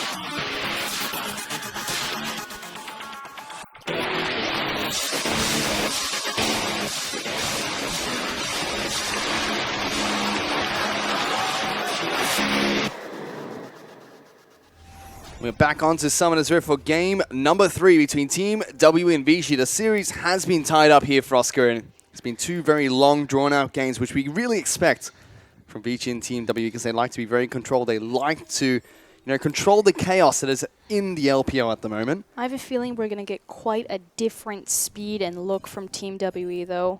Again, game number 2, they really tried to deny a lot of power from Vici. I don't think it was worth it. I think you just empower what you're good at because you hit Vici exactly where they're weak, which is in those 5v5s. Great to see Mystic return to the Sivir. And they've definitely got a game plan going into this match because they picked up Irelia, Elise, very strong early game champions. Talia, very strong, very, very early as well. And they did let the Twitch go through pick and ban, so it seems like they have something up their sleeve going into this third match. Well, it's very clear that they have so much backline threat. Not only do you have the ability for Aurelia to just fly back there with the Blade Surge, as well as the repel reach from Elise, but then you also have the ricochet bounce from Sivir. The beauty about Sivir is that she compensates for her low range simply because she can hit the tank in front of her and crit the backline. And once again, we'll see both these teams start on the bottom side of the map, so we will see the AD carries and supports take away a camp at level 1. Those lane swaps coming in 6.15. We did see a delayed invade. Coming up previously from our previous set, but the turret fortification currently a little bit too strong for teams to lane swap into. So now the question will be, we know that both teams will look towards those 5v5s, will look towards the obvious item breakpoints on their AD carries as kind of the big go buttons late game. But with the Aurelia and with the Elise, as well as the pushing power of Talia, Team WE are in a very strong position that they can make early game pressure plays. They have a lot of kill pressure and a lot of control to 1v1 on pretty much any matchup that they want. Do they execute on it, or do they continue to sit back? And that's a big change coming out from that last game, because it seemed like Vici were the ones that were controlling most of the lanes. Mid lane was incredibly far ahead, and they just tanked the damage that they got in the top lane and the bottom lane before they found their footing in the match and clawed it back that way. This time around, we've seen this match before between Easyhoon and Sia. It's fairly even. The Talia does shove out nice and early, but we do have Condi making a very early move to the top side of the map. And this is what we were talking about, that stronger 2v2. If there's any trend that we've started to see from this initial series on 6.15 in the LPL, it's this. Meanwhile, bottom side of the map, Zero forced to flash away. You can already see how strong Shenchen is on this switch, getting lots of damage down early, and Dandy is still waiting in the wings to get a gank off in this bottom lane. And here he goes. Looking for Mystic. Mystic gets jumped on. There's a flash knockup. Both Zero and as well as Mystic get locked down. And first blood goes over to Shen P. And I'm ready to call it. This is the difference between Endless and Xuan P. Xuan is a carry. He will step forward, he will make the plays, and he has certainly stepped up for Vici to give them an edge in their playoff run. He certainly has. MVP performance on Ashe in that last match, now picking up Twitch, something that Vici has been banned out against Shen P. We expected the Kog'Maw ban against Endless and always the Twitch ban against Shen P. But the Gragas was too valuable for Team WE not to take away, and they're being punished for it at the moment. I think it simply means that Vici prioritized the Kog'Maw. You start with Endless, you see if they're going to ban it away. If that seems to be their focus, then you immediately swap him out, take Xuan and mix up your bottom lane. You can already see what his idea is heading back into the lane. He's picked up longsword. Triple longsword going back into the lane. Very powerful. Whereas Mystic, he's picked up a cull for himself. He wants to sit back, he wants to farm, he wants to heal up. It's going to be a very difficult lane for him here on out, as Shen P still has both his summoner spells up and available as well. Big thing is that means Vici will have complete control of the bottom side of the map, which means that Dandy can really get in there and cause havoc. Certainly can. Top side of the map though, 957 is now being pushed in by Long. We have seen Poppy return to the LPL since her slight buffs that she got in the recent patches. As that's a lot of damage on towards Easyhoon. Unfortunately, doesn't connect with his Q. Yep, the rock throws do not connect, but still, we've seen a lot of Talia players start of the split, start of her release, not do as well, but now since they got comfortable with it, have been doing incredibly well. Shen P tries to go toe-to-toe there, but he's got a big minion wave that he has to fight up against. Mystic and Zero are only being so overzealous because they have that big creep wave, but Yep. you have to remember that neither of them has flash, so they need to play this very carefully. There goes Zero, does get the headbutt in towards K-Burn, who puts up the shield. Shenshempi does take a boomerang to Here the comes face. Condi. Elise looking to try and get into the bottom lane. Shenshempi's being locked down. He will get taken down there. Zero gets the kill though, unfortunately for Team WE, but they still get the gank off in the bottom lane. Yep, Son of Baron to the rescue to help reset a lot of that pressure. And for once, Dandy's actually not in the perfect position. That means this game is tied up once again. Shenshempi was being aggressive down in the bottom lane, has gone back to base, picked up the serrated dirt for himself, but a little bit more breathing room, you could say, for the Sivir pick of Mystic. And he is a fairly strong Sivir. If he doesn't get his Ezreal, his most common go-to champion is that Sivir pick. And it goes back to what Team WE prioritize. And it's not just the 5v5, but it's the tools that allows them to reach that 5v5 so consistently, which is wave clear. Wave clear and mobility. And this composition, where it lacked in game 2, Yep. they have it in spades. Talia and Sivir will be able to stall out any sort of lead or deficit that Vici create in the first 20 minutes. Almost feels like, you know, they're overcompensating. Like, okay, guys, what did we lose by last game? Yeah, we didn't have wave clear when we went into that match. Sure, let's go Sivir, Talia. We're all good here. Throw in the Aurelia ultimate as well. And you can see already Condi trying to make a return trip down into the bottom lane. Gets a couple of pink wards down in the river. Making sure they can deny vision, also jump into the bottom lane if he needs to. Top side of the map, Lung has gone back to base, used his teleport to get back up there. And is already training very aggressively against 957, who's still sitting on Oni's Corrupting Potion. Here comes Dandy, though, so underneath, picking up free camps. Mhm. We'll see if he maybe transitions into a gank on the top lane. There is a deep, a defensive ward behind 957 to check for this. Sorry, 957. Sorry, Condi does move up towards Dandy, who is still counter jungling. But he will lose all of his jungle to start things off. Blue buff does spawn. Condi will be able to pick that one up at least. But Dandy does get 2 nice cans for himself before leaving Condi's jungle. Bottom side of the map, still the exact same thing here. Shenshempi losing a little bit of his power, which is to be expected after the gank did come out from Condi in the bottom lane. It was unfortunate Zero did pick up the kill, but still the cull as well as the extra longsword and boots means that Mystic can do what Sivers do best, which is just push the wave in and make the opponent play against the minion wave instead. Yep, you don't lane against Sivir, you lane against her minions.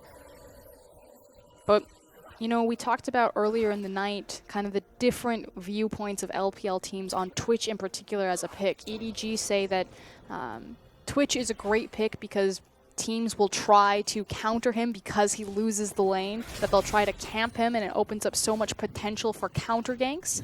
Makes sense because they have an incredibly strong jungler in Clearlove, whereas Imp on the other spectrum likes to pick Twitch because he just thinks he counters everything. That there's nothing you can do for the enemy AD carry to be set up in a 5v5 and Twitch just ambushes and pops up next to you and destroys you. Well, Shenshempi likes to pick Twitch because he likes Twitch.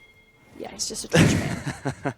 He certainly is, and his breakout game on Twitch for Vici was phenomenal, and that's when they started to bring him in as a substitute for their second matches. And they're still doing it here, and even the best of 5 series, Endless plays game 1, and Shenshempi seems like he's playing the rest of the matches for his team. I wonder if it's like a warm-up period.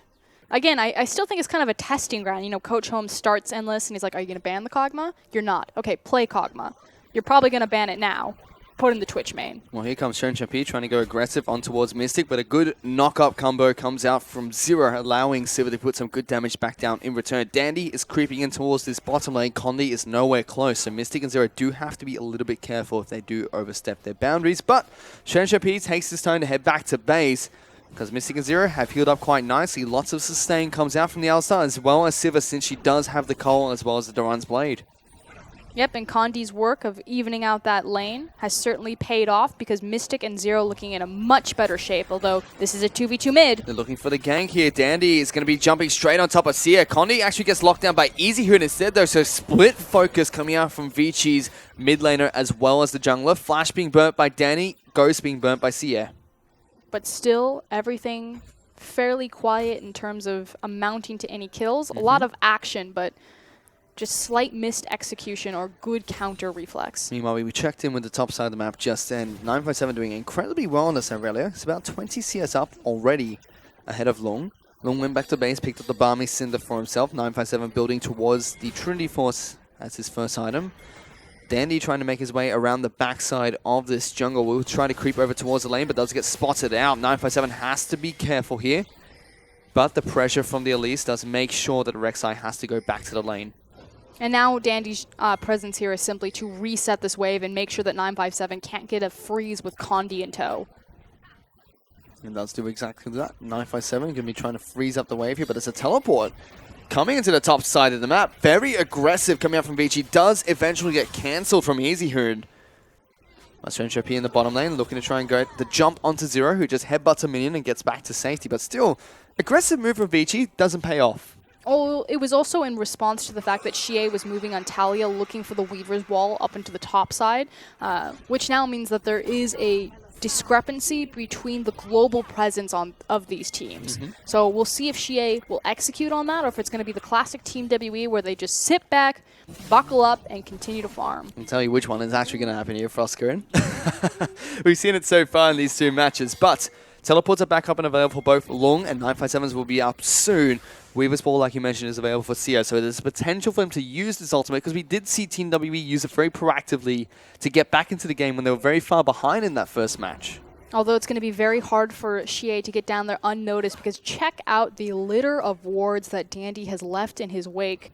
That red side jungle for Team WE is lit up like a Christmas tree. Certainly is, as Shenship does get jumped on. Dandy is down in this bottom lane though, looking to try and get some damage on towards Zero. Exhaust used onto the Twitch, takes a full boomerang blade to the face. Now the teleport's coming to bottom lane for 957, eventually gets cancelled. Zero, incredibly low. The poison shouldn't be enough damage to take him down, but it diffused the situation in the bottom lane with Condi as well as the cancelled teleport from 957. And now there's another discrepancy between global presence, the fact that Long can respond, which means that Vici can go aggressive on the bottom side of the map. He certainly can, and EasyHoon's making his way down. Dandy already wrapped around Mystic and Condi. Cocoon's going to miss, and they have their own teleport from the Poppy coming down as well. Zero has to go back in, but he's incredibly low. There's Poppy on top of Mystic, not going to get the damage down that he needs. EasyHoon even trying to do what he can as Talia even slowly rotates down to the bottom side of the map. Not going to be able to assist his team, but still, Vici don't get a pick for their troubles. And nothing comes from it. And again, Team WE have so much wave clear built up on their composition that they're not able, or Vici can't continue to push anything of it. They can't turn this into chip damage because the Sivir's still there. Talia made the roam. And more importantly, in the top side, 957 has had so much solo experience and solo time with these waves and with that tower. And he's slowly chipping away the turret, slowly see if he can get that first structure gold up on the top side of the map. He also cancelled his teleport earlier, which means that teleport's going to be back off cooldown much faster. And Lung's just went on full cooldown because he channeled it completely heading into the bottom lane. So, map advantage, again, going in Team W's favor, not only because they have the Weaver's Wall now, but also because teleport will be up shortly for 957. This game has quite a bit different tempo, which we knew it would since we had picks like the Aurelia, like the Elise, but it feels more like a rally than kind of a slow jog. Certainly We're just does. back and forth. It's got different tempo, but the same feel of the games that we expected from Team WE and Vici. They up the tempo in their own way. I mean, if you expect someone like EDG to up the tempo, that's a 15-minute game. If you expect Vici and TWE to up the tempo, 25 minutes, 30 still and counting, but definitely a lot faster pace between the two teams. They're very respectful of each other's global presence. This is cute. Dandy tries to rotate around them, around the turret, just gets spotted out by the Talia. As Mystic is still pushing this wave in quite aggressively here. It's mainly been the reason why Dandy has shown so much presence down here, just because it's such an easy lane to gank when he's shoved up so far. But that's a flash forward. They're looking for a fight. Caveman gets delivered into his team. There's EasyHoon into the back lines. Mystic has been locked down by the concussive blows. Shenship gets that first kill. Zero now the next target. He will fall down. Condi too little too late getting into the bottom lane, which means Vici pick on this lane once again. And they finally are able to execute and take something off of it. Will it be the dragon in the tower in tow? EasyHoon has to flash away. The seismic shove coming out from Sia does a ton of damage on towards the mid laner of Team WE. Vici really speeding up the course of this game, though, so looking for another dominant and impressive early game. Dandy caught out. The Weaver's Wall doesn't actually go all the way through. Seismic shove does deal a lot of damage. Caveman uses the leap a little bit too early. Dandy didn't quite get over the wall just yet. He will live to tell the tale, but still, Team WE have brought everyone down into this bottom lane. Dandy forced away from this dragon, and it could be an objective being picked up by Team WE. It'll certainly be a buff trade, so Dandy leaves with the red buff, but Xie gets the prize, Condi gets the prize of taking away that blue buff and then moving down onto the Ocean Dragon. It's still 957. He teleported down to the bottom side of the map, didn't do anything at all, so he has to walk the walk of shame back to the top lane turret to try and defend it against the Poppy. And there have been so much attention paid to this bottom lane, so it seems that EDG were right in their assessment of Twitch. They like to pick it up because they know that it forces action and a pressure point on the map. They just rely on their jungler to be stronger. Danny has definitely stepped up to the plate here today. Both junglers, 0-0-2. So assisting their team equally, but Shenshempi has been a huge benefactor of all this pressure that's been shoved down into the bottom lane. He is, however, falling incredibly far behind in terms of CS. He's 40 CS behind Mystic. The only thing that's really compensating for that is the 2 kills he picked up from all the pressure. Likewise, a very similar scenario is happening in the top side of the map. We've been checking in on 957 and long CS discrepancies. Aurelia is kind of a 150 champion. She hits that point, she gets to be Aurelia no matter what, and it's because she gets that item that she has in her back pocket now, which is the Trinity Force. And she's looking for her Merc Threads next to snack up with her passive. 957 going to be a very difficult champion to deal with, because the Aurelia is getting fairly large at the moment. Top lane turret's being pushed down, though, by Long at the moment, trying to actually zone 957 away from getting towards this minion wave. Dandy is waiting in the wings, so 957 does have to be a little bit careful, and here comes EasyHoon as well. Vici want this first structure goal, as in the meanwhile, it's going to be Elisa gets jumped on here by Shenshempi as well as Caveman, forced to repel to the Scuttle Crab, and there's the first structure being fallen as Vici pick up the first structure gold. In response, Team WE are trying to amass a counterplay in front towards that bottom tower, but again, too little too late to pick up the first blood on the tower, and I feel like 6.15 is kind of an inherent nerf to the way that Team WE like to play the game. They have one of the latest first tower takes of any team, especially top teams in the LPL. Really feels like it as well, as Vici kind of fits their playstyle. They get the top lane, top side of the map really isolated. Top lane doesn't go into a 2-on-1. Mid lane is going into the 1-on-1 match. Dandy's free to help these 2 lanes as well. And the 2-on-2 now that Vici is getting a lot stronger since they brought Shenshempi in, also seems like it's going in their favor since it's forced into the standard lanes. Big thing too is as these outer towers fall down, it opens up more space, which means there's more assassination potential. We are running pretty much double teleport compositions, even though Xie is just using his Weaver's Wall to compensate for it. But the more open space, and with that Ghostblade completed, the more threat that P has on the map, and the more response Team WE will have to front. Speaking of CS, he's been doing a good job so far of shoving in EasyHoon. He's slightly ahead in terms of CS, but we've seen this match before. EasyHoon just shoves back in, but it's very different from when we saw EasyHoon use the Karma up against the Kassadin that Tia whipped out earlier in that second match. Again, Team WE pivoted really well on their weaknesses in game to, not having that wave clear, losing these lackluster 1v1 trades, prioritizing denial in their draft phase as opposed to just strengthening what they're naturally good at. As again, junglers making their way down towards the bottom side of the map. Dandy's still top side, but Condi is looking to make a big pressure point on the bottom lane. Shenshempi doesn't have a turret available, so he's going to have to be farming safely as close to the mid lane inner turret as possible. EasyHoon, now the next target that Team WE are looking to try and pressure. You know that they're there. There's no other play that they have available on the map. As Dandy's moving towards the top side of the map, but so is Xie just to pick up his blue buff. So if they start a play now, it could go south because the Weaver's Wall is available. He dashes in and out, just taking down minions for now. Rek'Sai is spotted leaving the top side of the map, though. It's one of those scenarios where you're calling up to 957 and just saying, look delicious. That was a nice interaction between 957 and Lung.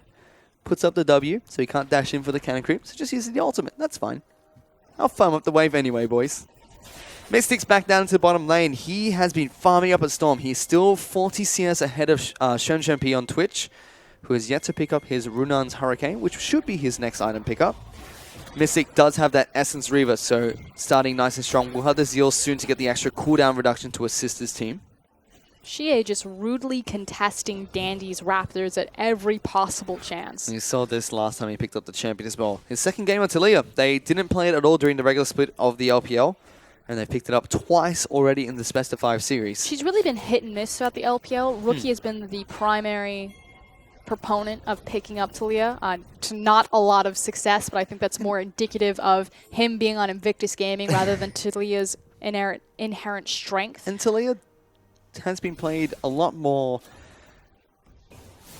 I'm not sure what the word is, I would say more clinical, has been played a lot more towards perfection recently. When she was first released, teams didn't quite really know how to use her. She also has, or she's had some adjustments on the recent patches where they've really cleaned up the interaction. So if you were, it's a slight nerf if you were already really good at Talia, able to weave all of the spells effectively, hit your skill shots. But by making the skill shots, the W and E interactions in particular, easier and smoother, they did nerf a bit of her damage to kind of take her back in line. So if you're kind of the average Talia player, you got better. Well, Sia's getting jumped on here, has to flash away, but it's now being turned around because Zero gets a big pulverize to lock down both Easy Hoon and Shen P. Teleport being used by Long to get into this middle lane. Vici have to back off, and they try to use the Twitch, but a good flash from Sia and good reaction gets him to safety. And a ton of summoner spells and cooldowns pretty much wasted there. Yep.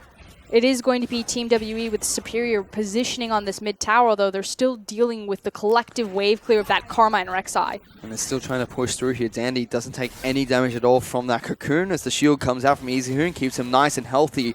Big, important objective, though, because Dragon is up. Talia went back to base and is able to heal up to full health, does have the Weaver's Wall available if she needs to use it.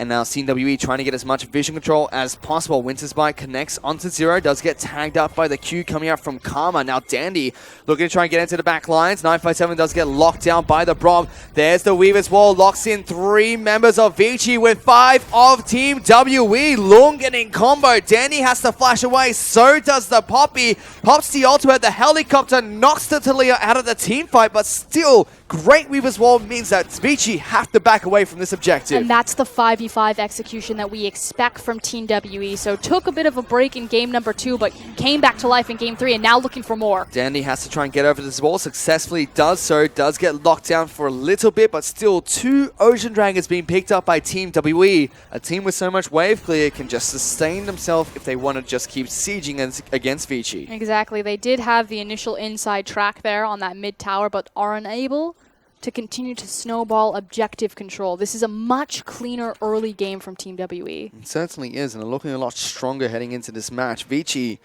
even though it's a 1-1 at the moment for Oscar, in the first match, they were incredibly far ahead to start things off. It was one team from Team WE around this point in the game that pulled it back. Second match, same story, but Vici just continued that snowball effect. This match, however, Team WE fighting Vici very early onto the game and making sure that they're not on the back foot as they head towards the 35-minute mark that they're very famous for. And again, it's Team WE just identifying what the blueprint and what the identity is for this specific matchup. It's wave clear and it's Mystic on either Ezreal or Sivir. You don't need to adjust a thing until Vici really want to force you off of it. We can check from the items that these 2 players have picked up. Mystic has completed his Phantom Dancer, so we'll have the complete cooldown reduction from his Essence Reaver that was picked up previously. Shen P still sitting on the Yoma's Ghostblade as well as the Runan's Hurricane.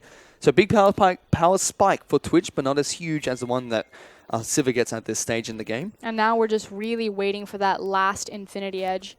Again, most Sivir players throughout the LPL have moved into the Eye Edge Rush versus the Essence Reaver build, but this is typically because they're able to get the early snowball anyway. Because Mystic was put so far behind due to the first blood in the bottom, he had to itemize into Essence Reaver. Certainly did.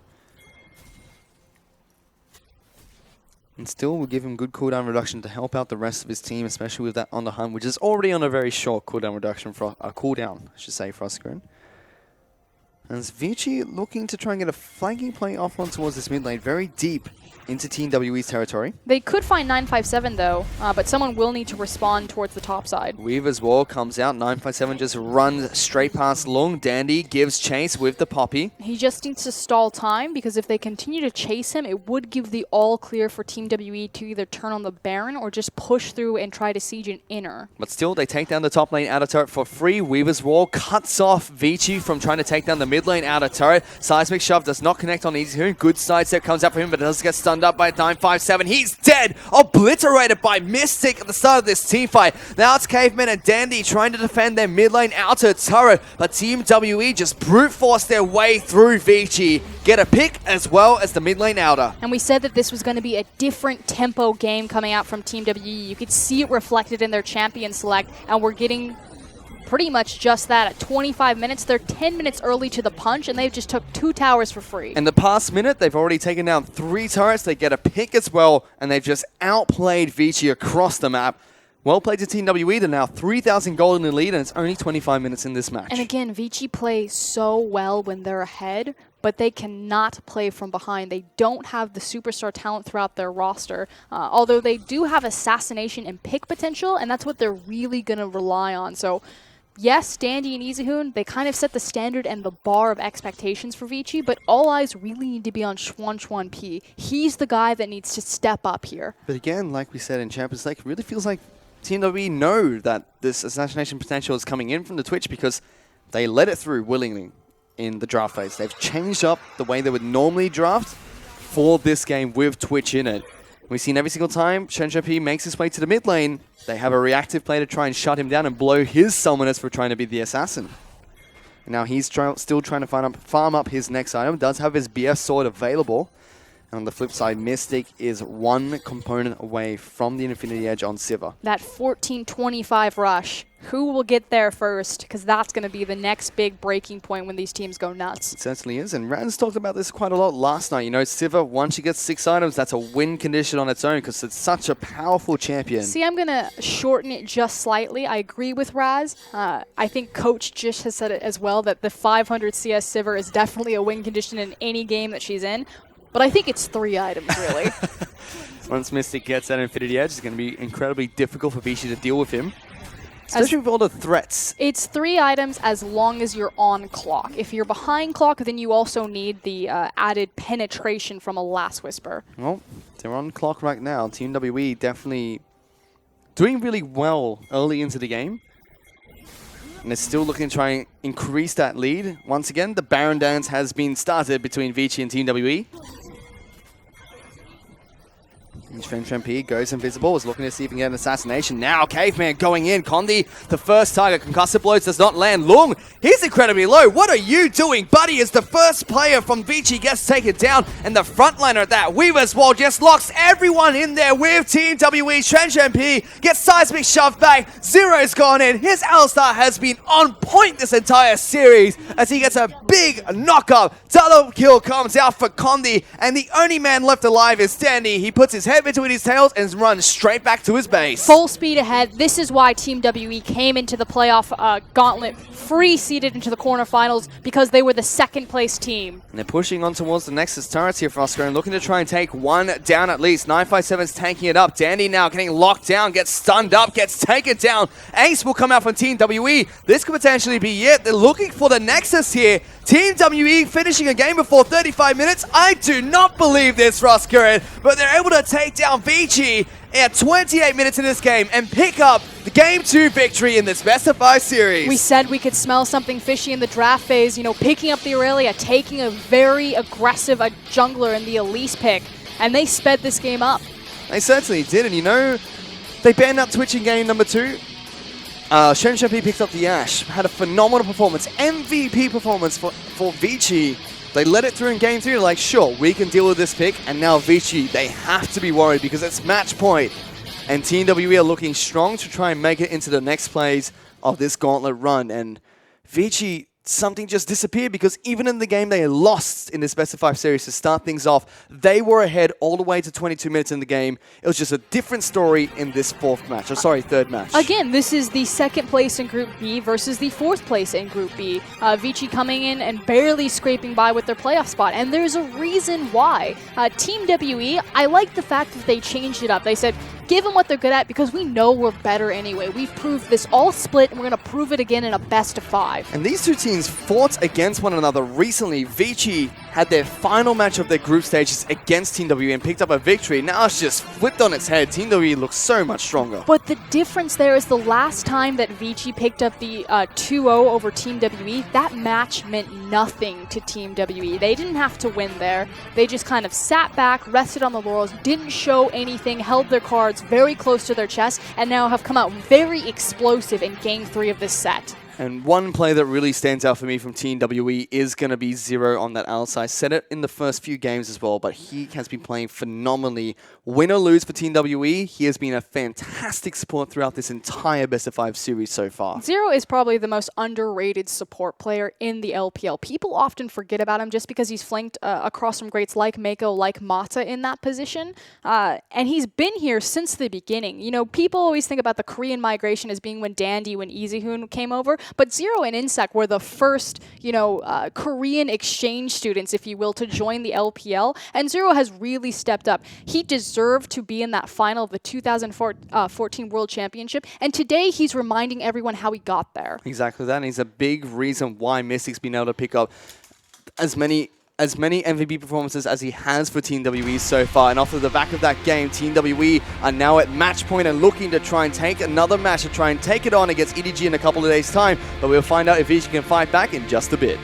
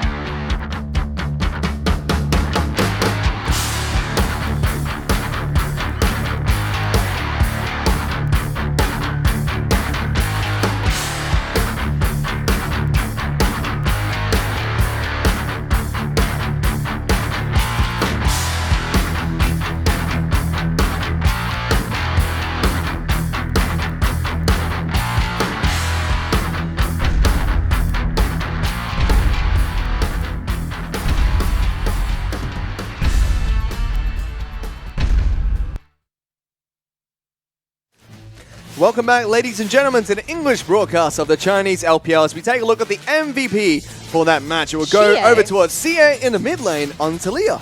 And we've seen this before, the fact that Xie is prioritizing the Talia over the Twisted Fate. Again, he was known as a Twisted Fate one-trick. It's how he climbed the solo queue ladder in Korea and China to draw the attention of Team WE.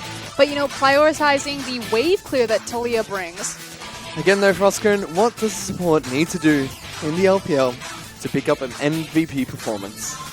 Zero is playing out of his mind. I do agree, but it's very cool to see CA make such a global impact with his Weaver's Wall. He certainly has. He used it very effectively, used it very smartly as well in multiple team fights, and he was just a monster, dealing tons of damage.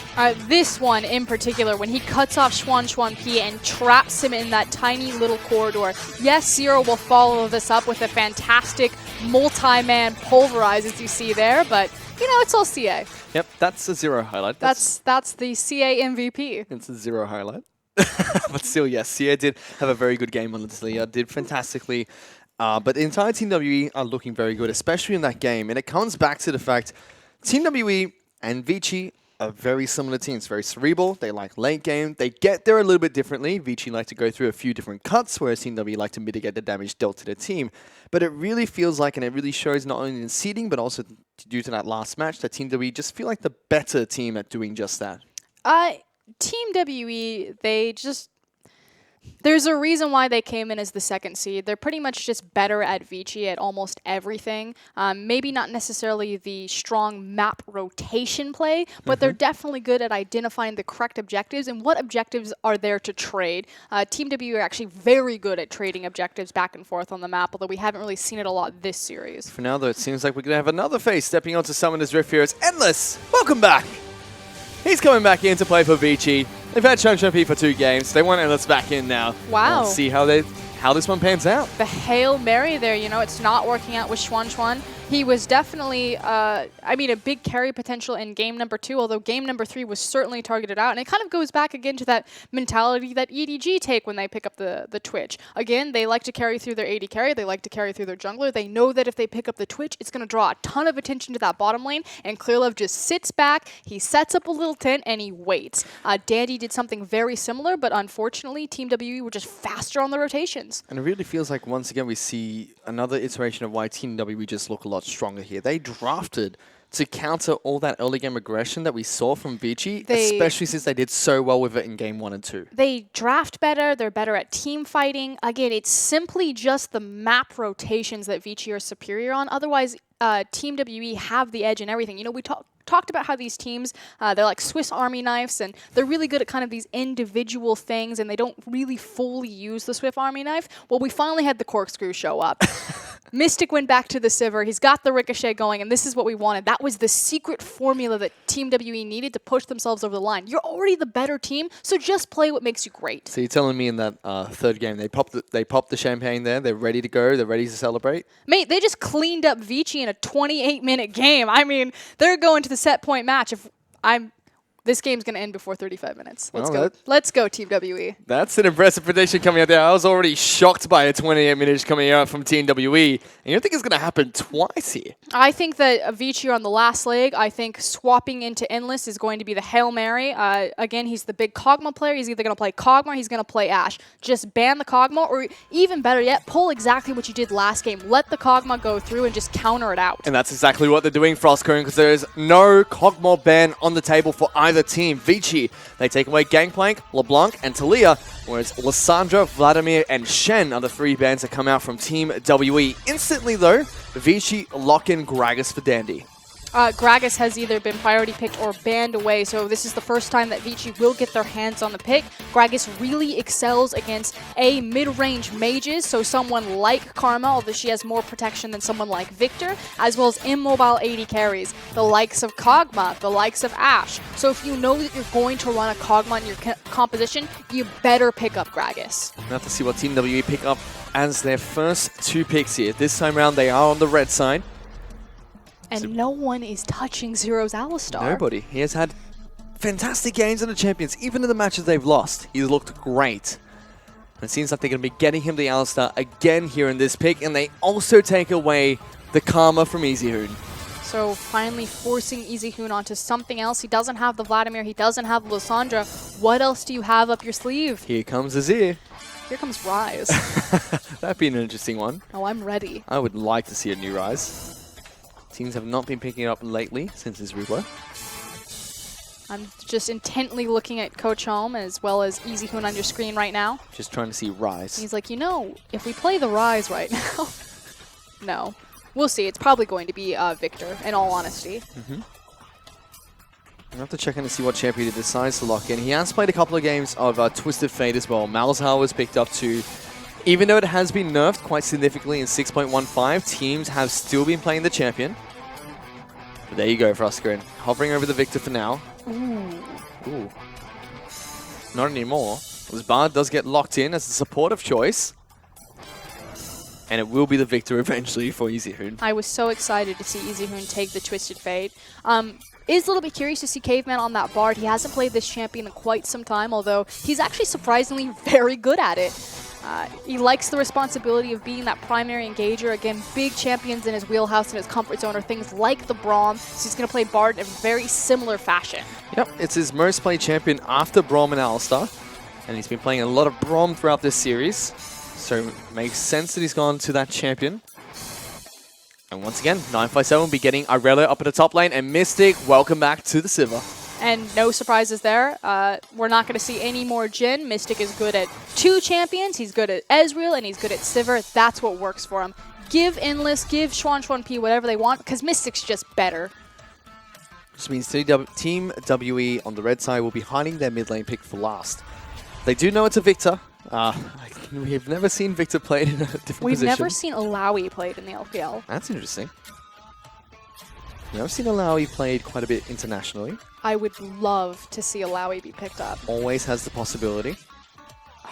You play with my heart long. Remember the LPL, Frosco. We talked about this with Tarek. It's all about diving in, not being dived upon. Well, it's cool too because with their last 2 picks, they really change the identity of their composition. So if you have something like Jhin and Alawi, which were the hovers, it automatically becomes a siege composition.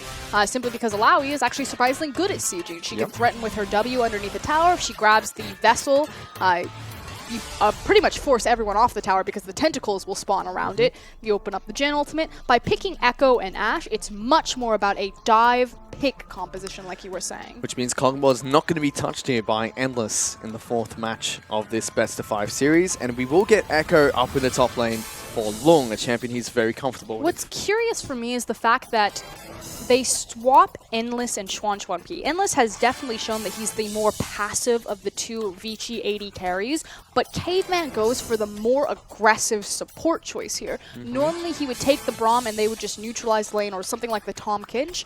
By having the Alistar come out in first rotation for Team WE and then picking the counter of Braum into it.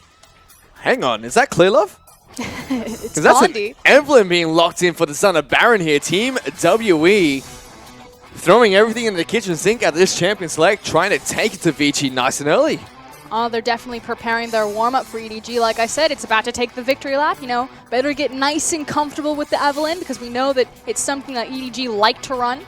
If you missed it, Froskerin says this game's over by 35 minutes. I stand true to that. I still think it's Vici Team WE. I think that last game was a one-off exception. I don't know, Froskerin. These 2 teams, they're very control-based teams. I mean, you said it yourself. They're very intelligent teams. Over this best-of-5, they've certainly sussed each other up, started to pivot very well in Champions Select to figure out where one team is weak and really poke that bear. And Team WE just look like they have the advantage here. I think they know where they can hit Vici Gaming, and it's in their 5v5, and they're going to start that early. Let's see if they're going to be able to do just that, because we are heading on to Summoner's Rift for game number 4 between Team WE and Vici Gaming.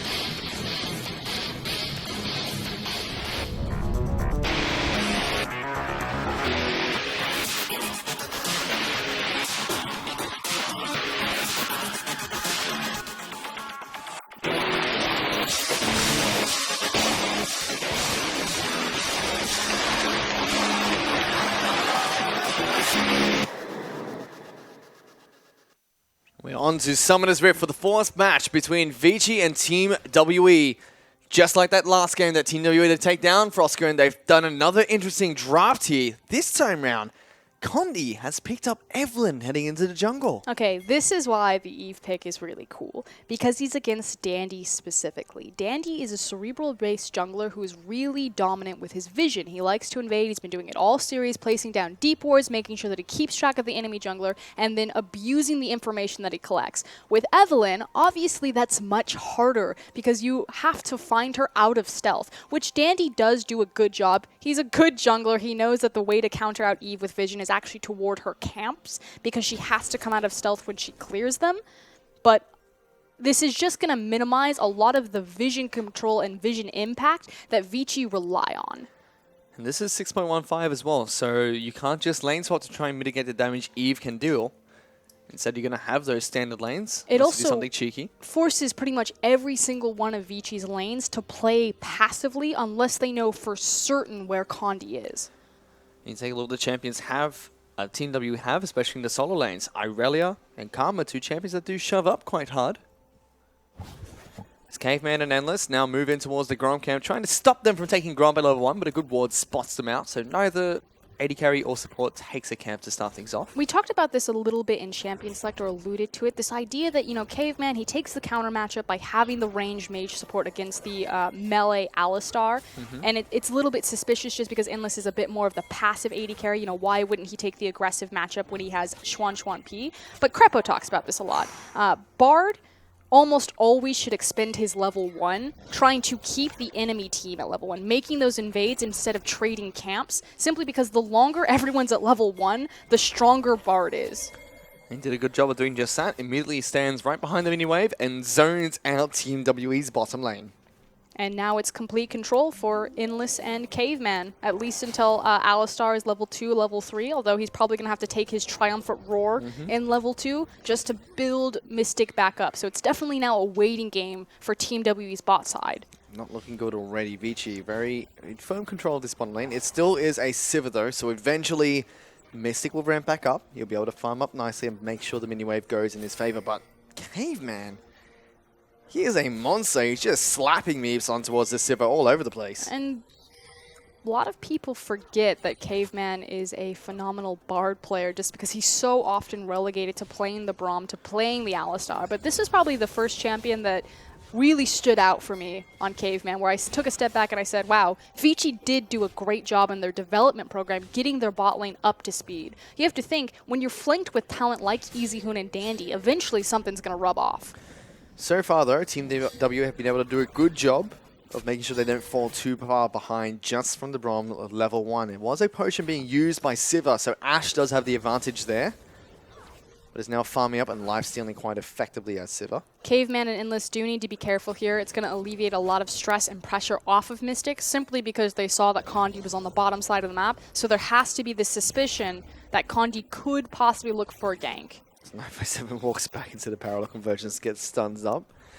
Takes a little bit of damage coming out from the Echo, which still does fairly well into this matchup.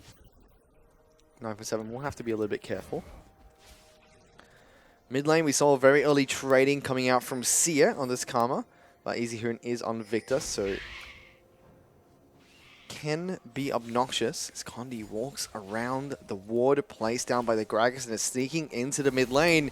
Easyhoon's gonna have to be careful. There's a flash 4 from Sia, forcing a flash coming out from the Victor as well as the Ghost. And that's exactly what we were talking about, what Evelyn really brings and punishes Vici with. If that's any other jungler, Dandy moving in, placing that ward, saves Easyhoon summoners in that instance. There's Caveman now taking a lot of damage from Mystic and Zero. They've been able to find their footing in this lane, but Ashe still has the potion available to keep herself topped off if she takes any damage at all.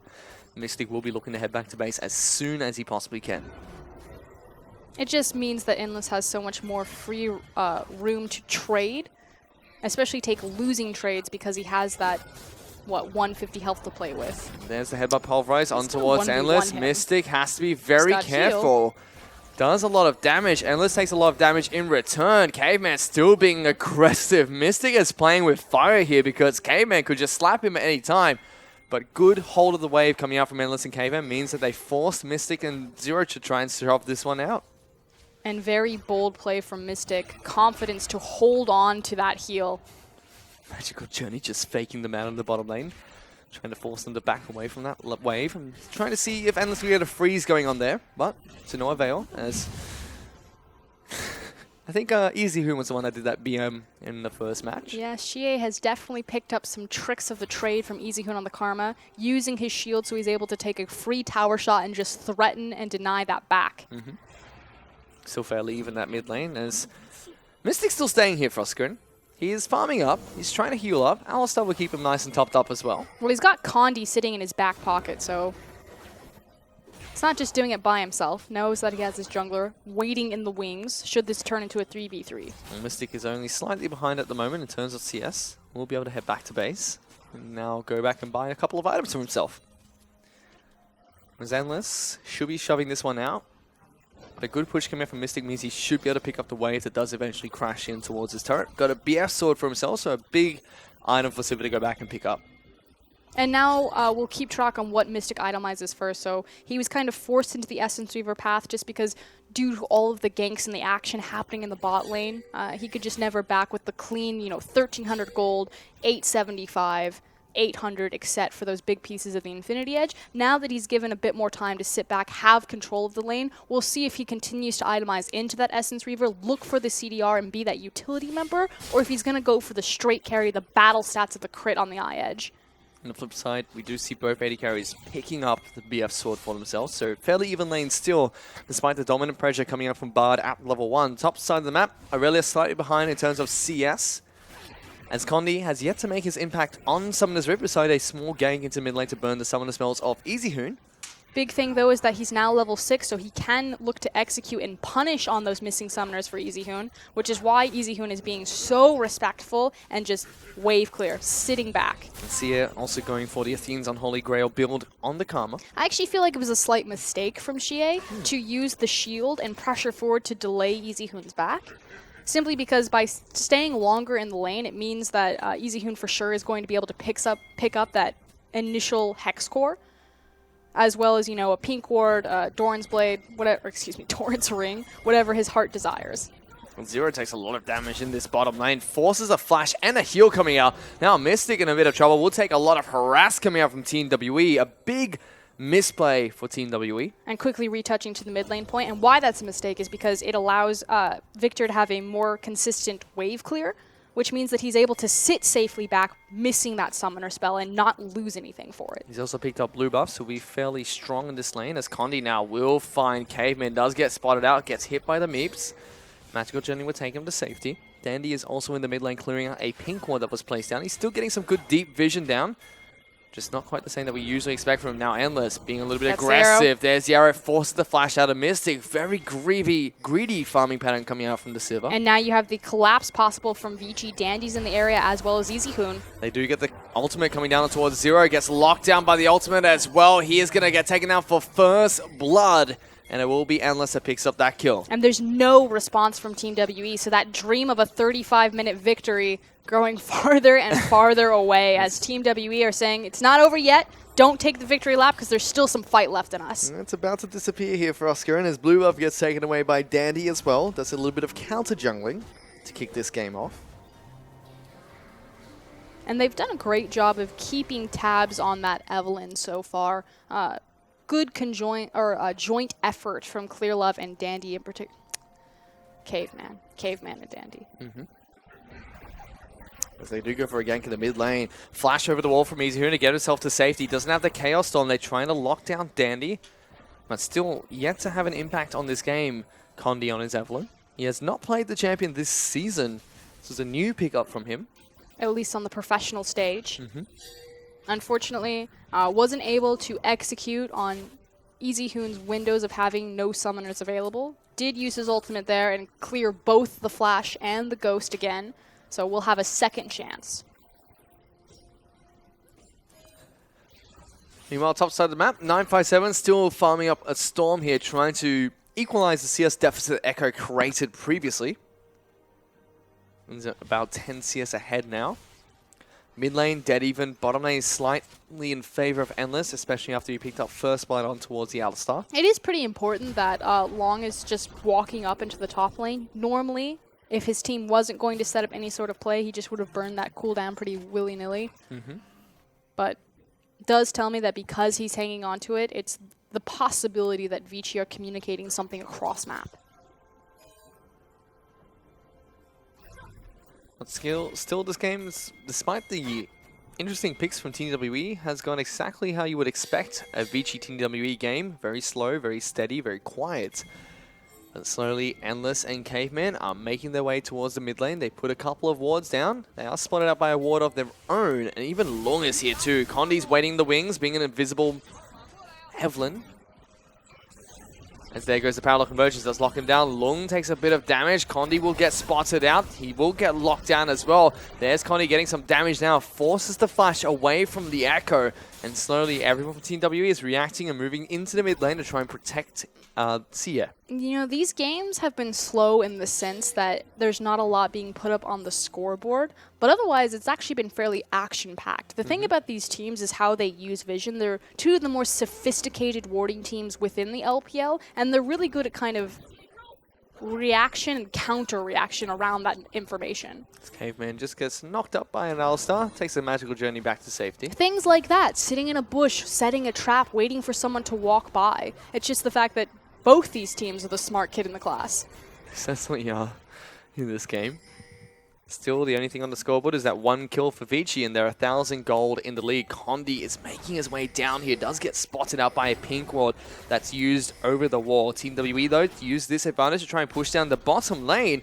They could definitely get the first structured gold for this. This is going to be the first time in the series if they're able to do it. They do actually use the Temper Fate to lock down the turret. The minions get very confused, but slowly gather their senses and try to attack the turret once again. Mystic, Condi, and Zero getting some good damage down onto this one. No jungler down here means on the hunt's being popped. Endless throws the arrow out onto Zero at perfect timing. He can't get the headbutt pulverized combo off. Now Dandy, top side of the map, going to try and see if he can get a dive on towards 957. He's pulling Easy Hoon. Easy Hoon's up here. The triple threat combo of Vici Gaming is looking to try and take down 957. He's going to have to be incredibly careful. And they actually back off of it, so they don't want to take the gamble and try to dive the Aurelia. Chances were that she could possibly trade 1 for 1. So instead, the play diffuses, and Team WE will walk away with the first tower of the game and the first one for them this series, as well as the Ocean Dragon. They do pick up that Ocean Dragon to top themselves off, and now they're the ones with the gold lead, about 400 or 500 gold in the lead. That first structure gold helping them out significantly. You can already see how much of an impact Condi has despite not impacting the map by just scaring them time and time again. I cannot believe it. Team WE got the first tower. They did it. We did it. The 35-minute victory back on track. It's not happening for us, Kurt. No, it's not. It was meant to be a quick, fast game, but they've taken it back into typical Team WE fashion. So now the question is, where do Team WE look next? Typically, Team WE would deep freeze and hold a wave for Mystic and just prioritize getting as much farm as possible on him, which is kind of what... no, he's pushing it. So what now? It means he's going to rotate mid. Now I'm excited. Before, Mystic would just hold that wave and be like, this is mine, I'm going to build up a slow wave. Now he's pushed it forward. He's going to disappear into that mid lane. We could possibly have a play on Easy Hoon. Here comes Zero. Let's see what they can do here because Zero is waiting in the wings. Oh, get in there, cow. Some of the spells are up and available for Easy Hoon, so he's being a little bit cautious. It's stepping on top of a ward as well, so they know exactly where the cow is. Mystic clearing out a couple of pink wards as Condi moves down into the bottom lane, sneaking through the lane. Play diffused in the mid lane, but now they've got one bottom. He's on the back of him, does get the slow down. Temper Fate comes out, only locks down the Avalon. Now Endless knows someone spells to get away, is exhausted and take it down. Caveman the next target with a teleport being cancelled from 957. Was looking to get down to the bottom lane, and Team WE turn on the heat. Oh yes, we're back on track, boys. 35 minutes, 35 minutes. It's not going to happen for Oscar, and I don't know what you're excited about here. No, keep the dream alive. They've now got the creep wave behind them, which means they can at least get some chip damage here, if not make an easy rotation into the mid lane and really pressure Easyhoon off of that structure. For now, though, Team WE, they keep your dreams for Oscar, as they do move straight towards the mid lane, looking to try and push against Easyhoon, who does have both his summoners as well as the Chaos Storm, but there is a Condi waiting in the wings with Sia pushing on forward. They don't have the dive potential here, though. Oh, now they do. Okay, I was going to say, the issue is that Zero doesn't have his ultimate, so it's pretty scary to still dive the Victor. They do back off away from that play. It does give them some time to pick up some major items. Athene's picked up for the Karma in the mid lane. Irelia to get the Trinity Force, as well as the Runic Echoes being picked up by Condi. Mystic still working on that Essence Reaver, but still big item pickups all around for Team WE. Yeah, and that was the question that we had. Is Mystic going to follow the trend of the rest of the LPL 80 carries and look for the eye-edge rush, or is he going to stay true to the Essence Reaver? And again, being that utility factor for his team, offering that CDR. It's 957 still being a nuisance up on the top side of the map against Long. Every chance he gets, he just jumps in and goes for a good trade. Even forces Dandy to try and look towards the top side of the map, but he's being overly cautious at the moment. A big issue for Long, since he's facing across from the Irelia, is the short cooldown on her ultimate. She's going to be able to sustain a lot back from these elongated trades. So, especially with the W constantly being up for 957. Yep, still a skill-based matchup, but one that 957 has really slowly been winning, as you see that in the CS discrepancy between them, 132 to 152. He was actually behind about 10-20 CS to start things off, so he's clawed his way back quite nicely, and that's just going to keep going in his favor.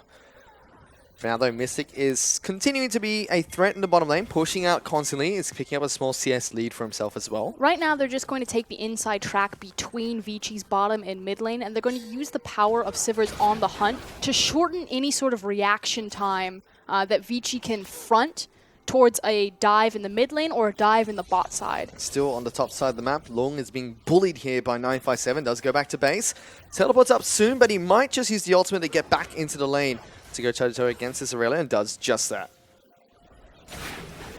And still Team WE grouping up as 4 near this mid lane. Vici gonna have to be a little bit careful, because Team W do have the lead at the moment.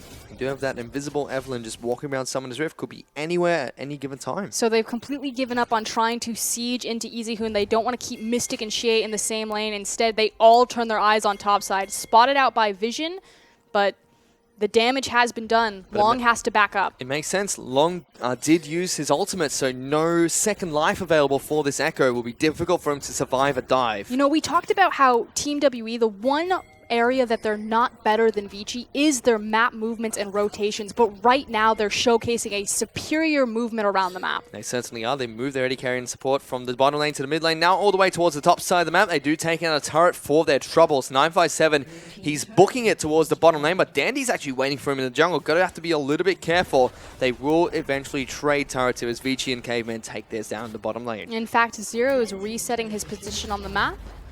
Probably going to walk down and help defend with Irelia. Let's see if he can do just that. But for now, back again to a fairly stalemate game. Vici, although they're playing on the back foot, they're not far behind at all in terms of goal. It's still dead even between these two teams. But the thing is Vici really never come out ahead when it's dead even. They need that gold advantage to compensate for their inability to fight. And that's where Team WE really shine. And right now, we're heading straight towards a fight. Dragon will be spawning in 12 seconds. Zero made his back. They reset the map so he could refresh his sight stone.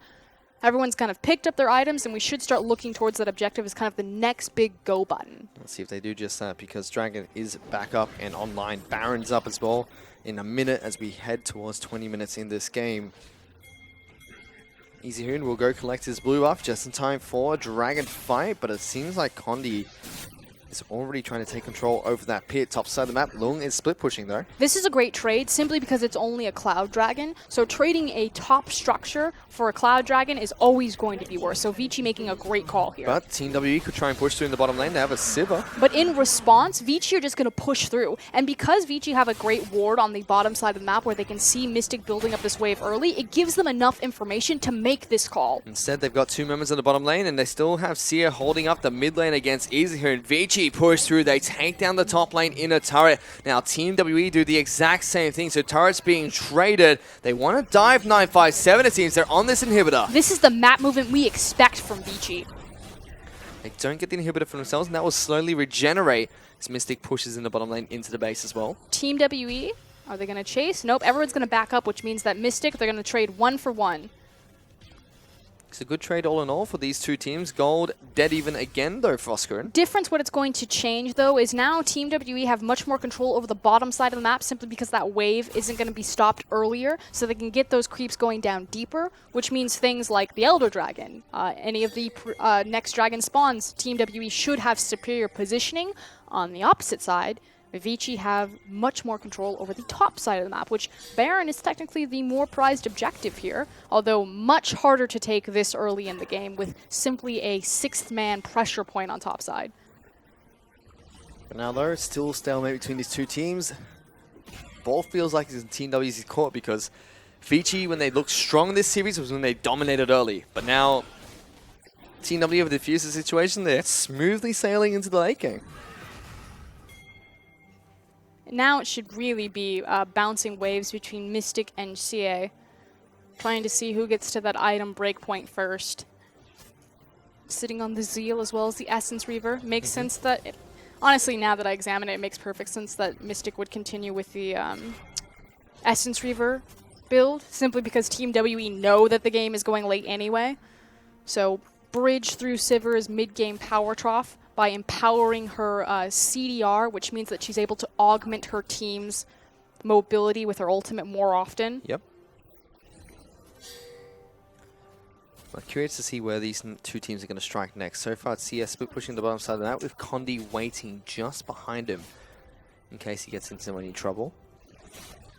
Seems like Lung wants to collapse on towards him. Will find Sia, but then suddenly sees a Condi chasing on the top of him as well. Doesn't use the ultimate to slow him down, but now they know jungler's bottom side of the map.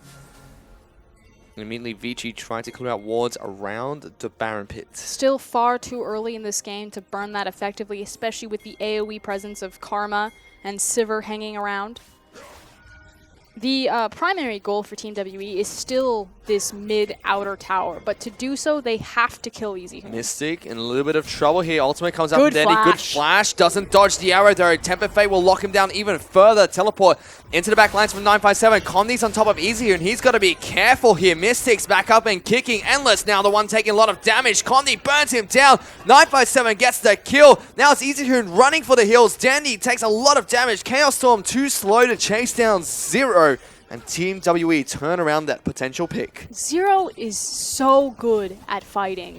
I know that sounds like really weird because he didn't really do anything flashy in that team fight. It was really 957 breaking into that backline. But that was a perfect example of what makes Team WE good at team fighting. It's their... where they assign their cooldowns and their target selection. Zero was sitting on his full headbutt pulverize combo as soon as that team fight started. He sees that his AD carry gets locked into the backline by hard CC. Worse Alistars or lesser Alistars would immediately engage and just try to stop them from diving in on his Mystic. But he knows that their cooldowns are down, and he just sits there and he's patient, and he waits for that exact moment that he needs to use the Pulverize, that Dandy has the cooldowns back up to deny as much damage as possible from landing on Mystic, and that's the key difference. Does a really good job. He's had fantastic Alistar games all night. He's looking to just continue that trend for Team WE, who just take another inch.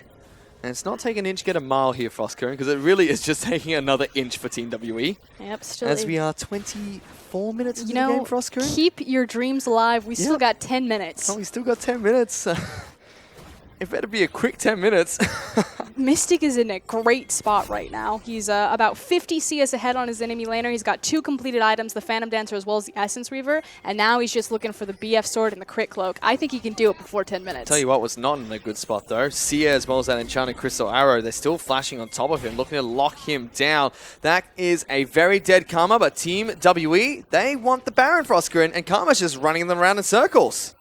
Taking as much time as possible. Easy Hoon and Caveman are up in the area, as well as Long now. Ooh, Temper Fate though. I mean, Team WE, they've got a choice to make here. Burn it or break it, and they do break away. Mystic almost gets taken down by Baron buff. Zero will fall. Lung is flanking around. Mystic's dead. Disaster strikes for Team WE, and they're just going to get aced here after a very cheeky Baron attempt off of the back of Sia getting caught. Running away with their tails between their legs. Condi is still alive, does not have smite available, and Vici now turn on the Baron. Doesn't even have flash to get over this pit. It's now a 2-on-4 if they want to try and fight this one. The only man dead is Caveman. Even the fans know what this one's all about. The ultimate comes out from Condi, just locks them down, but he's dead. Dandy will die. There goes 957. He wants more kills, but even Baron's helping them now. And suddenly there's a teleport coming in. Baron will fall. Vici pick it up.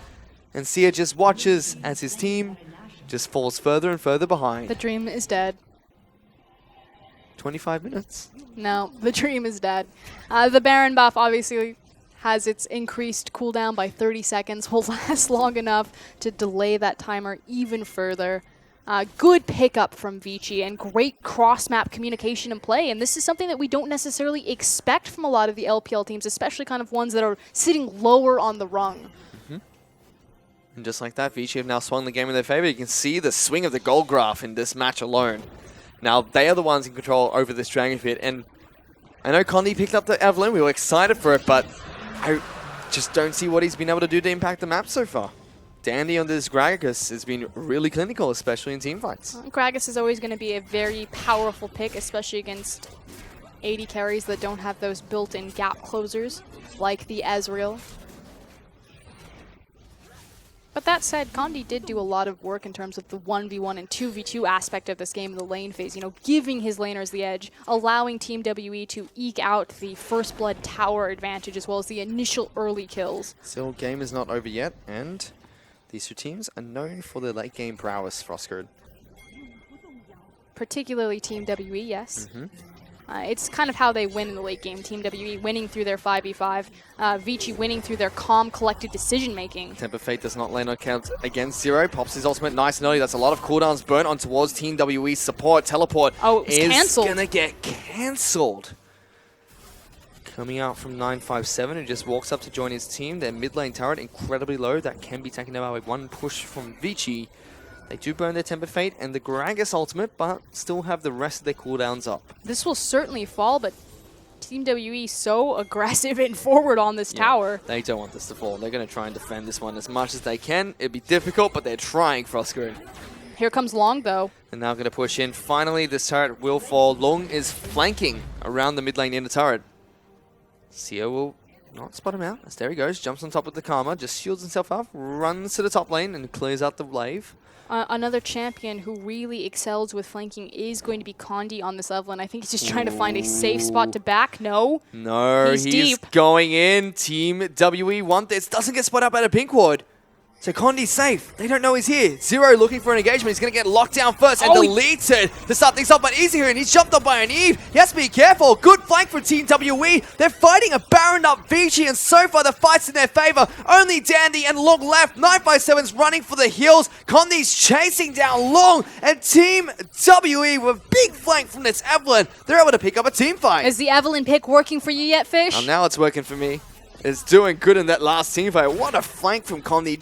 It was 007 sneaking around those pink wards. It's why it's also really cool whenever a composition manages to pick up both Sivir and Evelyn. Eve is very reliant on flanking plays because it's very hard with that stealth to run down the line of scrimmage, front to back, find the big, massive AoE ultimate.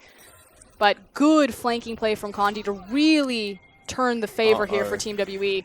They're still looking to try and chase, so Mystic forced to use the heal. Is going to be trying to turn this one around. Dandy with a double body slam, now taking the pain. Condi is chasing. The hate spikes are hating, but Dandy jumps back in, and the Fat Man gets the kill as Mystic is forced to use the spell shield to avoid the Temper Fate coming out from Bard. Still, big pick coming out from Vici. Just reset the map, guys. You got the Baron off of multiple Vici members. Not able to do anything proactive with it, but you at least stopped a lot of the damage Vici could have done. Still, though, 3,000 gold lead for Vici. Team W going to have to look for another one of those flanking plays if they want to try and fight again. 7k really wasn't enough in the first game. We'll see if 3k is more Vici speed, because it's still an uphill battle, because we're getting closer and closer to that 3-item Sivir. In fact, I think she's got it now. Closer and closer as well. to 35 minutes in this match, Frosco. I told you the dream was dead. I lost the bet, Fish. No, It's Frosco, fine. Team WE, you know what they say. Keep your dreams, and that's exactly what I'm doing right here, right now. Let's come back right now. Yes. They're still fighting for this one. Vici firmly in control for now, but Team WE, like you mentioned, Siva has those 3 items. Ardent Sensor even being picked up by Sia, giving the extra attack speed as well as the attack damage on hit for Siva. Works well with 957 as well, who utilizes attack speed very effectively. This Aurelia is massive. Those She is items are very scary. Looking for Randuin's Omen as the next item pick up too, to try and mitigate some of the crit damage that Ashe will be dealing, who has gone for the Infinity Edge into the Hurricane, still sitting on 2 items though. Has the Quicksilver Sash to try and escape some crowd control. And you know, as Ashe continues to rise in popularity, as she kind of solidifies herself, especially globally, as like the standout 80 carry to pick. I know the LCK is very high on her. You have to think that that means that Aurelia is definitely going to make a strong comeback as kind of the primary top laner. She does so well into Ashe because the control that Ashe has in front of her means nothing to Aurelia. Condi has his eyes set on this juicy Ashe, but Vici send multiple members to the top side of the map to try and defuse that. Smart play, decides not to get a little bit greedy and go for Endless.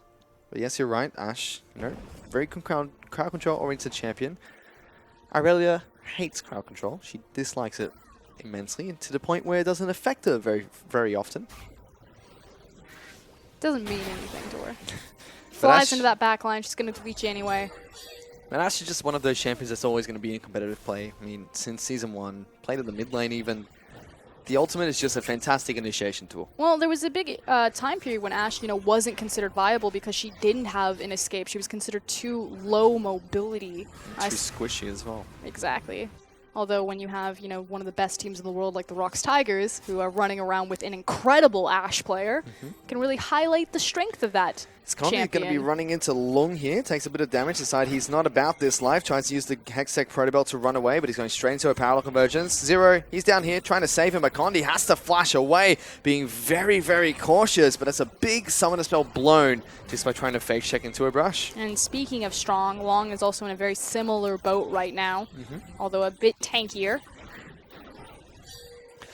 Still, like you said earlier, 3-item Power Spike for the Siva. Probably will want to look for that last whistle first to deal with this Echo. He does have triple armor items on top of a Ninja Tabi. That is disgusting. That's going to be really hard for Mystic to break through, but still, Vici, they go straight towards the Dragon Pit and pick up their second dragon of the game.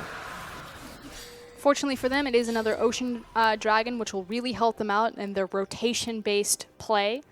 So increasing their ability to siege and ability for comeback fights in between these elongated skirmishes, which really has been the story of this game. It feels like it's not just kind of a one-and-done fight. It's drawn out. It certainly is. As Team WE, they are now 3,000 gold behind Vici still. They do have a wave pushing on the top side of the map. Lots of pings going out on towards this Baron. Condi thinking he'll go and look for a flank as Caveman goes back to base. They don't have visual control here. Team WE might want to pull the trigger, in fact, but they decide to back off, just take the vision control and go back towards their side of the jungle. They still have to be very respectful of Vici Gaming's composition because you're still looking across from a Victor, which is in a very good point right now. He's got the Rylai's Lichbane as well as the completed Hex Core, so funneling into a tight corridor on that Baron Pit and eating a lot of Easy Hoon's free damage would be disastrous right now. Whereas Vici now looking to try and play the Baron dance again. They clear out the vision around the Baron Pit, waiting for Scuttlecrab to die as well. And once that's all gone, they can start to take control over this pit and start the dance that we've seen for 4 games now. It now becomes a question of who has the superior pick, and frankly, it's Vici. Not only do they have the Ash Arrow, but again, the power of Gragas and his cask. On the other side, though, as the map is opened up and these death timers get far more punishing, Condi also starts rising in importance and popularity. If he can find another deep pick like he did last time, a single team fight can really mean the difference of ending this game. Mystic also picked up the Last Whisper, so armor penetration crucial for the Siva, especially against the absurd item build that Long's gone for. Again, it goes back to the idea of pick versus 5v5. You know, Vici, they already struggle in that department. They want to make sure that they have as big of an advantage as possible. For now, though, both teams just being relatively quiet. 957 wants nothing to do with Long. He just wants to farm. Leave him alone. Really looking for that GA probably is his next item. Vici still about 3,000 gold in the lead, slowly creeping up to 4,000. So doing something right for now. Nothing on the map for these two teams to take except for the Baron buff. And Froskerin, the dream is officially dead. Rip. We are 35 minutes into the game. This is where Team W comes on live though, and even though they're 4K down, this is where they really shine. It comes down to execution, however. If Vici are diligent with their flanking wards, particularly their pink ones, they should be in a safe position. Or they can continue to move around as 5 people. Make sure that they're always kind of clumped up like that big boulder, protect their flanks. Yeah, though I can sense a Baron dance being started by Vici as they look to continue having vision control over the pit. There's no blue trinket available for Team WE. We'll see how patient they are. If they're going to call the bluff and shove mid lane. That's what they do to start things off. Condi was looking to see if we can get a wraparound on towards these two picks. Still invisible, still yet to be spotted by Vici, so they don't quite know where the Evelyn is.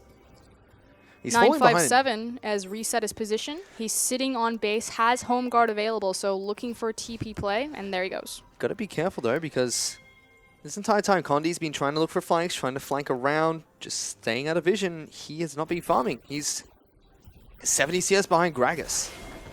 Massive. Big deficit for him.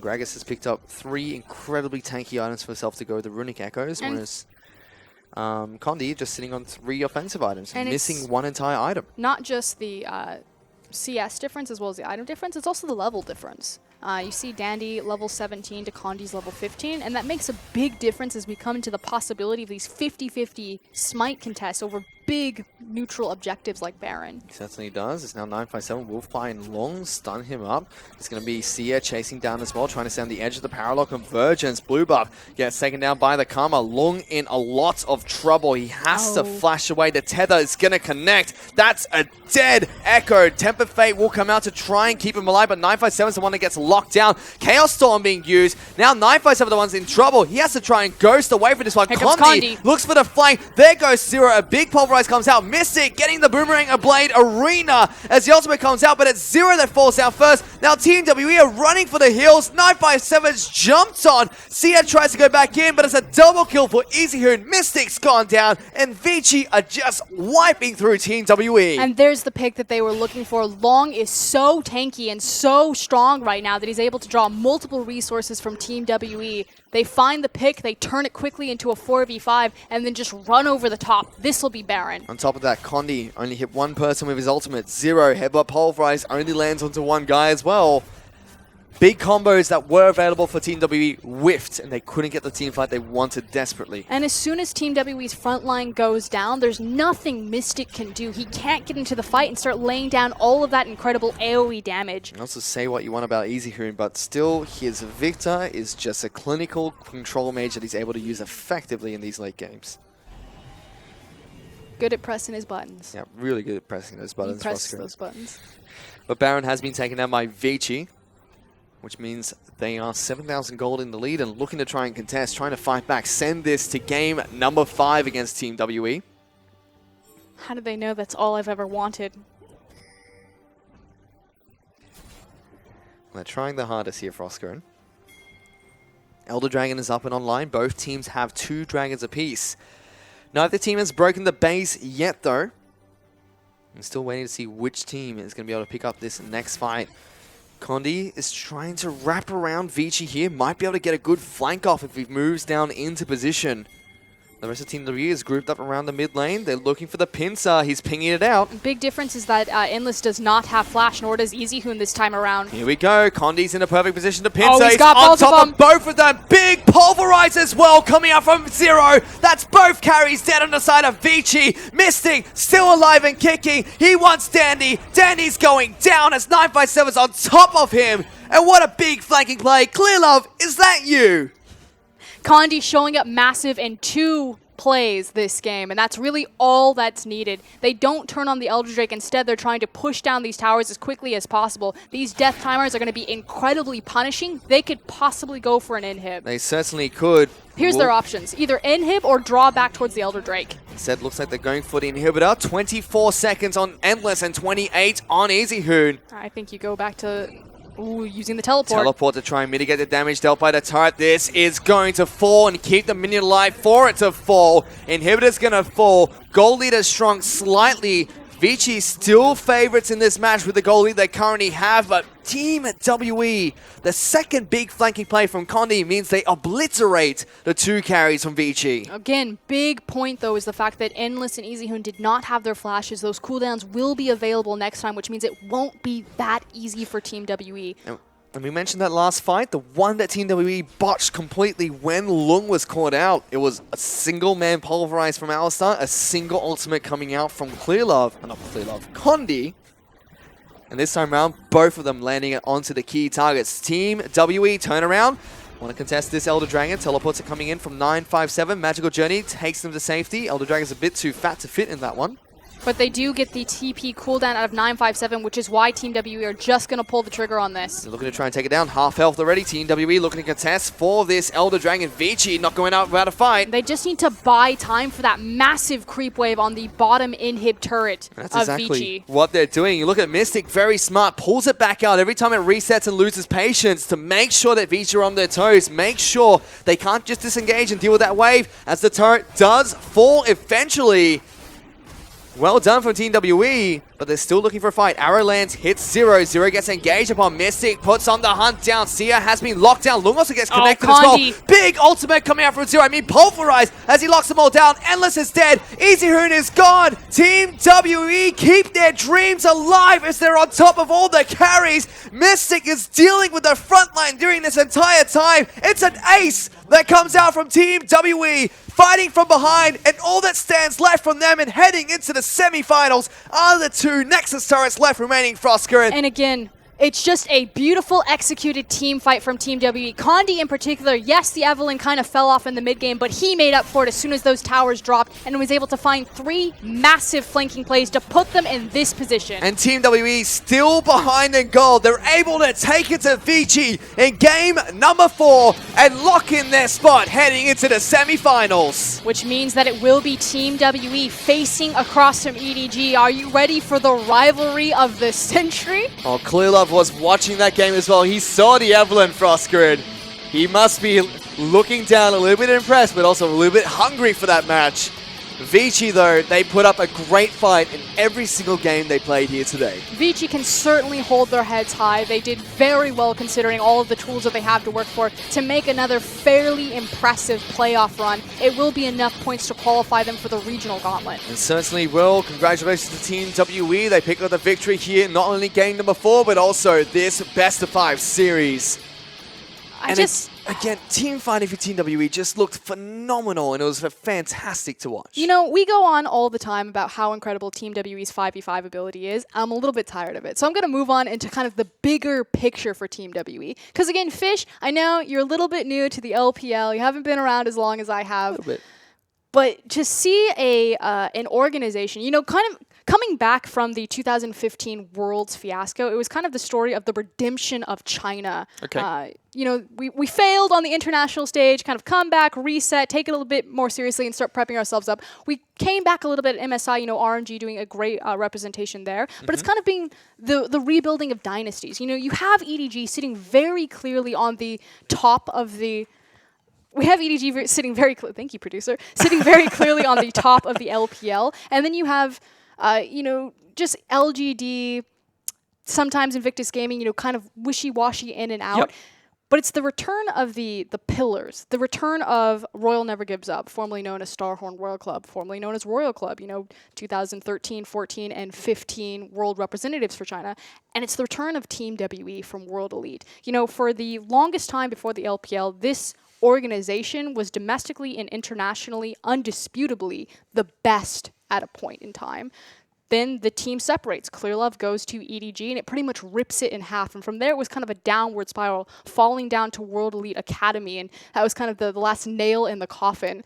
as they return into the LPL and try to rework all of their players, you know, moving away from the top lane, making these subs, picking up people like Xie, they make the most incredible takedown in League of Legends history. So an organization that started out as undisputably at one point the best league team in the world, then has the greatest League of Legends upset ever in history, taking down the GE Tigers at IAM, then to come back into the LPL and just rebuild this dynasty from the ground up and now have a chance at the semifinals in the LPL 2016 summer promotion, summer split. It's such an incredible story to just follow them through that course. It certainly is, and now they've got another chapter up ahead, which is against EDG, the top dogs in the LPL. You know, currently undefeated in the summer split. They looked great in spring split as well. Were not able to head into the finals and go to MSI. Instead, it was RNG that were the representatives for the LPL, but still a big match ahead for Team WE. And they looked very strong today, and hopefully we can see that performance continue against EDG, but there were a lot of mistakes that Vici really capitalized on, just were not able to execute to finish the games out of. And it's the early game that really sticks out for Team WE, and you know that EDG have the tools to punish that, but I can't, Fish.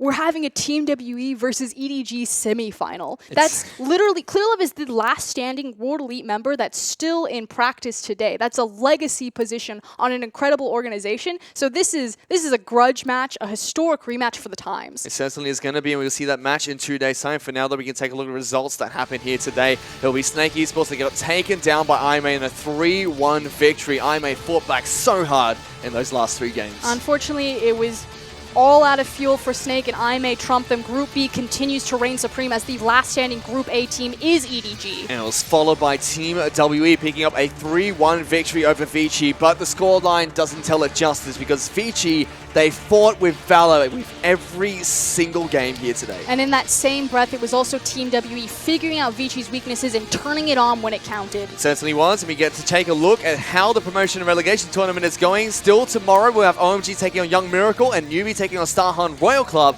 to find out who will be the last 2 teams that head back into the LPL, with LGD requalifying and unfortunately Saint heading into the LSPL. And speaking of LPL dynasties, it's a sad day to see OMG try to battle back through relegation, although, again, welcome back to the LPL. LGD, you guys are still alive to fight another day, and goodbye Saint, you're back into the LSPL. So who will join LGD and Newbie Young? And for now, we can take a look at how the playoffs are going. EDG will be going up against Team WE in 2 days' time. We also have RNG taking on IMA to see who will be heading into the grand finals of the LPL. And very chaotic matchups across the board. RNG and IMA, that's sure to be a bloodbath that I'm sure everyone's excited for. And then EDG versus WE, like I said, that's a historic matchup. Clearlove versus old organization and the revamped and rebuilt Team WE dynasty. However, we go straight back into tomorrow's matches. It will be OMG taking on Young Miracles in the first match of the day to decide who will be heading back into the LPL next split, as well as Newbie taking on Starhunt Royal Club to run at the end to find out who takes that final spot coming back into the LPL. And again, Young Miracles is going to be PDD's team, so the big thing that you want to look out for them is their bot lane, Ning and Ming. They're actually a very talented AD carry and support duo. Unfortunately, they've tried to make a run for the LPL multiple times and it hasn't paid off yet.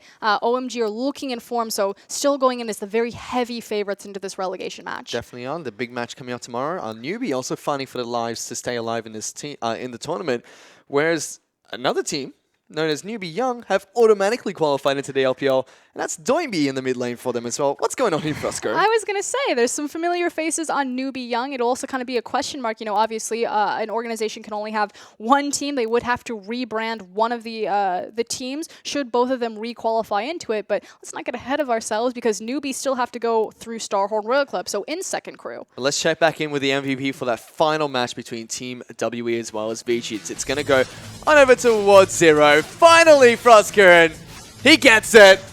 He's got it. He's done it. He finally has done it. Rusty will be proud. What does the support have to do to get an MVP? Fish apparently put a team on his back for an entire 5-game series. To get an MVP as a support, you need to be an MVP as a support for every single game you play. In the quarterfinals of an LPL match. Yes. There you go. I mean, huge standout as well, Condi on the Evelyn. He didn't impact the much, but those flanking plays comboed out with this from Zero every single time. And it goes back to what Team WE and Zero specifically really excel in that makes them such incredible 5v5 team fighters. It's their target selection and their cooldown priority. They know exactly what cooldown to use on what target at what time. They certainly do. Zero had a fantastic 4 games on Alistar. Was able to assist Zero so much. Zero had a fantastic game on Ezreal to start things off, and it really showed just from then how well their synergy has been in the bottom lane together, and Team W in general.